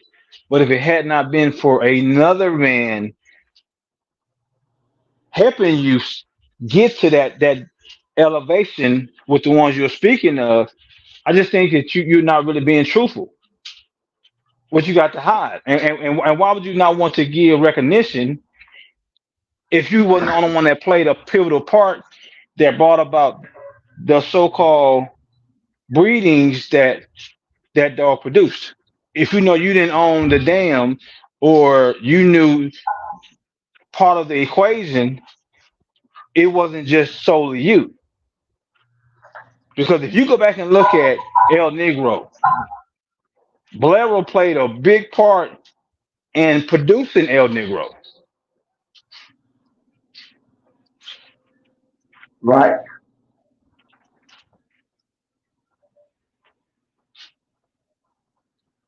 So that's just kind of where I'm at. All right. This is what I'll say about that. And this is pretty much what I'll say on different pages, whatever, about anything that I don't know anything about. There are two sides to each story. This story, particular, I've heard a little bit about it. Thing about it. I'm from outside looking in, and it would only take an idiot, which I hope people will think that I'm not, to even respond to that because I just don't know about that. I mean, some people might give you a guess and think what they think, or they want to tell you something, but I don't know anything about that other than things that I've heard, and which would all be speculation. So I just would rather just keep my mouth shut. Well, let me be equal in what you just said. I don't know anything about it either. Yet I have no. I'm being serious. Only reason why I'm even only reason why I'm even bringing it up is because there are some quote unquote interviews that Tom has put out to the public, and he's giving reference to these dogs. And if you go look at the makeup of the dog, one would wonder, well, why didn't he give recognition to the other person that played a great role in the success of this one he's speaking about, but yet it's like he have amnesia. So then in my mind, I'm wondering, well, did the dog not produce? We can't say that because it produced the dog you talking about, El Negro. Well, was the guy a bad guy? So see, my thing is, if you're going to talk about something that other individuals played a big part of, we're not just talking about they came by, visited, and they help you get the breeding done. No, they own a part of that lineage, so you just can't blow that off. So for a guy not to give even reference for me, that puts in my mind what was wrong with what you're not mentioning. All right, let me say this. Let me just, because I think this will help us bypass this real quick. All right now, Let me all right explain, now. It's let getting me hot explain now. something. Let me explain something to you about me really quick. Show enough, show enough. I stopped drinking this year. I was a very religious person, even though I was drinking. But I'm a very spiritual person right now, and I'm going to live my life that way. I like everybody. I've forgiven everybody who's ever done anything bad to me. I Amen, like amen. I like everybody, and I don't know if anybody who don't like me. That's on them because I never got anybody wrong ever, and I just don't see a point in discussing something that I don't know anything about and that I wouldn't give an opinion about even if I knew, Lord. because that's just not my way. Got you. And I mean that's be respectable, you know.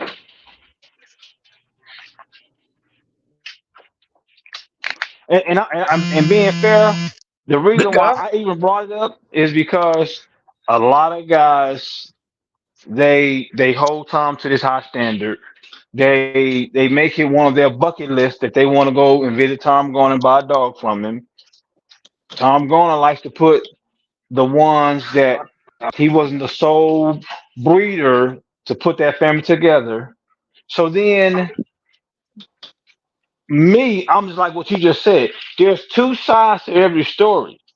Why are we only getting one side of the story when it shouldn't make you look as a bad person if you said, well, I like to give whatever that this guy he had whatever the dam the sire that brought me to where I'm at that I can speak about what I have today. So I just want to say thank you. That's it. No more, It's no called less. pride. It's called pride and ego.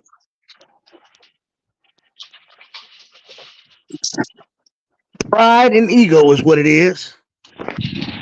Well, I mean, you said it, I didn't. So I mean,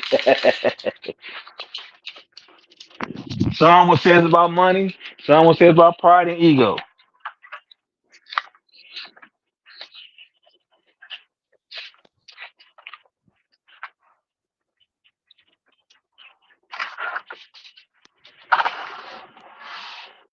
You see that little rock? Yeah, I'm still right here. Hey, I'm gonna have to go out Well, and come right back. I lost my Bluetooth connection. I don't know why. oh, Hold on, okay. hold on one sec. Yeah. But yeah, Hold brother, on. I believe it has something to do with pride and ego. And ego. Well, I mean, I really don't know, but I'm just like this. If you talk about ones that you want to tell the public they should have blood or pups off a certain dog, and you know you wasn't the only person that paved the way for that creation to come about, then what would it hurt for you to give recognition to let people know that it wasn't just one mind, it was two minds. Right.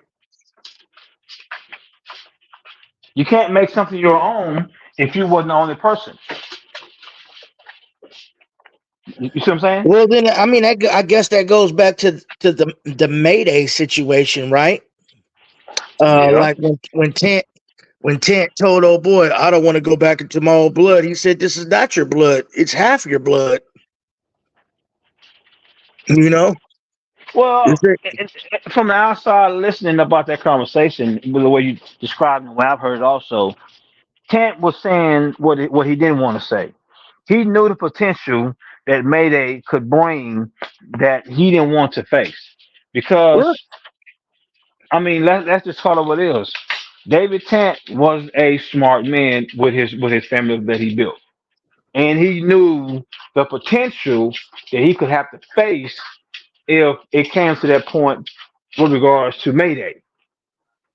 So, it's kind of like, yeah, I was the manufacturer of those nails, but because you got thin glass over those nails, I know the kind of pressure those nails are gonna put if I walk across them. So why would I be a dummy and tell you, well, yeah, man, I know you bought this glass from a different manufacturer, and yeah, I manufactured the nails up under the glass, and you tell me, oh man, I've done it a few times. You'll make it across, and you like, no, I don't think I want to change that because I manufactured those nails.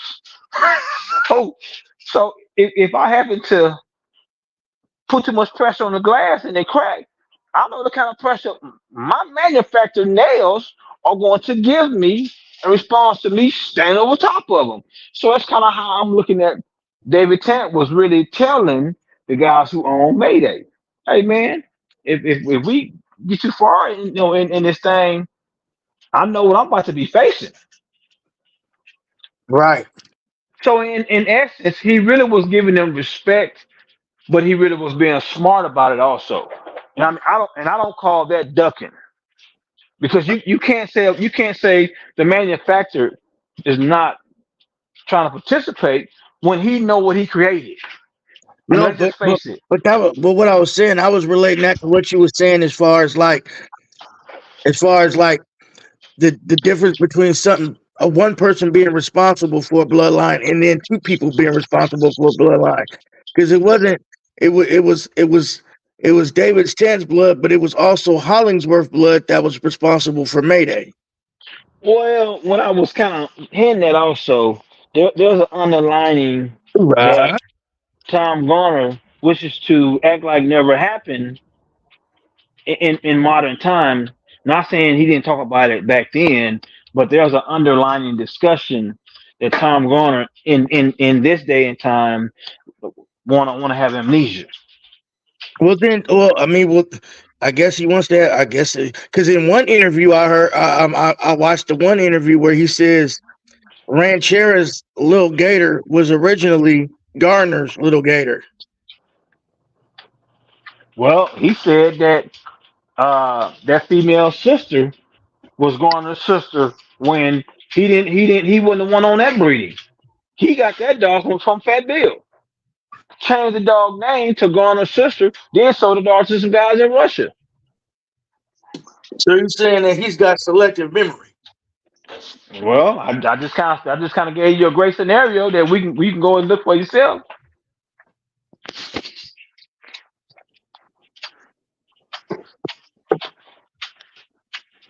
Tom Well, Garner, Tom Garner had the stud, but Fat Bill had the dam, and those pups came out of Fat Bill yard.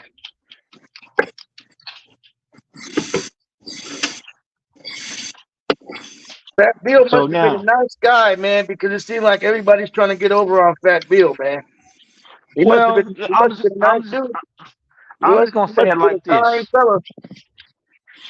The thing about it is too, back in that time, Fat Bill didn't shy away from nobody or nothing. So then when you got someone around you that's in your close proximity, meaning Tom Gordon and Fat Bill were close as far as in miles away from each other. When you got someone in close proximity that has allowed you to have a part of their family that they're building,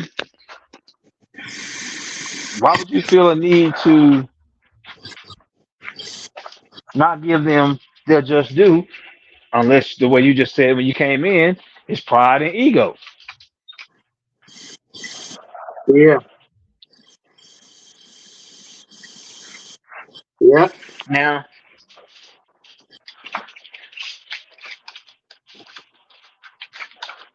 how it came about, is yet to be discussed in truth. from the other side. But facts is just facts, and we can't negate what we get as facts. The fact is, Garner's sister, Dam, was not owned by Tom Garner.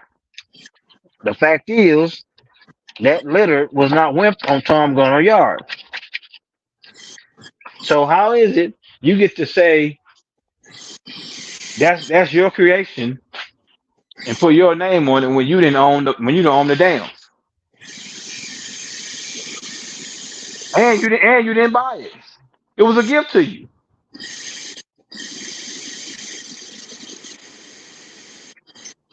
Right? Damn.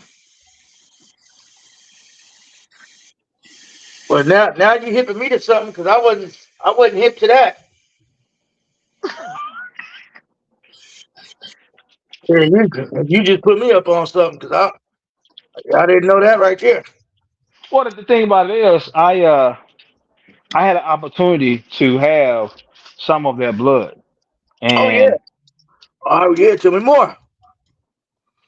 no, I'm saying from the people over in Russia. Oh, from the so you got Tom Gardner's blood from the Russian cats? No, I'm saying that blood that sister produced, that family of dogs that she had produced over in Russia. Okay, okay. No, I don't deal with, don't wish to deal with, don't have no intention on dealing with anything of the U.S. from even the individual breeder himself that says anything of Tom Garner. I'm good. I would hang the plaque on the wall, and I bought me a poodle. Now, now, what is your fight with Tom Gardner now, brother? What is It's that? not a fight. It's not a fight. It's not a fight. Those who understand how genetics work and how a family of dogs work understand when you are not being told the truth. I mean, that's been, but that's kind of been the word for a while that Tom Garner was kind of like a new age Maurice Carver type. Well, I mean, to teach is every own. But here's my thing: if I have enough respect for you to give you my money, the least you could do is do me that same and give me what I'm buying in real time. But from what I heard though, is that you'll get a good one though. Okay, so I'll say again. Why do I got to keep coming back to your yard if I want to have success and having anything worth feeding, rather than have a bunch of shit? And you got to go back to that same person's yard. No, I'm being honest with you. Multiple guys, more than one digit, will tell you. He'll tell you himself. Well, if you want to have success, you got to bring it back and breed it. My dogs on it. Why? Well, I mean, well, Narad used to say the same thing in a way. No, but here's the thing. He tells them guys that, and that's what has to happen. You have to go back to his yard to breed to whatever he got in his yard, because if you try to go another route in any other direction, you're gonna wind up with shit. So no, he ain't lying. No, I said Narad used to say the same thing about, like he used to say the same thing. Like you basically had to go back to his breed back to his stuff Well, because here's he the don't thing: fit if you if went you to if you went outside of his blood. if you're He don't coming to fit. purchase if you're coming to purchase a pup to start your own family, not your own, not what you created, but just to have a start point. Why do I have to keep going back to the same person just so I can have something I can feel good that I created? Because at the end of the day, it's not you creating it. All you're doing is just keep throwing money down a rabbit hole. And then if that's the case, I think I remember. Um, I got land in and the Caribbeans that nobody know about. And if you want to have a vacation, hey, go ahead and send me your hard-earned money, and I'll tell you where it's at. That's just kind of how I feel about it. Why would you sell someone a dream that you can't detach yourself from that breeder? Because at the end of the day, it's not you that's actually creating the work.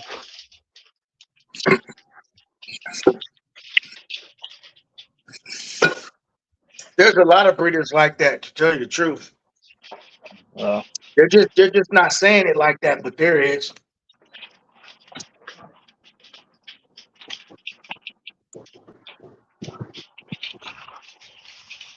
and on top of that, how is it? Now watch this. How is it that you can buy this tight inline family bred dogs from Tom Mm-hmm. Garner and you don't lose nothing? No performance, no work ethic, no body structure, no health issues. You don't suffer none of that. None of that. But you can keep going back to Tom Garner yard with the same family of dogs and you will never experience that. Come on, man, stop it. Yeah. He's got the secret recipe. Yeah, because he ain't telling you exactly which one and how it's bred.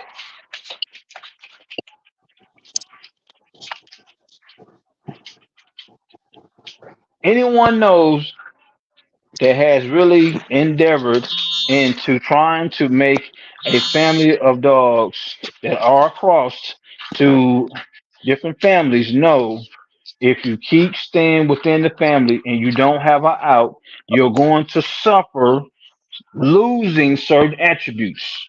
Mm-hmm. Now, how is it you don't hear nobody talk about, yeah, I bought a heavy bred El Negro dog that's come down uh, with with uh, with Pedro, and man, the dog was 28 pounds. No, they're gonna tell you, man, that dog, man, was 42, 45, 47 pounds. How is that?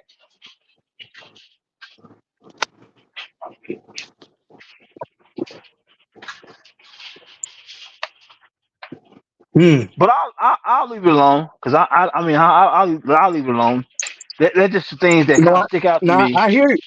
I hear you. I hear you. that everybody else go through except for the Garner dogs.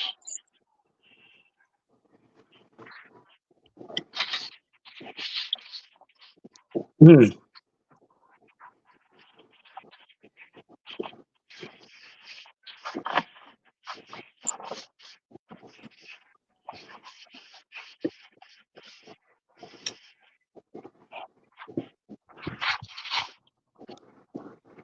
So question. Well, at least Chico Lopez ain't prancing around no more talking about how his stuff is the best. Well, that's because he got these guys buying his red boy dogs. Man, they told them few. Oops, did I say that?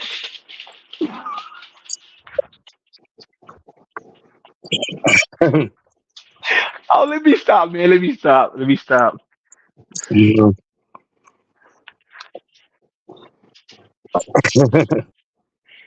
His red boy dogs. Yeah, I'll say red boy dog named Sarge. Yeah, you contact Chico Lopez at Gmail and you get you some great Sarge semen.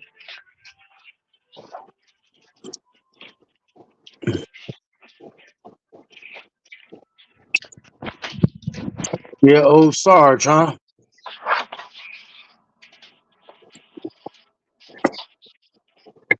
What about Bagman? What about Bagman, man? What Man, I about the seen that bag? man. How much he want 3,500 for that some Bagman blood, and I'm trying to figure out who would. Well, I guess people have, but I don't remember Bagman name is topping the charts as being a producer. The Bagman blood is some of the best blood ever. Yeah, because he ain't going down in the swamps. That's why. Sigue the Great. Sigue the Great.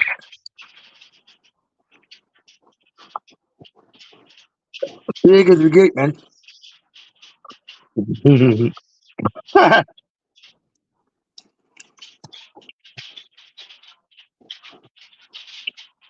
I mean, there are some nice. We did have some nice looking dogs, but the antics. After a while, you could see right through that shit, man.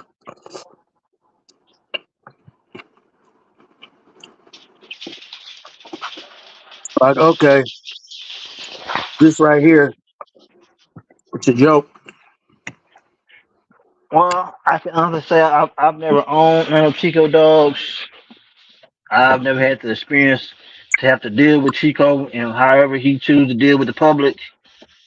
But yet, for what A lot has of been people put were out to ass the kissing. public, A lot of people were ass kissing, hoping to get a dog from him. well, in this day and time, that just says that they're not serious about really having nothing worth feeding.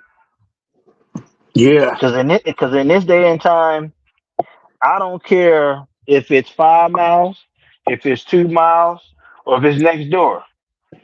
That don't determine my decision on why I'm gonna choose to feed a family of dogs, especially if it ain't producing, especially if it's low quality, especially if most of the parents that come out of that family of dogs were low producing male and females. Period.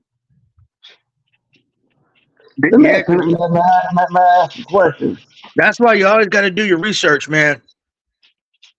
Because I only heard good things from him about some of those dogs. I never heard about him from anyone else. Well, that's called being a great salesman. You think a real salesman gonna tell you the bad about his product that he's trying to sell you? Right. If only if only the person that's selling the dog is telling you that the dog's good, that's a red flag. Cause where's it? I'm not hearing it, but I'm not hearing it from anybody else. You're the only one hyping up your own shit. And it's not like you're just starting out trying to promote.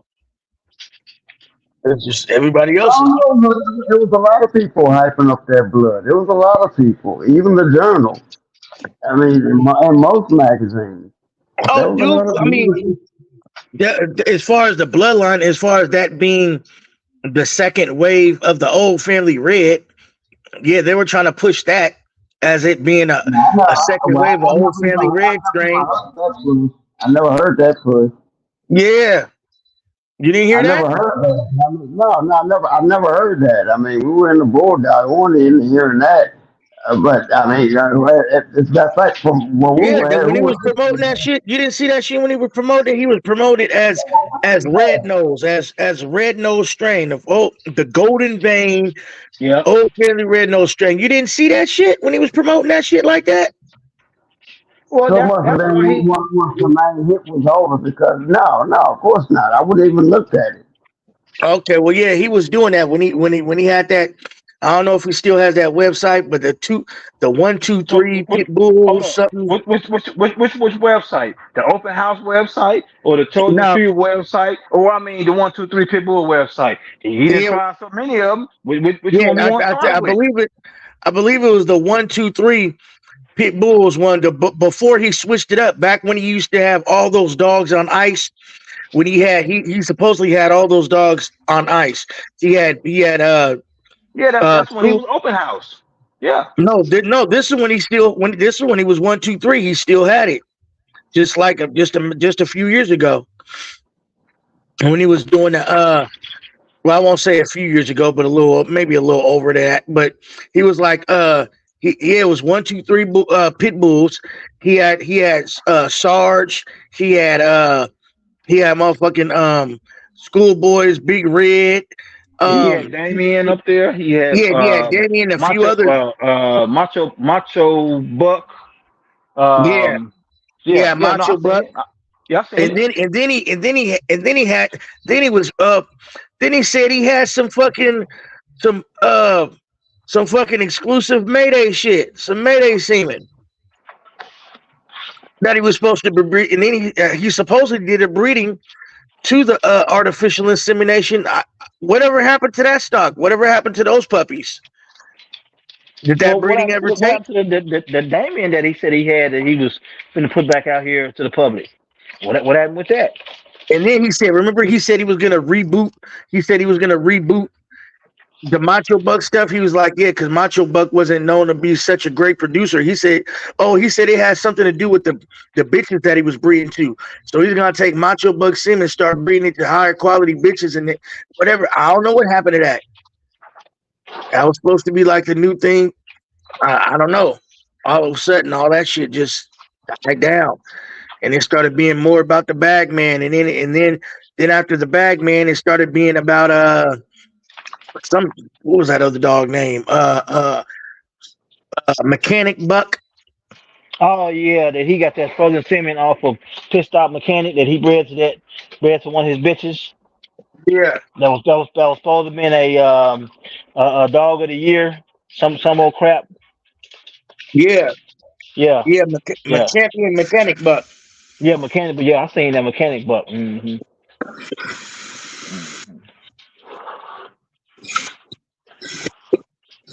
Yeah, that shit was wild, man. I mean, he was doing all right though. I mean, they're good. They do good with the promotion, man. They do really good with the promotion. There was That's how those Mayday ads were looking. That's how those Mayday dog ads were looking back in the day when I was getting on the lawless links on the internet back in the day. they may have meant to do well in the beginning, but the Back money when it just was back when it was dial up. When it was dial up. Right. That AOL. Yeah, Yeah. yeah.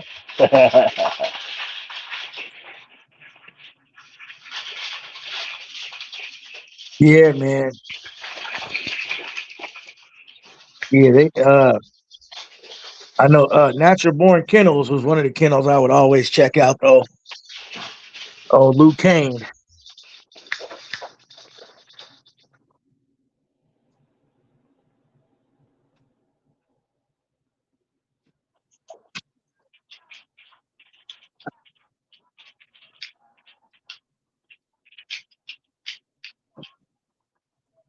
well, like I was gonna say, I think those guys, I think they were decent dog men, in the beginning. With the money just changed them, and then they just end Yeah. up chasing the money. Just like you got a lot of politicians out there that, they go in thinking that they're gonna do well. Just another one when they see how everything works and what it takes, it just changes them. Yeah, you're right about that. Money just makes a difference. It changes your intention. And then you look back and say, what have I done? This thing, you're going to jail. And the only thing you're trying to do is be good for either your community or the dog game. The thing you're going to jail. So, you gotta what it takes to be a successful dog person or whatever it takes, a good heart and a good mind to know that I'm gonna go in doing this and I'm gonna still be the same person I was regardless of what. Regardless of what, and you gotta stay mindful of that. Because anything can take you away from it, especially when money is concerned. Yeah, you're right about that, man. Those guys were before the money, they were dog men. And nobody was disrespecting them when they were just dog men. When that money came in, it changed them. So it is what it is. So you gotta always be mindful to be who you are at all times. And sometimes you gotta step back and say, whoa, hold on. Listen to my friend like, dude, you ain't the same person. Maybe I ain't. Or stop judging your critics and start listening to them. Because maybe they're telling you something that may be true about Yeah, yourself, you're but right about that. That's true. you just can't see because you're you. And when people are telling you stuff from the outside, before you become this total a-hole, listen to what people are telling you. Hey, man, slow down. You were You're all right right a about minute that. ago. You were all right a minute ago. Now you see his dollar. When in the beginning you wouldn't know one like that. Right. Money can change you when you had no intent of being rotten or being a thief or cheating anybody in the beginning. But yeah, exactly. And then all of a sudden, the money start getting to them. They start forgetting who their real friends are and people that had their back. And Right. And then you start having people, no, no, I know this guy, man. I've been knowing him for 20 years. He ain't like that. He ain't like that. Now you covering for somebody and you don't even know who he done became because you ain't talked to him in 20 years, but you still covering for him. right, damn. So right about that, brother. That's why if I hear somebody saying something about a dog, man, that I haven't talked to in 10 to 15 years, I know people change. I know people Right, change for the better and for the worse. So, I keep my mouth out of it. I try to keep my mouth out of it and my feelings out of it because I don't know that. If I ever talk to you in 10 years, you can't tell me I'm not the same person I was 5 years ago. We immune. We immune. Salute, salute, salute. What's good, y'all? Hey, What's good, Rock? Little Rock. Salute, sir. Sir, yes, sir. How you feel today? I'm doing super fantastic. God is good. The spirits are up. And I'm feeling really Well, great. Boley, Oklahoma. Homer, Louisiana. Texarkana. Everybody love you, baby. So it's good. It's good. I'm glad you up here, man. Oh man, it's super fantastic, man, to be able to talk to these guys and be able to like share my thoughts and without getting any negative responses back, man. It's super good. Yeah. I like how imagine we was talking about this just today. Like there's a store and people want to put they products on the shelf and they want to sell their products in somebody else's store and it's a tag along game. So if that's your man's, you can put your stuff on the shelf for free. But if that ain't your man's, he gonna make you pay. So shout out to the businessmen and the people who are running in a certain business lane. We got to give a shout out to them. But in retrospect, IRK, you know what you said, you right on the money because when the shit hits the fan, everybody gonna act like they went and cleaned off with somebody else's time. So let's not try to throw nobody under the bus and say nobody's no good person and all this stuff. That ain't got nothing to do with it. The game is competition. You gotta kind of salute. If you was on the bandwagon at one time and you fell off, well, where's your family and dogs at? Did you go back? Did you recuperate? Did you make something happen? I know some, and I'm gonna throw him under the bus. And I just said don't do it, but I know someone who bought 9 Garner dogs, and only two of them are accounted for still to this day. I don't know if he sold them back or whatever he did. That's his business. But I don't want people to go to people with this fantasy like, oh, they got great producing dogs or they don't have great producing dogs. Just put the work in. You might get the diamond in the rough. Because that's a lot of these dogs was diamond in the rough at first. Okay, until that formula kicked in and somebody had somebody running, and even when somebody's got something running good, that don't mean somebody actually want that. So let's make sure we know it's a man's competition where this man might want some Bojack, this man might want some Goon, this man over here might want that Cardenas, this man over here might want that Garner. So salute all the dogs out there, though. This is a good conversation. I just had to tap in. I'm glad y'all yapping about it. I'm Salute to the glad Mexican you know Eli, baby. it feel good. I didn't know that many people like me. yeah, yeah, yes, indeed, man. Yeah, to each his own. Because that's what makes it so fun. Because I told you about that female. Now I done went over there and got her. I sent you the picture. I love her. She's a good dog. This hard to find just a good dog. Just a good dog. It ain't got to be spectacular. It ain't got to do this and do that. I just like a real good dog. Now she done tore this man's house up. I told him don't put that dog. If you take that dog off the chain, he'll go tear your chain. She done tore everything up in his house. And I told him. So we got to be more responsible, and that's why I went and got her because I didn't want nothing. When you get mad at a dog, when you get upset, all kinds of emotions going, oh, I'm getting rid of her and all that. No, just let me take her for a couple of days, cool down, salute to Viking, salute to everybody, you know what I'm saying? Because sometimes we forget we done missed some dogs. We done, like you said, there was some yards that had 5 or 6 back there that'll go to war. And they never got tested on the big stage, and those people not only didn't get no credit for what they did, but they still put the work in, Right.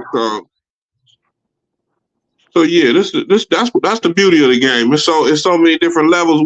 What elevator floor are you gonna get off on? That's the beauty of it.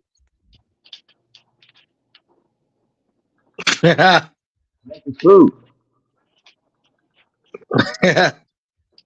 Well, depending on, in certain situations, some people ain't gonna make it to the top floor. Some people's elevator don't go to the top floor, man. Yeah, and I got off on the Garner floor when he shook his hand. You know what I'm saying? Good man. He know my people. So I know his. But I went and got back on the elevator. I went to a different floor. Okay.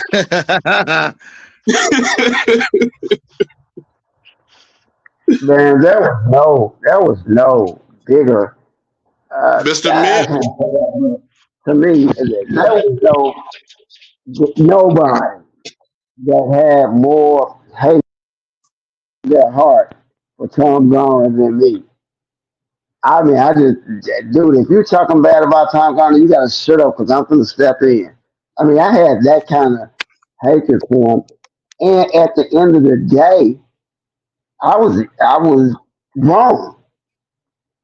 I was wrong. Now I could have looked at it like because I got to eat crow, man, I got to go and tell these people and stick with my lie and run it. But instead of that, I called him up and said, dude, you know what? I was wrong. I know you hate me because I know you know what I done said, this, that, and other.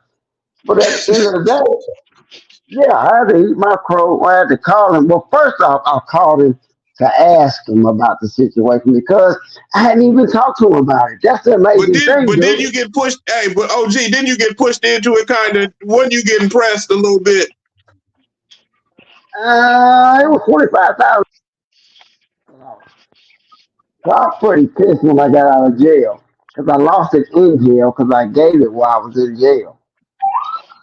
Because I wasn't worried about the bread. I'm gone. The bread, I got plenty of bread when I get out. This is just extra bread that somebody asked me for. I ain't gonna go all into it. Yeah. And I got Can we just be honest can we just be honest?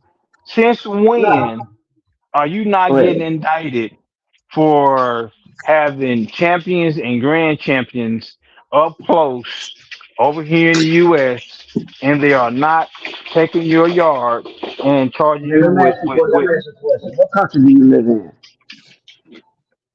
I'm in the US and I mean I'm still trying to figure out hold on. But You just but answer my your thing own question. You no said no no where? I'm telling you, that's where. no. I said You since said where? when? No, I said since when? Oh, Since it when happened. are you able to breed and sell champions and grand champions in the first and second generations and over here in the US and advertise them as champions and grand champions offspring, and they are not raiding your yard and pressing you for breeding, selling, dog fighting dogs off your premises. I would not understand how Tom Garner is the only one who can get away with that. I tell you what, I won't say how can they get away with it, but I Oh, well, will say this. because there's Hold on. confirmation and weight pool. Let him unpack it. Let him That's unpack no it. PBK shit. I know haters, so I'm gonna tell you I'm my I'm I'm opinion. I'm You ask nowhere my like opinion, so PBK. I'm gonna tell Facts you. is facts. Yes, Facts is facts. you ask my opinion, Y'all right? better stop being blind. You asked my opinion, so let me give Go it. ahead. Go ahead. Go My ahead. opinion is this: if it was me, I wish I could. I Well, don't well, my question a thing. lot of things that ain't none of my business, and I ain't got nothing to Well, do. Dude, he ain't well, hurt here, me. but He ain't hurt nobody here, I know. well, here's why I bring it up. Here's why I bring it up. Because they're going to use that and take so many other people down with that are not involved. They are caught up in trying to follow a trend, be a part of a bandwagon, and don't understand what they're tying themselves to. That's why I'm saying something about it, because everyone who understands, and I won't say people's name that have had to experience that. But let's just say we know we've seen articles that have came out in our own private time that we have read extensively about, that people have gotten 20 years. People have lost their whole yard. People have lost their whole yard and still got 10 years. But yet there's this one individual that right now to this day that is still advertising in that way, and then they're gonna turn around and use that as a forefront to put other people that are not associated no way, shape, form, or fashion with those individuals, and put a black eye on the individual that just want to have a family of dogs for their right to be happy. Mm. That Here, let that's me let that's me why let me I'm let me bringing it take up. the blunt on this one. Let me go ahead and smoke a little bit. Now, Run with it. this is a part of the fantasy system that we got to look at. Now, I know probably don't people don't want me to go there, but look at the civil rights. Somebody's begging to be around somebody who don't want you around. They begging, oh, Right. I want to be where you at. I want to do this with you, and they don't want you there. Right. So therefore, those Man, people. bro, say that again, man. Shit. I swear, man, that shit sickens me. You want to beg to be around these motherfuckers that don't want nothing to do with your ass. Exactly, exactly. So we've gotten into this fantasy world that we can change something, and it's not about the change. It's about what lane are you going to run in? Are you going to try to run in a lane where you know you can't keep up, or you going to go and get in your own lane, do your own thing, go at your own pace, and worry about your own business? See, now there's a point when you can look over at the other lane. You might want to hit that signal and get over, but they over there, they speeding over there, and they know the cops. And I'm gonna leave it right there. Yeah. Well, I'm gonna say it like this. I say I mind my own business until it starts to infringe on my grass.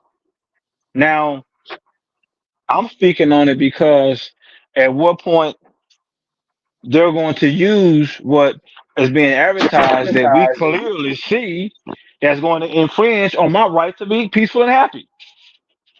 That's why I have an issue with it. Your pursuit to happiness? I'm You saying said, I'm saying to have this breed. oh, right. That's what I'm saying. So you saying they moving the goalpost for one person, but the goalpost for the other They person, ain't all no way we they can kick it always that far. they always have.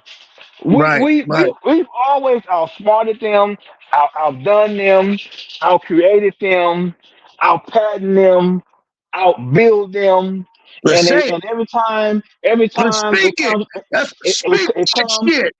it comes down to put those in the limelight, that there are the people that are doing such great atrocity. They always come find us, and they move the goal line and say, well, we passed a law that says you can't do those things. Well, you passed a law that says you can't breed, sell, and advertise fighting dogs. So then how come this person ain't been held to that same accountable? My point is, if you give a man 10 years, take his yard, take his happiness, take his freedom, it should apply to all those who advertising it. Stop it. I can dig it, but when I go to Mexico, That's why I gotta hey, have hey, some good weight I get pullers. love. I get love down in with the barrio. You know what I'm saying? So you got to But see, remember that's where you're Mexico. at. That's what I'm saying. You got to remember where you at. You got to remember where you're at. The system and the economics for the American Pit Bull Terrier is meant for one sort of person. Well, speak on it then if you're gonna put it in that context. Because I mean, I'll back you on it. You speak on it. They always have, and they gonna always make sure they will. It comes Speak down on to it. the water. It comes down to the water fountain. It comes down to the boys and girls clubs. It goes It to comes the down to the golf restrooms, courses. the It restrooms. comes down to, are you playing your game or you gonna try to play their game and lose? You know, No, I'm on something different. I'm from the streets.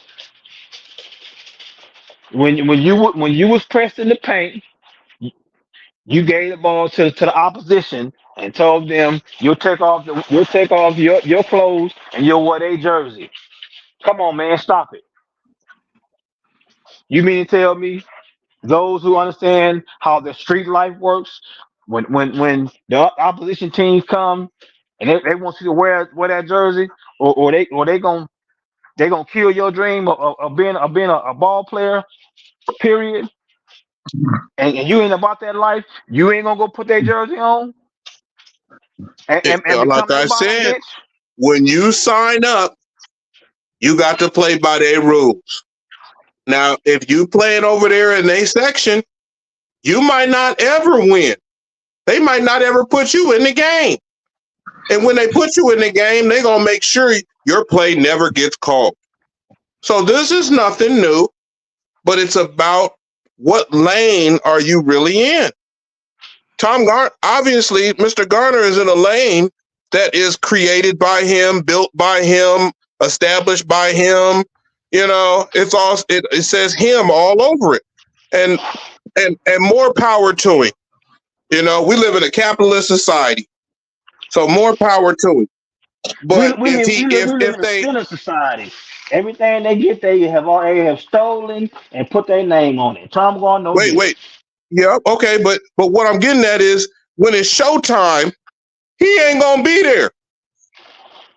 No, he ain't, because see, he was the one that helped create that lane to bring down those who they really want, which don't look like Did him. you hear what I said though, Magic? When it's Did you hear my showtime, we response? ain't gonna see no Garner dog. Did you hear my response? We ain't gonna see one of them. So that's the fantasy of what people's lane they playing in. They want to go back and get 6 or 7 dogs from him. They choose to. They choose to.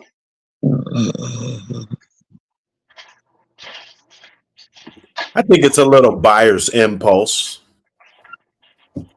You know, these lanes and stuff, you know, they open up, close up. You know, all the good dog men get knocked the fuck off every other week and shit. So the level of consistency is just not there for people to get a lot of bulldogs other places. You know, people going, Correct. they go in public and then they duck off for a couple years. You know, they doing different things to kind of survive this treacherous game. You know, let's Right. be Look like Natural Born shut down their website right after what happened with Royal Bull Kennels. Right after yeah. that. Hey, no, you know, we ain't talking about what happened to kennels and shit, man. That, you know, fuck all that, man. That, you know, it's too much But like I'm just the consistency comes when somebody says, I went and got a dog from somebody and that shit worked out. That's what I hope for everybody. But if somebody says they keep going back to the same person over and over, well then that's a whole different kind of person. You know what I'm saying? Now it's not about the dog. That person's making it personal. You know what I'm saying? They're making that issue personal instead of about the dog. They've left the dog category behind because they're not looking for a dog to work out probably. They're looking probably just for the business relationship, you know? Maybe that's what it is. I don't know. Looking for a dog to work out probably. You're looking for like a business relationship. You know, maybe that's what it is. I don't know. Right, right.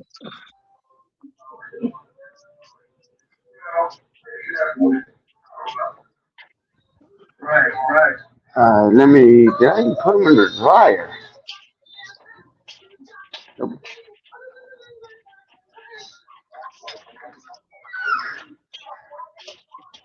Okay, get y'all's audio. Hey, somebody's audio is out of control. Let's get back in it. Get back in it, baby.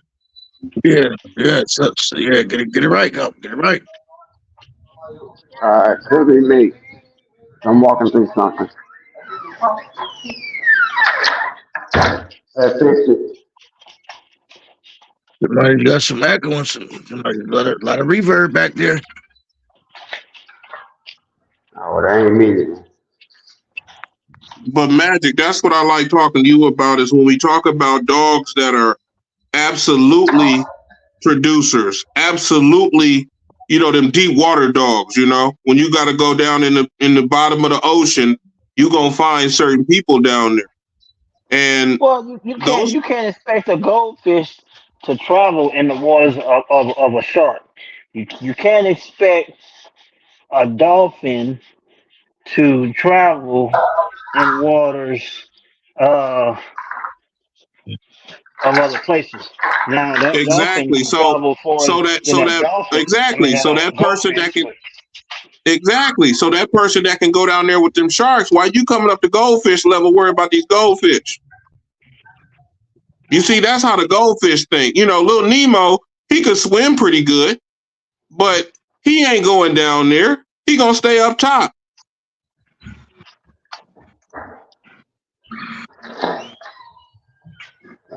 He just told you can't even have an opinion. My bad.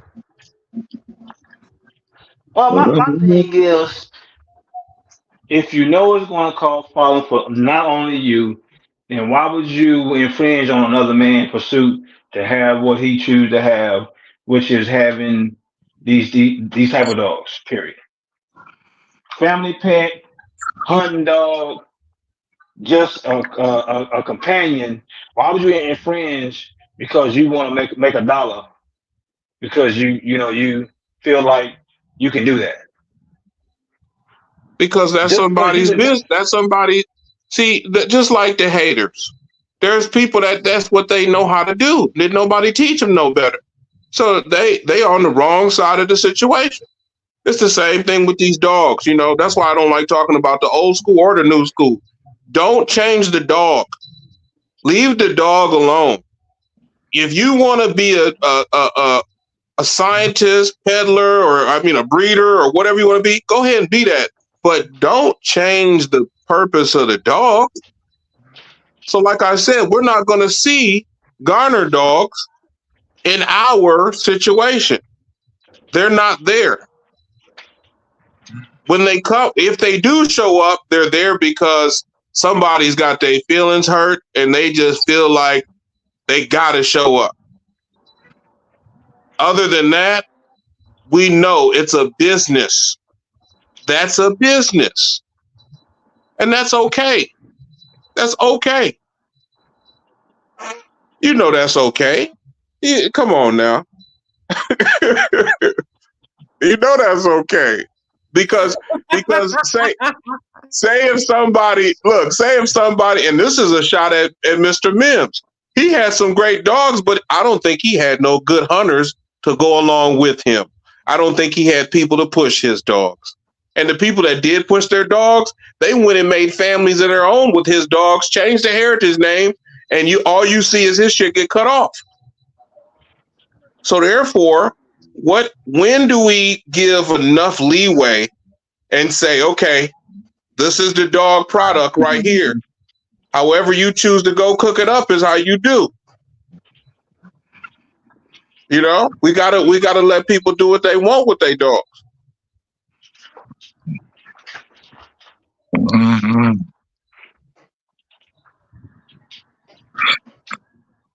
The caliber of the dog will tell you what lane you in.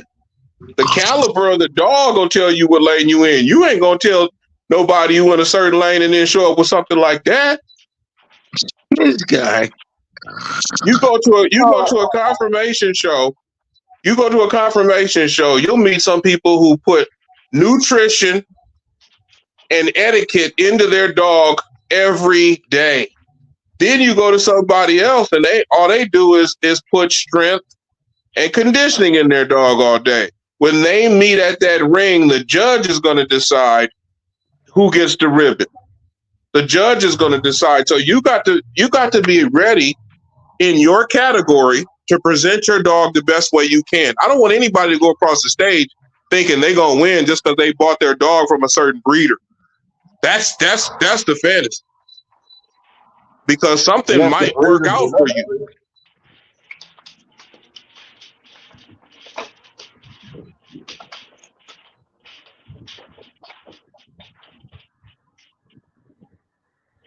Can I say something? Hello? Go ahead, man. Yo, We listen. Go ahead. Go ahead. Go ahead. Yeah. A lot of times I see a lot of guys get caught up with different breeders, what they're doing, or different dogs. If this dog curved out, right. what this dog get.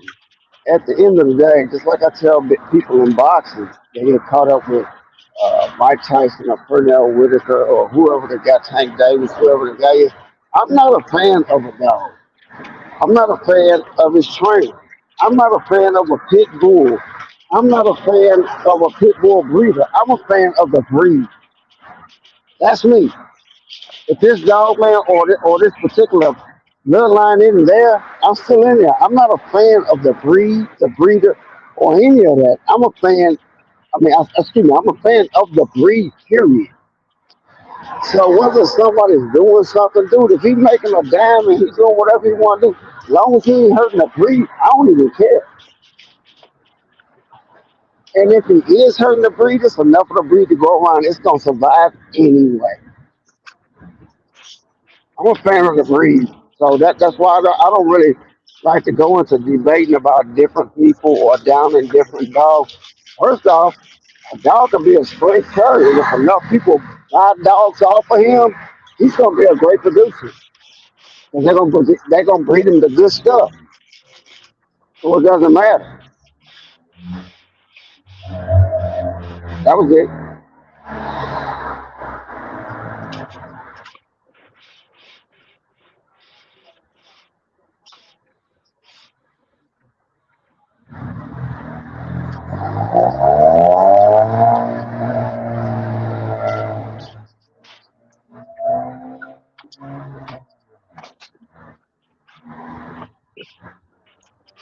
I agree, OG. We got to put more emphasis on the breed itself and forget about who trying to carry a torch up to the Olympic patio. You know what I mean? I feel that. Exactly, Yeah, exactly. It's all about the Bulldogs, man. It's about the Bulldogs, right? yeah. I mean, the person can come and go. This special dog can come and go, whether he was a cur or not.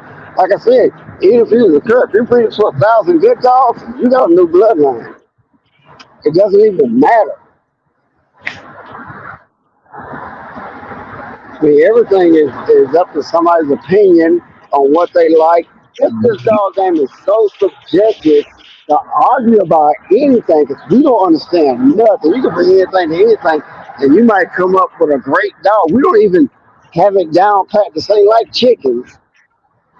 This game is so subjective. You could literally argue about anything.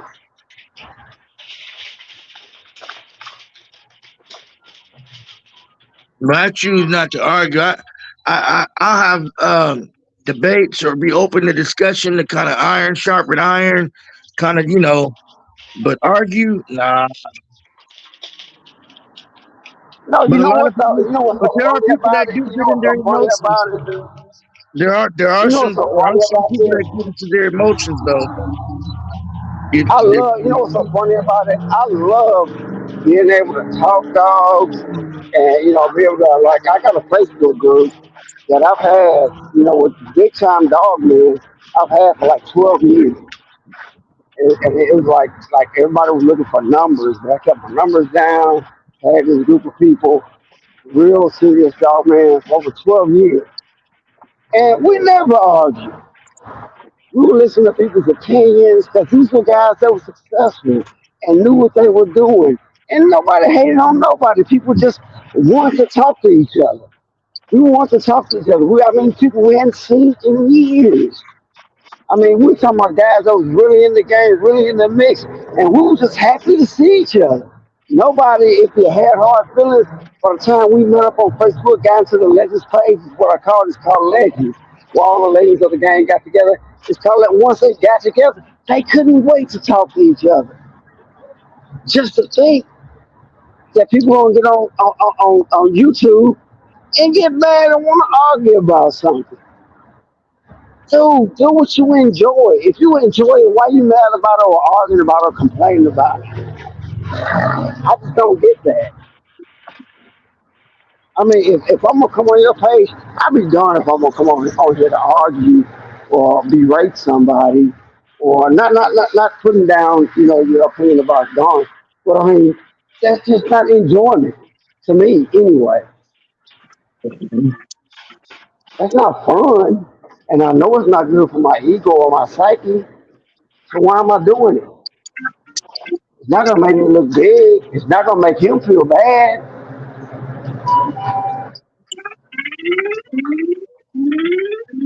I'm just saying. I'm not taking my walk. So I'm just saying. Well, one thing about it that is still happening to today in today's time, brother. You have so many other individuals that choose to become dishonest. And I mean that on every level when it comes to advertising, selling, or just promoting a family of dogs. So I think that's where we should draw the line, point blank. I mean, I just like everybody. So, I just whoever, find it. Okay, let me say one more thing. Okay, China. Let me say one thing, and then once again, it's about me. I make a choice every day. I'm never upset. I never get upset. Or at least I never show it because you have a decision to make every day. You can be happy, you can be sad.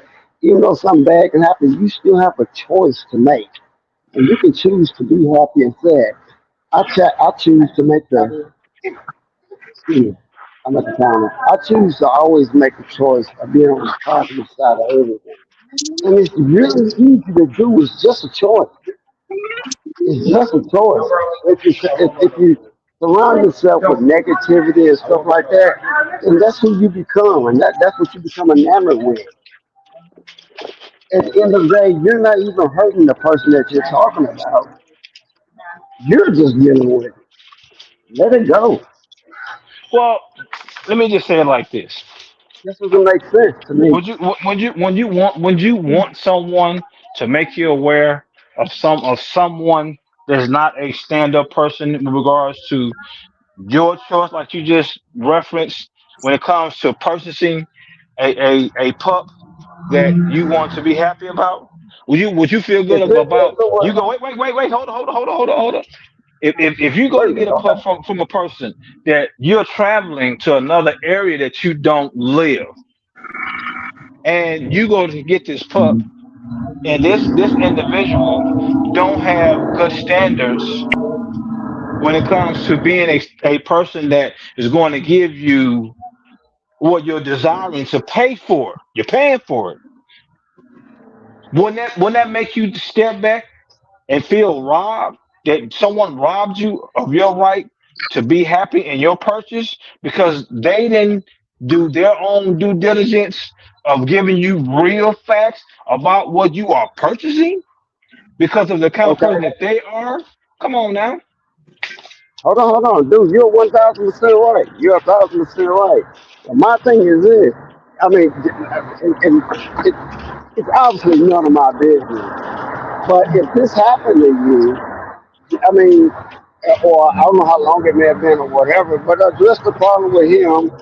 And I mean, at the end of the day, this is the dog game. People are gonna know, and regardless of what you say, they're gonna do what they're gonna do or buy what they want to buy anyway. But when you're doing something like this and you're on a network like this, I mean, when I come on here, I like to hear positivity and the good stuff and the good dog talk and stuff like that. But I mean, you've been talking about Tom Garner for about an hour and you really hadn't said nothing that ain't nobody already heard. Oh, I was trying to let it go. I made little references that was kind of like stand out to me. Some of it was new, some of it wasn't. I mean, I'm just saying, I'd like to just be more on the positive side. And like I said, if I got something negative to say, you might have to squeeze it out of me, or someone might have to ask it, and I might give it. But I ain't gonna go on an hour on my own, just Okay, babbling. I'm so not let me trying to be. just let me just be blunt then. I'm gonna be blunt and we're gonna put it to bed. No, Okay, I'm brother. gonna be serious. I'm gonna be serious because I guess you can feel like I've been beating around the bush. So let me just be blunt. I'm gonna be blunt. Okay. Once a snitch gonna always be a snitch. If you talk about another man doing his own trial, that's foul. Bottom line, you got your yard taken. You turn around, you come back. Now you this great person, but yet everyone that has did what you're doing prior to you have either gotten 20 years, 10 years, their yard raided, their whole yard taken. They've had to go back to court, but you ain't experienced none of that. So I speak while I speak to keep the air that warning, warning, warning, because I'll say it again. When they take it down, they're going to go through his registry and use that registry because guys is leaving the ADBA, going to his registry, and he going to say, "Well, that's not my registry." But all those guys who are resident with the SDR and putting those dogs that they feel that the ADBA is a snitch because the ADBA give records out to all the people that wants to file charges. Tom Garner ain't no different. Oh, I'm sorry, the Right. SDR. So all those who thinking all that's gonna be the milk, the land of milk and honey, no, it's gonna be the land of destruction. So that's why I say what I say, and I keep bringing it up because I've said and watched for too many years all those who were before what is being displayed now. It's Yeah. no, their life is now public record of incarceration. Right. Well, So now was that blown up I'll for say you? this. I'll say this. We have a chat. If anybody in the chat got anything out of that, say yeah. I mean, maybe they did, but I'm just saying we've heard this over and over. Oh no, you ain't heard how they gonna use That's the why I SDR kept to take people that's why down. I kept I did explain my dislike for him, but I mean I kept it brief because I know nobody cared.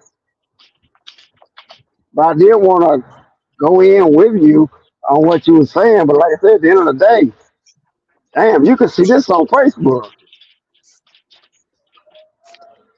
Well, Well, I don't have. let me throw this at you though, Magic. Let me throw this at you, Magic.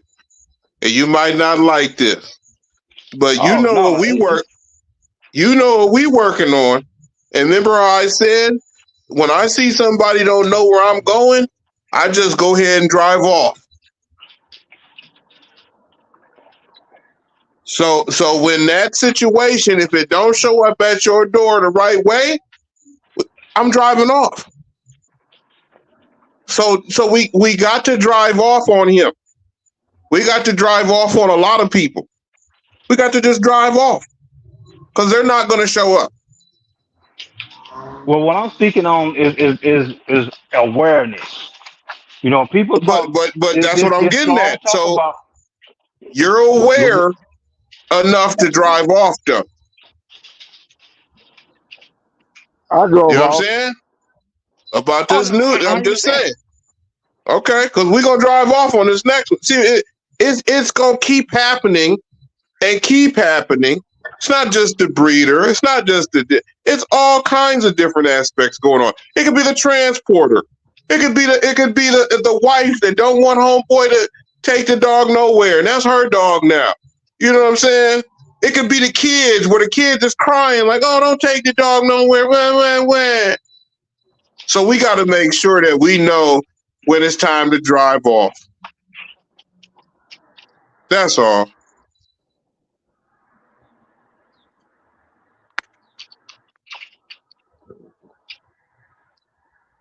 Cause you know I'll, I'm a you. I'll end on this note. People, no, I'm serious. People should really look at a lot of more public records in their own time as a educational understanding. And a lot of things that I have referenced, including the ADBA, giving out information that happens. And how is it that they'll go pull from one, but they won't go pull from another one? And a lot of guys are jumping ship from the ADBA and jumping to the SDR. It's a well known fact. I don't deal with either one anymore. I don't have a need to. I'm confident on what I have. I'm satisfied with what I choose to feed whenever I do feed it. Because I don't have dogs right now. I had dogs back in the day. I, my friends that I associate with, they have dogs, and I live through them. But yet, facts are just facts. My thing is this: I would want someone to let me know, hey man, this happened and that happened, and it can happen again, only with a different platform when we're talking about registries. It's called awareness.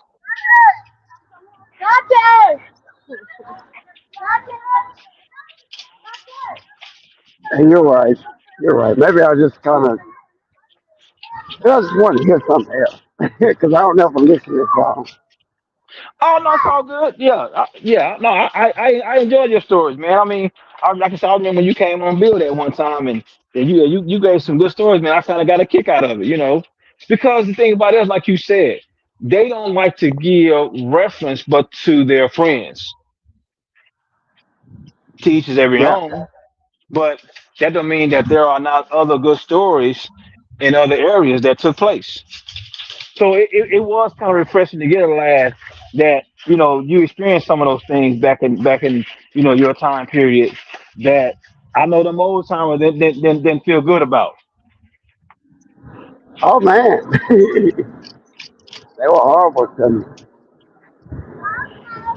But But the but funny thing on about it another was, note, that it still happens to a certain degree right now in certain other areas where the as we are looked upon as the new old timers in some aspects.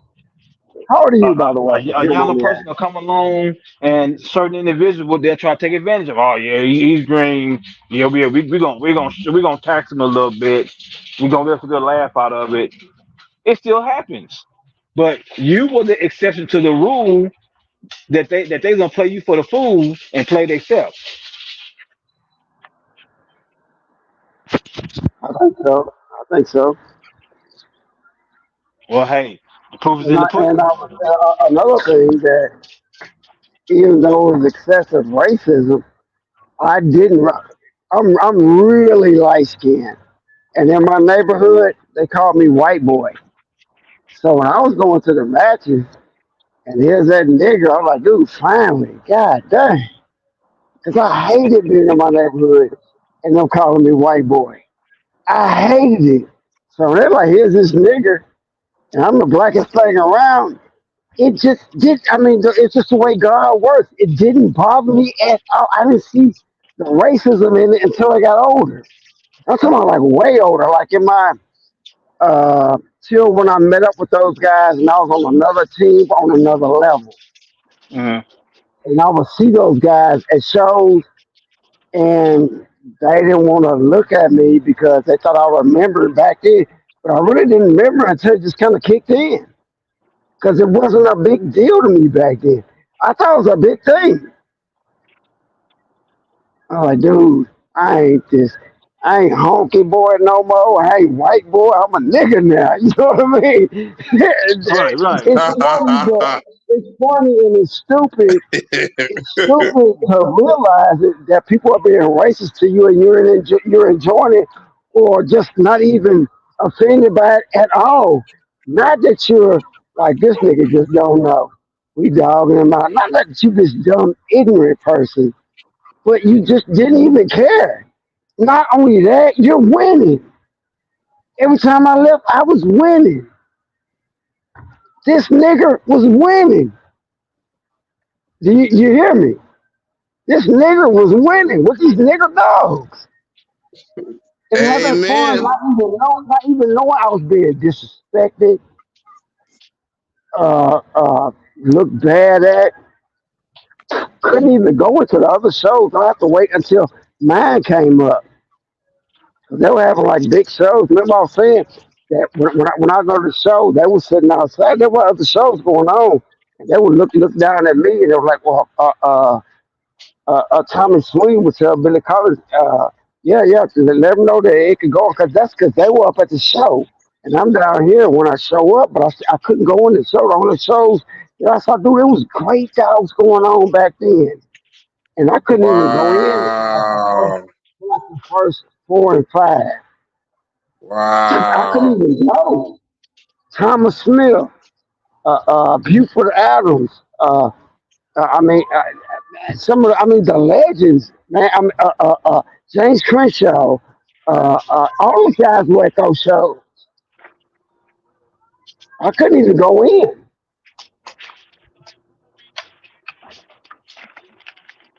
but I remember Mm, their faces. I remember their faces, and I remember mm, like how they treated me when I got older. But I didn't even know until I got older that they were treating me bad because of the mm. low down niggas that I grew up with.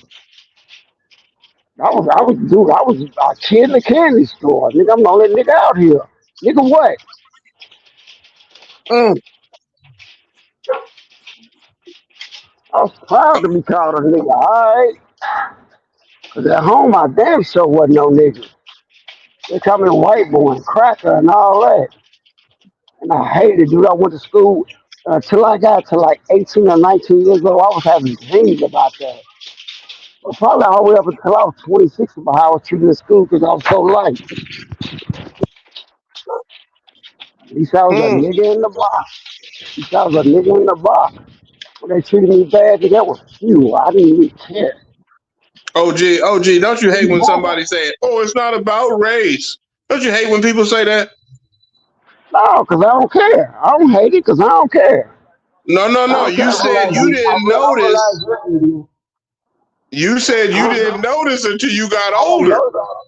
I didn't know it's because how bad my people were treating me. I appreciated it. They didn't know that people that were doing me, they were making me happy.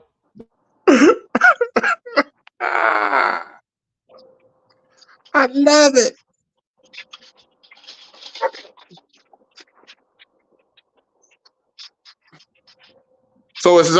So it's not about race. It ain't nothing. It ain't got nothing to do with race.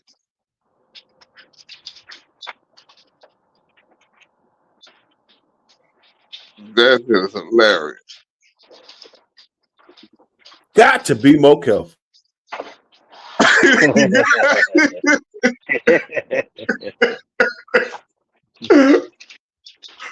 God damn. Wouldn't let him in. Wouldn't let him in. And he gonna Man, whoop y'all. hey, that's a hell OG of a just story. said he gonna go in there and whoop them, but they wouldn't gonna let him in. And that story almost made me bring tears to my eyes, man. God damn, that shit just got the Let me hair see. willies on me, man.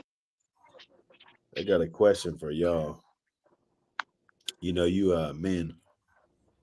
men in this world. Uh Salute going hard. Salute everybody in the building. Hamza Lionhead, Yeah, Daily Vision. I think that Daily Vision popped up the other day. I think, man, that was a good visit, man, to the panel, man. Appreciate you for popping up, man. You know, fucking around with us. word. GMB Rocco in the building. Salute. You rock in the building. I see Melee New Suspect Kennels in the building. Let me J see. Rock with the crystals. We also had that super chat Melee New Suspect always supporting. Appreciate you. We've been up on here, man. I played some of that old sauce that motherfuckers ain't heard, old sauce. You can hear the consistency, man, about all the trolls and everything, man. Ain't nothing gonna change, man. But the amount of progress that we doing, because we're gonna increase that. So yeah, it's gonna change, you dig? Game official.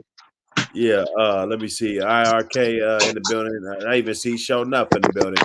Camera in the building. Even though Showing Up be over there trolling with them suckers. You got to stop fucking with them suckers, man. That's why I came up here 10 hours a day, because it's like, shit, at least if I tell you not to fuck with the suckers, at least I got to give you a better alternative. You know what I'm saying, man? It's about a better alternative, man. You know what I'm saying? Motherfuckers get on this motherfucker and be learning shit, man. You dig? Yeah. Don't forget, salute to F-14. You know what I mean? Salute to F-14. Yeah. IRK Itchy in the building, you know what I'm saying? Hey, light skinned motherfucker. Yes, sir. I used to Yellow. call my brother white boy. He's a little lighter than us. I used to call him white boy. Like, you fucking white boy. We used to talk shit. Fuck it. It happens. Yellow niggas count too. They count too. You know what I'm saying? Hey, man, look at Petty Rob in the building, man. Sucker free, man. Look.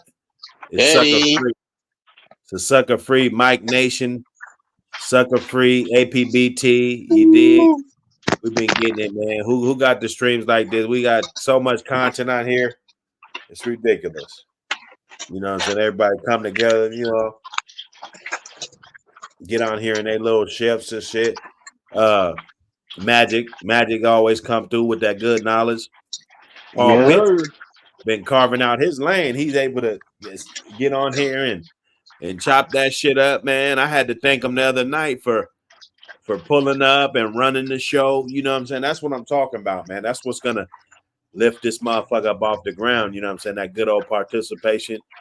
And we getting it in, man. You know what I'm saying? Real leadership over here, man. I mean, if you want to know what leadership is, hey, you're looking at a motherfucking leader right now.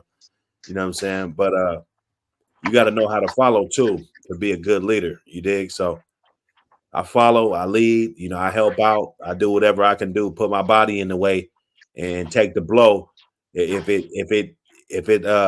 it means less casualties. You know what I'm saying? Fuck it. I take the blow. Fuck it. I take one for the whole team. These motherfuckers will see, yeah, there's gonna be more motherfuckers like me that's gonna take your ass to court. We don't give a fuck. We fighting for our shit. We ain't letting them just run off with our dogs and shit off in the sunset and shit, just so they could go lay down and dig in their ass and shit. And you know what I'm saying? While our dogs is gone, we worried about it. They just get up the next day with their funky ass breath and drink more coffee, man. Look, I ain't with it. You dig? Let's get it, man. We up in this motherfucker. Hamza Lionhead in the building. Always got the good talk up in the chat. You know what I'm saying? Hey, what he say, man? There ain't no coming back. You dig? You did IRK. Oh, yeah. Okay, I already got that one. Nah, salute everybody, man. You know what I'm saying? We get it. But I do got a question. You guys with me? Yes, sir. With it. Talk about it. Okay, this ain't got nothing to do with dogs, but it do got something to do with dogs. What the fuck happened? What the fuck happened? What the fuck? What in the fuck? What in the lack of ability? What in the motherfuck happened? What the fuck? No fuck, no head movement. What the one-dimensional inbred losing traits? What the fuck are we talking about, Adrian? What the fuck are we? What happened, bro? What the fuck happened? And I didn't even see the knockdown. I told niggas that boy. I hear dude talking. He's like, yeah, he took some blows, man. He got a big neck. He took some blows despite of being knocked down. I said, knocked down? So you dropped this fool too? Oh, man, Adrian Bronner, get your ass here, motherfucker. Oh, no, bro. Hey, I don't give a fuck. Hey, 7-8, that's my guy. Hey, if 7-8 was rooting for Bron, look, I don't know what. I didn't even hear 7-8's reaction to this. Look, bro, I don't give a fuck. I'm a troll, whatever. Bronner, if that was you, you got your ass kicked. Well, hey, Bubba Dub said he was trying to find his car keys to get out the ring. Done. He was done a year ago. I told niggas he's done. It's over. I'm not getting beat up for no checks. Fuck that. He had his time. He's done. Cooked.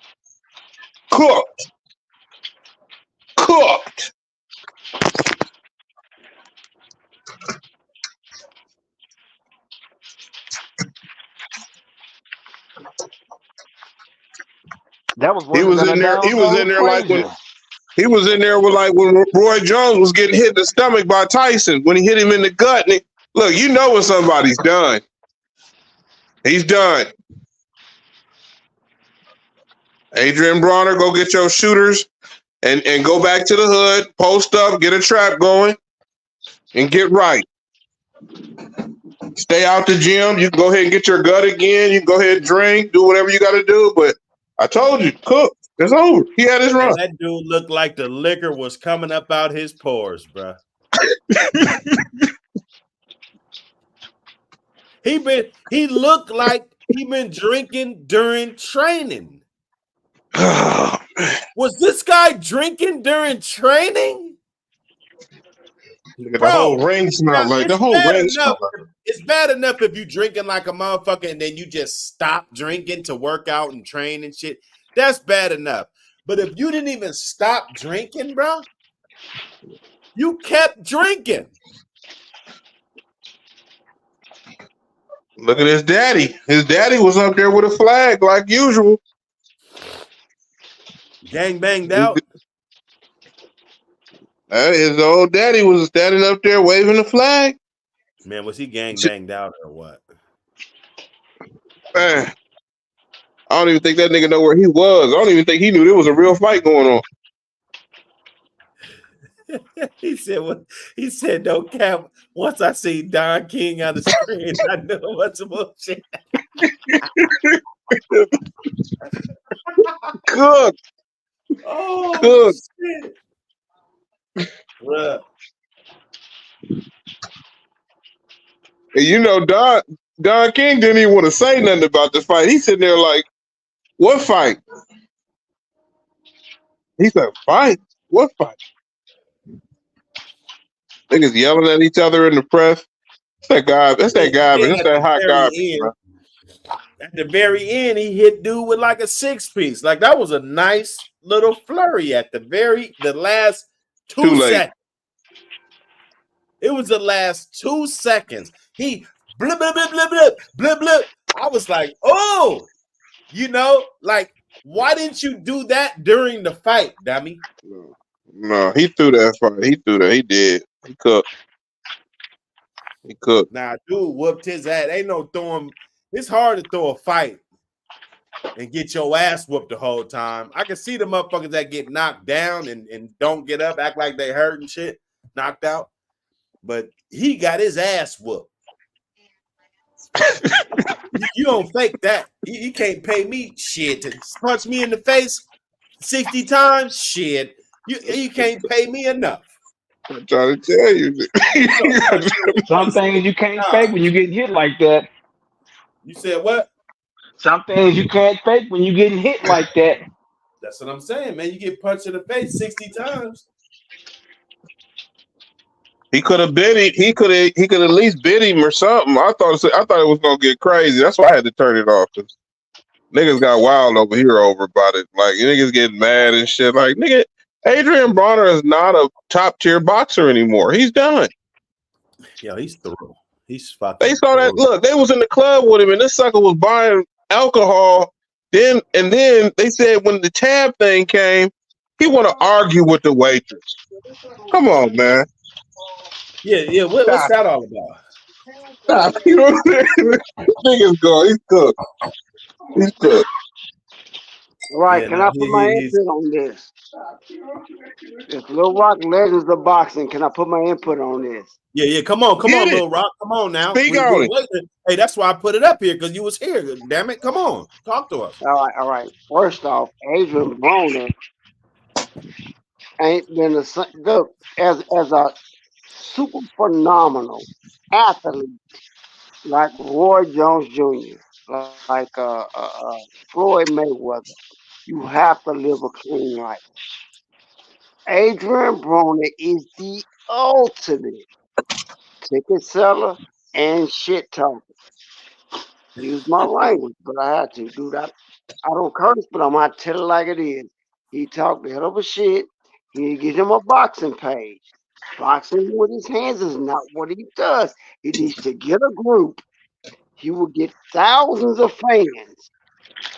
AB gonna tell it like it is about Tank, about Floyd, about all of them, about Earl Smith, about all of them. AB was a hell of a fighter at 135. He won belts at he won belts at 130, 135, 140, and 147. Couldn't take a punch at 147, even though he beat Paulie Malignaggi at 147. But Paulie Malignaggi couldn't knock out a butterfly. Because when Mike Donald got a hold to him, it was washed. He got washed ever since then. Adrian Broner is done. 135. You ain't never lied. When he passed 135, he was McDonald dead. watched him at 147. He was dead after 35. No, he won a title. He won a title at 140 and 147. So okay, so he could beat the 140 right now. No, because when he went down from Wait a 147, minute. and when he went down from 147 to face Mikey Garcia, he lost every round. And when he came right back up and to 140, that was at 140 when he came right back up to 147 and faced Pacquiao, he lost every round. So I'm after one of the biggest. Go ahead. I'm one of the biggest AB fans out there. It's a wash. It's over. Take the L off a lover because it's over. Take the L off a lover. It's over. And that's an AB saying. I'm the biggest AB fan out there. It's over. I love AB. so you think he And did good by after the way, 135? You think he did good by moving up? to 140, he was doing good. He was only doing good because Mikey Garcia left and retired. Exactly. Come on now. Yeah, but I mean, but he was under Mayweather Promotions. They were stacking him like they stacking Tank. Don't be surprised if Frank Martin get in that. Man, Frank is better than man. If you go to FanDuel, man, they got Frank at minus 750 or something like that. Man, Frank Martin is good. His promoter is Earl Spence. He got the same trainer as Earl Spence had. Frank Martin ain't no joke. Yeah, but he had a little growing to do off the other fight he had. He kind of came out a little unpredictable. We just said that way. No, he didn't come out. The other dude wouldn't fight him. When you're facing somebody whose destiny is to not get knocked out, it's hard to fight somebody like that. It's hard to look good against somebody who's not trying to win and they're just trying to survive. So you saying Frank Martin can outlast Tank? Man, I'm gonna put it like this: Tank has got behind in almost every fight, and he comes back and knocks somebody out. If he gets behind on Frank Martin, you can forget knocking them out. It's like trying to knock out Shakur. It ain't happening. It's like trying to knock out Shakur. If you're going into a fight trying to knock out Shakur Stevens, and that's your plan of winning, it ain't happening. I'm saying if Tank can keep it close, he's got to keep it close early. Because if he fall behind, Frank just gonna box him out of his shoes and stay alive. If Frank is So so ahead, so have you seen Keith? You know that Davis boy. That Davis boy can take a punch. I know. So Well, I mean, the way that he's built lets you know he can take a punch. they don't want none of him, and he's the young buck out the crew. You talking about Ain't that Tank? at that? That's at that 140. Yeah. Yeah, that Keyshawn, that was it But Keyshawn is he Davis. can, dude. But what, dude? You gotta look at this. You gotta look at this like this. Floyd Mayweather has been feeding him face forward Mexican boxing. Just come face forward. Now he's gonna see what American black athletes, what he's been ducking all his life. Tactical, fast, That movement, yeah. that movement, that step aside, that slip, that 1/2 a step back, everything that makes a difference. He's gonna see that. I'm not saying he's not gonna win, but he's never beat a fighter like that. That's why he won't fight Shakur or Devin. Shakur Stevens or Devin Haney. So you like Teofimo then, huh? No. Hold on. First off, yes, I do, because I Okay. respect him a lot, and I like dude. Dude, I was 136-6 as an amateur. Of course, I like him because I respect every boxer. Yeah. But I'm saying for a fight with like you said, Shakur, he don't want none of Shakur. No, nobody does. Shakur is the best fighter in the world right now. Shot. I don't know. Shakur You is going to the fan them best Terrence fighter Crawford in the fans now. You world better right stop now. it. You might have fanned I'm them putting Terrence like this. Crawford I'll put like. fans now. Hold on. Let me say it. Well, no. Okay, let me put it like this. At 135 and 140. No, Terrence Crawford is the best, hands down. But I'm talking about because this weight class is real heavy. But no, Terrence Crawford is the best, hands down. Yeah. And Crawford you ain't coming. talking about hold on, and you coming from a pure Earl Spence fan. Terrence Crawford is the best, hands down, no matter what excuse the Spence fans got. I had them too. But at the end of the day, nobody beats. If you're Terrence Crawford size, nobody's gonna ever beat him. Floyd wouldn't have. Nobody wouldn't have.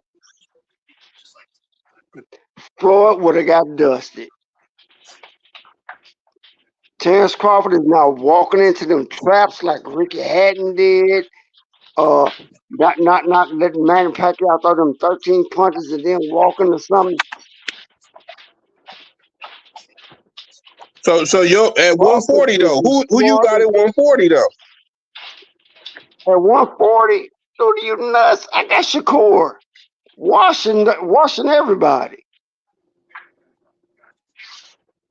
Shakur fight at Now, 140. Oh yeah, he did. Did he just Yeah, fight at yeah. 140? Yeah, he at 140. man, I got Shakur washing everybody. Yeah, But to yeah, get that's out the what I way, got. That's what I got. that's why he can't even get a fight. They don't want that loss. You said they don't want that loss, huh? Man, hold on, check this out. Tank won't fight him. And then, hold on. Tank ain't calling out none of them. Haney calling out Tank, but he ain't calling out Shakur. Ain't nobody calling out Shakur. They don't want that smoke, I'm telling you. Well, now hold on. I thought Frank called out Shakur. Didn't he? No. Hold on. Frank has signed to fight Shakur. That fight was a done deal. But your boy went in and called him out for more money. He came out of the Shakur fight to fight Tank. So that was a fight that He left Shakur to fight Tank, but who will blame him? It's more money. Trust me, he would have lost against Shakur, but he got a chance against Tank. So And why I ain't these love suckers just like why don't they just fight? You know what I mean? Like why is they it that are. they just They don't are. fight? What do you mean? They Money. are. They are. Frank Martin is fighting Shakur now, next week. And Tank said that if he win, he'll fight Shakur. Or he'll fight I seen Tommy Hearns fight 3 times in a year. all right, let me say this. Let me say this. Let me say this. Y'all, hold on. Y'all got Facebook. Say it again. Y'all got Facebook. Facebook, yeah, go ahead. Do y'all have Facebook? Yeah. All right, go to Legends of Boxing. And I'll let y'all. I've been running that channel for almost 12 years now, or 8 or 9. I don't know how many. Forever. And I keep y'all up to date on everything. Is this you? Yeah, Legends of Boxing. Lil Rock, Legends of Boxing. I'm in there. I'm in there. I'm coming in there. I'm coming in there.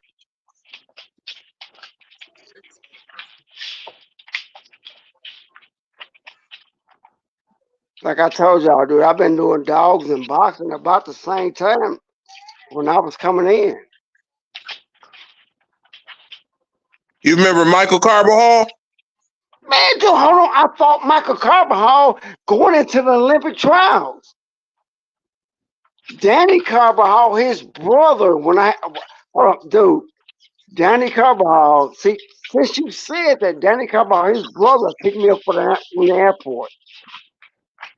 We were at the same way. I spent the night I told you we love you, maybe. I told you. I know who I be there. talking to. Hold on. I stayed with them at the tournament that we were in New Mexico. Danny Carbajal picked me up from the airport because Lou Armstrong, which was my manager, he couldn't go with me. I traveled to New Mexico, Albuquerque. Danny Carvajal's brother, Michael Carvajal's brother, Danny Carvajal, picked me up. I spent the night at their house. Check this out. Spent the night at their house. We're going to the same tournament. He was helping out because teams help other teams out. I spent the Yeah. night there on their couch. Michael Carvajal slept on the floor. But what you don't know is like in the amateurs, you don't know who you're gonna fight. It was like at the end because it was like I think it was like maybe like dude, I can't remember. I think it was at least 12 of us in that round robin. And at the end of the day, if everything worked out perfect, me and Michael Carvajal would have fought if we'd have made it to top together. But what had happened was we made it a long time before that, and he broke the orbital bone over my left eye. I still got the scar to this day. Mm. That stopped me from going to the Olympic trials and facing him again at the Olympic trials. Or I would have been in the Olympic trials facing him. I know you was real. I know you was real. You could throw them things. Oh, dude, but I'm a little guy, but you know what? At the end of the day, I had that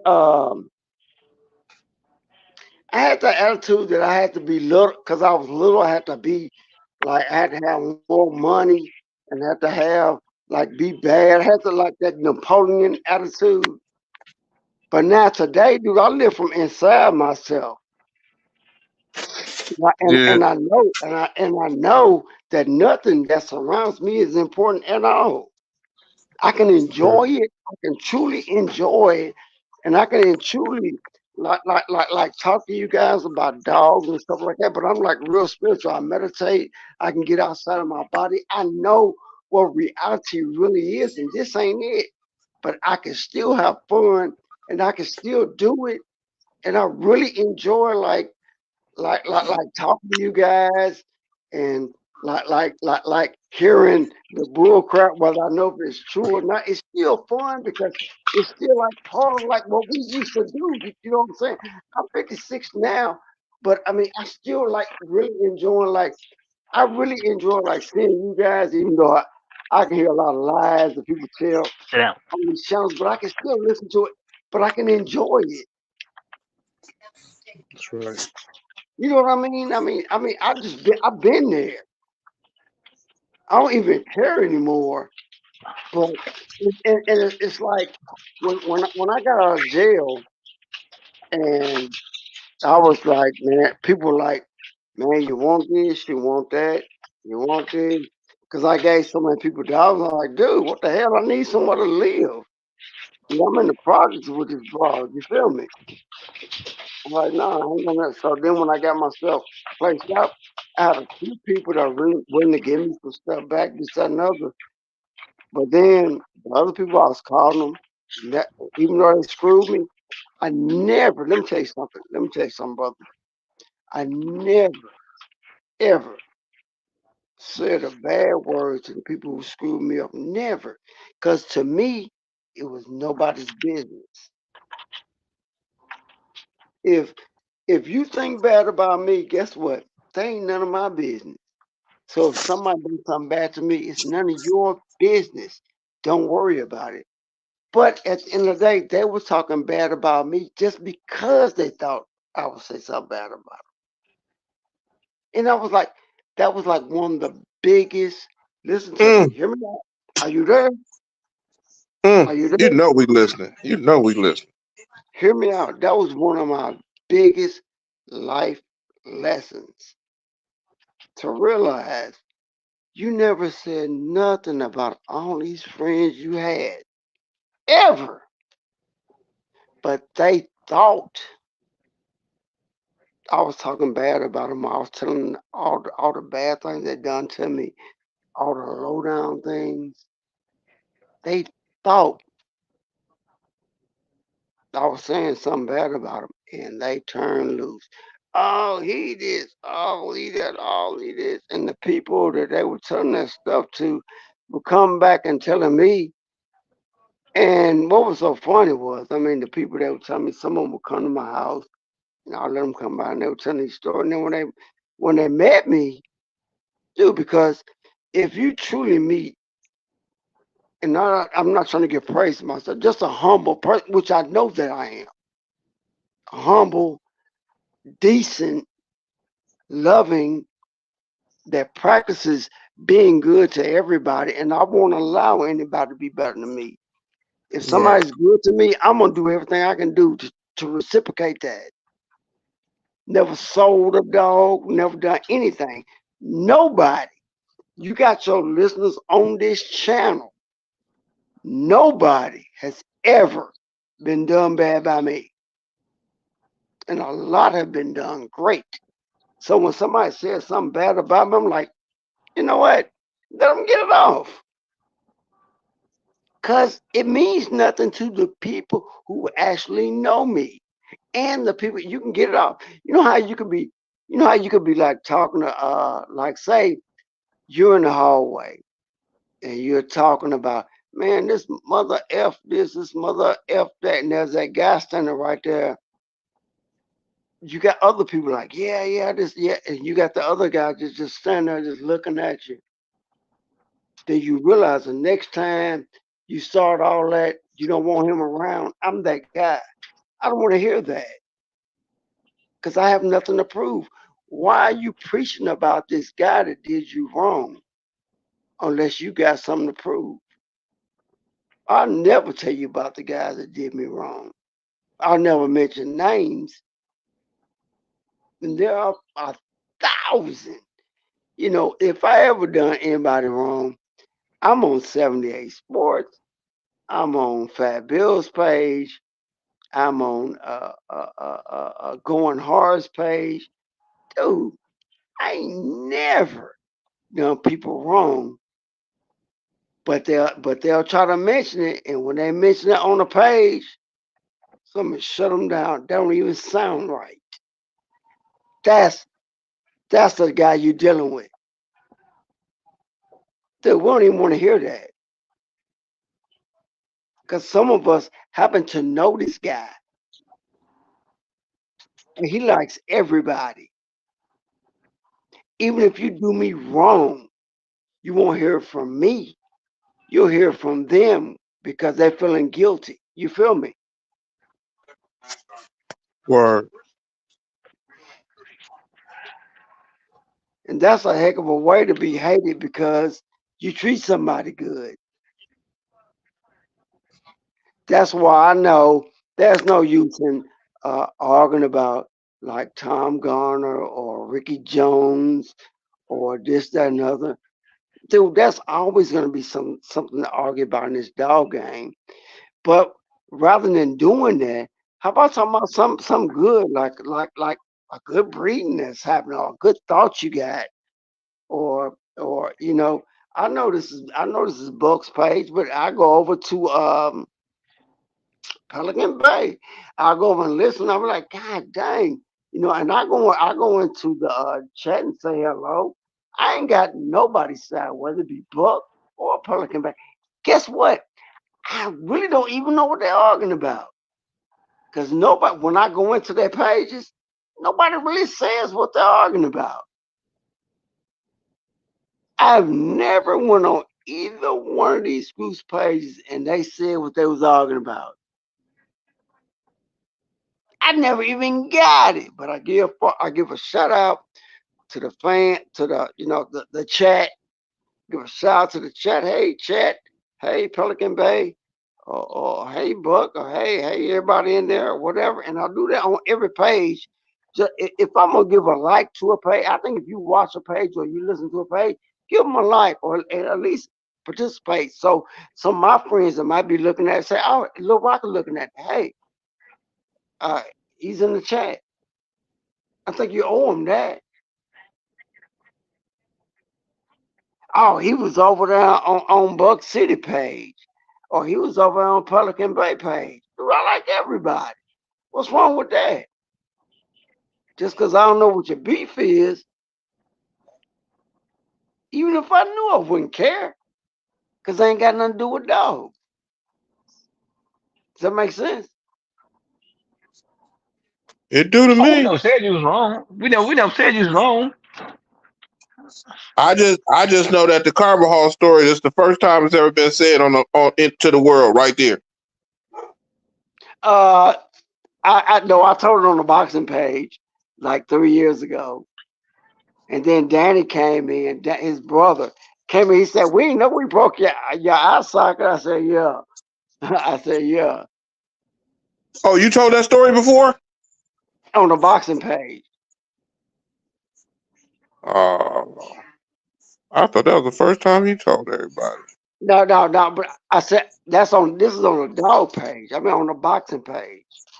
Dude, I'm all Okay, over yeah. boxing page. That's what I do. I do boxing. That's why it's Little Rock Legends of Boxing. Well, let the world know they just found it out in the dog community. I know that's for a fact. Because I know you a real dog. I know you a real dog. I Oh know yeah. you can throw them things. Dude, Joey Guzman. dude. You came up. I'm gonna tell you something real. Joey Guz. The Guzmans, right? Yeah, Danny, Yeah. Yep. Look, they was talking about you, and I was like, man, no, for real. So it's always good that every time I've heard anything with you in the sentence, it's always been good, OG. Always. Yeah. I mean, if anybody wants to say something bad, it's just because they can. I mean, anybody can. Name anybody. I mean, dude, we used to run Fat Bill through the mud. And I love Fat Bill. And we ran through the mud because we could. That was a little stuff out there. I mean, it is. But I mean, at the end of that, I freaking love Fat Bill. But I mean, everybody was looking for an advantage back in the day. And definitely wasn't illegal. But dude, you can't tell me nothing bad or I don't know, dude. I don't know why we hated Fat. He was winning. I guess that's the reason we hated him. We love Boone though. We love Boone though. Without bone. That's a bad white man though. Don't lie. That Oh sucker showing up. man, You know what I'm saying? Grandpa said he show up, boy. Shit. man. And you know what? Because I had, and the thing about it was, I liked him even when like, see, it wasn't no social media. It was just guys talking, and it wasn't like we were like, because our social media was like the journal. You know, you call it, you write in whatever you want to write in, this, that, and other. But I mean, but I don't know, dude. Fat Bill had a bad name. He did. But God dang it, you couldn't beat him. Came to play. Exactly. Came to play, boy. That's why we hope you in deep on the magazine. You know, we definitely need Yeah, you to hold on, be, let me say you this. know, Let me say this. Hold on. Let me say. First off, I can't see that good, so I don't know who am I talking to. this Wayne Mew. Okay, because I can't see that good, and it don't vibrate like get real fat, like you know how you talk, it gets real fat and vibrate. Yeah. So, Take your time. Take your first time. off, I mean, you could take some of the articles that I wrote from the journal and the interviews, and I mean, several. I mean, there's a bunch of that stuff. But if you want some original stuff, I mean, I would definitely be willing to help you guys out. But I will say this right here, just like Jesse A. and a lot of other people ask me, to help them. I mean, I got a lot of criteria I can help you with, but it just got to be covered and be, uh, it's got to be legally tactful. You got to cover all bases. Do you feel that your views on the game has changed as you got older, or you still feel the same way when you was 27? Oh my God! Oh no, my views. With all due respect, all respect, not even due, all respect to Richard Garcia, because I got some dogs from him back in the day when he was. A lot of people don't know that, but we talked about on 78 Sports. I got dogs from him way back in the day. I've learned so much from Richard Garcia's his YouTube page. And talking to Bakary and Ram, and I mean, those guys were so advanced. I mean, Bakary, Ram, Richard Garcia, those guys were so advanced at that time because, we were like in the SEC, and you got to come see us. They didn't come see us, so in the SEC, dude, it was rough. We had no respect for the West Coast. No, none. So when I bought, we got my buddy got two dogs down here from Richard. I was like, man, whatever. I had a dog that she was like 16 months old, never touched nothing, and we had got something from Richard sent down here. I didn't know she was a two-time winner. Wrecked my bitch.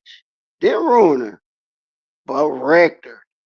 And I had you remember that dog called Whittington's Bow? I sure do. Yeah, I had his sister. I got his sister from Kenny Allen. She was a two-time winner. And I bred his sister, which was Sally. I bred her to Townsend's champion Red Rover. So I had the Eli blood stack. Man, I rode our first time out against a bitch we got from Richard Garcia, which, like I said, I know she was a two-time winner. Man, she ran through my bitch. I said, "What?" And my shit had never been run through. You picked it up. You picked up. Yeah, but I mean, it was both of them were our dogs. Yeah, I picked my bitch up. She was a young dog. Yeah, I picked her up. I'm like, God dang, what the hell is this? This bitch from Richmond didn't even have no teeth. We had like the 7-minute mark. I'm busted up. And I called Richard because we're friends. I called Richard like 20 minutes, 20 years later. I said, Rich, I didn't want to tell you this. But that bitch you sent us was like, God dang killer. And we would have won our championship with her. We would have went ahead and won our championship. I was like, I just didn't. I was young and I was just a hater. I just hated her. Just being a hater. I hate that. I hate that bitch. I hate her. Richard Garcia sent us some good dogs, man. And I'm gonna tell you something. I don't care how anybody takes it. Because you can't back it up. Richard Garcia, and which uh is what is phenomenal about the dog. And Richard Garcia is so intelligent. Is so smart. Richard Garcia was on my page when, dude, I was letting niggas have it. I was saying all kind of MF. When I cursed, I was saying all kind of MFs and this. And I watched the way that Richard Garcia talked to people, even though it was through text and this, that, and other. And I learned a lot from that guy. I learned a lot from him. We came up in the meeting together. Me and I don't know if you know who Havana Danny is. Do you know who Havana Danny is? I who know him? I know him. You know him?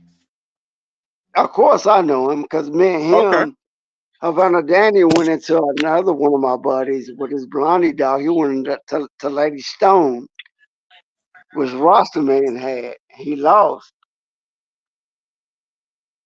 You remember that match? Oh, gee, I'm somebody's nephew. Yup, I remember. Yup. We're gonna But talk. anyway, Yeah, go ahead. me and Havana Danny, when the Facebook stuff first jumped off, me and Havana Danny started a page together on Facebook. That was our first thing. We were like, it was called Little Rock's Legends. It was called Legends of the Game, something like that.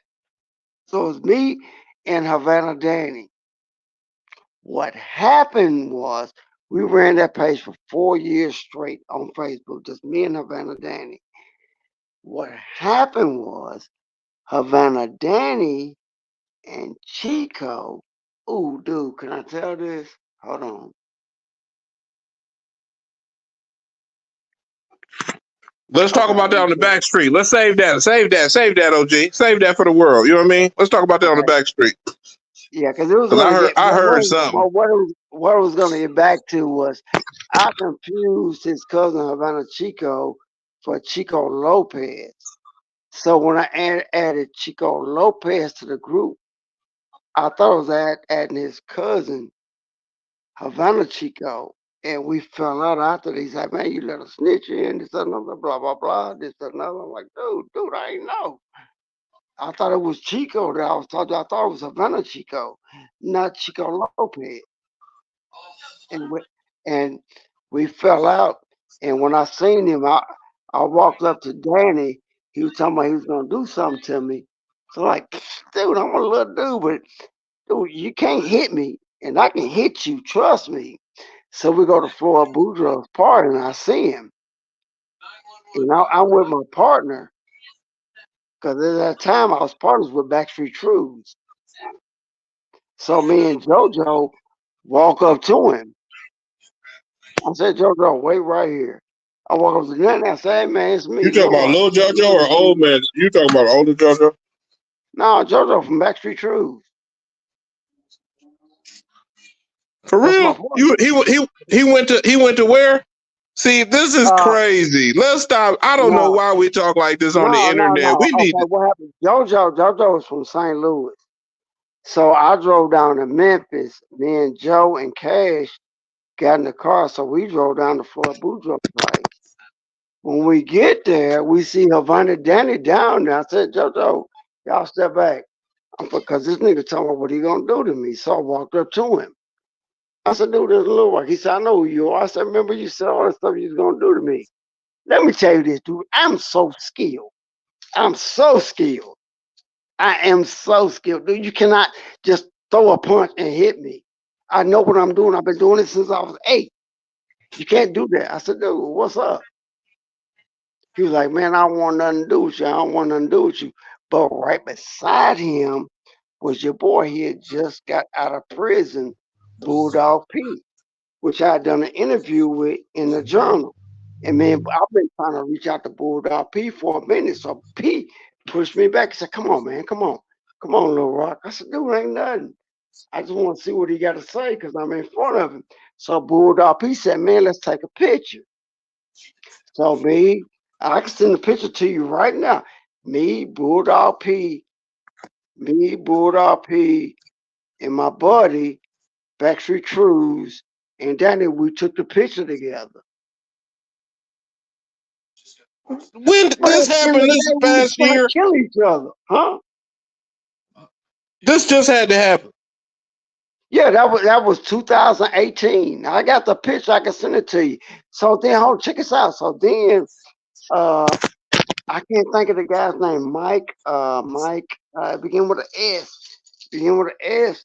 They gonna take a picture in the bleachers, the Legends picture. You know what I'm talking about? Like they do at Floyd Place. It's the Legends picture. So the Legends. So Mike come and say, "Hey, Ross, Lil Rock, you and JoJo got to get in this picture." So we take the picture on the. I can see you the picture with me, Floyd Boudreaux, Bulldog P, all the legends. We taking a picture on the bleachers.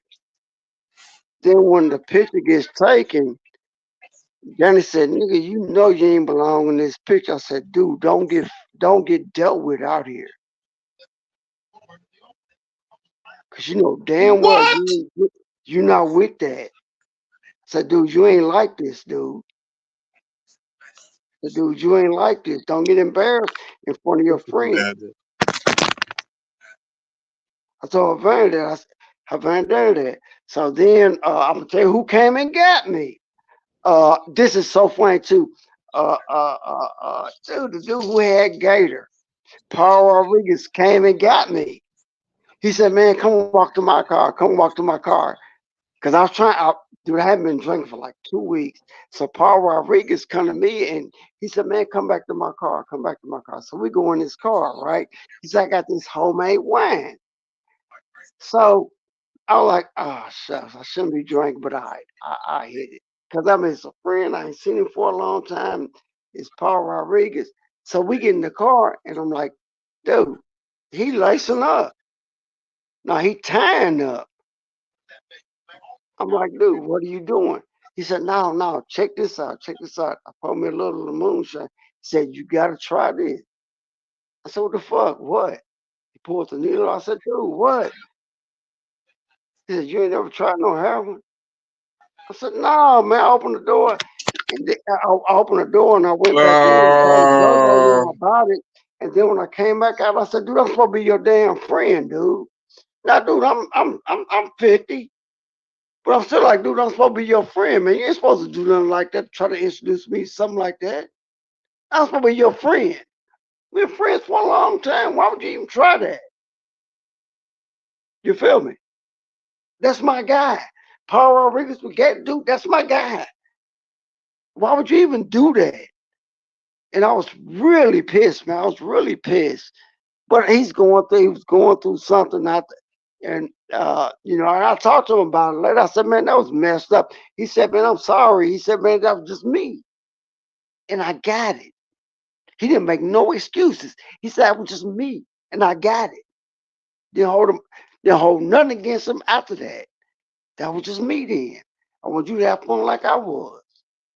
He didn't say I want you to have fun like I was. I understood. You feel me? That was my friend. He want me to have fun the way he do. Dude, I can tell stories forever.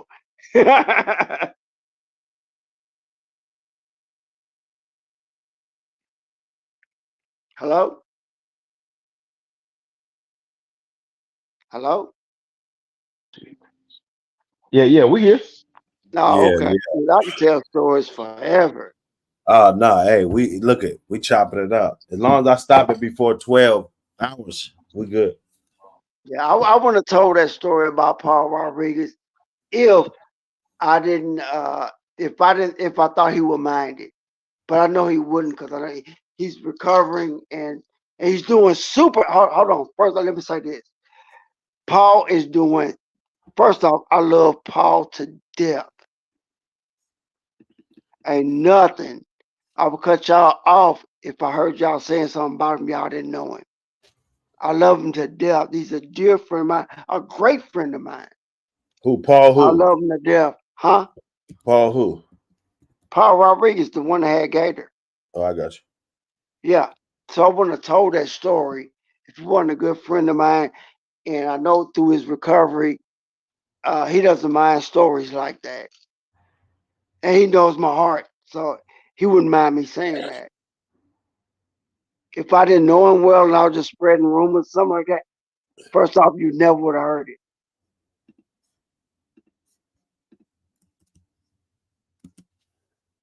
Yeah. Hey man, you know. Man, I've enjoyed this like a mug. Nah, It's you rough been out here in the cooking. trenches. You been cooking. Huh? You been cooking. It's a lot of elements that we cooked on. You know what I'm saying? Yeah. Man, it's been super fun too. I mean, it's not been a lot of negativity, dude. I mean, yeah, dude. I mean, I love this. We gotta have that conversation, man. You know, you can't block people out. You gotta let everybody within reason, get their voice. It makes a better dialogue, Of starts course. other conversations. Some people might be on their own thing and hear the little bit Yeah, of the show, whoa. jump on the phone and get to I don't talking. see. I don't see that good. So who's talking right now? Ah, this is Buck. Buck. Okay. Hey. Okay, Buck. I don't think I ever talked to you and actually known that was the person I talked to. Oh shit. Yeah, no, I just be, I'm on here. I'm on these computers, man, just working, Man, We you and cooking Buck. though. I'm listening to the Man, whole thing. I just be listening a lot because right. I talk a lot. So Man, hold on. Me, like I talked to my boy Bakari and I lay the phone down, like we talking, and I'm not looking at him, but I'm concentrating on his voice when I talk to Buck at night. Dude, man, you sound so much like Buck. oh shit. You do. So when I said the other day, I was like, who is this talking on your page? Somebody was like KG5 or whatever. You know who it is. This and that. I'm like, no, I don't. So I'm like, you know who it is. You always on that other page starting stuff. Let me explain something to you. Oh, you said I be starting stuff? No, somebody in your chat, because I was like, who is that talking? I don't know who it was. Somebody in your chat was like KB5 or KBG5 or whatever. Like, you know who it is. You be on the other page starting stuff.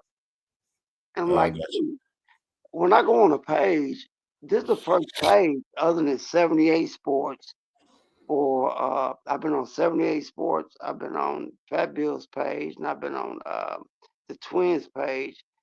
But I never, if I'm in a chat, I've been on the chat in your page, and I've been on the chat in Pelican Bay's page, but I never knew what was going on as far as, and allow me to say this if you don't mind, but I never knew what was going on as far as you guys be in whoever KBJ5 is or whatever it is. I never commented on it because I never knew what it was even about. So just because you see me today on your page and you may see Well, it's Pelican simple. Bay It's pull up. simple what it's simple what it's about. You know what I'm saying? Hold on. 'Cause well, just because you see me on your page today, and you're talking about a topic I may like, or I may be on his page tomorrow talking about a topic that he may like. Dude, it's just because I don't care nothing about this. I'm about the dogs. I'm not about people. I'm not about breeders. I'm not about podcasts. I'm about the dogs. As far as Yeah. whatever you guys may be talking about, that's Yeah, between yeah. No, you I don't do and drive-bys. anybody. If I got a problem with somebody, I just walk straight up. You know, I don't do drive-bys hitting innocent people and shit. You know, I don't do that. So nah, Right, if I ain't right. got no Well, problem with you, then I ain't gonna have no problem with you. You know what I'm well, saying? well, let me say this right quick. Let me say this right quick. If I go on his page, it's not that I'm siding with nobody. If I was, who Well, it's gives a not damn? siding. It's not I'm on siding. the side of the Bulldogs. If you got a conversation about Bulldogs that I can add to, that's where I'm at. Right. But I'm not siding. It's not about siding. It's about that me personally I feel like I've been getting dry snitched on and snitched on and shit. You know, so therefore, if there is a channel that does that and we can clearly prove that, me being a real individual, I just expect other people to follow suit because we don't live by that code for the most part. Some of us do, obviously, and that's Okay, great. okay, okay. But Let me if say that. Whoa, whoa, whoa. Let me say that to say this. I do this purely, purely like I do the breed for enjoyment. So right, I don't do that. I'm a purely spiritual guy, and I'm gonna be happy. right, Nothing's gonna piss me off, and especially doing something that makes me happy, like talking to you guys or listening to you guys. So I'm not gonna be in it. right, So if I know I may at some point I may have a responsibility right, to respond or something like that. I may have a responsibility as a senior in the dog game. I'm 56. I may have a responsibility, but if it's a cat fight, no, I don't. And I don't even have a right, responsibility to listen. right, I have a right. responsibility to let people know what I think that's So on my so level. if there's a This is dog not my man, level. if there's a dog man, first of all, do you do you do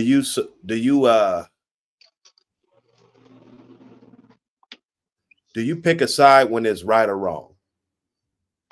It depends. I tell you what, it depends because I'm human. And it depends on what the I'm, situation is. I'm trying to get a gauge of your moral compass. You know, My moral compass is okay. I'm gonna tell you my moral compass. My moral compass is I used to be a heavy believer in Jesus Christ and what is right and what is wrong. My moral compass is that I use that Bible and all that to tell people and right, control people. My moral compass is I meditate every day to find out where I am, and reposition every day. My right. rights and wrongs through meditation help me reposition every day because I make mistakes every day.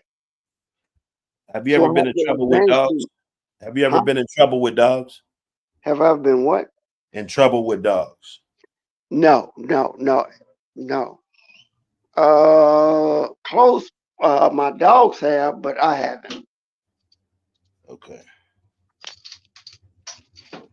I'm just curious because I guess it hits different when somebody comes at you personally and you see the violation versus if it happens to somebody else, it doesn't really matter. You know what I'm saying?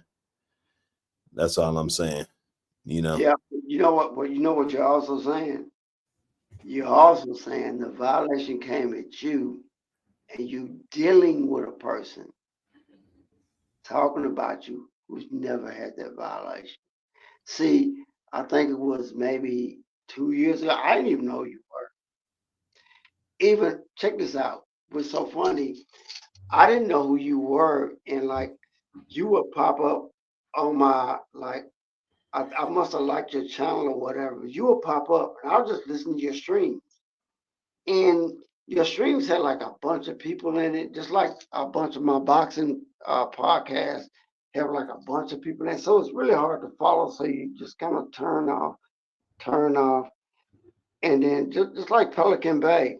The only reason I listened to him was because I'll just go ahead and say it. I recently bought some Waccamaw dogs right before they got busted, and I saw on his stream Waccamaw when he was talking about Big John. The algorithm put up the Waccamaw dogs because I would look at streams with dogs and all that. That's the only reason I knew who he was. And the fact, So as you far think as it's so you hold think it's cool?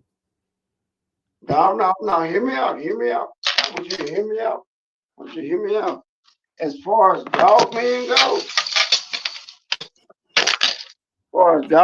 goes, and as far as y'all can do your homework on me, but as far as dog man go, I don't know either one of you guys is dog man. Right. So if you don't know either one of us, then you got to just look at the way we conduct ourselves. That's all we have, right? So for you to not know about me, but you heard about me 2 years ago because I took all my videos down, right? Yeah. And so that means that you had to hear about me from a motherfucker that had my name in their mouth while I was going through my legal situations, while I'm down on my knees trying to fight this shit, for my Well, freedom. I'll be honest with you. And you had a man. Hold on. You I'll be said what? honest with you. I don't know if it came from him or 78. Okay. I mean, Right. it was about when you got in trouble, but I don't remember. So I don't let me So, just put it on 78 because I don't know. so if a dog man gets busted and locked up, whatever, and some other YouTuber in the dog community that's supposed to be in this APBT fold, like can we admit that this community is a little bit different than most communities, right? You know what I'm saying? Oh, Straight up. Just yeah. what goes on with these dogs and what, if we're talking about historical or whatever the hell we're talking about, the type of things that go on with these animals, we definitely got to conduct ourselves differently. So, but with that being said, if somebody went down and you had somebody on YouTube talking about their case, talking about ragging them, mind you, I never responded until I was legally able. So I spent 3 years not being able to respond while we got so-called dog men that people support, or they don't know why, or they just think like, okay, this is a regular channel. When you do fraudulent shit like that, to me, that just gives me enough incentive to just pull the plug on a motherfucker. You know what I'm saying? That's because it's not right. When you put out false information on people, when you do things that Hold on. hurt See, somebody's no, case. hold on. See, you building a case, dude. I don't care about you building a case, dude. Well, I care no, about this is you're stuff building that a I case of put out here. listening.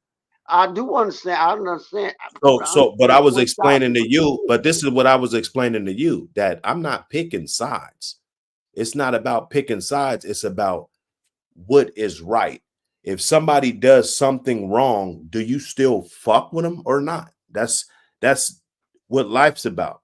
Now I understand if it's entertainment, if it's just whatever it is, you know what I'm saying, and people are learning shit, you know what I'm saying, or whatever. But when you put out information on people's cases and put their house, on open cases, though, these are cases that haven't been resolved. You're bringing more visibility to the case and it hurts the outcome. Well, So, okay. I understand your question, but not to say, but like dismissing what you're saying, but to me, if it were me, I would feed into it. I'll leave it alone. Clown by yourself. Clown by yourself, brother. But that, see, you I, I you missed the clown whole ain't, I point. clown ain't nothing without an audience. But And you, you got an but audience. you, If but you you missed, ask but you with missed it, the whole point. Cause we're talking about you was talking about not picking sides. And it's not about picking sides, it's about right or wrong. It's not about who likes who or who supports who. It's about right or wrong. If I did wrong, snitched on somebody, told information that's valuable, did shit like that that's unethical, you know, I wouldn't expect people to align with me. I wouldn't expect people to fuck with me. That's what I'm saying. So I don't care if you go over there. That's not, I'm not gonna be like, oh shit, he was just over here, now he's over there. I really don't care. It's the simple thing that if you see and I present to you what this guy has done to me, and if you still decide to deal with that person, it's just like on the streets, bro. It's the same thing. You know, there could be a guy in the community that does shit that's bad, or he's a thief. He could be running a fundraiser and fucking steal the money and shit. Like, if you still align yourself with somebody that does something wrong, to me, just my moral compass, that's not right. That's all I'm saying. I don't care who goes over there. People could do what they do, because at the end of the day, if the shit didn't happen to them, it doesn't matter. You feel me? It don't first matter. thing, I don't know the story. So I don't Yeah. know or care anything about the story No, I feel you. enough to really even know who's right or who's wrong. Right. And That's I why. don't That's care, and I right. don't That's why. care to know. But that's why I put it in that Now you're concept. saying now you're saying for me wanting to be ignorant and not So, wanting to know, I'm wrong. no. But I'm not saying that. I'm not but saying that. I do this for enjoyment. But do you agree that if a man that from this community, this close knit community, You're asking me again, man, to make choices. no, it's not a I'm choice. not, I'm about to It's just enjoy you it's guys. not a I'm choice. saying It's just a yes or no. this is something that I just enjoy listening to.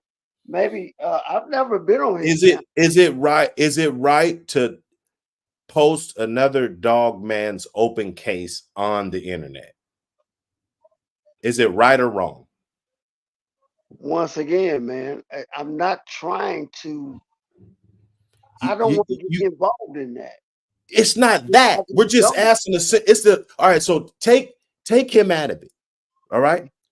Is it right to post another dog's man's business and case on the internet while he has an open case? Is it right or wrong? If that one's hard, okay, that one was hard. That question was loaded, right? Now, let me say this. When people got busted, I did post that on my Facebook page, and what the reason I done it was to let people to know. So you Hey, think it's right? That's fine. That's fine. You think it's hold on. okay? Hear me out. That's fine. Hear me out. I will post that on my Facebook page to let them know, get this person off your page. And I did do that. So I did that when that Hey, was a bust, so and he might have got it from me, as far as I know. But I used to post that that's cool. So on my Facebook page there we to go. let people know not to deal with this person and get them off of your page. I did do that. Right. Because you knew he wasn't solid. Right. Yeah, well, I mean, I wanted everybody to have a heads up. I wanted everybody to have a heads up. So if I said no to you, they're like, "Nah, you post this on your Facebook page all the time," and because that's what I used to do. Not Well, on my no, personal it's right or page, it's no, but on but my see, dog. we can't answer the question based on rather if you posted it or not. We just want to know the simple thing. today Well, moving forward, okay. Well, if he's would wrong, it I'm be wrong would it be too. the right thing? Because I think that when I came back, I showed, and I haven't even got really into it, but that's what my channel's based on, kind of showing the bullshit in the law, you know, Right. the way that they conflate shit and got shit all fucked up. So a guy, just because a guy gets charged and his dogs get taken doesn't mean that he's a bad guy and he's done something extremely wrong, right? Right. So by you telling people that, or saying, hey, don't fuck with this guy, for what? Is he telling? Is he a snitch? Like, what? You feel me? But I Yeah, get it. I get it. but I didn't know I never knew the whole thing, which I thought it was about I knew he said something about your dogs and what was it, online dog show, or Nah, nah. I thought See, that was that's the what I'm big one saying. was Like, the I mean, online dog show. I know what you, I but I that's didn't one follow thing. that. But see, you talking to the guy. I can tell you exactly what it was. I got busted. This No, guy I don't wanted even to want make to know. content out I of it. just want to know. Well, That's no, what I'm saying. well, no. This What what the happened. I'm just telling you what happened. I got busted. dog? He tried to make content and build a whole YouTube channel about it. You feel me? And then because I couldn't say nothing because the judge told me I couldn't say nothing, I had to wait all the way till the case was pretty much over to come back and respond. So when I responded, he responded, I responded, and now we're here. That's what happened. Now, if you want to ask a simple question, if he would have never mentioned my name at all, would I had said something about him? I probably would have never knew who he was, right? Right. So I'm the one that's been violated, bro. He, if we're men talking, see, this is why our fucking community's so fucked up and everybody gets shot and everybody's getting killed, because we can't never conversate and come to some type of agreement. All right. Now you got it. When you get to the bottom of it, you got to know who struck the first blow. That's important. You know, that's how Well, you get to the bottom of shit. sometimes you got to care who struck the first blow. I don't care. Yeah, if it's about me, it's about me, because my house was on the motherfucking news. My $500,000 motherfucking house is on the goddamn on somebody's YouTube channel. You know what I'm saying? Mhm. You see what I'm saying? So yeah, it ain't Yeah. about you. So you don't give a fuck. You see what I'm saying? All right. That's what I'm talking about. Where my motherfucking kids lay their motherfucking heads at. That's why I give a fuck. Okay? All right. So that's why I'm invested in this shit. I don't give a fuck why everybody else is invested in this shit, or they feel like I need to slow down. Okay?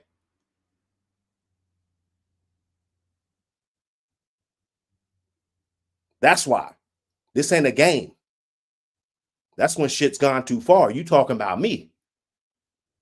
I didn't talk about you. I don't talk about dog men until they come at me. When they come at me, then I respond, because I can control my own narrative. I don't need the King 5 News telling everybody how I'm a bad guy for 3 years and I can't respond. See, now I can respond. I can tell you that what they're saying was bullshit. I got the voice to say that now. Okay? So unless you let somebody paint your narrative, like you said, you never been in trouble with dogs, so you probably never been on the news before, I've been right? on the news. I've been on the news. It wasn't Okay. with dogs. Okay. Well, you should know that shit ain't, it don't feel great. You know, it's not a No, great that's feeling. pretty embarrassing. Exactly. You know what I'm saying? So, I mean, it is what it is, man. I just say, hey, people do what they want to do. If you guys want to go over there, get on the panels and shit, it's all informational or Well, like I entertainment. said, dude, dude, let me say, let me reiterate this one more time, if you don't mind. Do you mind? Nah, go ahead, bro. We just chopping it up. I've been on 78 Sports. I've been on Fat Bills. I've been on Twins Channel, and I've been on yours. That's what's up. But me, what I'm talking about is principles, man. Principality. And that's something that's been lost in this game. It's been lost. You know, we never do shit like this. That's what I wanted you to say, honestly. But you said you did it, so you guilty of the shit too. You see what I'm saying? But it's no hard feelings. We can still do business. You know what I'm saying? It's all good. But I'm just saying that's not. I wanted you to say, no, that's wrong. That's what I wanted you to say. So that if there was a young I'm guy not up in going here to. I'm not. that really needed to know. If I knew that because I'm talking to you and I'm hearing your side and I'm talking to you and I don't have to hear it his side because I mean you don't let it stop. But at the end of the day, I'm about the dogs. Right. Period. Right. And I don't curse, Right. but if I did, I'll probably say I don't give a Right. fuck. Right. But that motherfucker, I mean, to be honest, that motherfucker don't even talk about dogs. He don't. His education about him is limited. Very fucking limited. Let me say this. Let me say this, brother. Let me say this, brother. You're a brother, right? Yeah. Let me say this, brother. If you came to my house, you come to my house, you probably see my neighbors outside. You probably see me. First thing you say, you come in the door. I say, hey man, this is a guy I love a lot. His name is this, that, or you wouldn't walk through that door. So I say, this guy I love a lot. This guy is this, that, and other. And once you welcome in my door, you my friend. Outside of that, if you ain't never walked through the door of my house, I don't know you. I don't know you. I don't know him. Right. I don't know a lot of people on here. I listen to you guys bicker like Right. women. So I you don't. back up. Not, You not, back not, not, up not, 30 not- minutes. Hear me out. Hear me out. You Hear me yeah, out. you've been cutting me off a lot, but I ain't been cutting you Man, off though. Go ahead. but I don't know you guys Right. personally So you gotta enough. go by our actions, I got right or to go wrong. by. You're 1,000% right. Right. So if I did some, let's put it on me. If a motherfucker got busted and his case is open, would you get on there? Would you get on here and say, "Hey, cracking kennels, Buck City, you cracking kennels"? I can stop you right now and say no. Okay, this guy does that. So how hard is that for you to see? That's my point. Right then and there, me with my integrity, I'll never fuck with a motherfucker like that again. And I'm not telling you guys to be like me. As you guys can see, I'm different. I'm cut from a different cloth. But I'm sure in one sentence he could say, because just like you did in one sentence, he could say, well, if you did this, would you mess with him? And I could be like, well, no, but that doesn't mean anything. If no, don't just say the 'Cause, I mean, mumble you just jumbo. broke it down Say the into one sentence. sentence. You Talk know it it's out. bigger than No, that. talk that out. What was that situation? Talk that out. How did that sound? What I mean, we didn't talk it out. You just asked me in one sentence. I was like, well, I guess no, I wouldn't. You just asked me in one sentence. Okay, I did this. Would I do that? I'm like, nah, I guess not. Dude, hold Because on. it's But you gotta wrong. realize, It's man. wrong. You gotta realize It's wrong, this is man. That's hold not on. what we're Okay, supposed to do in a dog community, man. It's not. dude. First off, let me just do me one favor. Pump your brakes and let me tell you a little bit about what really matters. Dude, when you die and you leave this earth, you're probably gonna come back 10,000 times. Right. You probably gonna be re-resurrected 10,000 times. Everything you've seen or done, you're probably gonna be involved in every one of those incidents. That same thing you're putting them down, you're probably gonna do it in one of your 10,000 lifetimes. It doesn't. See, I can tell you. I'll be a Hold fake on, hold on, hold on. motherfucker in that Let me stop. lifetime. No, no.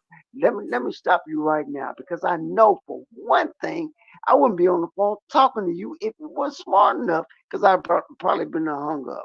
But let me tell you this: I'm a spiritual guy. I can talk in the spiritual line. I meditate every day. I'm very smart. I'm very intelligent, but I'm not so smart to not be able to learn from everything that goes wrong and everything that goes right. I know that everything that goes wrong, I know something in the back is going to come. If it don't come in this lifetime, it's going to come in the next. Do I love everybody unconditionally? I don't care what you do to me. Unconditionally, first, because I know you can't hurt me because I am the power of God. I ain't no religious guy. You can't hurt me. So whatever you do to me, dude, I can look over. Ain't nothing. Dude, ain't you could tell me 1,000 things of what he did to you, Tom McConnell did to you. Think over the 40 years I've been done this dog. You ain't never heard me talk bad to nobody, and nobody who knows me will ever hear me talk bad. And I got stories to tell. So put that little stuff to rest. Because you're still living, you're still going strong, and you still can bless God, and you can still say every day, dude, I got this. I got this. Forget him. If you don't like him, you're punishing yourself. Forget him. Who is he? You're This missing guy you're pick up missing the this point. man. Yeah. So There all ain't right. no So missing so no so point. who is he? Then why are you over there? Then you feel Dude, me? I go over there. Hold on, check this out. I go over Because there. I don't And fuck with him. I hold on. just like you Whoa, whoa, said, whoa. forget Hear him. me out. I Hear me forgot out. him. Fuck Dude, him. I ain't either. Hold on. Hear me out. I I go just over there. monetized a I say, whole nother hold on. channel off his Hold bitch on. ass. Hold on. Hear me You out. When feel I me? go over there, hold on. No, But you we on stop. on YouTube. When The I last go over there, I say hi to the chat. I've never spoke to him ever in my life. I never said, hey, Pelican Bay. I say hi to the chat, speak to the people in the chat. I never spoke to him like I spoke to your people, ever. I say hi to the chat. I speak to the people in the chat to speak to me. That's it. He be like, hey, big homie, and all that. I don't know him.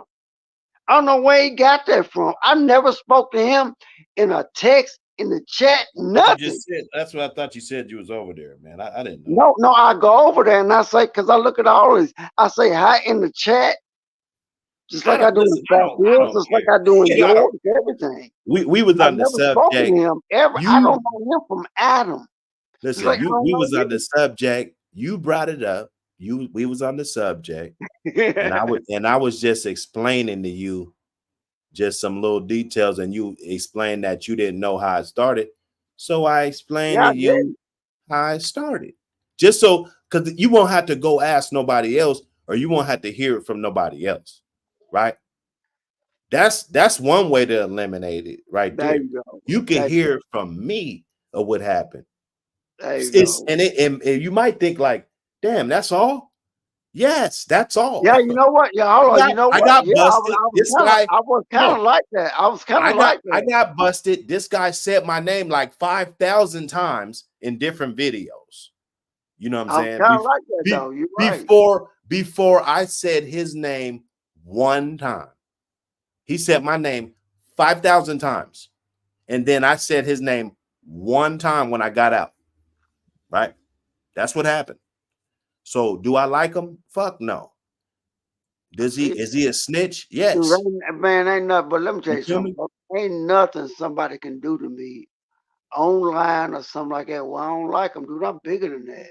If I Dude, snitch on you, you're not gonna like me, bro. If I snitch on you, you're you not would gonna never, like me, you would dog. never understand why I would.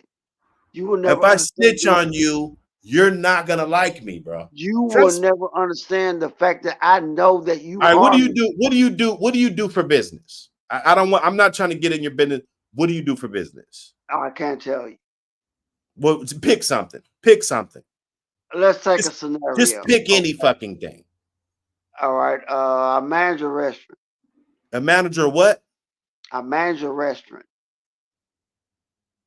You said pick something. I manage a restaurant. I'm picking Okay, something. you manage a restaurant. Okay, so let's say you managed a restaurant and you had this plug on the meat or the champagne or the liquor or the, you know what I'm saying? You had some shit that you was able to get in there, you know what I'm saying? And rather if it was right or wrong, you was able to feed your family, you eating, you know what I'm saying? You're doing your thing. And then this motherfucker, me, let's say me, because I don't want to put nobody else in this.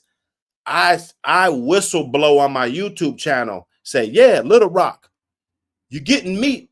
You're getting meat for free. Yeah, man, you ain't paying for that meat. You ain't going to the meat board. You ain't going to the liquor board. They got that liquor. Yeah, I know them boosters. What the fuck is that? No, please don't do. If you do me one favor, please tell me what the fuck that is. Tell me. First off, you have to know me. I think like the only person that really knows me that could understand if I tell you answers like Bakari, the only person that knows me that will understand will probably be like probably Richard or Bakari. Dude, I am really that amazing person. Dude, I don't dislike people. But what would that be though? What would that be? What It would would that be be? I would What would I be? probably What would I be if I did some shit like that? you'll probably be somebody that I look out that I will look forward to looking out for. I'm not a snitch. What are we talking about? That's a rat. No, I put myself in that place. How can I call you a rat? What? If You put if yourself I in that ain't place? dirty myself, I'm dirty myself. I'm dirty myself.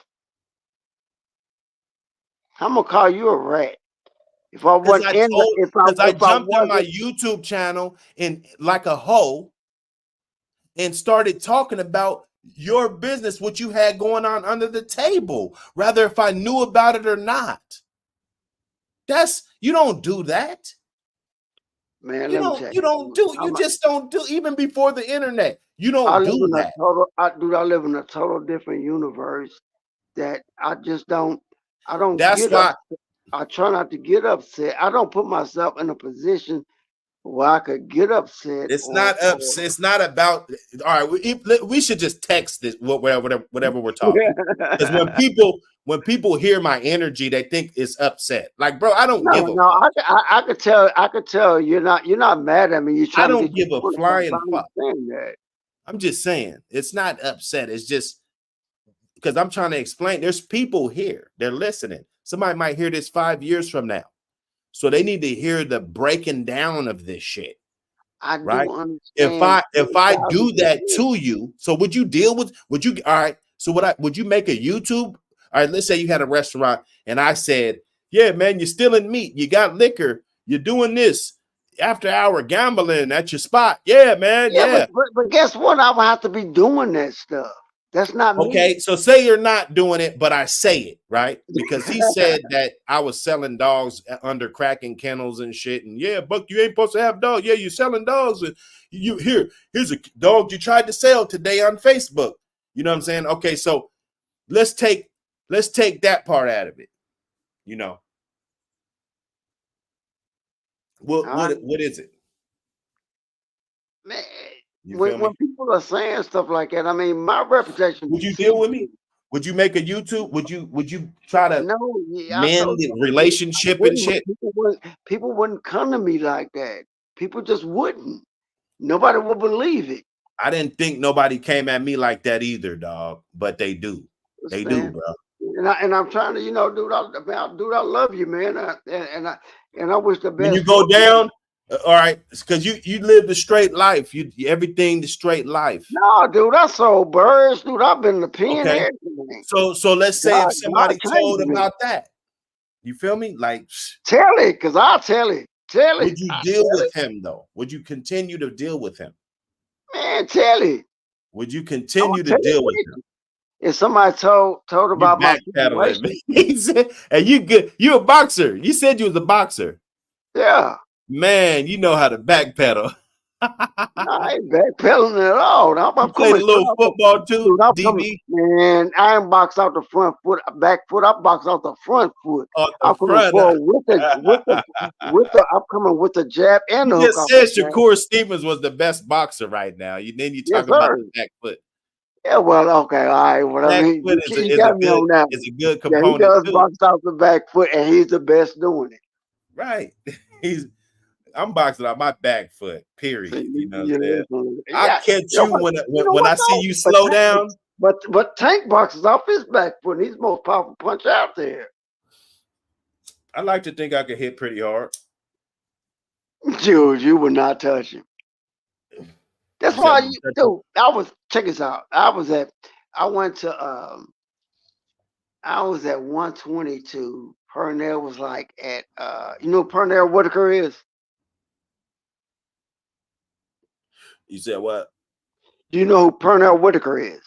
Oh yeah. What? Yeah. All right. I was trying to get to the Olympic trials. I got my orbital busted. I got my orbital broken by Michael Carbajal, and I was out for like, Set alarm. 20 man, minutes. I Stop was show. out for a minute. I went because Johnny Bumpers. I don't know if you know who Johnny Bump City Bumpers was. He was with Dan and Lou Duva and the Duva people, and which was with Pernell Whitaker, Tyrell Biggs, uh, all those guys. But anyway, they brought me once I got Set my alarm. hip. 20 minutes. Stop show. Can you hear me? Yeah. Yeah. Once I got my hip healed and everything from the fall, because I had amnesia for like 5 days. Lou Duva sent me to Top Rank. I went to Top Rank and I wanted to spar up there. Pernell Whitaker had a fight and he was supposed to look after me while I was up there, but he was having a fight at in New Jersey at I can't think of the casino. But anyway, I got to spar Pernell Whitaker. Dude, he was left-handed, and in my amateurs, I was 136-6 out of 142 fights. In the amateurs, I didn't face too many lefties. Plus, when I was like 17 years old, I was still fighting at 108, 108 pounds. Dude, I was knocking out fifth graders. My record was just piling up. When I stepped in the ring with Pernell, I couldn't even touch him. Nothing. And I didn't know that Lou Armstrong told Lou Duva, don't let him hit him in the head. He was hitting me with body shots, just body shots, that was killing me. And dude, I was really good at what I did. Like I said, I was 136-6 in the amateur. But I was trained in a pro style. I was really good. I was really good. But once they put me to sparring with somebody else, because of the fact that I got knocked out when I fell and I had amnesia for like 11 days, I couldn't take a punch again. Like, you know how somebody hit you and you see stars Yeah. and then they go away? Well, they were able to, like, if somebody hit me with a strong jab, they were able to combine the punches, hit me with like 1, 2, or 3 before the stars went away. Normally, they go away pretty quick, and then once you've been boxing for a while, you don't see stars and just kind of clear up. They never went away. I couldn't take a punch anymore. That's how I understood that when boxers get knocked out, they're never the same. They were Right. never, because dude, I was never the same. I could like move my head real quick after I get hit. I could still move my head, but I couldn't see because I still had that stuff right there. Yeah. And even when I was training kids, dude, it was even when I was training kids, like up to 12 years later, I was training kids, and I would train with them like they bump me upside the head, whatever that little jab. So they're like, dude, what the hell? These stars going? He's 8. You know what I mean? I'm like, dude, where these stars come from? He's 8. You know what I mean? Dude, I love talking boxing, so whenever I could fit that in, I just kind of throw it in. Yeah. I had nothing to do with what we're talking about, but that's just me. The Rock Legends of Boxing. Boxing's what's up. I like boxing. I like to talk basketball, boxing. I get into the football, but I really be on that box. I talk football too, but I ain't been really keeping up Are, as are much you as I on should. Facebook? You said what? Are you on Facebook? Yeah, yeah. Man, go to Legends of Boxing. Legends of That, Boxing. that that's my page. I've had it for like 11, probably maybe 9 years. So go to Okay. Legends of Boxing, and of course I'll add you. Yeah. Yeah, dude, I love. Mhm. I mean, that's what I do. Anyway, dude, let me say this. Let me say this, dude. I like all you guys, and it's hard. And like I said, like me and you talking, I'm not gonna be pulled apart. That's one thing about me. I'm gonna like everybody. I can see the bullshit. I'm not blind, but I'm not gonna. Even if I see it, I'm not gonna tell you because it's too much in this game that's going on. Like, man, it's just too much. Like me and 78 was talking one day. I said 78. I said, man, I want to get a dog page. But I said, man, I think it'd just be better, be getting a boxing page. And 78 was like, man, whatever you want to do, dude, you know them both. He said, man, dude, I got you. You can go under the LDBC, whatever. And it's just that I don't like to me, like you and him, that's banner. That's just banter. You guys bantering back and forth, bantering back and forth. That's ego. I like both of you guys. Really, I I ran. know Whoa, you more. whoa. I Well, feel to like, say it, no, to no, say no. the Hear me least. out. Hear me out. Hear me out. Now I feel like I know you more, but it doesn't make me. Uh, but I would not. Let me put it like this. Let me put it like this. Let me say this real quick. This is really good, by the way. I'm a Christian. I was born a Christian. I love Jesus. I love God. And when I realized I'm a Catholic, and when I realized like the wrongdoings in the Catholic Church and all that, I can call the BS. That's BS. That ain't right. So then I wanted to start meditating and learning more about the universe and learning God, where I could talk to God myself through meditation. And I can ask God myself. See, when you get deep into meditation, you can ask God. You really can. You can ask God yourself questions. Depending on how strong that you are in your meditation, you can get like a longer answer, or you can get a short answer, but you can actually talk to God. You may not get that, but by the same token, with dealing with you guys, I don't really like have the patience for like bad because I'm only looking for like the good or the positive stuff out of it. If you're trying to convince me about the negative stuff, like when I meditate, I'm trying to forget about everything that's negative, and I bring it into the when I breathe, out goes the negative, in comes the positive, or in comes the positive, out goes the negative. That's me. That's my life. My breathing, my meditation. My life is in goes the negative, out goes whatever. But anyway, that's my life. That is my life. Dealing with these dogs, dealing with you guys, it's not about if you live your life the best you can, you'll realize, man, life is only about love and positivity. The quicker you guys can get rid of this, the quicker you can go on to being better dog being and something else. Yeah, nah, this ain't gonna Blow stop. you up. I disagree. Cause this ain't listen, this little argument ain't gonna make or break my legacy that I put my imprint on this game. So I disagree with you right there. I don't I don't I think didn't say anything about legacy. me monetizing off of this clown has anything to me going on being better dog man. It doesn't.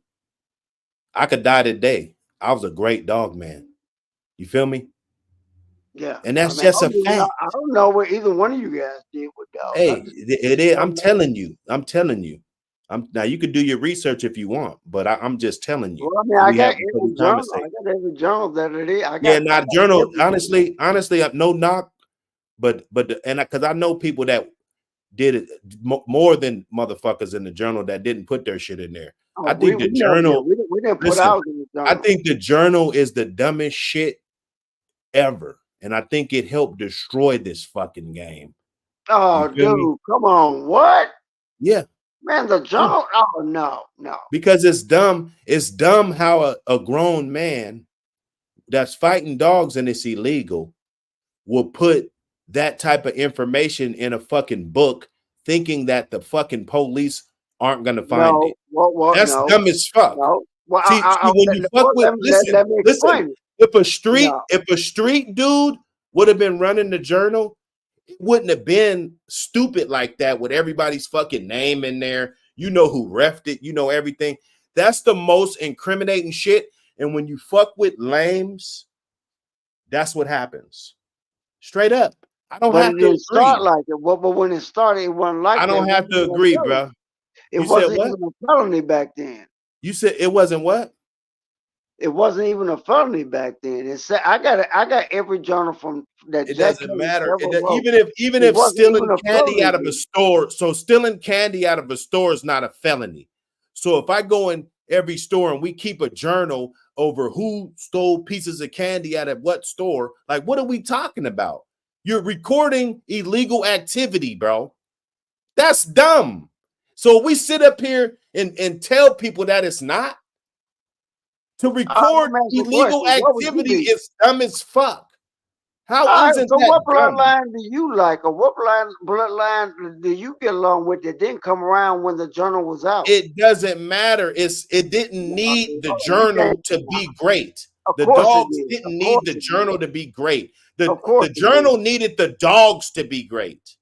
If The the journal dogs was didn't still need out, the if the journal. journal was still out, it wouldn't be so many fake champions. That's the reason Jack Kelly changed the rules. There's towards fake the end. champions in the journal now. What are we talking about? Yeah, but he changed the rules. They That got off referees the like chain. me, you have to This see us dude's doing off the chain shit in the journal, recording it as real matches. to be a grand champion. You Clearly. had to be the champion, and to be a champion, you had to have stars by your name for referees like mine that were in there with Right. stars behind your name that says a So real referee saw it. So with that being said, when they record all of that, so that referees got his ass in the fire. Whoever's on this side, that side, No, referee's this name could be wasn't good. anything. No. His name You have his is real on there. name in there. Yeah. Oh, No, you his just real trying to be names are different. on Come there. on, What man, are you we trying to talking be about? different, man. You know, you don't.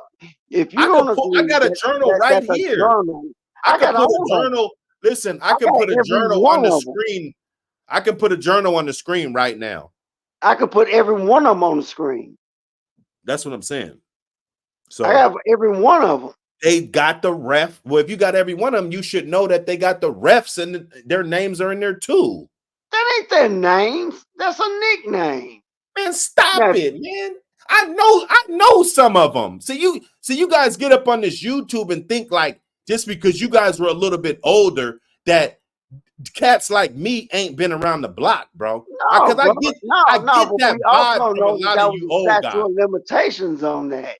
You feel me? Not that dumb. We know there was a statute of limitations on that. You said there was what? There was a statute of limitations on that. Like what? What do you mean? Because them The journals were journal. current. So what are we talking about? No, I don't have any of them past when Jack Kelly left the journal. I don't Right. have any of them past that. But still, the one when they were coming out, that shit was current. Yeah, but it was not a felony in every state. It was a misdemeanor. I got you, but still, if you're recording any type of illegal activity, that's dumb. So why are we arguing about that? Like that's Well, they dumb. still recording. They still got chicken magazines and all that. Well, Is guess it what? smart? Is it smart? Has people got in trouble for that shit? No, but you have to balance. Is it worth it? And back then, it was worth it because it was a misdemeanor. You have to balance out: is it worth it? Or is it smart? Well, it might not be that smart, but I mean, it's It's just a not smart. misdemeanor. You can easily have a more longevity and the game wouldn't be so. See, they basically that journal shit fucked it up for guys like me. You feel me? That just want to get in the game and just, be discreet about it and Man, if it and not weren't for the not want to journal, be out man, you there like wouldn't be that. studying the dogs you study now. The I records was would around. be. I was around. I You was can around. go I back think. to I think Jack Kelly. When did Jack Kelly stop doing the journal? What about 05, 03, 05? I was around then. 05. I was around then.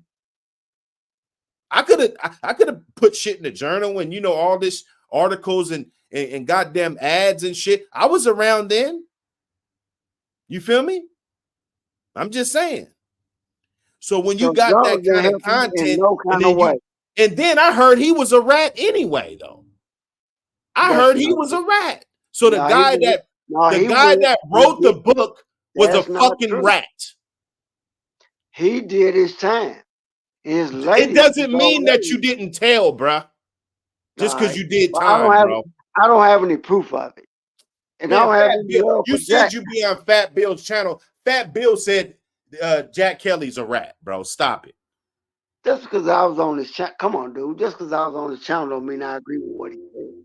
So would you deal with somebody that lies on people and says that they're snitches, but they're really not, and they swear up and down to you, they just lied in your face? Would you deal with people like that? I would try not to, but I would like the burden of proof. Man, yeah, I'm I not. don't know, Dude. man. Look, I'm not a stupid guy. And if I see the I'm just evidence, cut. I'm if just I cut see, from a if different I cloth, see, man. if I see it's written, if I see Hey, it's 80s written on the babies, man. wall. We different, man. We different, man. I mean, I'm I not like grew up. a I guy grew that up in will the follow 80s, Donald man. Trump. I'm not like a guy that will follow Donald Trump I can't or tell you Biden. nothing about the 70s. I can't tell you nothing about. Well, I can tell you about the 90s. You know what I'm saying? But Yeah, but yeah. I could tell you some stuff that will probably blow your mind, the Bulldogs. But I mean, I don't. I can tell you some fun stuff and some things, but I mean, I can tell you, I can go in here and blow up and make you mad. A whole bunch of people be like, you don't agree with what I agree on. You don't agree with that Well, because I no, can no, tell you no, something no. We about a take the whole older lot guys. of The it older too. I guys, can we tell you. gotta take their what they say with validity because they got age, they got wisdom. But see, it's the guys that are like my age that people. Because be honest, I probably know more about dogs than probably half of the old motherfuckers that's gone, even if they gone. Like, what are we talking about? You feel me? Right. So I mean, the age don't really matter, bro. I think we kind of crunch people down because of their age. There's dudes that just got in the game 5 years ago and I they're don't know. I don't know. I doing don't know great if things. age doesn't matter. You know what? You know what? Let me say this. I went to my uncle Michael. He's a lawyer, and I was like 17. And I said, the times change so much, and we learn so much about what you guys don't know. I mean, does that make you really smarter than me? He's like, yeah, because experience and age matters. Oh, see, here we go. Here we go. Here we go. Going hard, my Experience, guy. Going hard, my guy. He said the experience journal. and Journal was age. never the reason anyone got busted. No, I listen. I had to disagree because when they look at those match reports and all that shit, that's how they know who Mayday is. So when they come and look at my pedigrees, when they take my pedigrees and write up all the bullshit that they wrote up about me, and they talk about Mayday and match reports and shit, that's where they got that information from, fam. Straight up. That's where they got that information from. It is. That's what law enforcement uses to try to put these dogs in a boat. And it's like, okay, these are fighting dogs. They look at all those documents, all that reading up and all that bullshit. They're looking at that, bro. So if you got them dogs, that's automatically a strike against you, bro. Automatically. You feel me? It ain't going to be the end all be all, but it ain't going to help you. It ain't going to help you. Now, what the journals could do is help us now. Because if we talking about this shit, it's easily obtainable information. This information can be easily obtained. I could just be up here reading, or referencing through the journals and talking about shit, and I didn't have to be there. I could have said I was there. You know what I'm saying? Clearly. So Yeah. Yeah, no, I feel you, man. If it didn't hurt you, you know, the journal, if it didn't have no impact in the outcome of the shit, you know. Now I will tell you this. Uh which one was doing was it Russian Bill or the who was doing the Sporting Dog magazine or the Sporting Dog? Which one took that over? Was it Russian Bill or was it you know what I'm saying? Who was it? Because I could tell you this. I subscribed to one of them, right? And I don't know if it was him. I don't know if it was him. Matter of fact, I'm gonna save that story. I'm gonna dig that story up, and I'm gonna save that story because I definitely subscribed to that shit, and that definitely brought heat 20 years later. You feel me? On me because I subscribed to that shit. You feel me? So all those documents, everybody that is you know, you involved, you're doing shit, you're doing, you know what I'm saying? You're sending in because we, you know, you had to mail that shit, you had to send them addresses in, and you know what I'm saying? And P.O. boxes don't matter. They're finding out who the fuck you are, you know, on them P.O. boxes. That shit don't matter. And they get all those addresses and email addresses and, you know, all these documents and shit when a motherfucker go down. Straight up, you know? That's why we strictly talking about dog shows, different shit. You know, we're glorifying that shit. You know, we're not, no matter what the fuck we know about these dogs, we're glorifying the good in these animals. Other than that bullshit, you don't have to glorify that shit to be authentic, you know. But no, I don't think it made a positive impact. Let's argue that going hard. Let's argue that tomorrow or Monday or something. You know what I'm saying?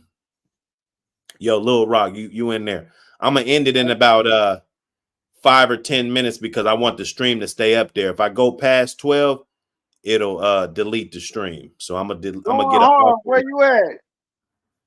Go ahead, talk to me. Going hard, where you at? Oh, he's in the chat. Oh, okay. All right. What's up, twin? What's up, baby? Yeah, nah, you know, hey, you know, this is what we talk about, man. We go down these rabbit holes, these roller coasters, you know, but all in all, it's good content, man. The chat is the best part of it. I got the chat right there to scroll through there. Appreciate everybody that came through, everybody that supported the channel. Lil Rock came through. You know, we agreed to disagree. You know, that's what dialogue is. That's because we don't like We each wasn't other, dog. agreeing. He gave me some pushback. I gave him some pushback. We argued a little bit, you know what I'm saying? And it was a great conversation, man. So Yeah, it was great. I think it yeah. was great. Oh And it yeah, was yeah. fun. It wasn't no friction. It was fun. Nah, It was yeah, fun. no, we got to do that more often, you know what I'm saying? Because that's what the community needs, you know. Of course, we'll leave all the other shit out. I just had to, you know, interrogate you a little bit, but you know, it's Oh all man, good, man. I thought it was great, man. I thought it was fun. I thought maybe it could have went a way that kind of I wouldn't have been comfortable with it, but it was fun. It was totally fun. Yeah, 1000%. yeah, yeah. Nah, say something. Big We up, big gonna up to hit you. that button, man. Let me hear something. He said it's going hard. Have an IG. Going hard. You got an IG? They want to know.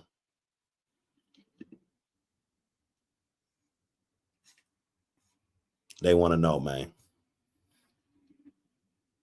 Salute everybody, man. Clear Creek Hog Dogs in the building. Salute. Salute all the members. Let's get it in, man.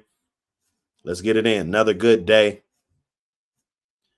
We're gonna get up off of here, check these analytics and everything. Yeah, no sir, no IG, man. Native Gold, salute to you, brother. You know we had to put Marisol on there today. We always putting her on there. We want people to see that. You dig? Salute everybody in their feelings. You know what I'm saying? Buck City, hey, we're gonna keep pushing. We're gonna keep pushing. Man, you ain't nothing in their feeling. All right. See? Woo! Hey, it's a beautiful day, man. Sunrise Jay, I see you. Let me see. I know I missed a bunch of y'all, man. It been a long fucking day, man. Long stream. Viking family. Yeah, man. Everybody, man. Appreciate everybody. Let's get up in these comments, man. Hey, I seen y'all doing those timestamps and stuff. You know what I'm saying? Them timestamps is it. Let's get them timestamps up so we can have those conversations up in those chats, man, in those comments. You did. But we out of here, man. Peace. God bless everybody, man. You guys have a wonderful night. Stay blessed. Have a great weekend. Yes, sir.